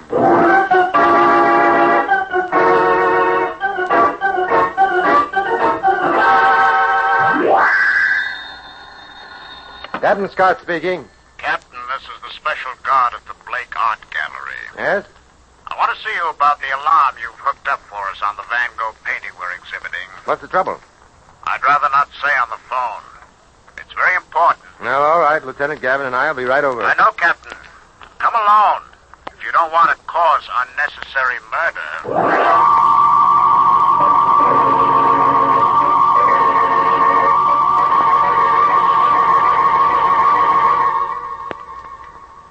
Before we follow Captain Scott on his perilous way, may I have a word with you? A deadly killer threatens thousands, a killer that can be stopped short in time to save your life if you realize your danger.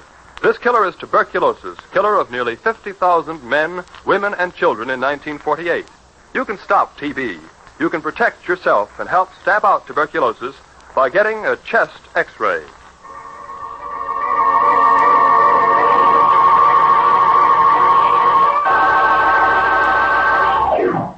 I started to ring Lieutenant Gavin, but something about the voice told me I'd better appear to comply with my instructions. As I drove out Sanson Boulevard, I felt like laughing. Nothing exhibited in this city had ever been as well guarded as that painting. Van Gogh's The Paris Road was on tour of the United States as a goodwill gesture from a country whose goodwill we wanted. That's why the gallery had a special guard. That's also why we'd installed an electrical shocker alarm, which could only be controlled at the police station. It had been a very hot day, and I stopped a minute on the gallery porch to loosen my tie, and then I went inside. You're the guard here? That's right. Captain Scott, headquarters. Is there something I can do for you, Captain? What was that phone call about? Phone call? What phone call? Look, I'm a tired man. Did you call police headquarters about 10 minutes ago? No, I haven't called anyone. Oh, excuse me. Blake Gallery. Yes, he's here. It's for you, Captain. Thanks. Hello? Police Captain Scott? Speaking. I'm glad you saw fit to do as I said, Captain. Who is this? That really doesn't matter. What does matter is that there are people in that room with you. Innocent spectators who might get hurt, Captain. If you don't do exactly as I say... What? Don't stutter, Captain. Just listen to me. There's a gun somewhere in that room that's very anxious to go off. You can't see it, but believe me, it's there. Pointed at your back. Here we go again. Why is it that every gun in town just naturally looks up my back for a target? I'm glad to see you've got a sense of humor. You may need it to explain the next few hours of your life. You see, you're going to help me steal the Paris Road. Now call the guard over. Go on. Or should innocent people start getting shot? Guard, come here. Yes, Captain. He's here now. That's better. Now listen carefully. Let the people leave at 6 as usual in exactly 3 minutes. Then have the guard close the door, but don't lock them. As soon as the doors are closed, put your hands above your heads and wait. Don't move, Captain. Don't try to loosen your tie or anything else. You've forgotten the alarm. Don't worry about that, Captain. I realize Harris Road isn't guarded like it was just any painting. But you see, you're not messing with just any art lover. I stood there helplessly. There was nothing I could do without endangering the crowd in the gallery. Not now. Then at 6, the people filed out. The guard closed the door as I ordered. I saw then that there was only one place our gunman could hide, behind the large ventilating screen in the opposite wall. But from where I stood, the information was about as useless as knowing where there's a bargain lunch counter in Moscow. My mind worked feverishly. I had to do something, but what?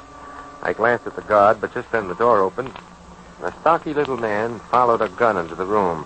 Then the ventilating screen shifted aside, and an extremely thin-shouldered man followed another gun into the room. I felt like I'd have been invited to an old-fashioned vigilante party. You see, except for the slits where their eyes were, our intruders' heads were completely covered with black hoods. Now, Captain Scott, I think you can give us a little help, if you don't mind. No, I don't mind. It's such a hot night to get shot. You got any more smart cracks you want to say, Captain? Where did you learn to love me so much? You still want your head beveled, don't you, copper? Now, if you haven't any more smart things to say, call police headquarters and tell them that you're checking the alarm. Tell them to shut off the electrical shocking device. They'll know your voice, but don't get funny. I got a finger that likes to pull triggers. You know, Captain, I never realized how useful a cop could be before. Now pick up that phone and call. I could feel his gun in my ribs. I had to do as he said. There is a theory, after all, that it's hard to spend a police pension check in a graveyard. I phoned Lieutenant Gavin. He asked no questions. The alarm was shut off. My itchy-fingered friends glanced greedily at the painting. That was the moment when I thought I had a chance to draw my gun. This pistol butt came down on my head like a Mack truck. My eyes saw cobwebs, and somewhere below me, my legs were doing a ricadaggio. Then they parted company, and I got my nap. When I finally returned to this world, the gallery was silent. The painting was gone. There had been murder, all right. The guard was sprawled on the carpet with the aid of a bullet hole between his eyes. My head was aching, but I managed to get up and check over the room. And after phoning headquarters, I looked up the address of Miss Janice Blake, the gallery owner. She lived in the apartments across the street, and I went over and knocked. The door opened, and I was staring at something that even a policeman could tell belonged more on exhibition in an art gallery than owning one. Miss Blake? You say it so nicely. I'm Captain Scott, police. Yes, I can see that. Would you care to come in? Thanks. Miss Blake, the Van Gogh painting has just been stolen. Stolen? Paris Road? Why, you're joking. I wish I were. Not only that, the guard was murdered. You know who did it, Captain? Not yet. There were two of them. That hardly tells you anything. Well, I guess not, except one of them didn't do any talking at all, the thin one. For other clues, I found some gritty stuff on the carpet near the guard's body. It looked like sawdust. Maybe that's what they make guards of. You don't sound too interested in the fact that a guard's been murdered, Miss Blake. I'm much more interested in that painting. You're quite cold-blooded, aren't you? Am I? Why don't you sit down for a while, Captain? Well, the idea is good, but the time is wrong. Seem to forget that painting must be back on that easel tomorrow morning at opening time. I left, dear Miss Blake, went back to the station. I took the sawdust into the laboratory, then I went to my office and tried to scratch my head for some answers that wouldn't come. I must have been looking pretty sour when Lieutenant Gavin opened the door. Well, look at sad eyes. What's the matter, Jim? Nothing much. Just helped two men steal that Van Gogh painting from the Blake Gallery. Sure, I just threw Lana Turner out the door, too. I'm not kidding, Larry. You mean that painting's really gone? Oh, good Lord, Jim. I thought that thing was fixed up so tight dynamite couldn't blow it out. It wasn't.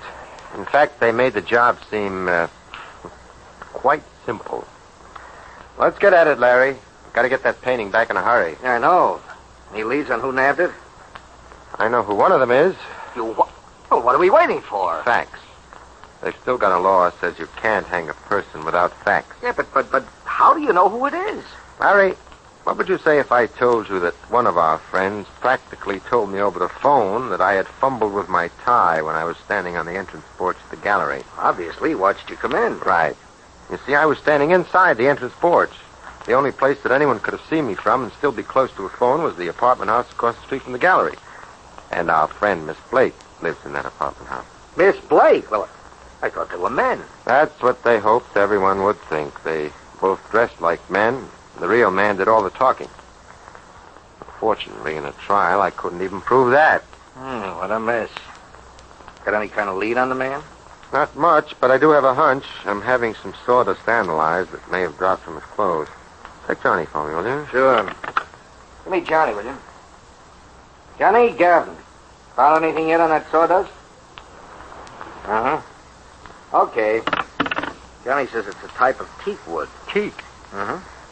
What do they use teak for, Gavin? Ships? How about furniture? Furniture. Frames. They make picture frames, for one thing.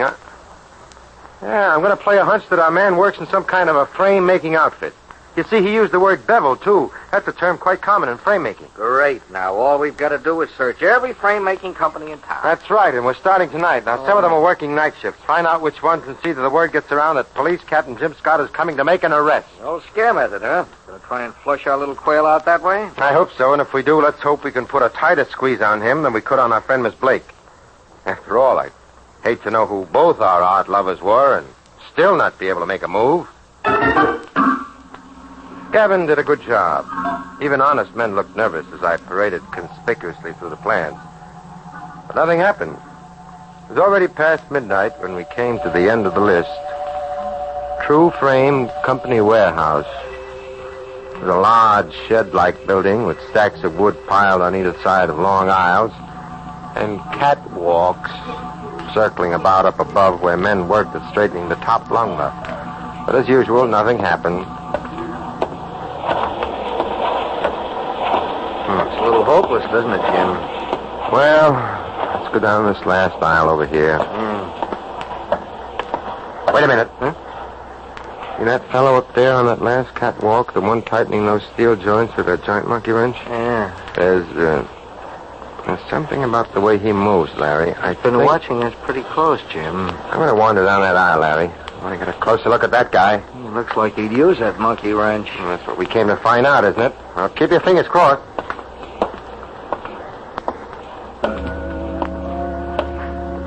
I walked down the aisle.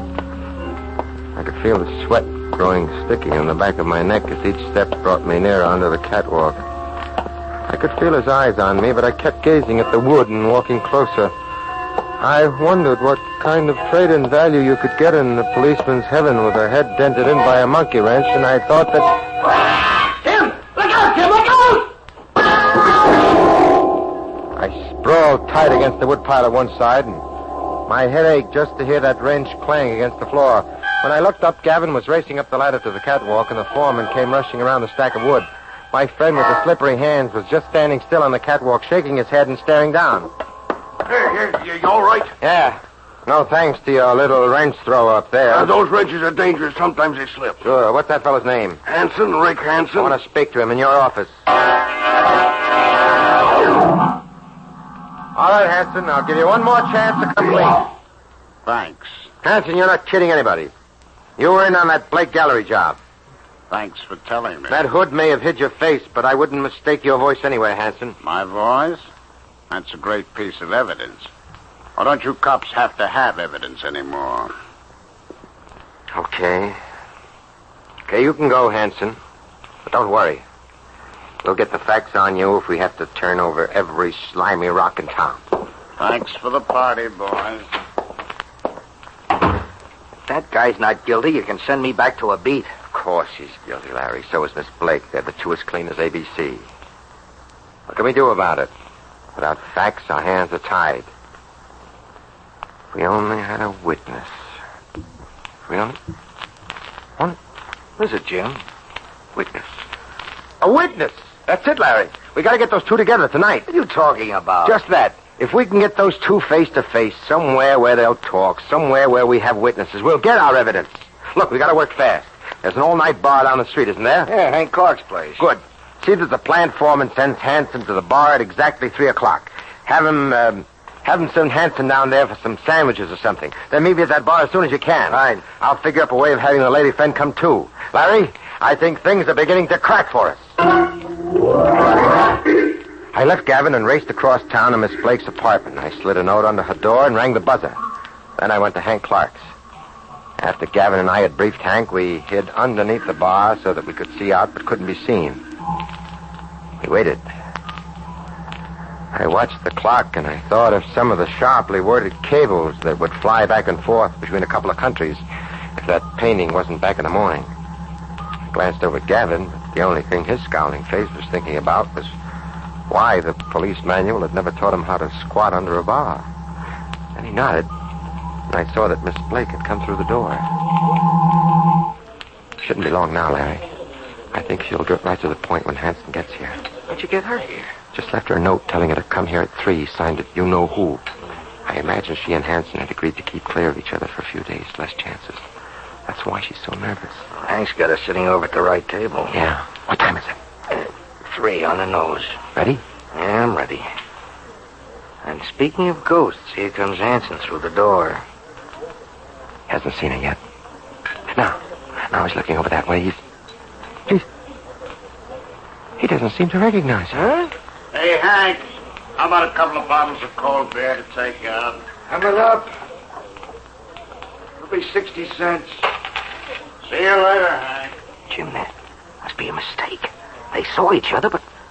Say, maybe they were wise to us and pretended or something, huh? No, they wouldn't have even shown up if they were wise to us. You still sure they're the ones? Yeah. And I'm sure they pulled that job together. That's what I can't figure out. Those two don't even know each other.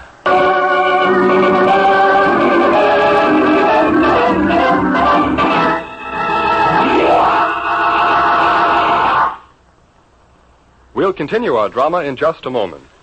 National, state, and local law enforcement officers stand guard to protect you and your family against crime. But you and you alone can stand guard against tuberculosis. For your own chest is the hunting ground for TB, the disease that last year claimed nearly 50,000 victims. Yet, as deadly as tuberculosis can be, a chest X-ray taken in time will seek out this killer so that modern medical science and treatment are able to effect a cure and to prevent the spread of tuberculosis. It is a crime in this day of medical advancement to permit tuberculosis to claim thousands of lives needlessly when chest X-rays are available easily and in many communities at no cost to you. But an estimated 500,000 cases of tuberculosis exist in the United States now, and only half of these are known to health departments. You yourself may have tuberculosis and not know it, for TB in its early stages frequently has no symptoms. Only a chest X-ray can tell you, and tell you positively, that you do not threaten your own life and the lives of your family and friends. See your local doctor or health authorities. Check your chest. Get a chest X-ray at once. Be safe. Be sure. Do your part to stop tuberculosis. Now, we return you to Under Arrest.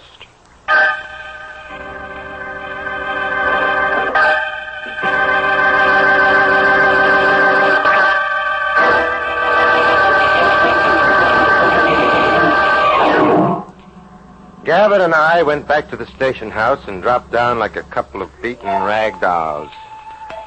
Time slipped past. And then it was daylight again. Just 1 hour until the gallery opens. We've got to crack this thing, Larry. What now? Oh, it's got me. How in the devil could they have worked together so closely and still not know each other? What did they do with that painting? Can't just carry a painting as big as that around the streets without being noticed. No, you can't carry it around like that. Oh, what a life. Where else would you spend your time trying to prove that a couple of total strangers are running a business together? Total strangers. Total strangers? What a dope I've been, Larry. Come on, let's get a move on. Where to? Have you got it figured, Jim? What do you... I don't know, but if I have, we'll find our answer in the magazine file.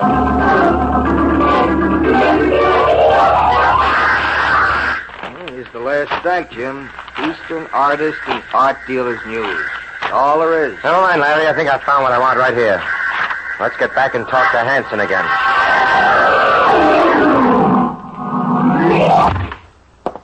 Well, if it isn't the Rover boys again. What do you guys want me to do? Go out and paint a new picture for you? Sit down, Hanson. We haven't got time to play with you anymore. Sit down. There's that painting.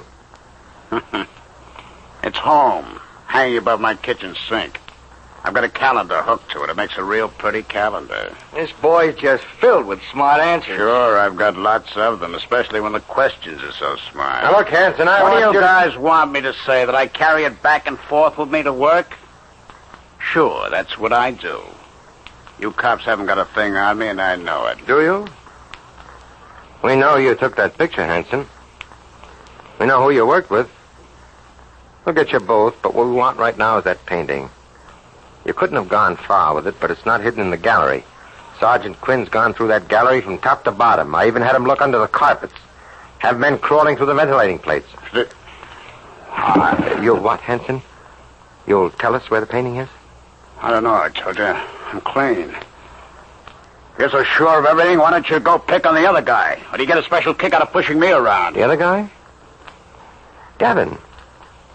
Maybe we ought to go talk to Miss Blake. Miss Blake? Yeah. You knew your partner was a woman, Hanson, but you didn't know it was Miss Blake herself. Did you? Never heard of the dame. Have you guys got any more quiz games you want to play, or can I go back and get to work? Sure. Sure, you can go now, Hanson. See you in jail. A rat.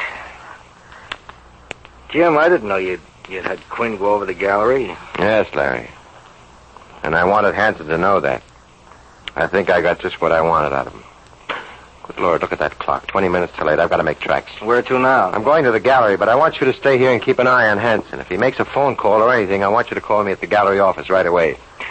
Keep your fingers crossed, Larry. It'll be my boss if I got this thing figured wrong. When I pulled up in front of the gallery, it was 12 minutes till 8. I glanced quickly at the apartment house across the street. There was a light on in Miss Blake's apartment. Then I let myself into the gallery with my pass key. The place on my head where Hanson had tried to fit a gun butt was beginning to throb like a suction pump. But I got around all right, even up the stairs and into the gallery office, where I sat down at the desk and stared at the phone and waited, and waited, and waited. Hello? Jim? Speaking. Jim, Hanson's given me the slip. Ouch. I was watching for him by the phone, and suddenly he just wasn't anywhere. How long ago? I don't know. I've been looking around here for several minutes, and I haven't Good Lord, I better get over to Miss Blake's apartment. Maybe be there as soon as you can. If we're lucky, we may be in time to prevent a murder. I made tracks out of the gallery across the street and started up the stairs into the apartment building. I wondered if I would get there in time to keep Hanson from playing target games with Miss Blake as the target. But I didn't know how much of a start Hanson had. I rounded the first flight and started up the second. Sounded like a rather lovely art dealer had just been put out of business. I pulled my gun, stood for a moment outside the door, and I kicked it open. Yep. The body lay very sprawled out and very dead in the middle of the room. But it was not Miss Blake. It was Hanson. The rest of the room was silent and shadowy, except where the gray morning light came through the fire escape window. It was wide open. I rushed over and looked down the fire escape, but no one was there. And suddenly I knew it was too late to grow smart at my age. There's no one out there, dear Captain. But keep looking. I know how to use this gun. I can see that, sweetheart. A smart cop would have looked behind the door first, wouldn't he? Perhaps, but don't turn now. My floor is a little too untidy as it is. My colleague was a most untidy man. It just shows that you shouldn't go into business with a person you haven't investigated. That's what he began to think when I told him you'd taken the painting out of the ventilator. What? I thought he'd be up here to investigate his partner in a big hurry. People don't like their partners running off with the loot. Then you knew where the painting had been hidden. No, but when your friend Hanson began joking about how hard it would be to carry a big thing like that through the streets, I made a good guess. And when you told him it wasn't in the ventilator, he thought I'd double-crossed him. Well, you were nearer right than you thought, Captain. I wouldn't share that painting with anybody. Not anybody. You've got it bad, haven't you? That painting is mine. Just mine. It made me sick to even let that crude little man touch it. And me? I suppose I get shot for having touched it, too. Yes. Yes, I'm afraid you get shot, too. But not for the same reason. I had a hunch when you first came here that you might catch up with me. I should have shot you then, but you're not the kind of man a woman cares to shoot. I always knew I was in the wrong profession. You'd have made a nice partner, Captain. Not like the scum who come in and gawk at my painting. What do they know of beauty? Well, they won't gawk anymore. It's mine now. Completely mine. No one else will ever see it. Sorry, Captain, but I'm going to have to untidy my rug with you. Maybe not. Oh! You're a good shot, Captain. Don't worry, sweetheart. You're just scratched. Jimmy, you... Oh, I see you've got everything under control, huh? Yeah, Larry. We can take Madame Dracula down to the station now. Maybe she can think up some more new angles down there. You think you've got this all figured out, don't you, Captain? I have, Miss Blake, all of it. But Jim, you said yourself they were strangers. They were, but they worked together just the same. You really let me in on it, Larry, back at the station house when you said a couple of total strangers running a business together. Huh? You know the most common failing crooks have, squealing. You see, Miss Blake was wise enough to know that crooks always squeal on each other, but you couldn't squeal if you didn't know who you were working with. So she put this ad in the personal column of some of those art magazines I checked. Wanted silent partner to enter business with very silent partner. Big risk, big return. Call Evergreen 65139 at exactly 5 o'clock Monday evening. I don't get it. Is that how they met? They didn't meet, Larry. Evergreen 65139 is a drugstore phone. You still doubt whether I have it figured out or not, Miss Blake? No, Captain. I'm afraid you've dispelled all my doubt. Good Lord, you mean they worked this whole job out together over telephones? That's about the size of it, Larry. That way they didn't have to know each other. They even used drugstore phones where they couldn't trace each other's calls. Well, I'll be a rusty nut. Oh, and they wore hoods, huh, when they got together? Probably at some place like a darkened park. It was a smart idea, Larry, and it probably all would have worked had Hanson trusted his partner.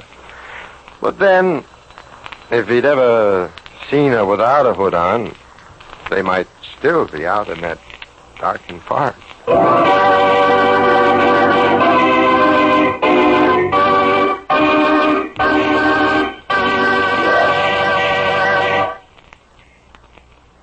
Captain Jim Scott will be back in just a moment to tell you about next week's case. First, let me tell you about nearly 50,000 tragic cases of fatal tuberculosis in 1948. Well, perhaps you say, too bad, but those things happen. Indeed, they do happen, but they need not. For tuberculosis is a curable disease, one of the great killers that has been defeated by modern medical science. Tuberculosis, detected in time, can be stopped, and that's up to you. It's up to you to discover if you're one of the nation's 250,000 TB victims and who don't know they have tuberculosis. And you can be sure easily and quickly with a chest X-ray. In many areas, chest X-rays are available at little or no cost, and health departments everywhere cooperate to make this sure test for tuberculosis open to everyone. Resolve now to check your chest. Get a chest X-ray and be sure.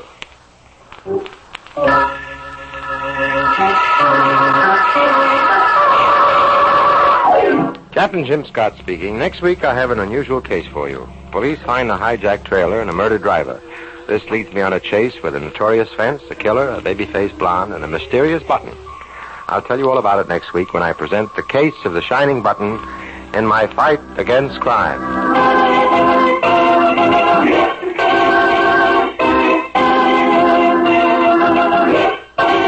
You have heard Under Arrest, presented by Mutual and starring Joe DeSantis as Police Captain Jim Scott.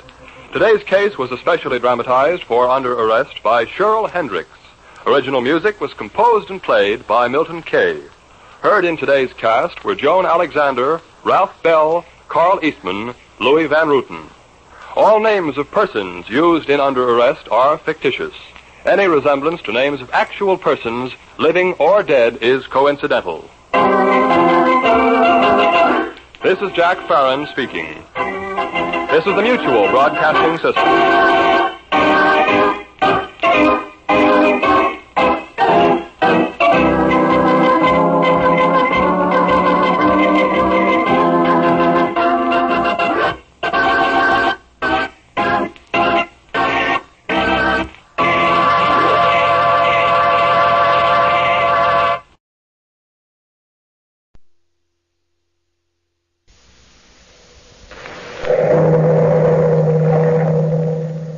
Listen to the wave.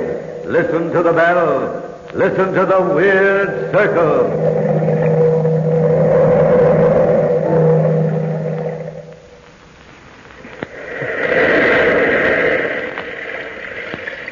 The weird circle. In this cave by the restless sea, we are met to call from out the past stories strange and weird. Bellkeeper, toll the bell, so all may know we are gathered again in the weird circle.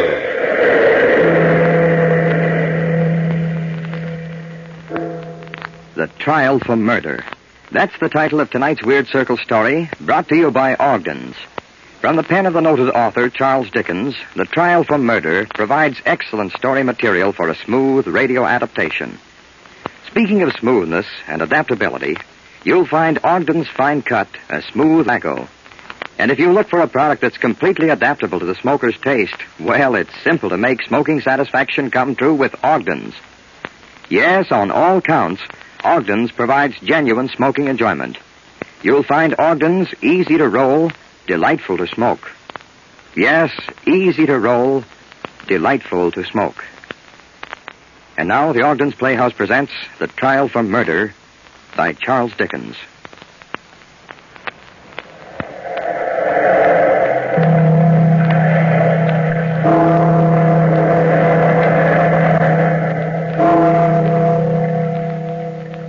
Out of the past, phantoms of a world gone by, speak again the immortal tale, The Trial for Murder.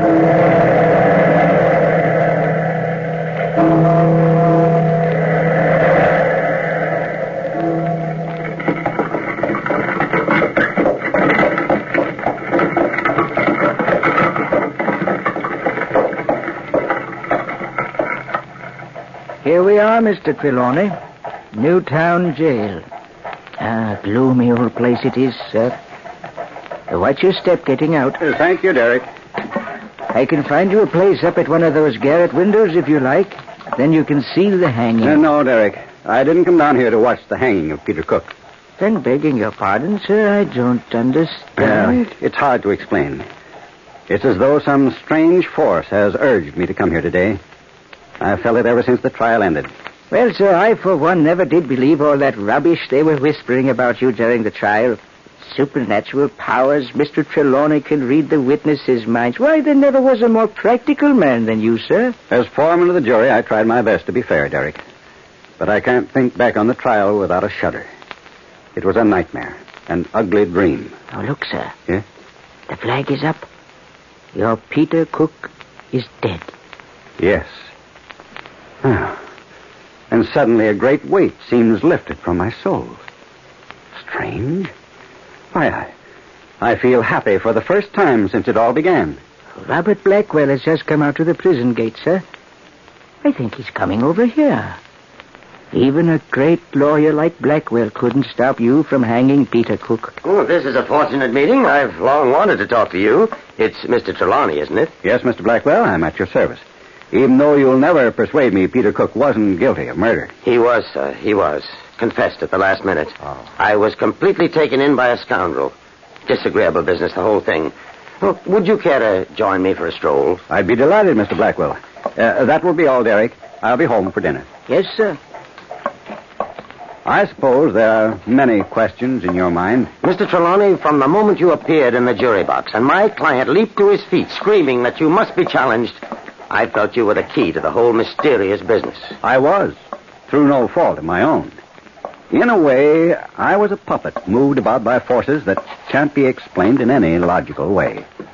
I've long wanted to tell the whole story. Just what I was hoping for, my friend. I've long wanted to hear it. Well, I warn you, Mr. Blackwell, you won't believe me. You'll laugh at me, call me crazy. Not at all, Mr. Trelawney. Now, here's a quiet little park. Let's rest on this bench while we chat. All right, sir. As I was saying, Mr. Trelawney, I have every reason to believe you implicitly. Well, then you have more faith in me than I had in myself. Do you know that after the trial, I went to a specialist? And it was with relief that I heard him say that I was sound in body and mind. Excellent. And now a confession from the counsel for the defense. I had you checked on, sir, after several incidents that seemed unbelievable, you understand. And you found... That you are a well-known bank director, respected and admired. A man of character and integrity, not given to imagination and fancy. Oh, I'm flattered. But was that sufficient proof? Perhaps not. However, on 4 different occasions during the trial, I was startled by a sense of someone standing at my elbow. A weird sensation, a sort of a chilly presence that made the hair stiffen at the back of my neck. You may recall that during my summation, I lost my place and glanced quickly in back of me. You certainly looked startled. There was no one there, of course. Ah, but there was. It was John Talbot. John Talbot? The dead man? The man murdered by Peter Cook. I saw him frequently during the trial. But, my good man, such things don't happen. I told you you'd call me crazy. But it was as much a fact as 2 and 2 make 4. And at least, Mr. Blackwell, you've given me a motive for telling my strange story. First, let me tell you that I don't follow crime stories in the daily papers. And it wasn't until much later that I discovered that this first incident took place before Peter Cook was even suspected or arrested. I was standing by the window in my apartment overlooking the park. Derek, my servant, was in the room at the time. Shall I lay out your evening clothes, Mr. Trelawney? If you will, Derek. But first, take a look out this window. Something strange going on. What is it, sir? Well, do you see that man approaching from Berkeley Street? The one with his collar turned up? Yes, sir. He seems to be in a bit of a hurry. Well, watch the way he keeps glancing in back of him. That man thinks he's being followed. I'd say he acts a bit frightened, sir. Now, you're right, Derek. Oh, and now I see the reason. Good heavens. What a peculiar-looking chap following him. Huh. No wonder he wants to get away from him. Where, sir? Stand over here. You can see him now, Derek. No hat, his hair blowing in the wind. He has the whitest, most unhealthy-looking face I think I ever saw. I don't see him, sir. Well, you must be blind, Derek. He's practically in front of the window now. Look. Oh, he sees us. And he's pointing at the chap with his collar turned up. I don't like the look in his eyes, Derek. He must be a madman. Doesn't he look mad to you? I'm sorry, sir, but I don't see a soul. What's that? I don't see anyone there, sir. Well, you must be crazy, Derek. Oh, he's moving away now, but looking back over his shoulder and still pointing. Are you quite sure you're feeling well, Mr. Trelawney? If you're trying to be annoying, Derek, you're succeeding admirably. Is this your idea of a joke? No, sir. I'm very sorry, sir. May I draw the blinds? Please do. Let's have no more of this nonsense. Serves me right for not minding my own business. Yes, sir. What's that? I mean, no, sir. That is, shall I lay out your evening clothes? Yes, I'll change in the dressing room. It's warm there. Derek, did you leave the dressing room door ajar? No, sir. I closed it tight to keep the heat in. Well, it's ajar now. Wait a minute. I have a feeling there's someone in there. That's impossible, sir. You'd have to go through this room to get there, and we'd have seen anybody who did so. Yes, you're right, of course. Look and remember. Derek, did you hear something? No, sir. What is it? There's someone in that room. Open the door wide. Yes, sir. There. You see, Mr. Trelawney, there's nobody there. If I may say so, sir, your What's the matter, Derek? I don't know, sir. All of a sudden, I felt cold. Sort of a chill came over me. You You didn't see anyone in there when I opened the door, did you, sir? I thought I did. Just for a flash. It was the white-faced man I saw on the street a moment ago. And that's the truth, as you recall it, looking back? I'm certain of it. Moreover, Derek came to believe me. That chill of death that he felt convinced him. It's odd that neither one of us connected the incident in any way with the summons for jury duty that he brought to me at breakfast the next morning. As a busy man, I was merely annoyed with what I thought would be some dull civil case. But several days later, I arrived at the courthouse. I remembered so clearly the dim, gaslit passageways to the court. I remember that black, heavy fog hanging like murky curtains outside the great windows. I think I moved as one in a dream until you and the prosecutor started examining the jurors. As I stepped into the box, I remember your client, Peter Cook, leaping to his feet. I demand that you challenge that man, Mr. Blackwood. He'll hang me, sure. I want a fair trial. I demand that you challenge him. Please, Mr. Cook. Your Honor, I ask your forgiveness for this outburst. My client is unstrung. With your permission, however, I will examine the juror.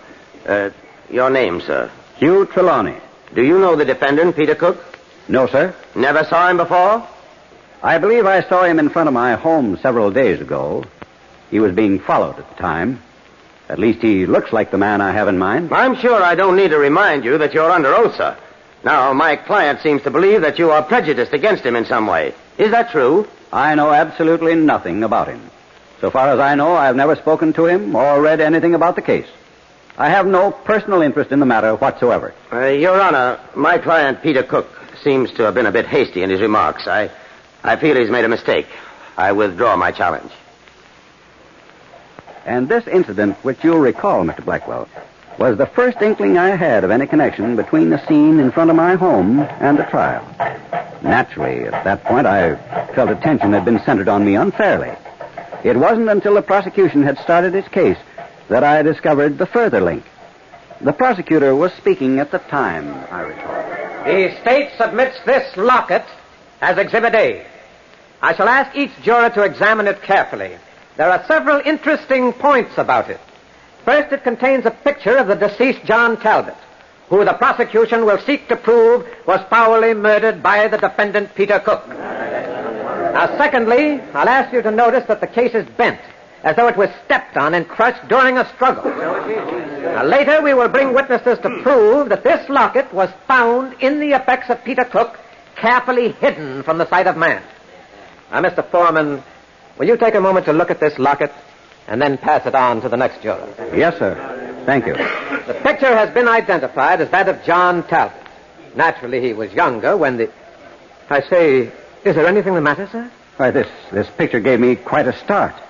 It looks very much like the man I saw following the defendant on the street in front of my house the other day. May I request that the juror confine himself to the examination of the prosecution's evidence? His remarks are irrelevant. The more so since John Talbot died some 3 weeks ago. I beg the court's pardon. I was younger then, and my face was not then drained of blood. Quick, a glass of water somewhere. The foreman is fainted. No. I'm all right now. Oh. It was just for a moment. Let me have the locket again. Take the picture out. Remove my picture from the locket. Just a moment, Mr. Foreman. What are you doing? Stop that at once. You're destroying the evidence. I'm sorry, sir, but there's something on the back of this that I must see. There. Do you see what it is? No, Mr. Foreman, I do not. It's blood, sir. Dried human blood.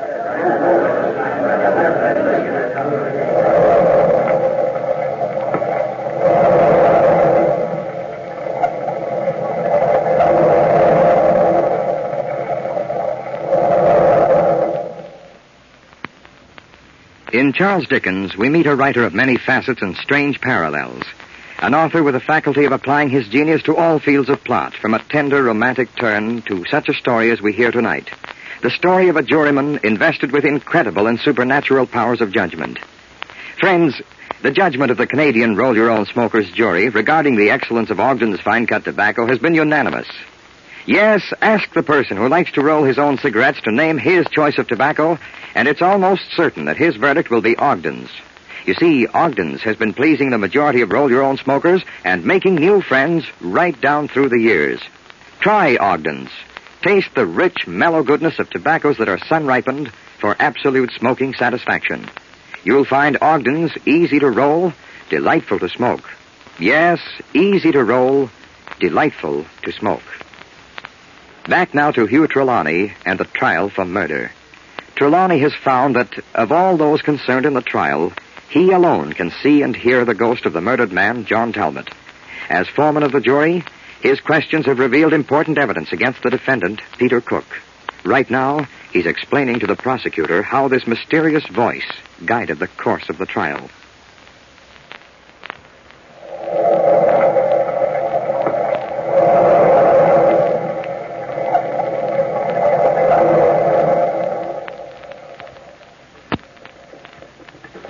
And so you see, Mr. Blackwell, how the rumors of my so-called supernatural power started. How I was drawn into the horrible affair almost against my will.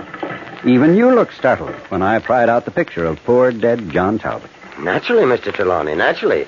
You seemed to do it without any apparent reason. Of course, the fact that the locket had been found among Peter Cook's things meant nothing. Everyone knew they had been friends. But finding dried blood on the back of the picture tied Peter Cook to the scene of the killing in the mind of all your fellow jurors. Yes, I see that now. At the time, I was only doing what the voice told me to do. Now, this voice. At any time during the trial, did any of your fellow jurors see or hear the murdered man? There was no doubt that the murdered man, this ghost of mine, made his presence known to others than myself. Other jurors told me afterwards that they had awful dreams in which the figure appeared and told them that Peter Cook must die. It was this fact that kept me sane. As long as others felt some disturbance, I knew it was not my imagination leading me astray. For instance, nearly every night of the trial, I saw his ghastly figure at the tavern.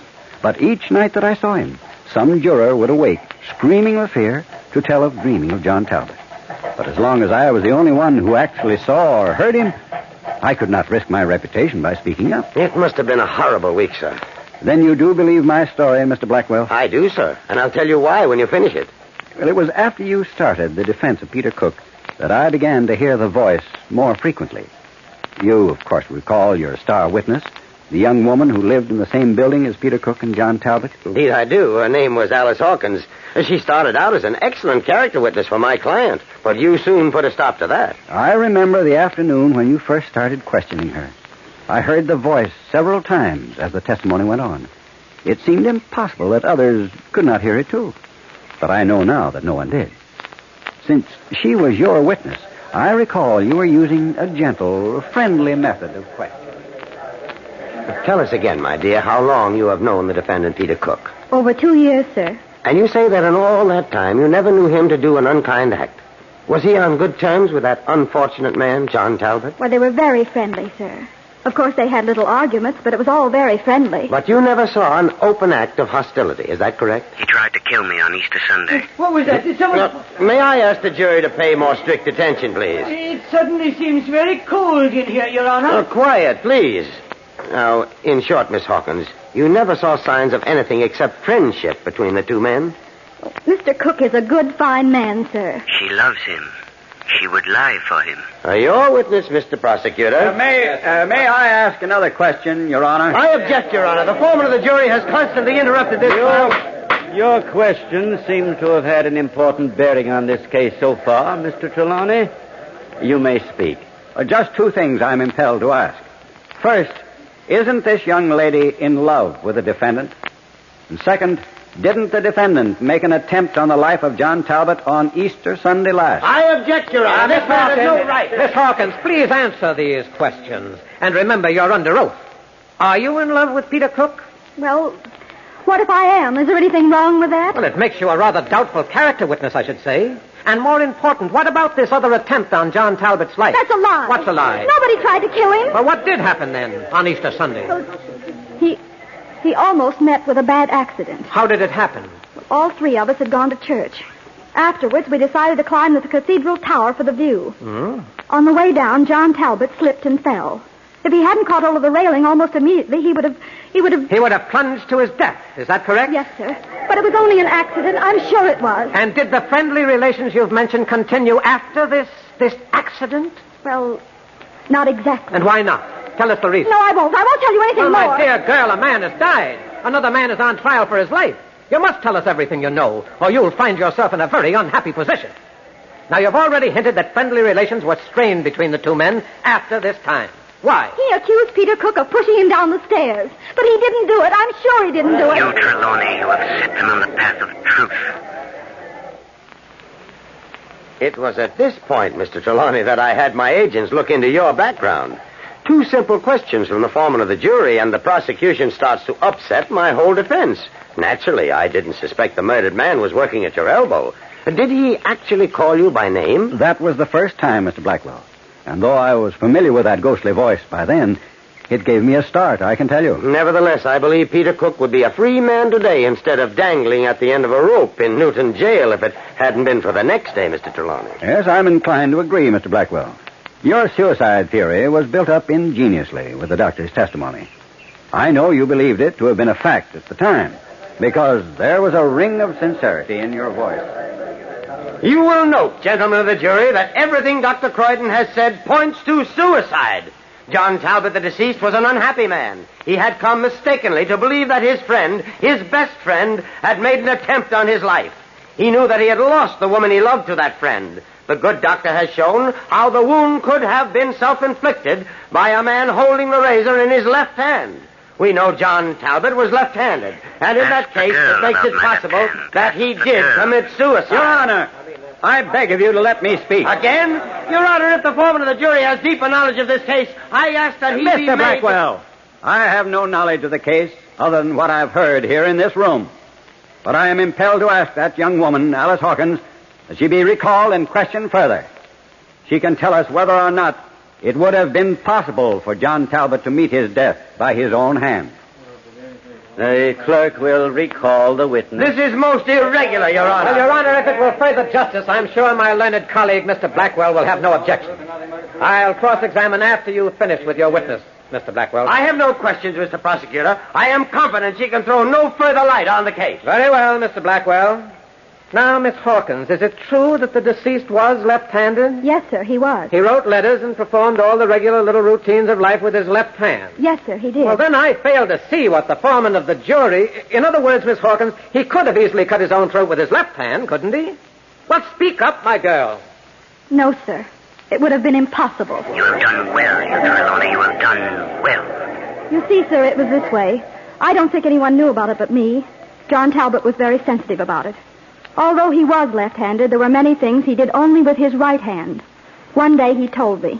He had an accident while a boy, and though he could still write and use his left hand, he could never lift it above his shoulder. And so, Mr. Blackwell, as you recall, the trial came to an end. The jury withdrew to the great room in the tavern to reach their verdict. I remember the strange feeling that came over me as the discussion went on, as though I was becoming less and less Hugh Trelawney, and more the voice of the murdered man. The little vestryman, Mr. Jones, was the only one who was still voting not guilty. I agree, Mr. Trelawney. It couldn't have been suicide, but would Peter Cook have killed him just to keep him silent? Peter Cook has been proven a man of violent hate. Yes, I know all that. I know that he was about to marry Alice Hawkins and that he had another wife in existence. I know that the dead man had threatened to expose him, but is that enough? Always keep in mind that John Talbot loved Alice Hawkins, too. Hmm?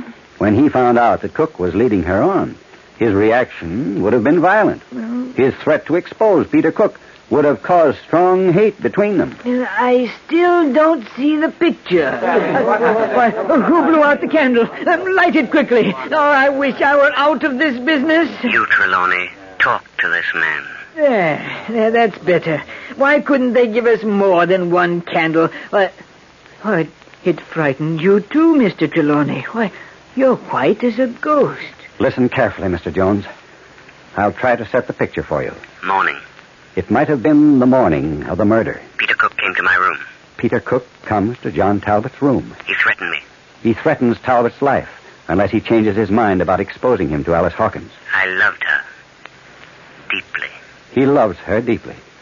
To hear Peter Cook speak of her lightly infuriated him. He tells Peter Cook that he intends to reveal him as he is. A man already married. who intends to wreck her life by this despicable trick. A man petty, mean, selfish, with murder in his heart. The room is tense with hate. The fury of frustration burns in the eyes of Peter Cook. He sees the razor near at hand. It takes but a moment. With the strength and quickness born of hate, he moves. The morning sun looks in. Looks in on the lifeless body of John Talbot. Why, it's uncanny. You might have been there yourself. Why, your whole story, even your voice sounded different. Yes, I can see it now. So clearly that it frightens me. Look, I'm shivering. The very coldness of death is in the air. Let us give the verdict quickly. Peter Cook is guilty. We filed back across the street into the old courthouse. Across the street in the rain, with a growl of thunder in our ears. The dim, gas-lit courtroom was deserted except for the officials and the judge. I stood in the jury box, my heart pounding, my mind reeling. Your verdict, gentlemen. Guilty, Your Honor. Peter Cook will die. You are free, you Trelawney. You are free. And my life has been perfectly natural and normal since I heard the words, "You are free, you Trelawney. You are free." Strange. And although Peter Cook never saw or heard this presence, he knew he was doomed from the day you stepped into the jury box. He knew he would be found guilty. He did, Mr. Trelawney, he did. In the confusion that followed the verdict, the judge and I were the only ones to hear what he had to say when sentence was pronounced. Did it have to do with my strange part in the trial? It convinced me that a supernatural force had been at work since the beginning. When the death sentence was passed upon him, Peter Cook said to the judge, "Your Honor, I knew I was a doomed man when the foreman of my jury came into the box. I knew he would never let me off because, before I was arrested, he somehow got to my bedside in a dream one night, woke me, and put a rope around my neck."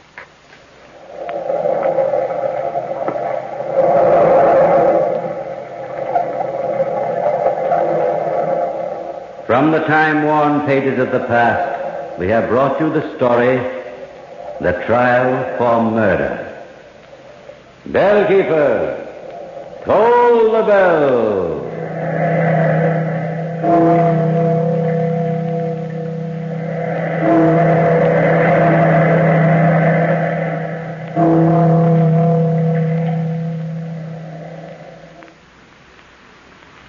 As we come to the end of another Weird Circle story, brought to you by Ogden's, here's a reminder till we meet again at the Ogden's Playhouse 1 week hence.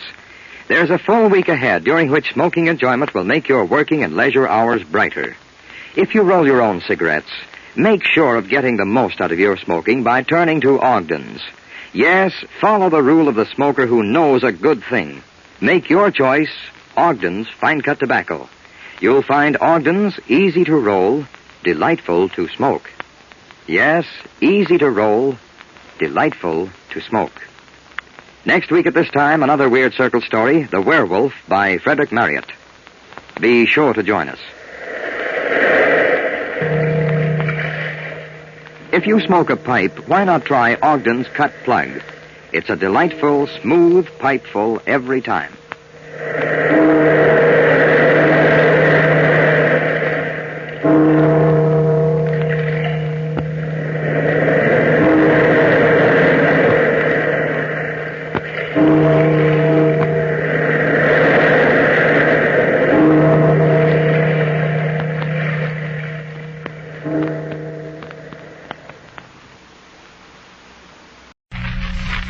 Living Fiction.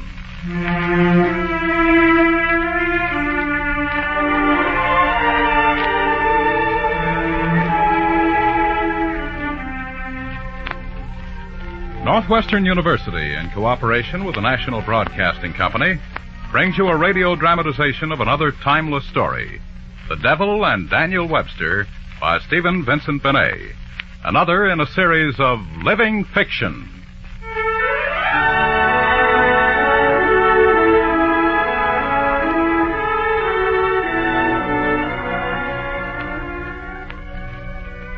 Yep, Daniel Webster's dead. At least they buried him. But every time there's a thunderstorm around here, they say you can hear his rolling voice in the hollows of the sky. And they say if you go to his grave and speak loud and clear, Daniel Webster! Daniel Webster! Oh, neighbor! Hello, Mr. Webster! How do you do, sir? Fine, neighbor, fine. Well, tell me, son, the devil been bothering the people round these parts lately? No, sir. Not for a long time.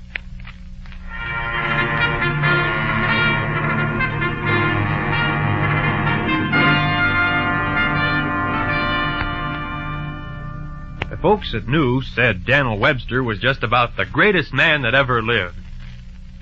He never got to be president, but he was the biggest man. There were thousands that trusted in him right next to God Almighty. And they told stories about him and all the things that belonged to him. They were like the stories of patriarchs and such.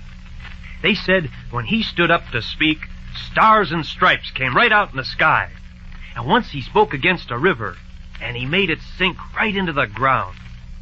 They said when he walked the woods with his fishing rod, the trout would jump out of the streams right into his pockets, for they knew it was no use putting up a fight against him. And when he argued a case, he could turn on the harps of the blessed and the shaking of the ground underneath. A man with a mouth like a mastiff, a brow like a mountain, and eyes like burning anthracite. That was Daniel Webster in his prime.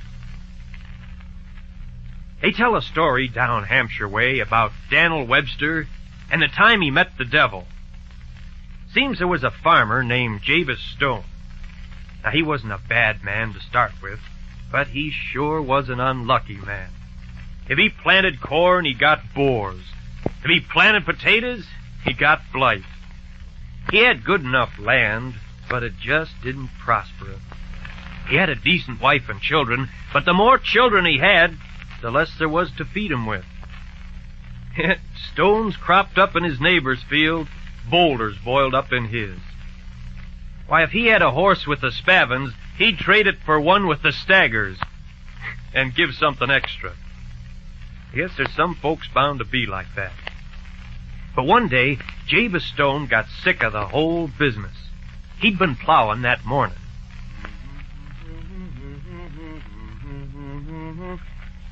Darn it all. That's the third time this week, and a new plowshare it was. Well, it's enough to make a man want to sell his soul to the devil. I swear it is. And I would, too, for just 2 cents. What was that? Now, neighbor, don't get excited. Just a burst of thunder. But there's not a cloud in the sky.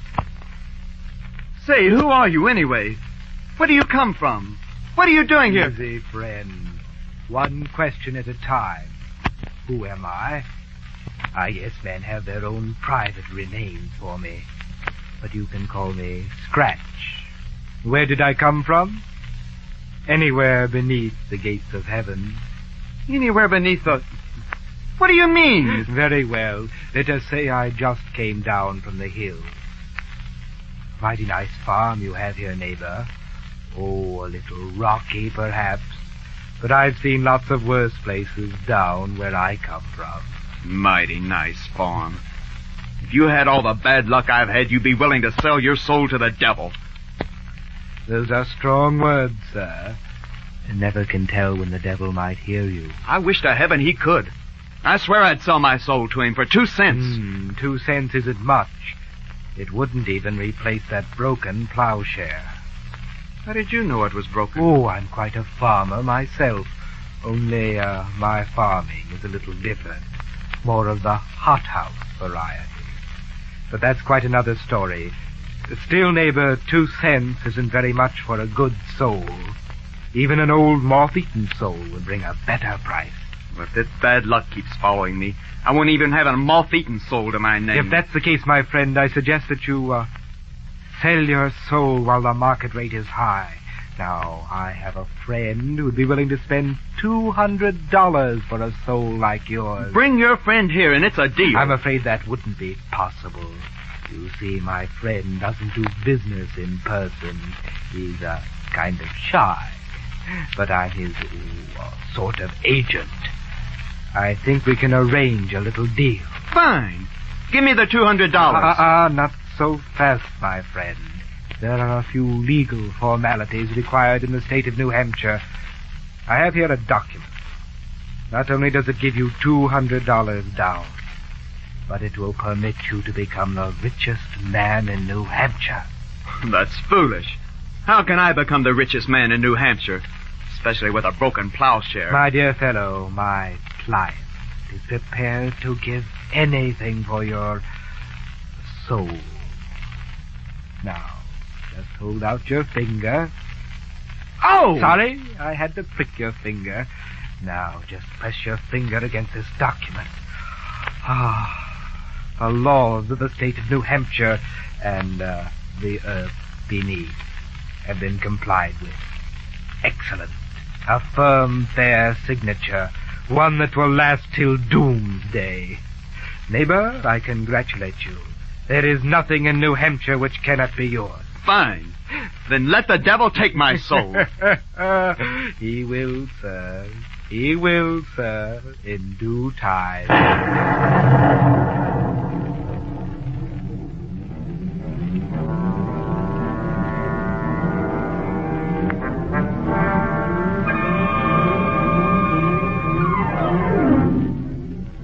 I can't understand it. Jabez Stone built a new house for his family.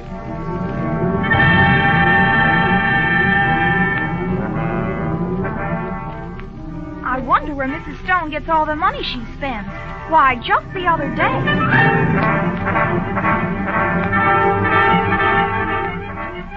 An honest man just can't get as rich as Jabez Stone, especially in New Hampshire.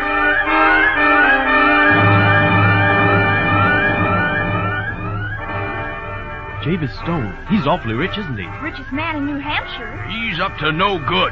I wouldn't be surprised if he sold his soul to the devil.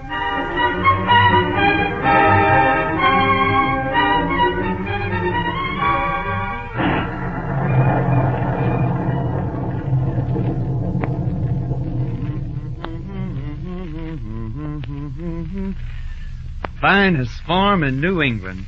2 new barns. A new house. 100 head of cattle coming in tomorrow. Yep, life's been good to me these past 6 years. Couldn't ask for anything more. Excuse me, neighbor. Could you tell me the way to the farm of Jabez Stone? Well, I don't know. It's a... Why, Jabez Stone. I hardly recognized you. Mighty pretty property you have here. Well, some might favor it and others might not. Come, my dear fellow, no need to decry your industry. After all, we know what's been done, and it's been according to contract and specifications. My client has been most kind. Who?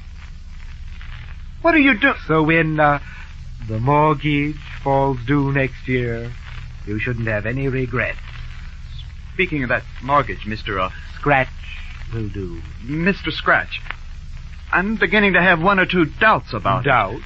Why, yes. This being the USA and me always having been a religious man. Yes, sir, I'm beginning to have considerable doubts as to that mortgage holding up in court. In court? Yes, Mr. Scratch, in court. Well, now, there's court and court. Still, we might as well have a look at the original document. Let me see. Sherwin, Slater, Stevens, Stone. Here we are. I, Jabez Stone, for a term of 7 years. Oh, it's quite in order, I think. I assure you, neighbor, that it's escaped again. Come back here, into the box. Neighbor Stone, help me, please help me, neighbor. There, I got it. Sorry for the interruption, neighbor. Now, as I was saying... But that was Miser Stevens' voice. You captured it in your handkerchief and put it back into that box. Well, yes. I hardly thought it necessary to put a lock on the collecting box. It was such a weak little soul. I don't know what you mean. That was Miser Stevens' voice, and he ain't dead. You can't tell me he is. He was just as spry and mean as a woodchuck yesterday. in the midst of life. Oh, no! Yes. The church bell's tolling for Miser Stevens. Yes, these long-standing accounts. One really hates to lose them. But business is business. Are all the souls as small as that? Small? Oh, I see what you mean. Why, they vary. But don't you worry, Mr. Stone. Yours is a very good grade of soul. You'll have to be kept under lock and key. Now, a man like Daniel Webster, for instance, why, we'd have to build a special box for him. And even then, I imagine the wing spread would astonish you. But in your case, as I was saying... Oh, put that handkerchief away. Now, neighbor. No need to get excited. I just came round to see if my client was living up to his half of the bargain. He is, too. Isn't he, Mr. Stone? I'll see you again next year at this very same time. Until then, Mr. Stone, do as many good deeds as you can. My client and I get better souls that way. Mr. Stone! Well, no matter. I must be on my way.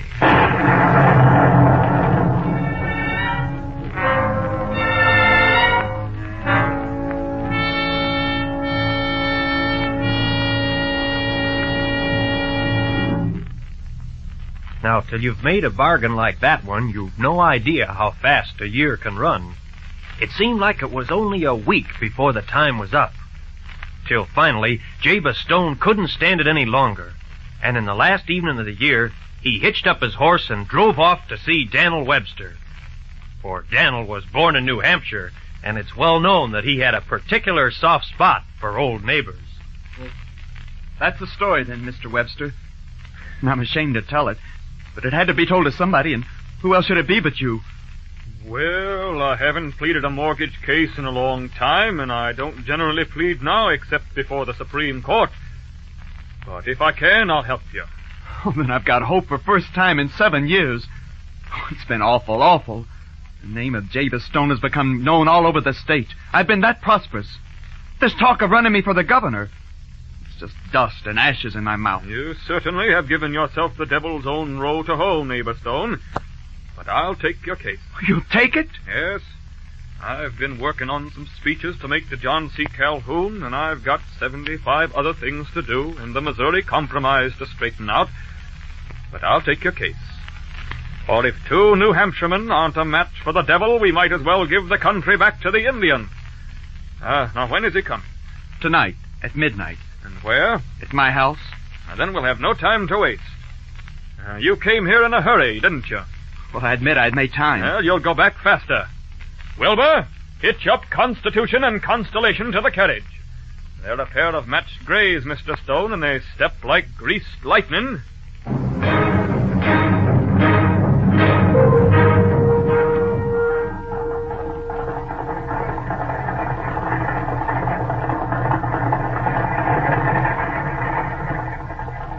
Kill these horses, Mr. Webster. No, I won't. Not these 2.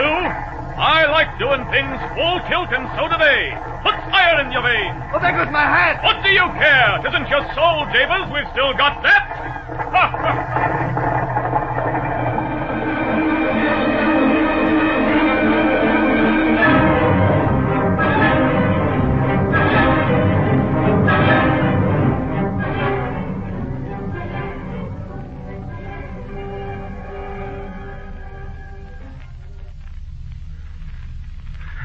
I'm still out of breath from that ride, Mr. Webster. You'll recover, Neighbor Stone. Take a drink, man, while we're waiting for our friend to appear. There's no better company than a jug. He'll be here soon. Your clock only says 11:30. Oh, Mr. Webster, listen. For God's sake, Mr. Webster, harness your horses and get away from this place as fast as you can. You brought me a long way, neighbor, to tell me that you don't like my company. Miserable wretch that I am. I've brought you a devilish way, and now I see my folly. Let him take me if he wills. But you're the Union's strength and New Hampshire's pride. He mustn't get you, Mr. Webster. He mustn't get you. I'm obliged to you, Neighbor Stone. But there's a jug on the table and a case in hand. And I never left a jug or a case half finished in my life. I thought your clock was a trifle slow, Neighbor Stone. Come in. Oh, Now, Jabez. Mr. Webster, I presume. Attorney of record for Jabez Stone. Might I ask your name? Well, I've gone by a good many. Perhaps Scratch will do for the evening. Mr. Scratch. I'm often called that in these regions.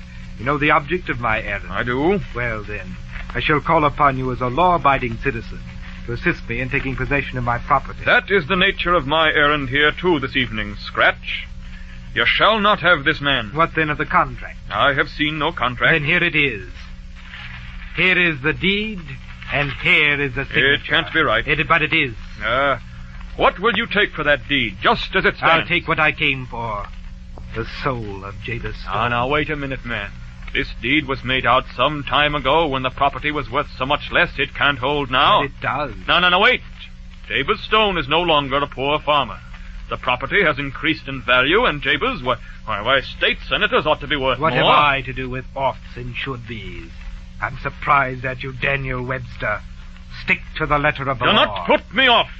I tell you, you shall not have this man sold. You hear me?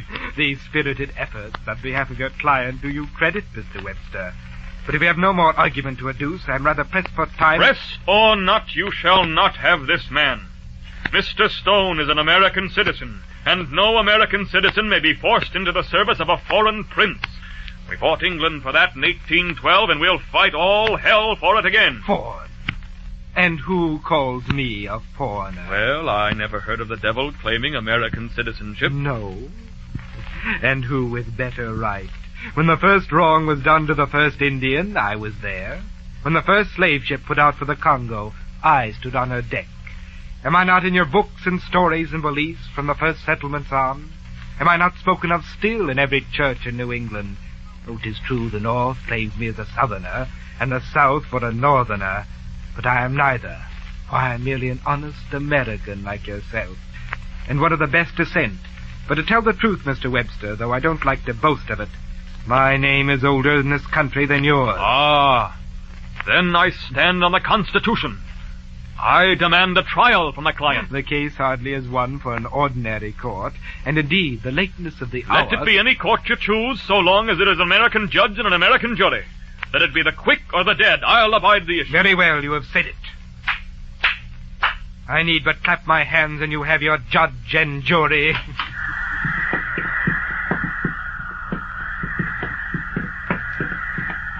In God's name, who comes by so late? Who are these men? The jury, Mr. Webster demands. You must pardon the rough appearance of one or two. They've come a long way. By heaven. Do you know them? It is plain who they are. Men who have long since sold themselves to the devil. There's Walter Butler, the loyalist, who spread fire and horror through the Mohawk Valley. And there's Simon Girty, the renegade, who saw white men burned at the stake. There's King Philip with a great gash in his head that gave him his death wound. And there's Morton of Merrimont, who so vexed the Plymouth colony with the hate of the godly. And Leach, the bloody pirate, with a black beard curling on his breast. And see, there comes Reverend John Smeet with his strangler's hands, walking as daintily as he did to the gallows. Look, the red ring of the rope is still round his neck. Yes, Scratch has told the truth. They have all played a part in America. Good evening, Mr. Beelzebub. Scratch is my name here, Simon. Good evening, Mr. Scratch. Good evening, Simon.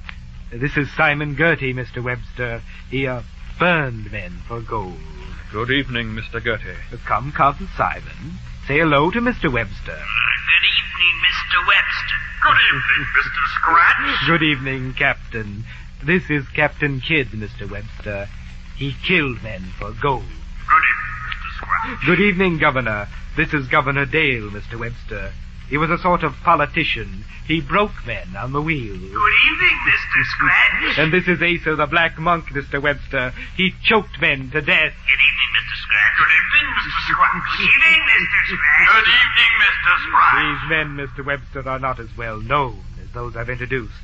But have no fear. They are, shall we say, lost and violent souls. This is the jury, Mr. Webster. More dead than quick, I'm afraid. Are you satisfied with the jury, sir? Quite satisfied, though I miss General Arnold from the company. Benedict Arnold is engaged upon other business. You asked for a justice, I believe. Good evening, Mr. Scratch. Good evening, Justice. Justice Hawthorne is a man of experience. He presided at certain witch trials held in Salem. There are others who repented of the business later, but not he. Repent of such notable wonders and undertakings? Nay, hang them all! Hang them all! There you have them, Mr. Webster. Americans all. Justice, shall we proceed with the case? As you say, as you say. Oh yes, oh yes, oh yes, the Court of Appeals midway between chaos and night is now in session. Justice Hawthorne presiding. First case, the Devil versus Jabez Stone. Who appears for the plaintiff? Aye, Your Honor. And for the defendant? Aye, Daniel Webster. The prosecution will proceed. Thank you, Your Honor. Gentlemen of the jury, this case need not detain us long. It concerns a violation of a contract. That contract is for the possession of the soul of Jabez Stone. I have here a document which provides for transfer of possession. I offer the deed in evidence and seek to mark it Exhibit A. I object. This document is not recognized by my... Objection overruled. Mark it Exhibit A. I shall now call the defendant to the witness stand. Jabez Stone to the witness stand. Ah, that's it. Just sit right there, Mr. Stone. Don't be afraid of the jury. No, sir. They're here to see that justice is done. Yes, sir. Now, tell me, Jabez Stone, did you or did you not sign this document? I did, but that is, I didn't know that... that... Thank you, Mr. Stone. That will be all. You may leave the stand now. Prosecution, rest. Very well. Does the jury wish to consider the case further? No! Very well, that will be all. You may take the defendant, Mr. Scratch. I object, Your Honor. I call for cross-examination. By all the laws of New Hampshire, I demand the right to cross-examine this witness. There will be no cross-examination in the Court of Appeals midway between chaos and night. You may leave the court. One moment, Justice. One moment. Attorney for the defense, Daniel Webster, is a famous man. Perhaps what he might say here is worth remembering. I suggest that he be given an opportunity to speak, with one qualification, of course. If he fails to secure an acquittal for his client, then let me take them both, Jabez Stone and Daniel Webster, together. The court finds the suggestion reasonable. Is acceptable to you, Mr. Webster?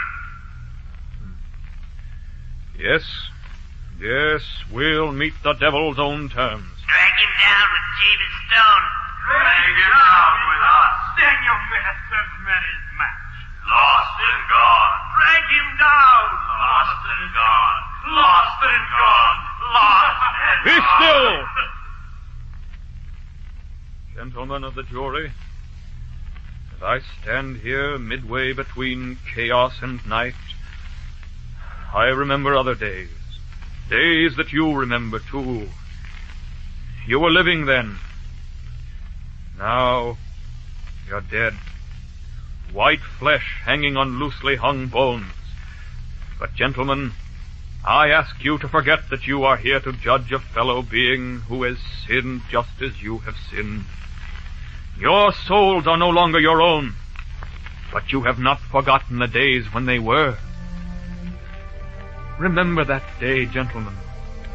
That day when you were men, when clean American air was in your lungs.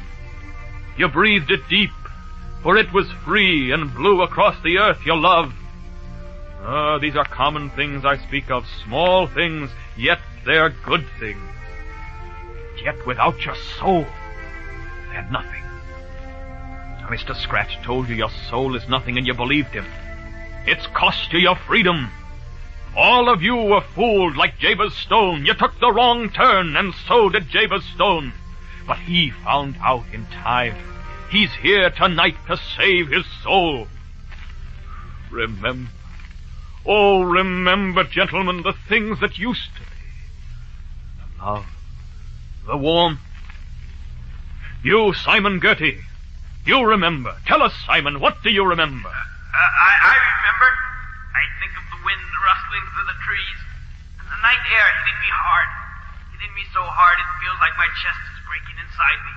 I remember. Yes, I do. Simon Gertie hasn't forgot.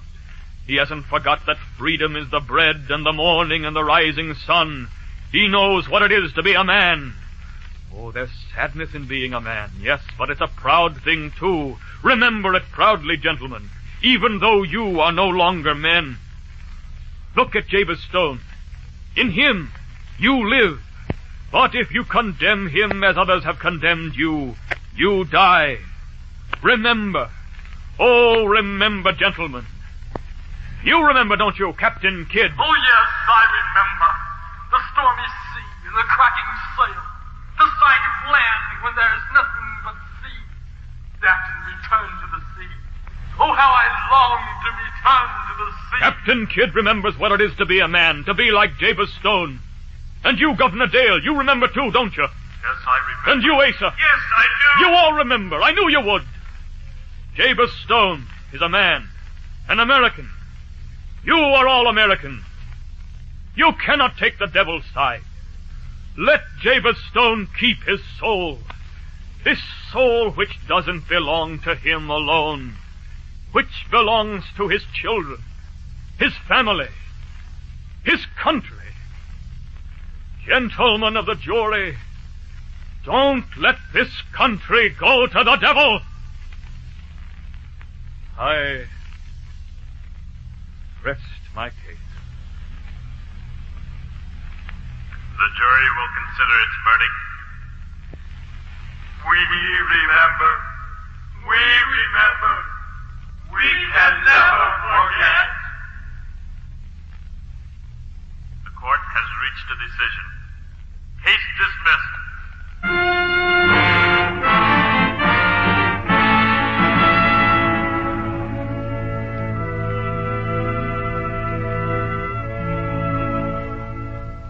Yep, Daniel Webster's dead now. At least they buried him. But every time there's a thunderstorm around here, they say you can hear his rolling voice in the hollows of the sky. And they say if you go to his grave and speak loud and clear, Daniel Webster! Daniel Webster!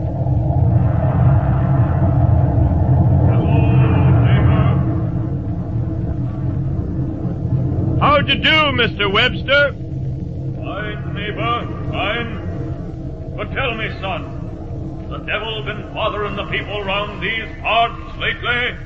No, sir. Not for a long time.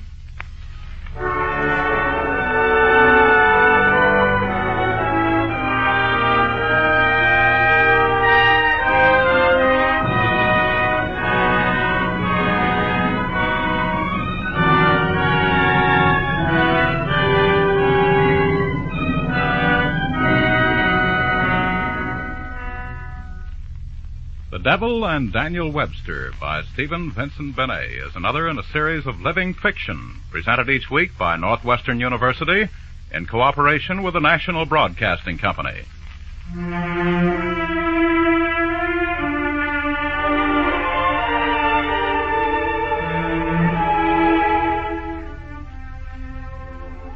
The Devil and Daniel Webster was adapted by Charles Greenblatt.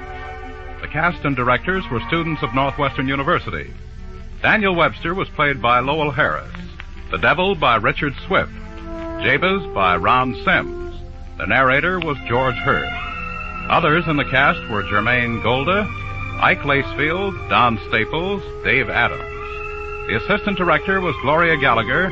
The director was Faith Kellogg. The entire production was under the supervision of John Cowan. This is Jim Hamilton speaking. This is NBC in Chicago.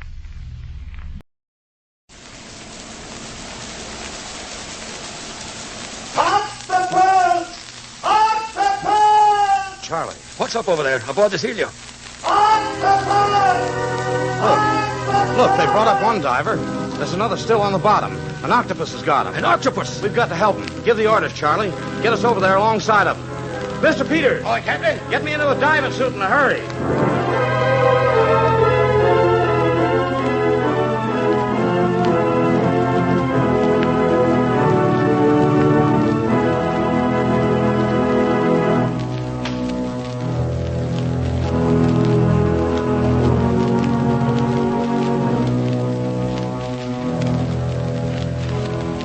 bring you another Story of the Sea, based on the true life adventures of Captain Gunnar Carlyle, world-famed deep-sea diver and soldier of fortune. Another page from Out of the Deep.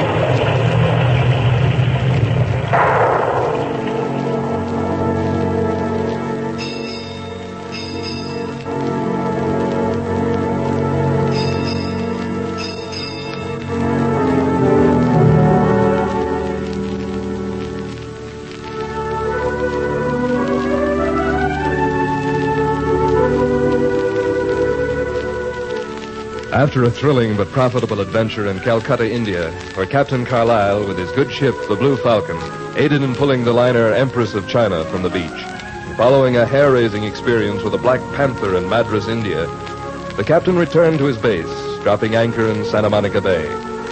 And then, after taking it easy for 2 weeks, he accepted a salvage job in the Hawaiian Islands. 2 days before sailing, the captain, Sharky Peters, and mate Charlie Bartlett had dinner with Charlie's sister, Mrs. Tom Bronson, and her son Gary, Charlie's 17-year-old nephew. After dessert, Mrs. Bronson served coffee in the living room. Captain, did I understand you to say that you brought the Panther all the way to San Francisco? Yes, we put him aboard a German Hansa Line ship and sent him to the Hagenbeck Circus in Hamburg. We were mighty glad to get him off the Blue Falcon. And you can kiss the book on that. That's my uncle's favorite expression, Mr. Peters. Did you know that? Blimey, do I know it? I hears it in me sleep. Hey, well, look. Who fed the Panther on the way across the Pacific? That must have been a dangerous job. Well, that task fell on me, Gary. He clawed me up a bit once, but I soon figured out a way to put an end to it. Render him harmless, you might say. How? Well, the second day when feeding time came, I was prepared. I opened the cage door, looked him straight in the eyes, never once faltering with me gaze. Then, quick as a flash, I got an hammerlock on him, threw him on the floor of the cage, and in less time than it takes to tell, I'd put a pair of boxing gloves on his front paws. Well, to change the subject, Caroline, what about this surprise you and Gary promised us this evening? Well, it concerns a map that belonged to Gary's father. Will you get it, son? Okay. But don't forget, you said it'd be all right with you. You know what I mean. Sis, what is this about a map? Charles, do you remember the story my husband Tom told when he came home for the last time? Oh, about a treasure chest or something? Mm-hmm, yes. I have a sort of hazy recollection of it, but... Oh, sis, every deep-sea diver and every salvage man in the business knows, or thinks he knows, where there's buried treasure to be had for the asking. Well, I suppose so. Here it is, Mother. Oh, thank you, dearie. After all, Charles, that's what you and Captain Carlyle and Mr. Peters thrive on, the treasure hunt. Truer words was never spoken, Mrs. Bronson. Tell him the story, Mom. You didn't know my husband, Tom Bronson, did you, Captain Carlyle? I never met him, but, of course, I heard of him. Uh-huh. Well, I'll tell you the story as briefly as possible. You may or you may not place credence in it. Tom was captain and master salvager of his own ship, and he was diving for the treasure on the English ship Iris that had gone down off Kylas Point in the Samoas. Mm-hmm. There'd been considerable dissension among the crew members, and Tom could only trust 2 of the 8. They mutinied. Now you ask me to tell it, Gary. Yes, excuse me, Mom. Mm-hmm. According to my husband's story, he actually found the treasure chest that was known to be aboard the Iris. He was on the bottom alone, but Tom was afraid to bring up the chest, and he succeeded in placing it on a ledge in a cove near the shoreline under 30 feet of water. Oh. And the other fellows didn't even suspect anything while Dad was underwater. Over an hour, too. Anyway... Gary? Okay, Mom. Mm-hmm. He had trouble when he announced that he was giving up the venture. But with the men who were loyal to him, he succeeded in putting some of the men in irons. And then he sailed for home. Now, the story's coming back to me, sis, but... what about the men who were his friends? Did he tell them that he'd hidden the chest? Well, now, that I don't know, Charles. I was more concerned with Tom's illness than anything else. You remember he died shortly after coming home. Yes, that's right. That was over 7 years ago. Mm-hmm. May I look at the map, Mrs. Bronson? Why, of course. Thank you. Mother, you didn't tell him how we found it. See, Uncle Charlie, Mom asked me to clean up the attic this morning, and while I was up there, I stopped working for a while and went through an old trunk of Pop's. I found the map inside a tobacco pouch. Yes, and so that was the end of the attic cleaning. Say, this is interesting, Mrs. Bronson, and so is the story. Yes, it is. Will you let me drop an eye on it, Captain? So, Caroline, you think that after we raise the sunken yacht in the Hawaiians, we should go on to some more and find this treasure chest? Charles, I have enough faith in the prospect to help finance the trip. We couldn't consider that, Mrs. Bronson. But I'll make a deal with you. You let us have the map, and if I decide to try for the treasure, we'll all share together in what we bring up, if we bring it up. Well, then, all right. We can discuss that before you sail, huh? But, Captain Carlyle, there's more to the bargain. Do you think I don't know it, Gary? After the way you've been fidgeting around here, one foot to the other. If you want a ship on as a crew member, you talk to your uncle. He hires the men for me. Uncle Charlie? Well, I don't know. I'll take the matter under consideration.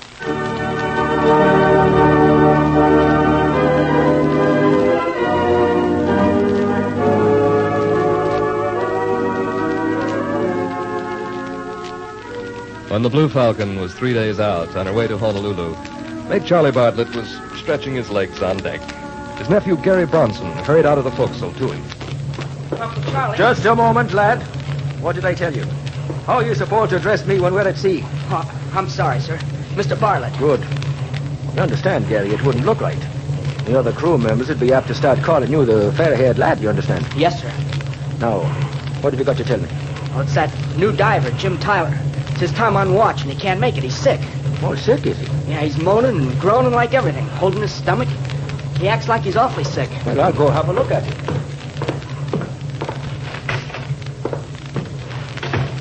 Well, what seems to be the trouble, Tyler? Hello, Mr. Bartlett. I'm in terrible pain, sir. Down here, right side. Oh, so? When did it start? I had a few twinges yesterday, but I didn't say nothing about it. It started coming on again about 3 hours ago. I ain't going to be able to stand watch, Mr. Bartlett. That's all right. Andrews can take your place. You see, I've had a kind of chronic appendicitis for a long time, but this is the worst attack I've ever had. I'm sorry, Mr. Tyler. Lie quiet now. The captain will be here with his medicine kit in a few minutes.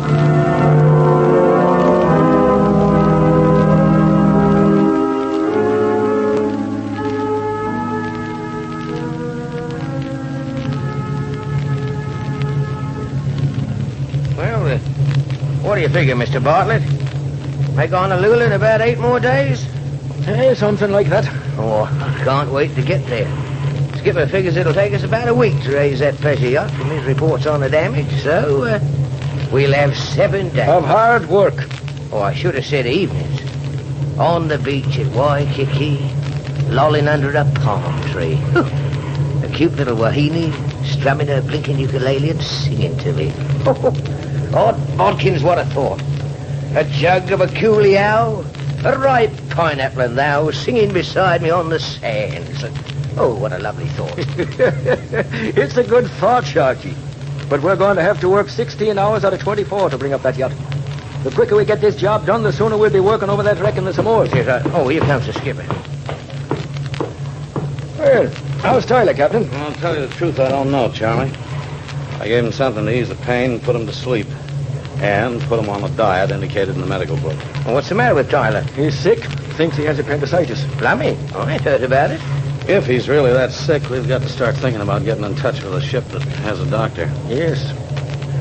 But, Captain, you sort of act like you don't believe him. Got a reason for it, Charlie. He's talking about leaving us at Honolulu. Oh. You mean he might be faking? Possibility of it. It's happened before. My righto, and lots of times. Maybe he just wanted a free ride to the islands. Well, maybe I made a bad guess, Skipper. Don't worry about it, Charlie. You can't always tell a man by the cut of his jib. It's only a suspicion on my part, and I may be wrong. Hey, wait a minute. Let me knock me blooming thick skull. Hey, what about? Oh, I just remembered something. I saw Tyler on the wharf just before we sailed. Yes, he gave a telegraph boy a message, and then he counted out a bunch of bills and gave them to the lad. Oh, he did? Oh, I thought he was just sending a telegram home or something. But, mateys, could have been a cablegram to Hawaii. You get the point? Yeah. If he gave a bunch of bills, it must have been a cablegram. Probably some friends in Honolulu. He just took himself for a free ride. Well, we'll find out soon enough. Yes, but how? We'll see how he stands up under a fruit juice and soup diet for a week or so.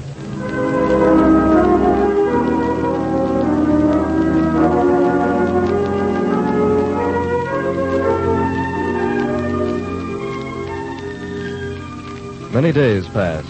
There was a change in Tyler's condition. He said he was weak, but there was little pain. Whenever the weather moderated, he made himself comfortable on deck, in a deck chair, with a blanket over him. One day, Charlie Bartlett stopped to talk to him. Well, Mr. Tyler, you look much better today. That don't mean anything, Mr. Bartlett. I'll have to have an operation when we get to Honolulu. I was just wondering if you'd agree You want to be released from your contract. Oh, that's what I was thinking about, sir. Well, here's the answer to that. You bring me a doctor's certificate saying that you're too sick to go on. When we're ready to leave the islands, I'll give you your pay and release. But without it, no pay. Hey, now, wait a minute, Bartlett. Mr. Bartlett, if you please. Oh, yeah. Sure. Yeah, I'll bring you a doc's certificate.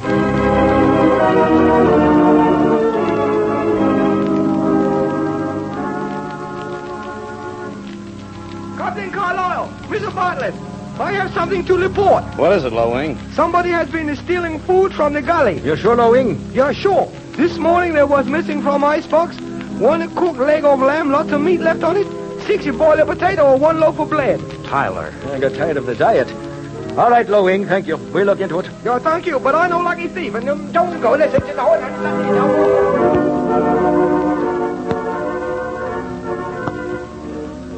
Uncle Charlie, I found out something about... Oh, gee, I'm sorry. Mr. Bartlett. What'd you find? I hope you won't get sore at me, but I know you and Captain Carlyle are suspicious of Mr. Tyler. Hurry up, out with it. Well, it was no one in crew's quarters in the forecastle, and I went through Jim Tyler's sea bag. You went through... And I found an oilskin packet that was full of papers and things. Maybe I did wrong, but here. Look at that paper in this picture. See that?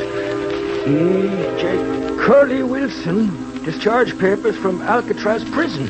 And look at that picture. It's a picture of my father's salvage ship and the crew. There's a name over each man, and see? Curly Wilson. This man, third from the left. Gary, hurry back. If there's no one there, put these back where you found them. Hurry it up.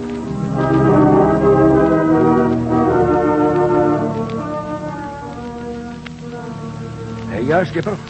You see what that guy plans to do? He's going to try to beat us to the Samoan Islands. And he will. We've got to raise that yacht first. Now, don't forget, Charlie, the chest of gold isn't on the sunken ship, according to your brother-in-law's story. Another thing, if Tyler's got money enough to finance an expedition to the Samoas, why did he ship aboard the Blue Falcon with us? Maybe he had to. He could have money stashed with someone in Honolulu. Okay. If the chest is still there, in that cove under 30 feet of water, he won't find it. Let's take it easy, Charlie, and see what happens.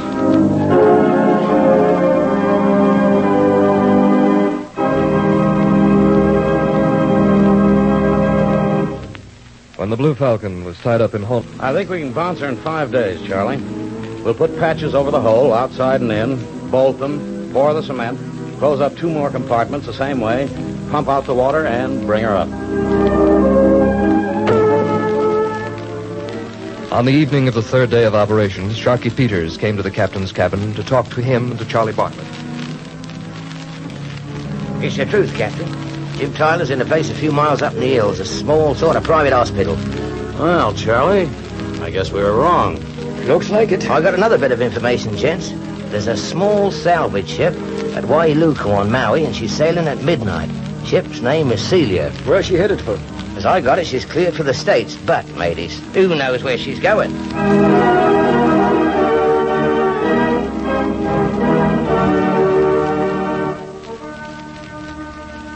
Well, the yacht was floated, towed to dry dock.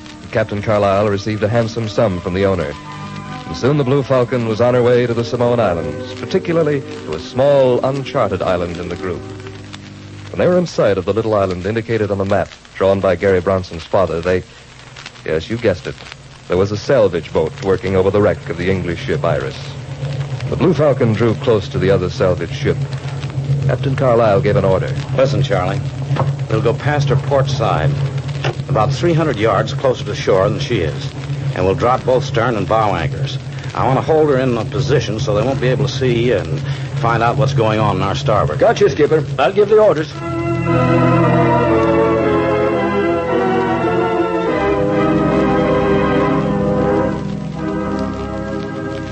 The Blue Falcon securely anchored, Captain Carlyle ordered a small boat over the side, and he and Charlie, with Sharky Peters at the oars, headed for the ship anchored over the sunken island.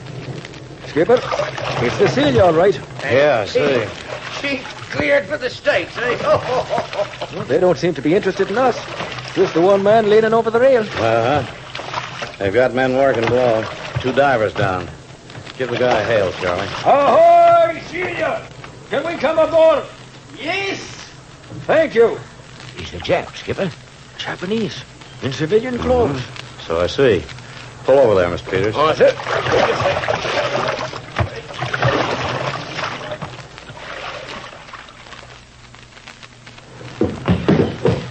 Howdy. I'm Captain Carlyle of the Blue Falcon. This is my mate, Mr. Bartlett. Yes. I am Koji Sakura, in charge of this expedition. Oh, I see. Of course, you came here for same purpose as I. Can't deny that. But you beat us to the punch. Yes. That is right. And we've made a wild goose chase. I am so sorry, Captain Carlyle. How many divers have you? Sufficient for the task. Well, I just thought inasmuch as we've made this long trip down here, maybe you'd like to make a deal. We could pull over alongside and our divers could be working with you. A deal is not possible. We were here first, gentlemen. By the way, do you have a diver by the name of Tyler? Tyler? No. Or a fellow by the name of Wilson? Curly Wilson? I have never heard of either. Now, if you don't mind, Captain Carlyle, may I suggest that you leave us to our work and return to the islands? The suggestion's well taken, Mr. Sakura. But I promised my men a rest of 6 hours for some swimming and fishing and so on. Of course, they're as disappointed as I am. Of course. But I should advise you to leave immediately after. Yes. You understand it would be somewhat annoying to have another salvage ship watching us. Do we understand each other, Captain? Perfectly. Good luck to you. Come on, Charlie.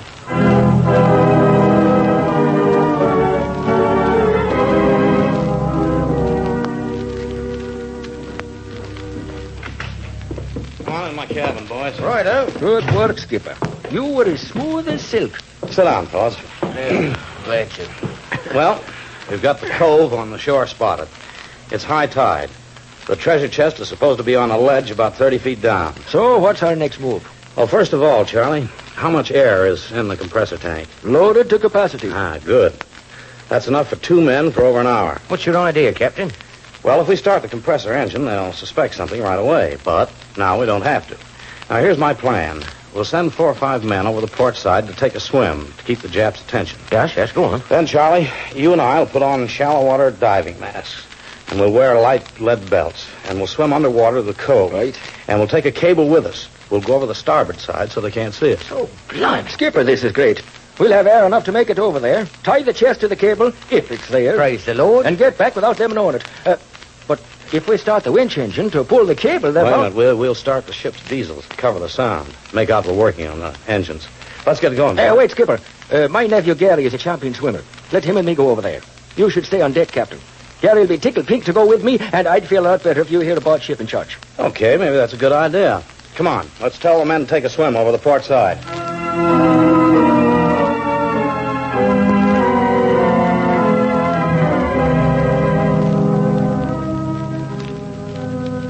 Five of the crew, following instructions, went over for a swim and purposely made a lot of noise, laughing, yelling, and so forth, while a few men aboard the Celia looked down. In the meantime, Gary Bronson and his Uncle Charlie, wearing the small diving masks attached to the air compressor, lead belts about their waists, went over the starboard side and swam to the cove near the shore. Sharky attended to the compressor. There was no telephonic communication this time. Signals had been arranged by the old method, jerking the line to the diver and vice versa. They could only wait.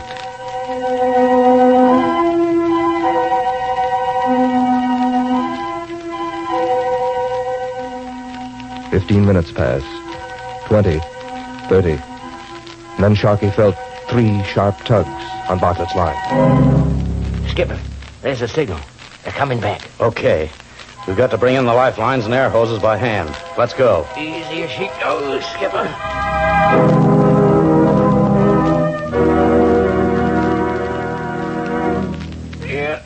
they come. Yeah. Andrews, Hey, sir. tell those swimmers to come back aboard right away. Hey, sir. Come aboard, men. Ready, Sharky.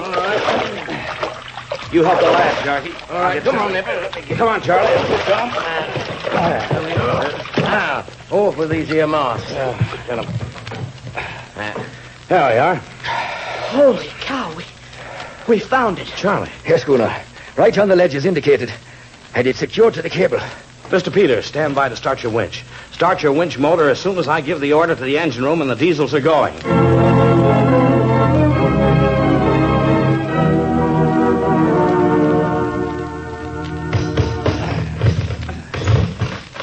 There we are.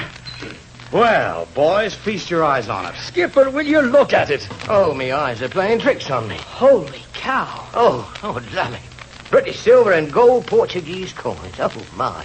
Let me dip me pinkies into this. Oh, lovely, lovely. Oh, that's an healthy fortune, mateys. May the saints praise your father's name, Gary. Amen to that, says I. Gosh, I'm speechless. I wonder how much is there. We'll start counting when we're underway, son.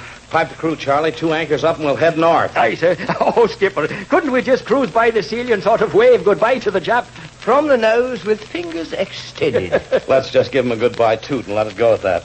Give the orders, Mr. Bartlett.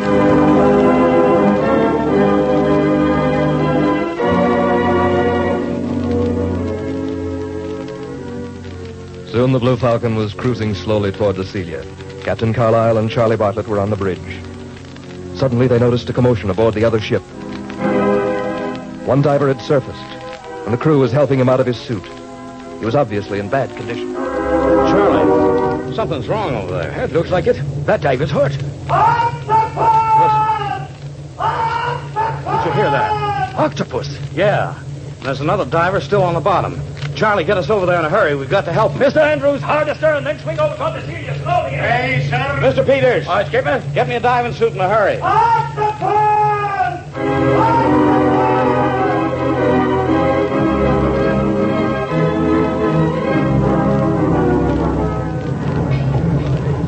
Gary, run to my cabin and get my diving knife. It's on the desk. Hurry. Yes, sir. Helmet secured, sir. Get that other shoe on him, Mr. Peters. I'll put his lead belt on. Right. Skipper, won't you let me go down with you? No, Charlie. It's too much danger getting lines and air hoses tangled. For the love of heaven, be careful, Gunnar. I will. Here's your knife, Captain. Sharp as a razor, both edges. Hook it on, Gary. Yes, sir. Faceplate, Mr. Peters. Faceplate, sir. Remember, Gunnar, I'm ready to come down, except in putting on my helmet. I'll keep talking to you on the phone, fella. Close faceplate. Yes, sir. Mr. Andrews, stand by to lower away. Standing day, sir. Faceplate secure, sir. Help him over the side now. Hurry. All right, here we go. Over he goes. God keep you safe, Captain. Lower away! Lower away!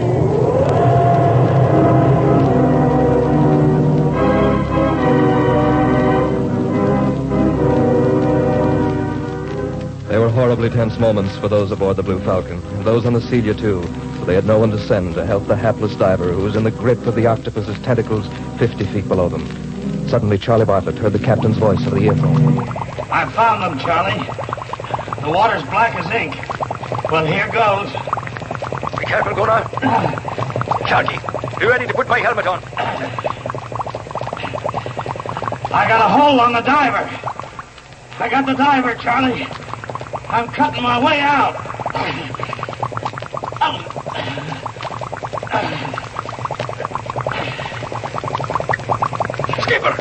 Skipper, are you all right? Yeah. I've cut 3 tentacles. There, I got my knife in his brain. He's letting loose, Charlie. Good. Get out of it, Skipper.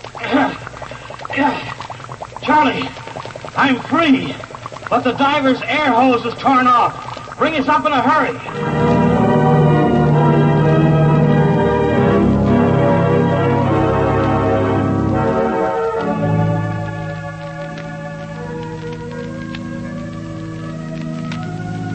2 hours later, the Blue Falcon was heading north by east for Honolulu.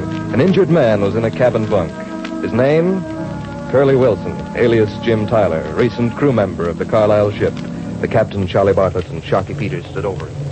That's right, Captain. That's right, Captain Carlisle. I was with Tom Bronson. I was his second mate. That's how I knew about the treasure on the Iris. I see. Why'd you wait all this time to bring it up? I'll tell you the truth. I tried the easy way, I thought. To raise money to come back here. Got mixed up in smuggling. Went to Alcatraz for 10 years. They let me out after 7. I made friends with a lifer there. Told him about the treasure, and he gave me a letter to the Jap Sakura, who was holding a lot of the guy's money. And Sakura financed the expedition with your friend's money, huh? Yeah, that's right. Of course, by now, you know I was thinking about being sick. We knew that, Wilson, but you raided the galley for food. Yeah. Yep. Well, I guess a guy can learn a lesson even at my age. Especially when you're going to die like I was. You saved my life, Captain Carlyle. I'll think about that while I spend maybe the rest of my life in prison for breaking parole. This on the level, Wilson? Maybe I never was in my life. But I'm on the level this time, Captain. So help me God. All right, Thor. We'll put you in a hospital in Honolulu for treatment. And we'll wait for you. You mean you'd take me? Sure. We'll take you back to the States. And I don't think you'll have to go back to prison. Good luck, diver.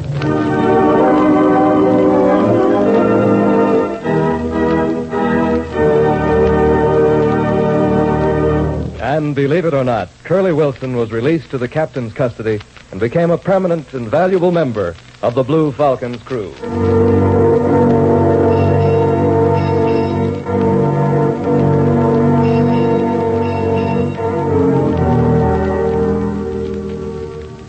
You've heard another in the series Out of the Deep, based on the true life adventures of Captain Gunnar Carlyle. These stories are dramatized for radio by Ted Maxwell, who also portrays the role of Captain Carlyle. Other featured players were Charlie Lung, Charles Seal, Martha Wentworth, Eddie Firestone Jr., Herb Litton, and Norman Field. Music was composed and played by Joseph Enos. Production and direction by Homer Canfield. Your narrator, Don Stanley. Be sure to be with us next week when Captain Carlyle sails to the Straits of Magellan to bring us another adventure in Out of the Deep.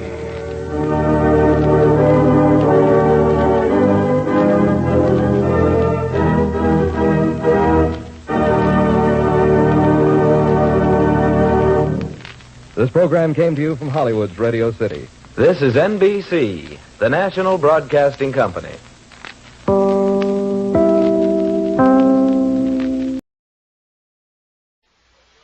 This is Radio City Playhouse.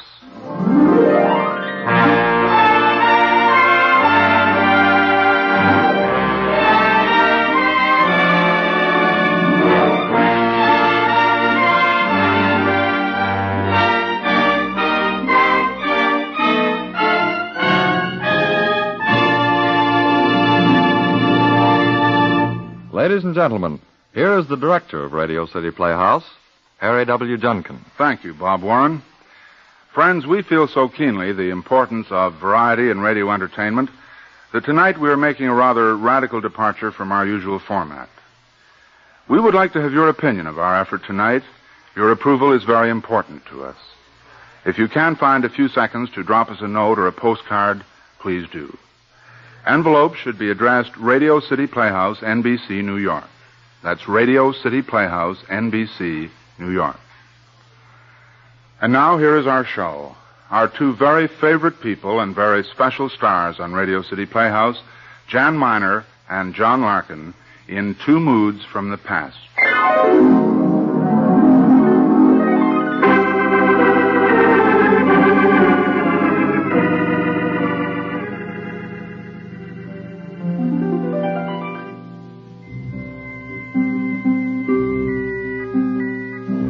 My name is Pierre Martin. 10 years ago, while serving under the Emperor Napoleon during his expedition in Upper Egypt, I had an adventure so fantastic that I have never told it to anyone. The memory of it makes me both proud and ashamed.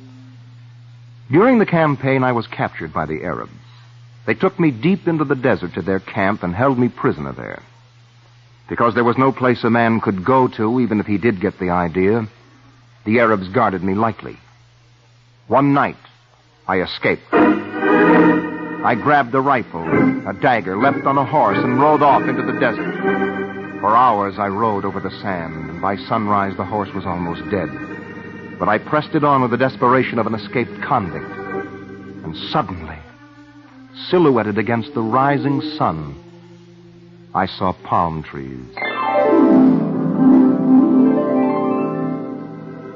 We were saved. Our nostrils quivered at the smell of water and dates. I urged on the staggering horse, but at the very edge of the spring that gushed forth cool, clear water, he fell dead with exhaustion. I drank only a little water at first. Then I plunged my head and drank until I could hold no more. By this time, the sun was up, and all I could see was sand. Mile after mile of cruel, dry whiteness.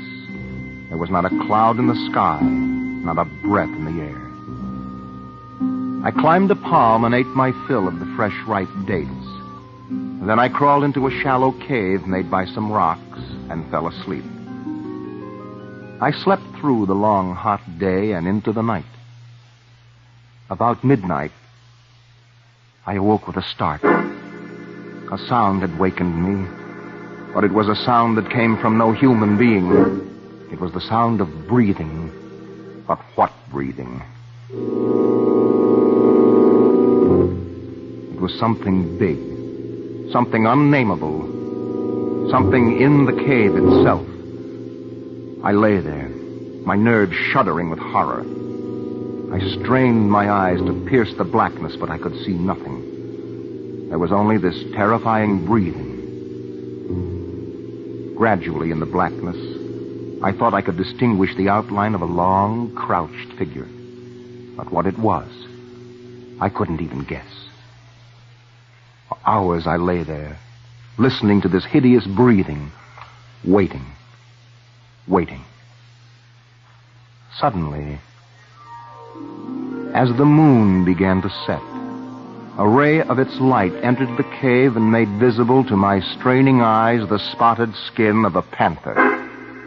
This lion of Egypt slept curled up like an enormous dog, its face turned toward me.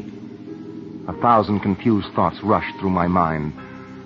I could kill it with a bullet from my gun, but there was not enough distance between us for me to take proper aim. Twice I placed my hand on my dagger, just one quick stab.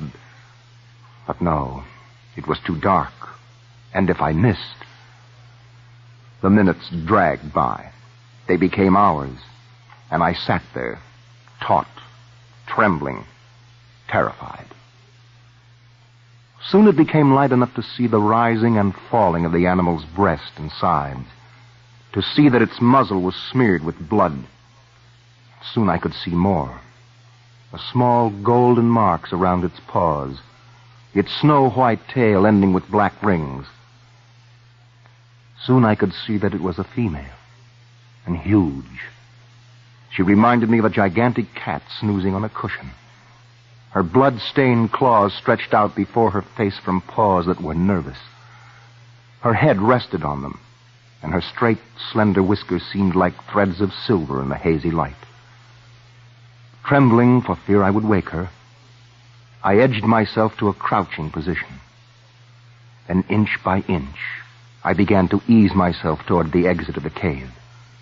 To do this, I had to pass within 6 inches of her nose. When I was directly in front of her, the panther opened her eyes. I was rigid with fear.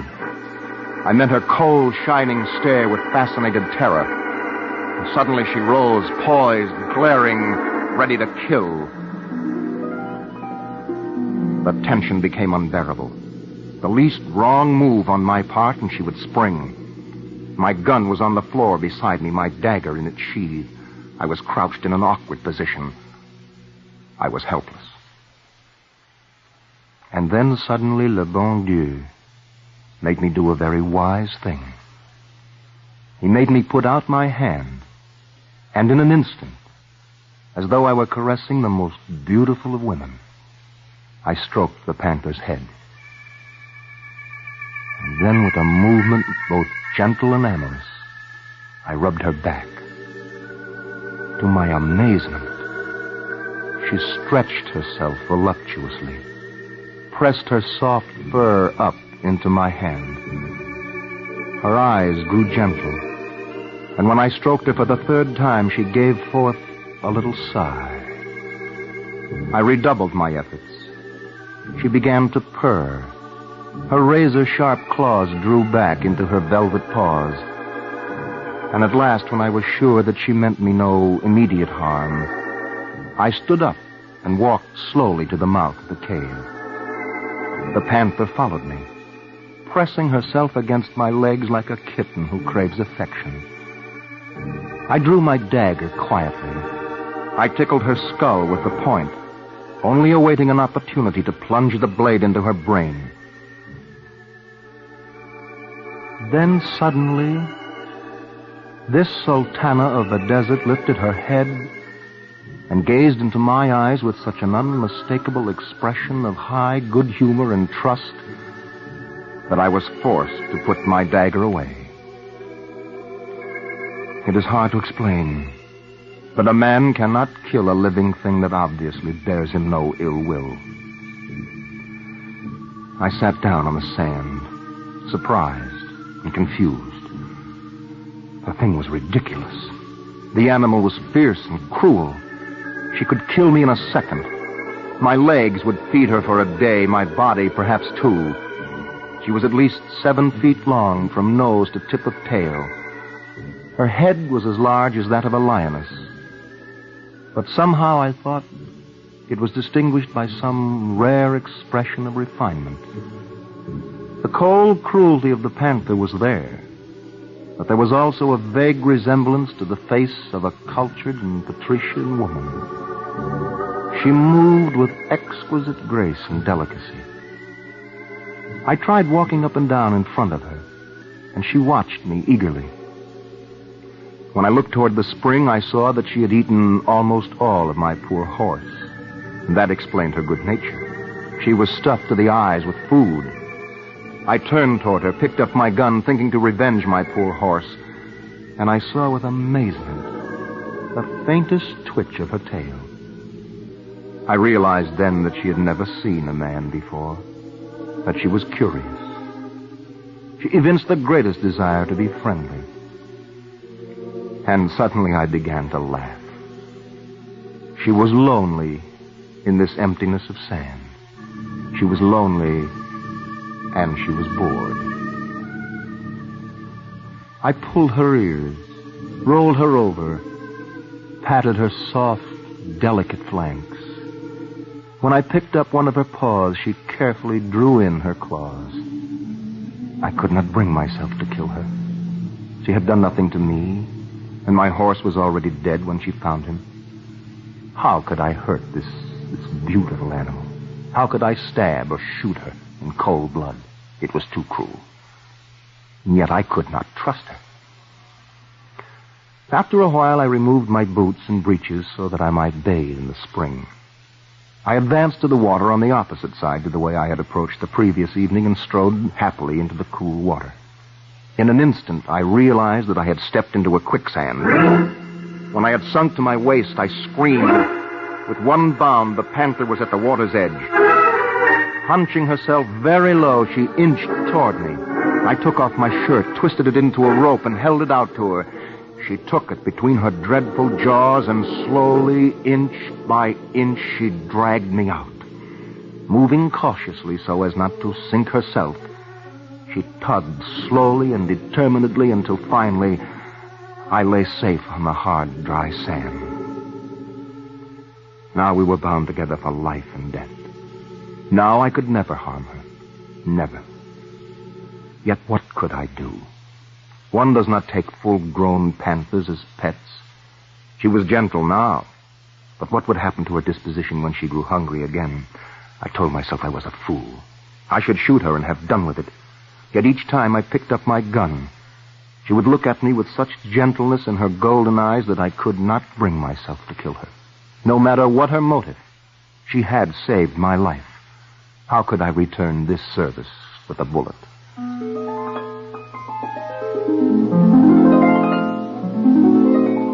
During the afternoon, we began to play together again. I treated her like a master with his dog. She let herself be knocked about, almost chuckling with pleasure. I played with her by the hour. I loved the perfect grace of her head, the exquisite golden softness of her coat, the blackness of her markings, the luxuriousness of her fur.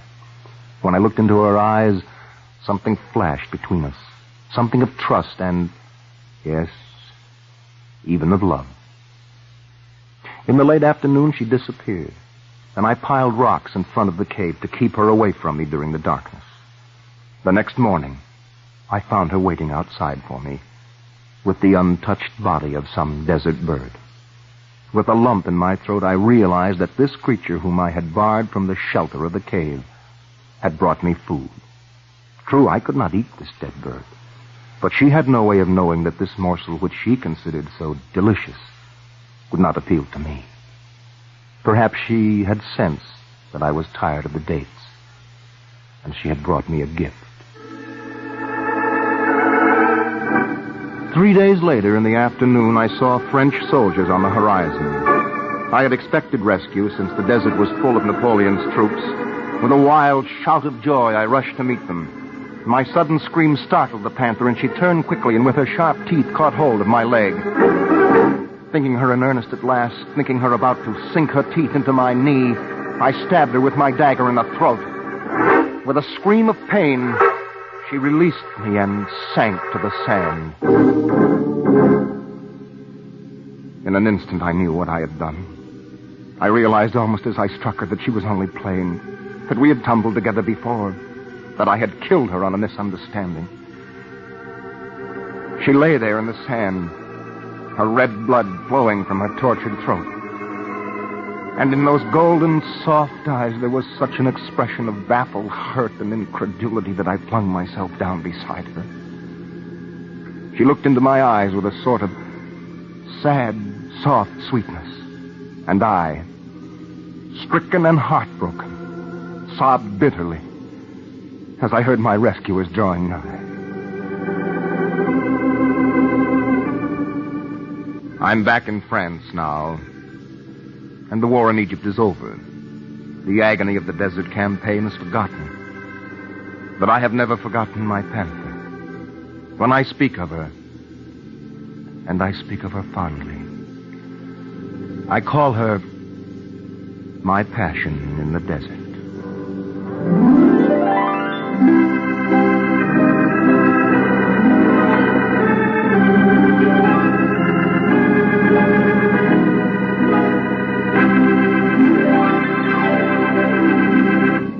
You're listening to Radio City Playhouse, Attraction 28.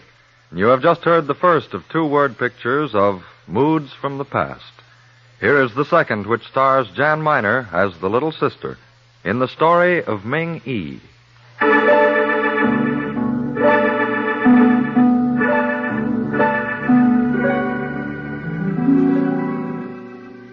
I am the little sister of Ming Yi, my great and venerable elder brother.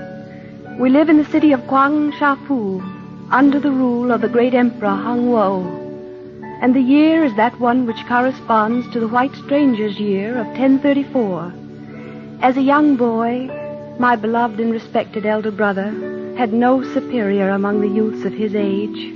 For scholarship, for bodily grace and beauty, and for goodness, there was none to equal him. Now near the city there lived a rich and noble lord, who wished my brother Ming to tutor and teach his children.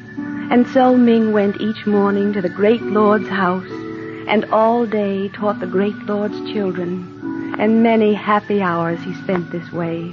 And then, on that day which the Chinese call Hoa Chau, or the birthday of 100 flowers, Ming decided to spend the afternoon with me and our beloved parents. So he left the great lord's house early and started for our house in the city. The afternoon was drowsy with blossom perfume, vibrant with the droning of bees. The leafy obscurities of the trees quivered with bird life, and the deep vistas of the woods were odorous with flower breathings, as is a temple with incense. The dreamy joy of the afternoon entered into the heart of Ming and caused him to sit among the young blossoms under the branches swaying against the violet blue sky, and to drink in the perfume and the light, and to enjoy the soft, sweet silence. Even while thus reposing, a sound caused him to turn his eyes toward a shady place where wild peach trees were in bloom. There he beheld a young woman, beautiful as the pinkening blossoms themselves. My brother and I had been well brought up, so Ming turned his gaze away at once, and rising quickly, he proceeded on his journey through the perfumed silence, feeling his heart beating with a strange quickness at the thought of the beautiful being whom he had seen. And so he returned to our parents' house in the city. The next morning, Ming, returning by the same path to the noble lord's establishment, paused once more at the spot where the gracious figure had previously appeared before him. This time, he was surprised to perceive through a long vista of immense trees a dwelling that had previously escaped his notice. A country residence. Not large, yet elegant to an unusual degree. The bright blue tiles of its curved and serrated double roof rising above the foliage seemed to blend their color with the luminous azure of the sky. There were flowers everywhere, and at the summit of the terrace steps leading to the ground floor of the mansion, Ming perceived the idol of his passionate fancy. While he gazed with wonderment, he met the eyes of the fair and beautiful one.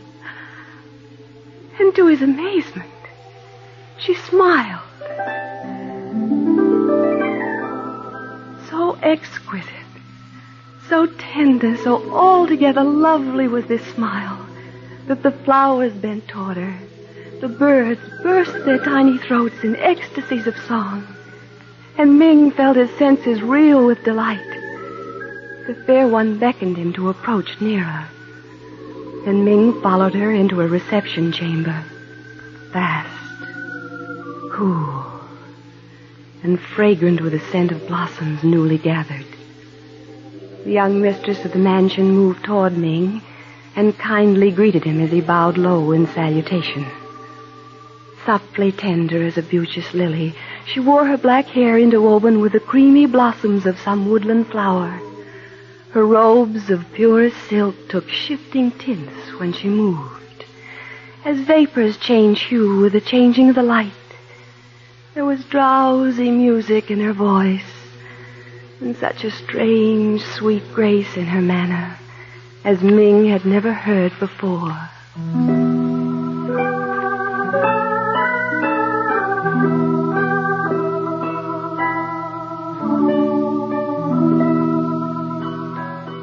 Her name, she told him, was Sai, and she bade him stay, and they sat and talked, and Ming thought her the fairest and sweetest being he'd ever known, and he felt that he loved her more than our father and mother. Sai pressed him to partake of food and wine. It was a purple wine that warmed his veins with a strange fire. To Ming, as he drank, all things became luminous as with enchantment. The voice of Sai floated to his ears like some far-off melody heard through the empty spaces of a drowsy night. And then Sai drew forth music from a carved case, and her song rose through the perfumed evening, and Ming, overcome by the witchery of the music, could only listen in speechless ecstasy, while tears of pleasure filled his eyes, and all his senses died, save that of hearing.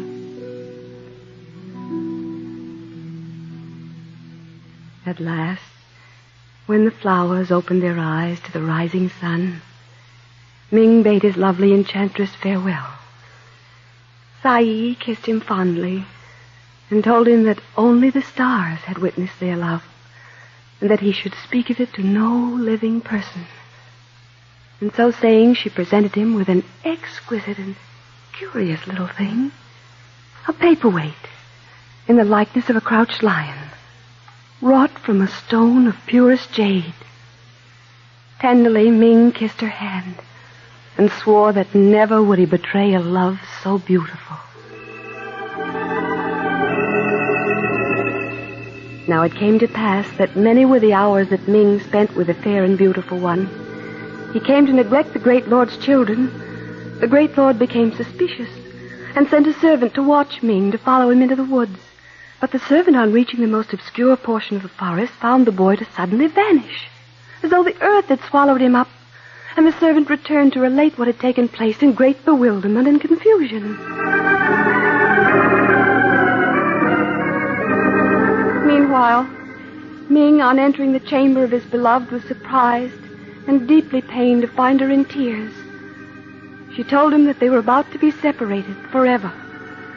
She told him that someday he would become a great scholar, and that honors and riches would be showered upon him, and that some beautiful, good, and loving woman would console him forever.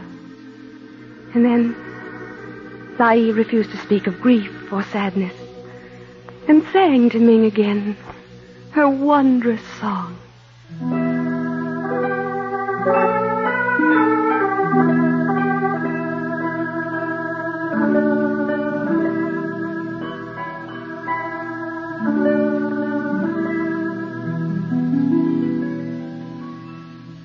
When the yellow beauty of the morning came, Sai kissed Ming farewell and pressed into his hand a parting gift, a brush case of agate, wonderfully carved and worthy of the table of a great poet. And they parted forever. So. Now, when he arrived at the great lord's house, after bidding Sai goodbye, the good lord demanded to know of Ming where he was passing the hours. And at Ming's silence, the noble lord grew angry and struck the boy with his staff many times, until finally Ming faltered out the story of his love. So the lord, who was at heart a kind man, determined to rescue the love of the two young people, and demanded to be taken into the presence of Sai. And Ming guided him through the forest to the spot. But when they arrived at the place, Ming uttered a cry of dismay.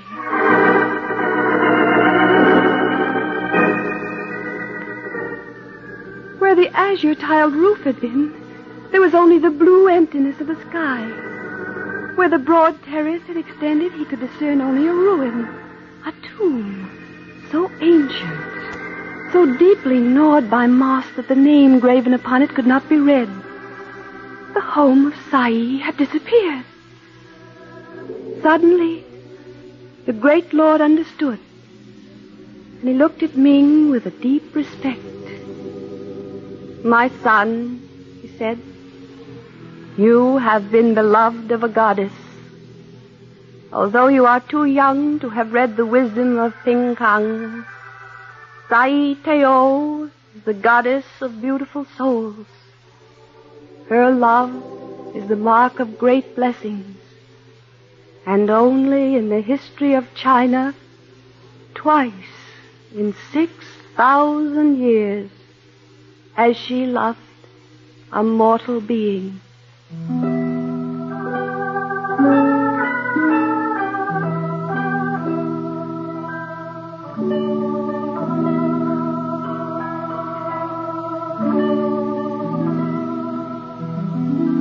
So the two men, the young and the old, stood still in the vastness of the woods before the ruined tomb, and the trail of a faint breeze left a whiff of dying flowers, as thin a scent as that which clings to the silk of a forgotten robe, and as it passed the trees seemed to whisper across the silence the name Sai, Sai Teo. In after years, my brother Ming obtained high dignities, great wealth and fame. He wed the daughter of a great house of China. His sons grew to be great and good men. But never has he forgotten Sai Teo. And yet it is said that he never speaks of her, not even to his beloved sons when they beg him to tell them the story of the two beautiful objects which lay always upon his writing table, One, a lion of yellow jade. The other, a brush case of carven agate.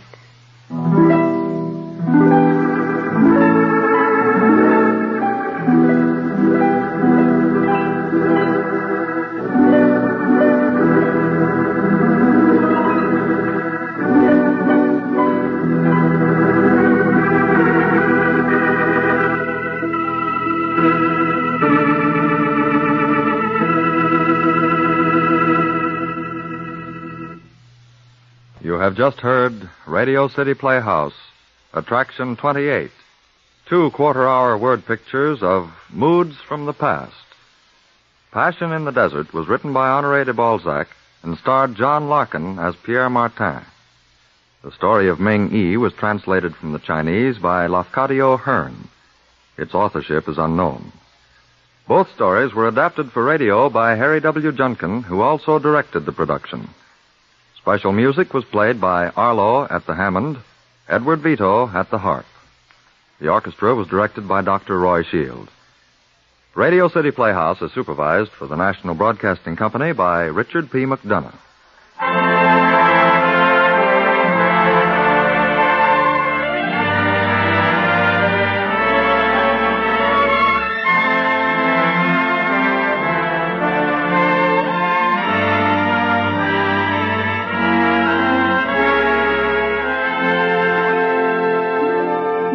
This is Harry Junkin again.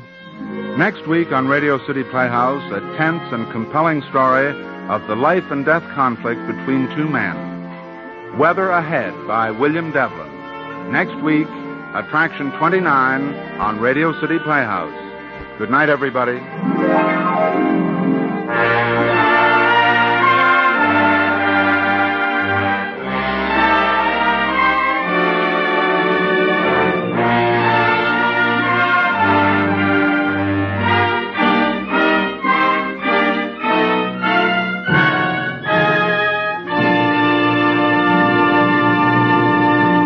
Bob Warren speaking.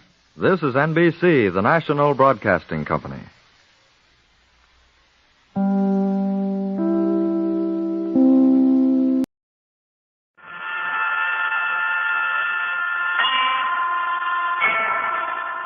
And now, tonight's presentation of radio's outstanding theater of thrills, Suspense.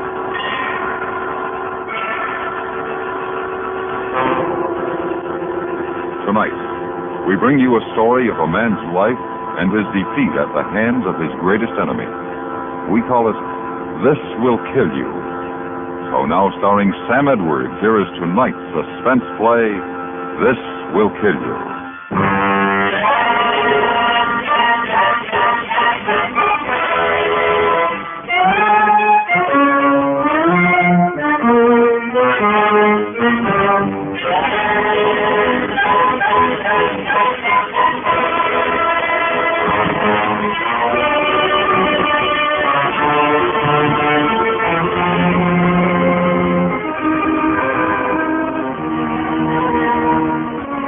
Get a load of this. This'll kill you. I got a story that should be written up by one of those big magazine writers. Only mine is true. Yeah, the whole thing is true, so help me. They say that truth is stranger than fiction, don't they? Well, get this. I was working down at Acme Engineering, an outfit making hydraulic valves for all the big airplane companies. We had a foreman named Charlie Harris, one of those big, good-looking guys who thought he was a big shot because he was boss. Well, this guy was always picking on me. Like, for instance, one morning I came to work a few minutes late, and this Harris says, "Well, good afternoon, Jordan." Oh, save those gags for Jack Benny. It's only 8:15. I'll get here at 8 and you'll be spared my sense of humor. Ain't a guy got a right to get here a couple of minutes late once in a while? Sure, once in a while, Joe, but not every other day. Oh, gee, Charlie, my alarm clock's on the bum. Save that for the teacher. Come on, Joe, get on the ball. Save that for the teacher, he said.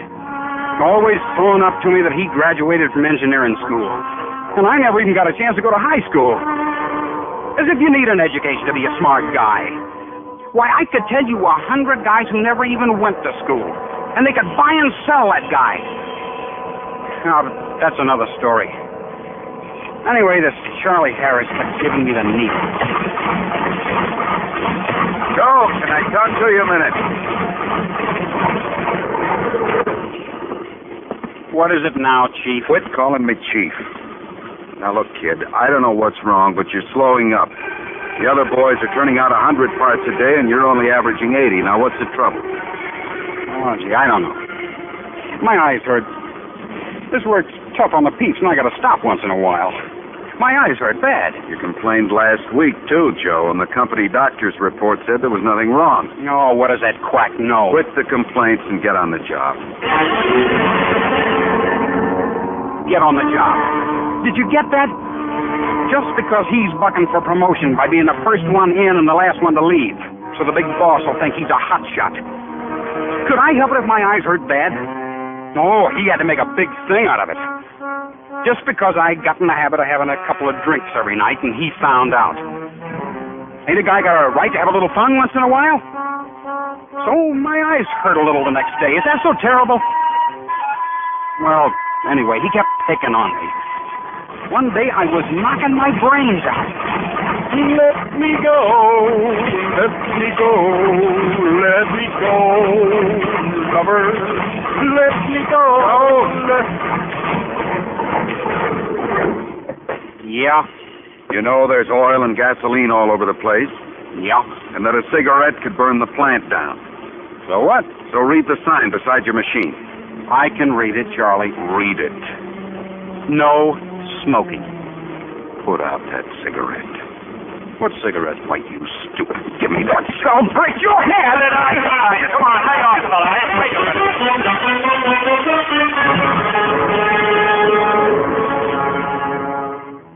I would have murdered the guy, but he hit me a lucky punch.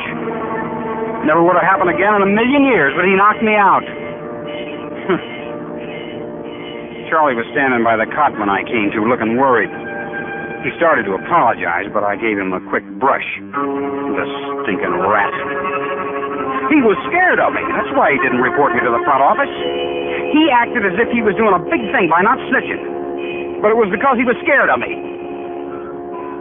He thought I'd forget. Oh, no. Joe Jordan never forgets nothing. Remember that. And Joe Jordan always gets even. But I played my cards right. I didn't let him know I was still sore. That was smart, wasn't it?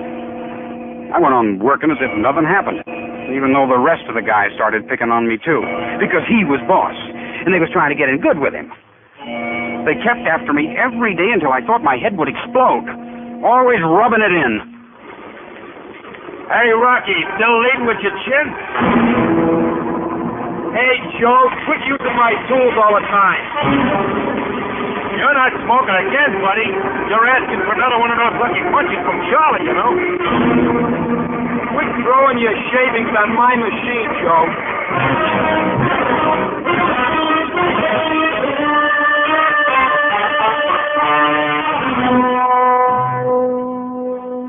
I used to get splitting headaches from the pounding on my brain.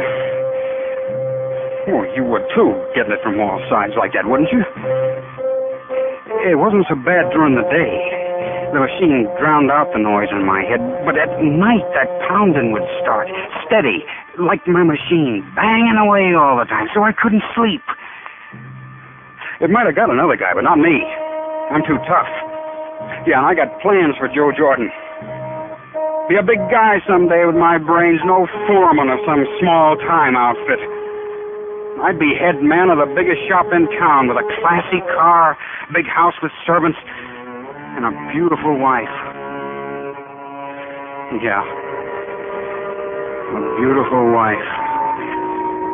And I had her all picked out. Her name was Harriet. She was a stenographer at Acme. All the guys was on the make for her. But she had a yen for me.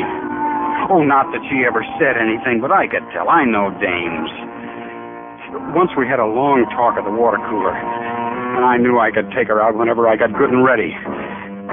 When I heard about the company dance, I was good and ready. I didn't want her to think I was too anxious, so I just waited. And a week before the dance, I met her at the water cooler again and managed to bump her as I got a paper cup. Oh, pardonnez-moi. oh, you speak French? Yeah, a little. I knew a guy from Paris, France once, and he taught me a couple of things. Cherchez la femme, comment elle-vous. That's quite an accent. Excuse me, Joe, I gotta get back. Oh, wait a minute. I got a lot of accomplishments. I'm a good dancer, too. Did you know I took second place in the bop contest at Ocean Park last year? No, I didn't. Do you do the New Yorker? No, I'm sort of on the conservative side. Oh, I can do the square stuff, too. Well, we must dance sometime. Excuse me, Joe, really. Wait, I just happened to think. How about going to the company dance with me Friday? Well, I'm very sorry, but I can't. Aren't you going? Yes, but I have a date with Charlie. Charlie who? Charlie Harris. Charlie Harris. He moved into my life, then he moved into my head and started it banging. And now he moved in with my girl. That guy was doing everything he could to burn me up. He knew I was going to ask Harriet to the dance, and he beat me to it. Okay, I said to myself, okay, I can wait a week. But I'll get to dance with the little lady. Once I get her in my arms and show her a couple of steps, she won't want to dance with him again. Oh, it was a long week. I kept hearing reports that Charlie and Harriet were engaged. But that was just to burn me, see? And then came the dance. Didn't you bring a girl, Joe? I got a doll here, pal. Where is she? Dancing with some other guy? Yeah, dancing with some other guy. Well, don't stand there with your teeth in your mouth. If my girl was dancing with another guy, you can bet I'd cut in. That's a good idea.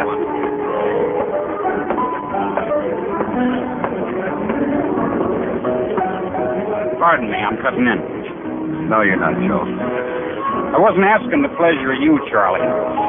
Now, if you don't mind. This is our favorite number, Joe.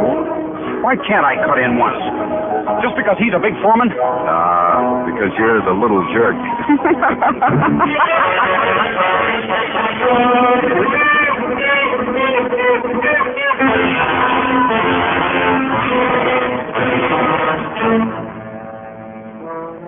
Jerk. Did you get that? He called me a jerk. But he didn't know how smart I was. All good things aren't on the surface, you know. I went home and I tried to sleep, but the pounding on my brain was coming like a sledgehammer. Bang, bang, bang. And I could hear Harriet laughing at me. That dirty double-crossing dame laughing at me. The banging in my head coming louder and louder, crashing against my brain, exploded. And then the pounding stopped. For the first time in weeks, there was silence in my head. It's soft, cool, quiet. Like Sunday morning, when you were a kid and no one was awake in the house but you. Like Christmas night, after the excitement was over and you went to bed and thought about the new sled and the wonderful dinner you just ate. And outside, you heard the tinkling sleigh bells. And there was peace on earth. And then I got the idea. No more pounding in my head now. I was going to eliminate the cause of the pounding. Kill the root. Yeah, I was going to kill two birds with one stone. Charlie Harris was going to burn for murder. And the murder? The murder of Harriet Slate.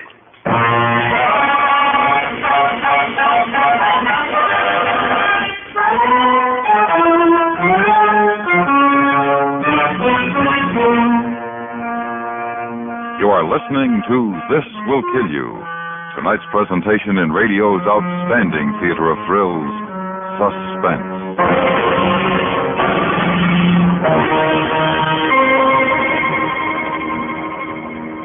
This Thursday, December 1st, will be the second annual SD Day, Safe Driving Day. Its purpose very simple, to demonstrate that on any given day on which all motorists redouble their efforts to avoid accidents, there will be drastically fewer accidents.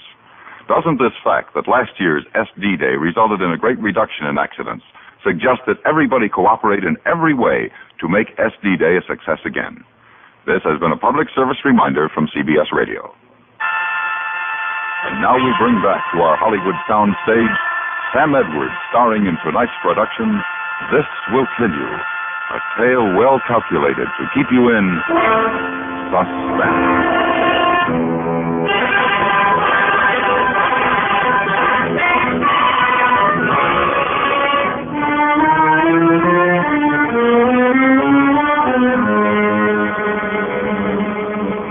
Are you still with me? Well, listen, like I was telling you, I decided to kill Harriet and pin the rap on Charlie. Fooled you, didn't I? You thought I was going to knock out Charlie myself, didn't you? Oh, no. No, the law was going to do the job. You get the switch? I planned it carefully so there'd be no slip-ups. I took plenty of time. I worked it all out to the smallest detail. And then I did a real smart thing. Now, get this. I knew how I was going to knock off the dame and how to pin the blame on Charlie. But the only thing missing was the motive. Understand, the motive. So before I killed her, I started supplying the motive. Every day down at the plant, I'd drop something here and there to the guys. Hey, Marty, I just heard Charlie and Harriet an argument down the hall. Love a spat, probably. I understand things aren't so hot between those two. You're crazy, Joe. Well, that's what I heard. Charlie's been doing a lot of bowling these nights, hasn't he? Yeah, he loves it. He didn't seem to when he and Harriet were so palsy-walsy. I heard something about that, but I don't believe it. I do. I heard him arguing plenty in the hall the other day. Did you hear that Charlie and Harriet had the big blow-off last night? Something about another guy. Yeah, I heard things weren't going so hot with those two lately. Say, listen, you hear that Harriet and Charlie had a big scrap the other night? Old news, Marty, old news. I understand she's got a guy up north, and Charlie is burning. He ought to bust her head wide open. It would serve her right for two-timing a nice guy like Charlie. You said it, Marty.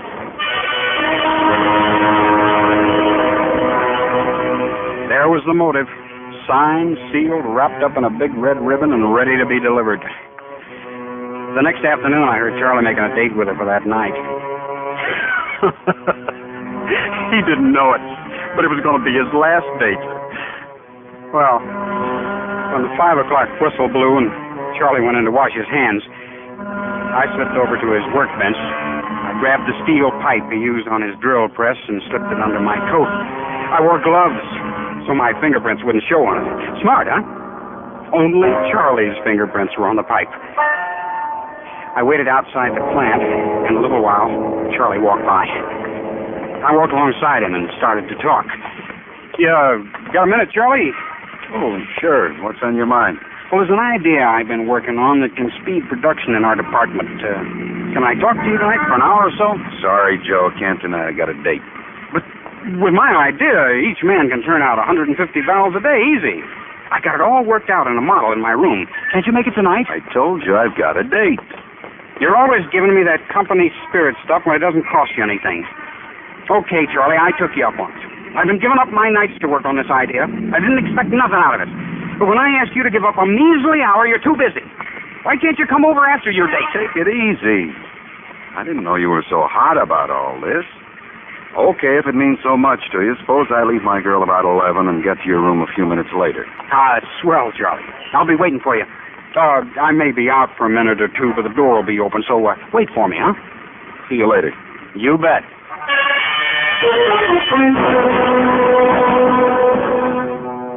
Everything was working like I planned.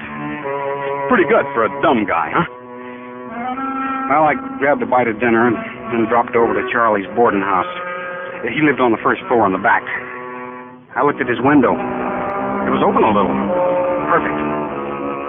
I waited until dark, pushed up the window and dropped in. It took only a few seconds to find what I wanted. A handkerchief with Charlie's initials on it.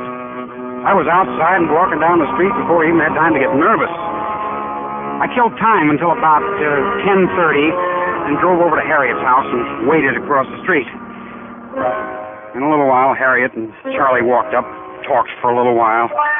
And then Charlie looked at his watch and kissed her good night. I waited for a few minutes after he left, and then I walked up to her room.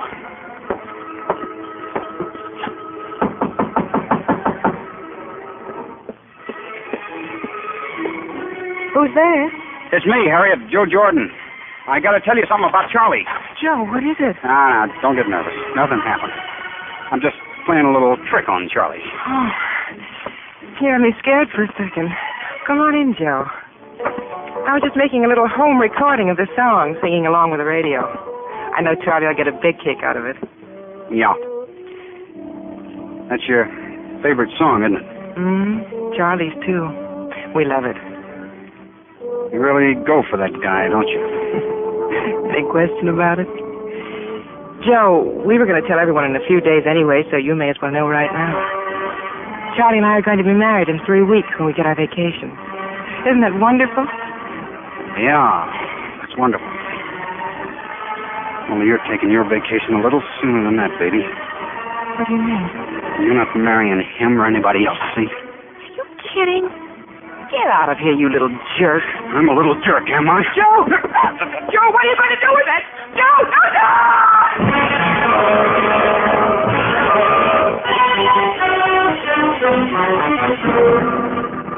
I did it. It was done. I looked at the clock. It was 11:10. He'd just be getting to my room now. 5 minutes to kill. I dropped Charlie's handkerchief on the floor, then messed up the joint to look like a struggle. I waited till 11:15, then smashed the clock. It stopped dead. I dropped the steel pipe on the floor, blew the place fast, and raced home. I ran up the stairs, worried maybe Charlie had left. Well, where you been, Joe? I was just getting ready to leave. Oh, I'm sorry, Charlie. I got stuck. All right. Where's the model you were talking about? Oh, gee, I'm sorry to have dragged you all the way over here for nothing. It's still at the welder's. I thought it would sure be here by tonight. Let's make it tomorrow. You're a great one. You messed up my whole evening. Oh, I'm sorry. I poured a couple of drinks into him so he wouldn't get home till late. And then I dropped off to a nice, restful sleep. The next morning, I was on the job at 8 on the dot. Charlie was there already, but that didn't worry me. It wouldn't be for long. About an hour later, the kid from the front office came up and said something to Charlie, and he left the shop. That was it. Those were the cops. And Charlie was a dead pigeon. Well, I went on with my work, not doing very much, just faking, because I knew I was next. And I was. The same kid came at lunchtime and told me I was wanted at the front gate. I got a little nervous when I saw the two big coppers, but as soon as they spoke, I felt it was going to be all right. Joe Jordan? Oh, yeah, that's me. I'm Lieutenant Sullivan, Homicide Squad. Hope you don't mind coming down to headquarters with us. I want to ask you a couple of questions. No, I don't mind.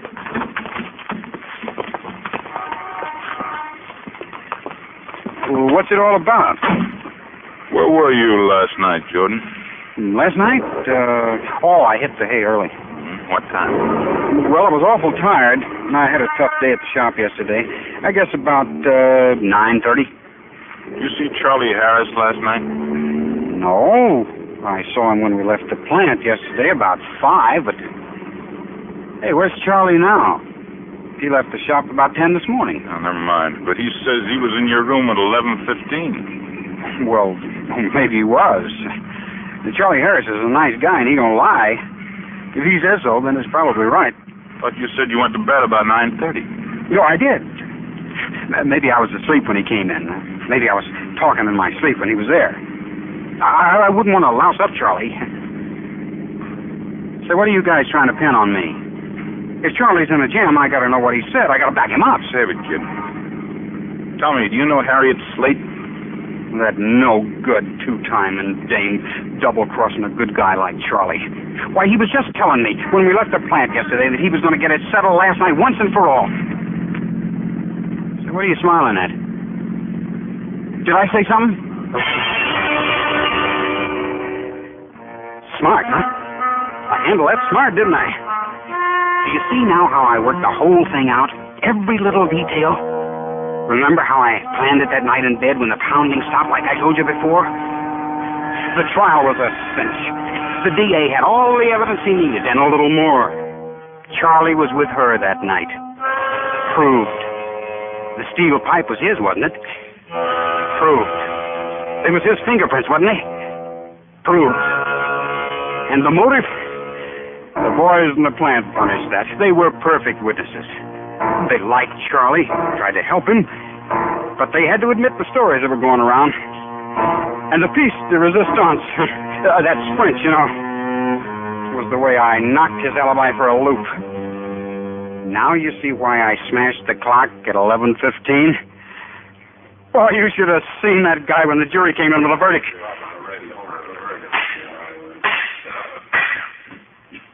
Charles Harris, will you rise and come before the court?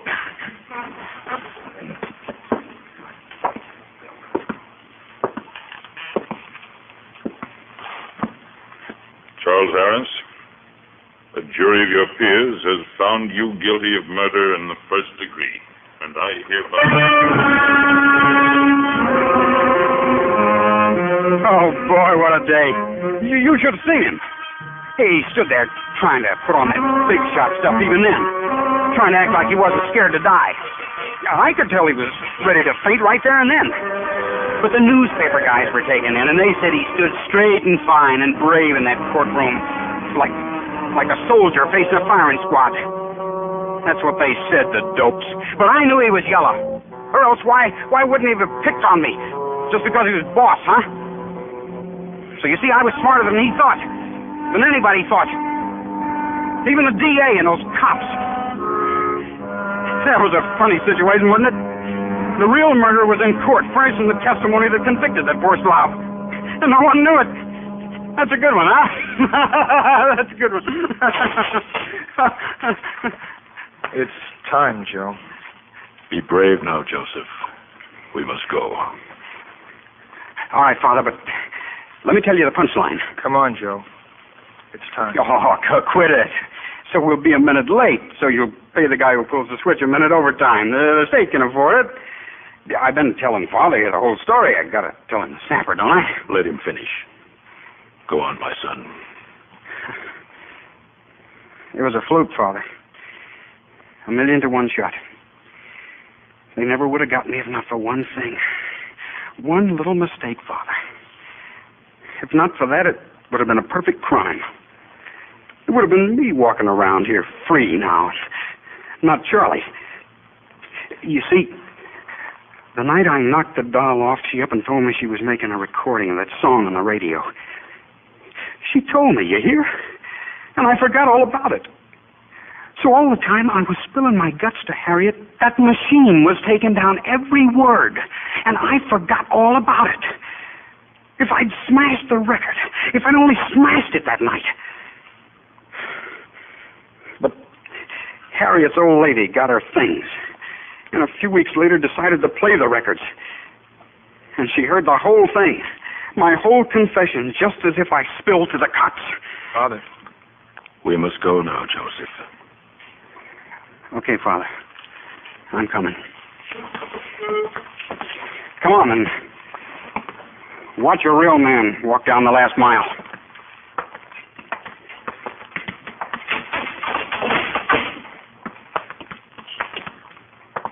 You've seen plenty of guys walking down this road, didn't you, Warden? I bet none of them took it as good as me, did they? The Lord is my shepherd. They say guys crack up on this little walk, don't they? Not me. I got guts. Down in green pasture. I bet Charlie would have cracked up by now. He wouldn't. He'd be screaming his yellow head off. He wouldn't be taking it like me. Restoreth my soul. There's nothing to be scared of. The paths of righteousness. Guy pulls a little switch and it's all over. They say you don't feel a thing. Though I walk through the... You don't feel nothing, do you, Warden? Death, oh, you should know. You've seen plenty get it. It doesn't hurt, does it? Thy rod and thy staff, they comfort. I could have been a big man in this town.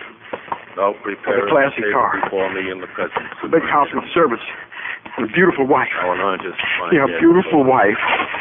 I got a tough break. 1 in a million, I tell you. Surely goodness and mercy should... But it's all in the game, see? Come see, come saw. That's French, you know. I'm taking it pretty good, ain't I? Not many take like me, do the warden. You think the papers will say I stood up straight and fine and brave, huh? Like the guy facing the firing squad? I'm taking it pretty good, ain't I, Warden? Ain't I, Father?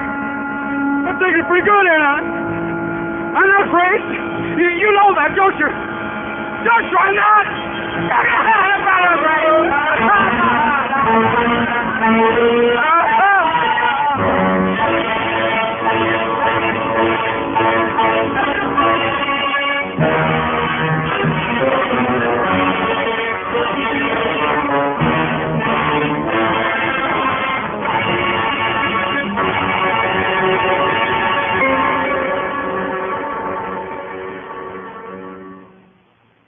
Suspense, in which Sam Edwards starred in tonight's presentation of This Will Kill You.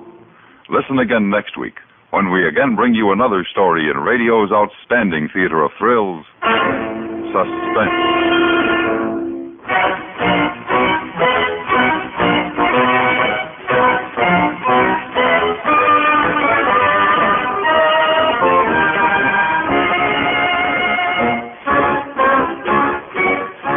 Is produced and directed by Anthony Ellis. Tonight's script was written by Peter Ashley. The music was composed by Rene Garrigan and conducted by Wilbur Hatch. Featured in the cast were Vic Perrin, Charles Seal, Leonard Weinrib, Lillian Baeff, and Barney Phillips. Don't reach for your holster. Reach for your CBS radio dial instead, and let Matt Dillon do the shooting on Gunsmoke. In the character of United States Marshal Matt Dillon, all the heroes of the old-time frontier days come to life. In Gunsmoke, CBS Radio has a widely applauded, widely followed program, power-packed with action, Saturdays in the daytime and Sunday nights. Stay tuned for 5 minutes of CBS News to be followed on most of these stations by The Jack Carson Show.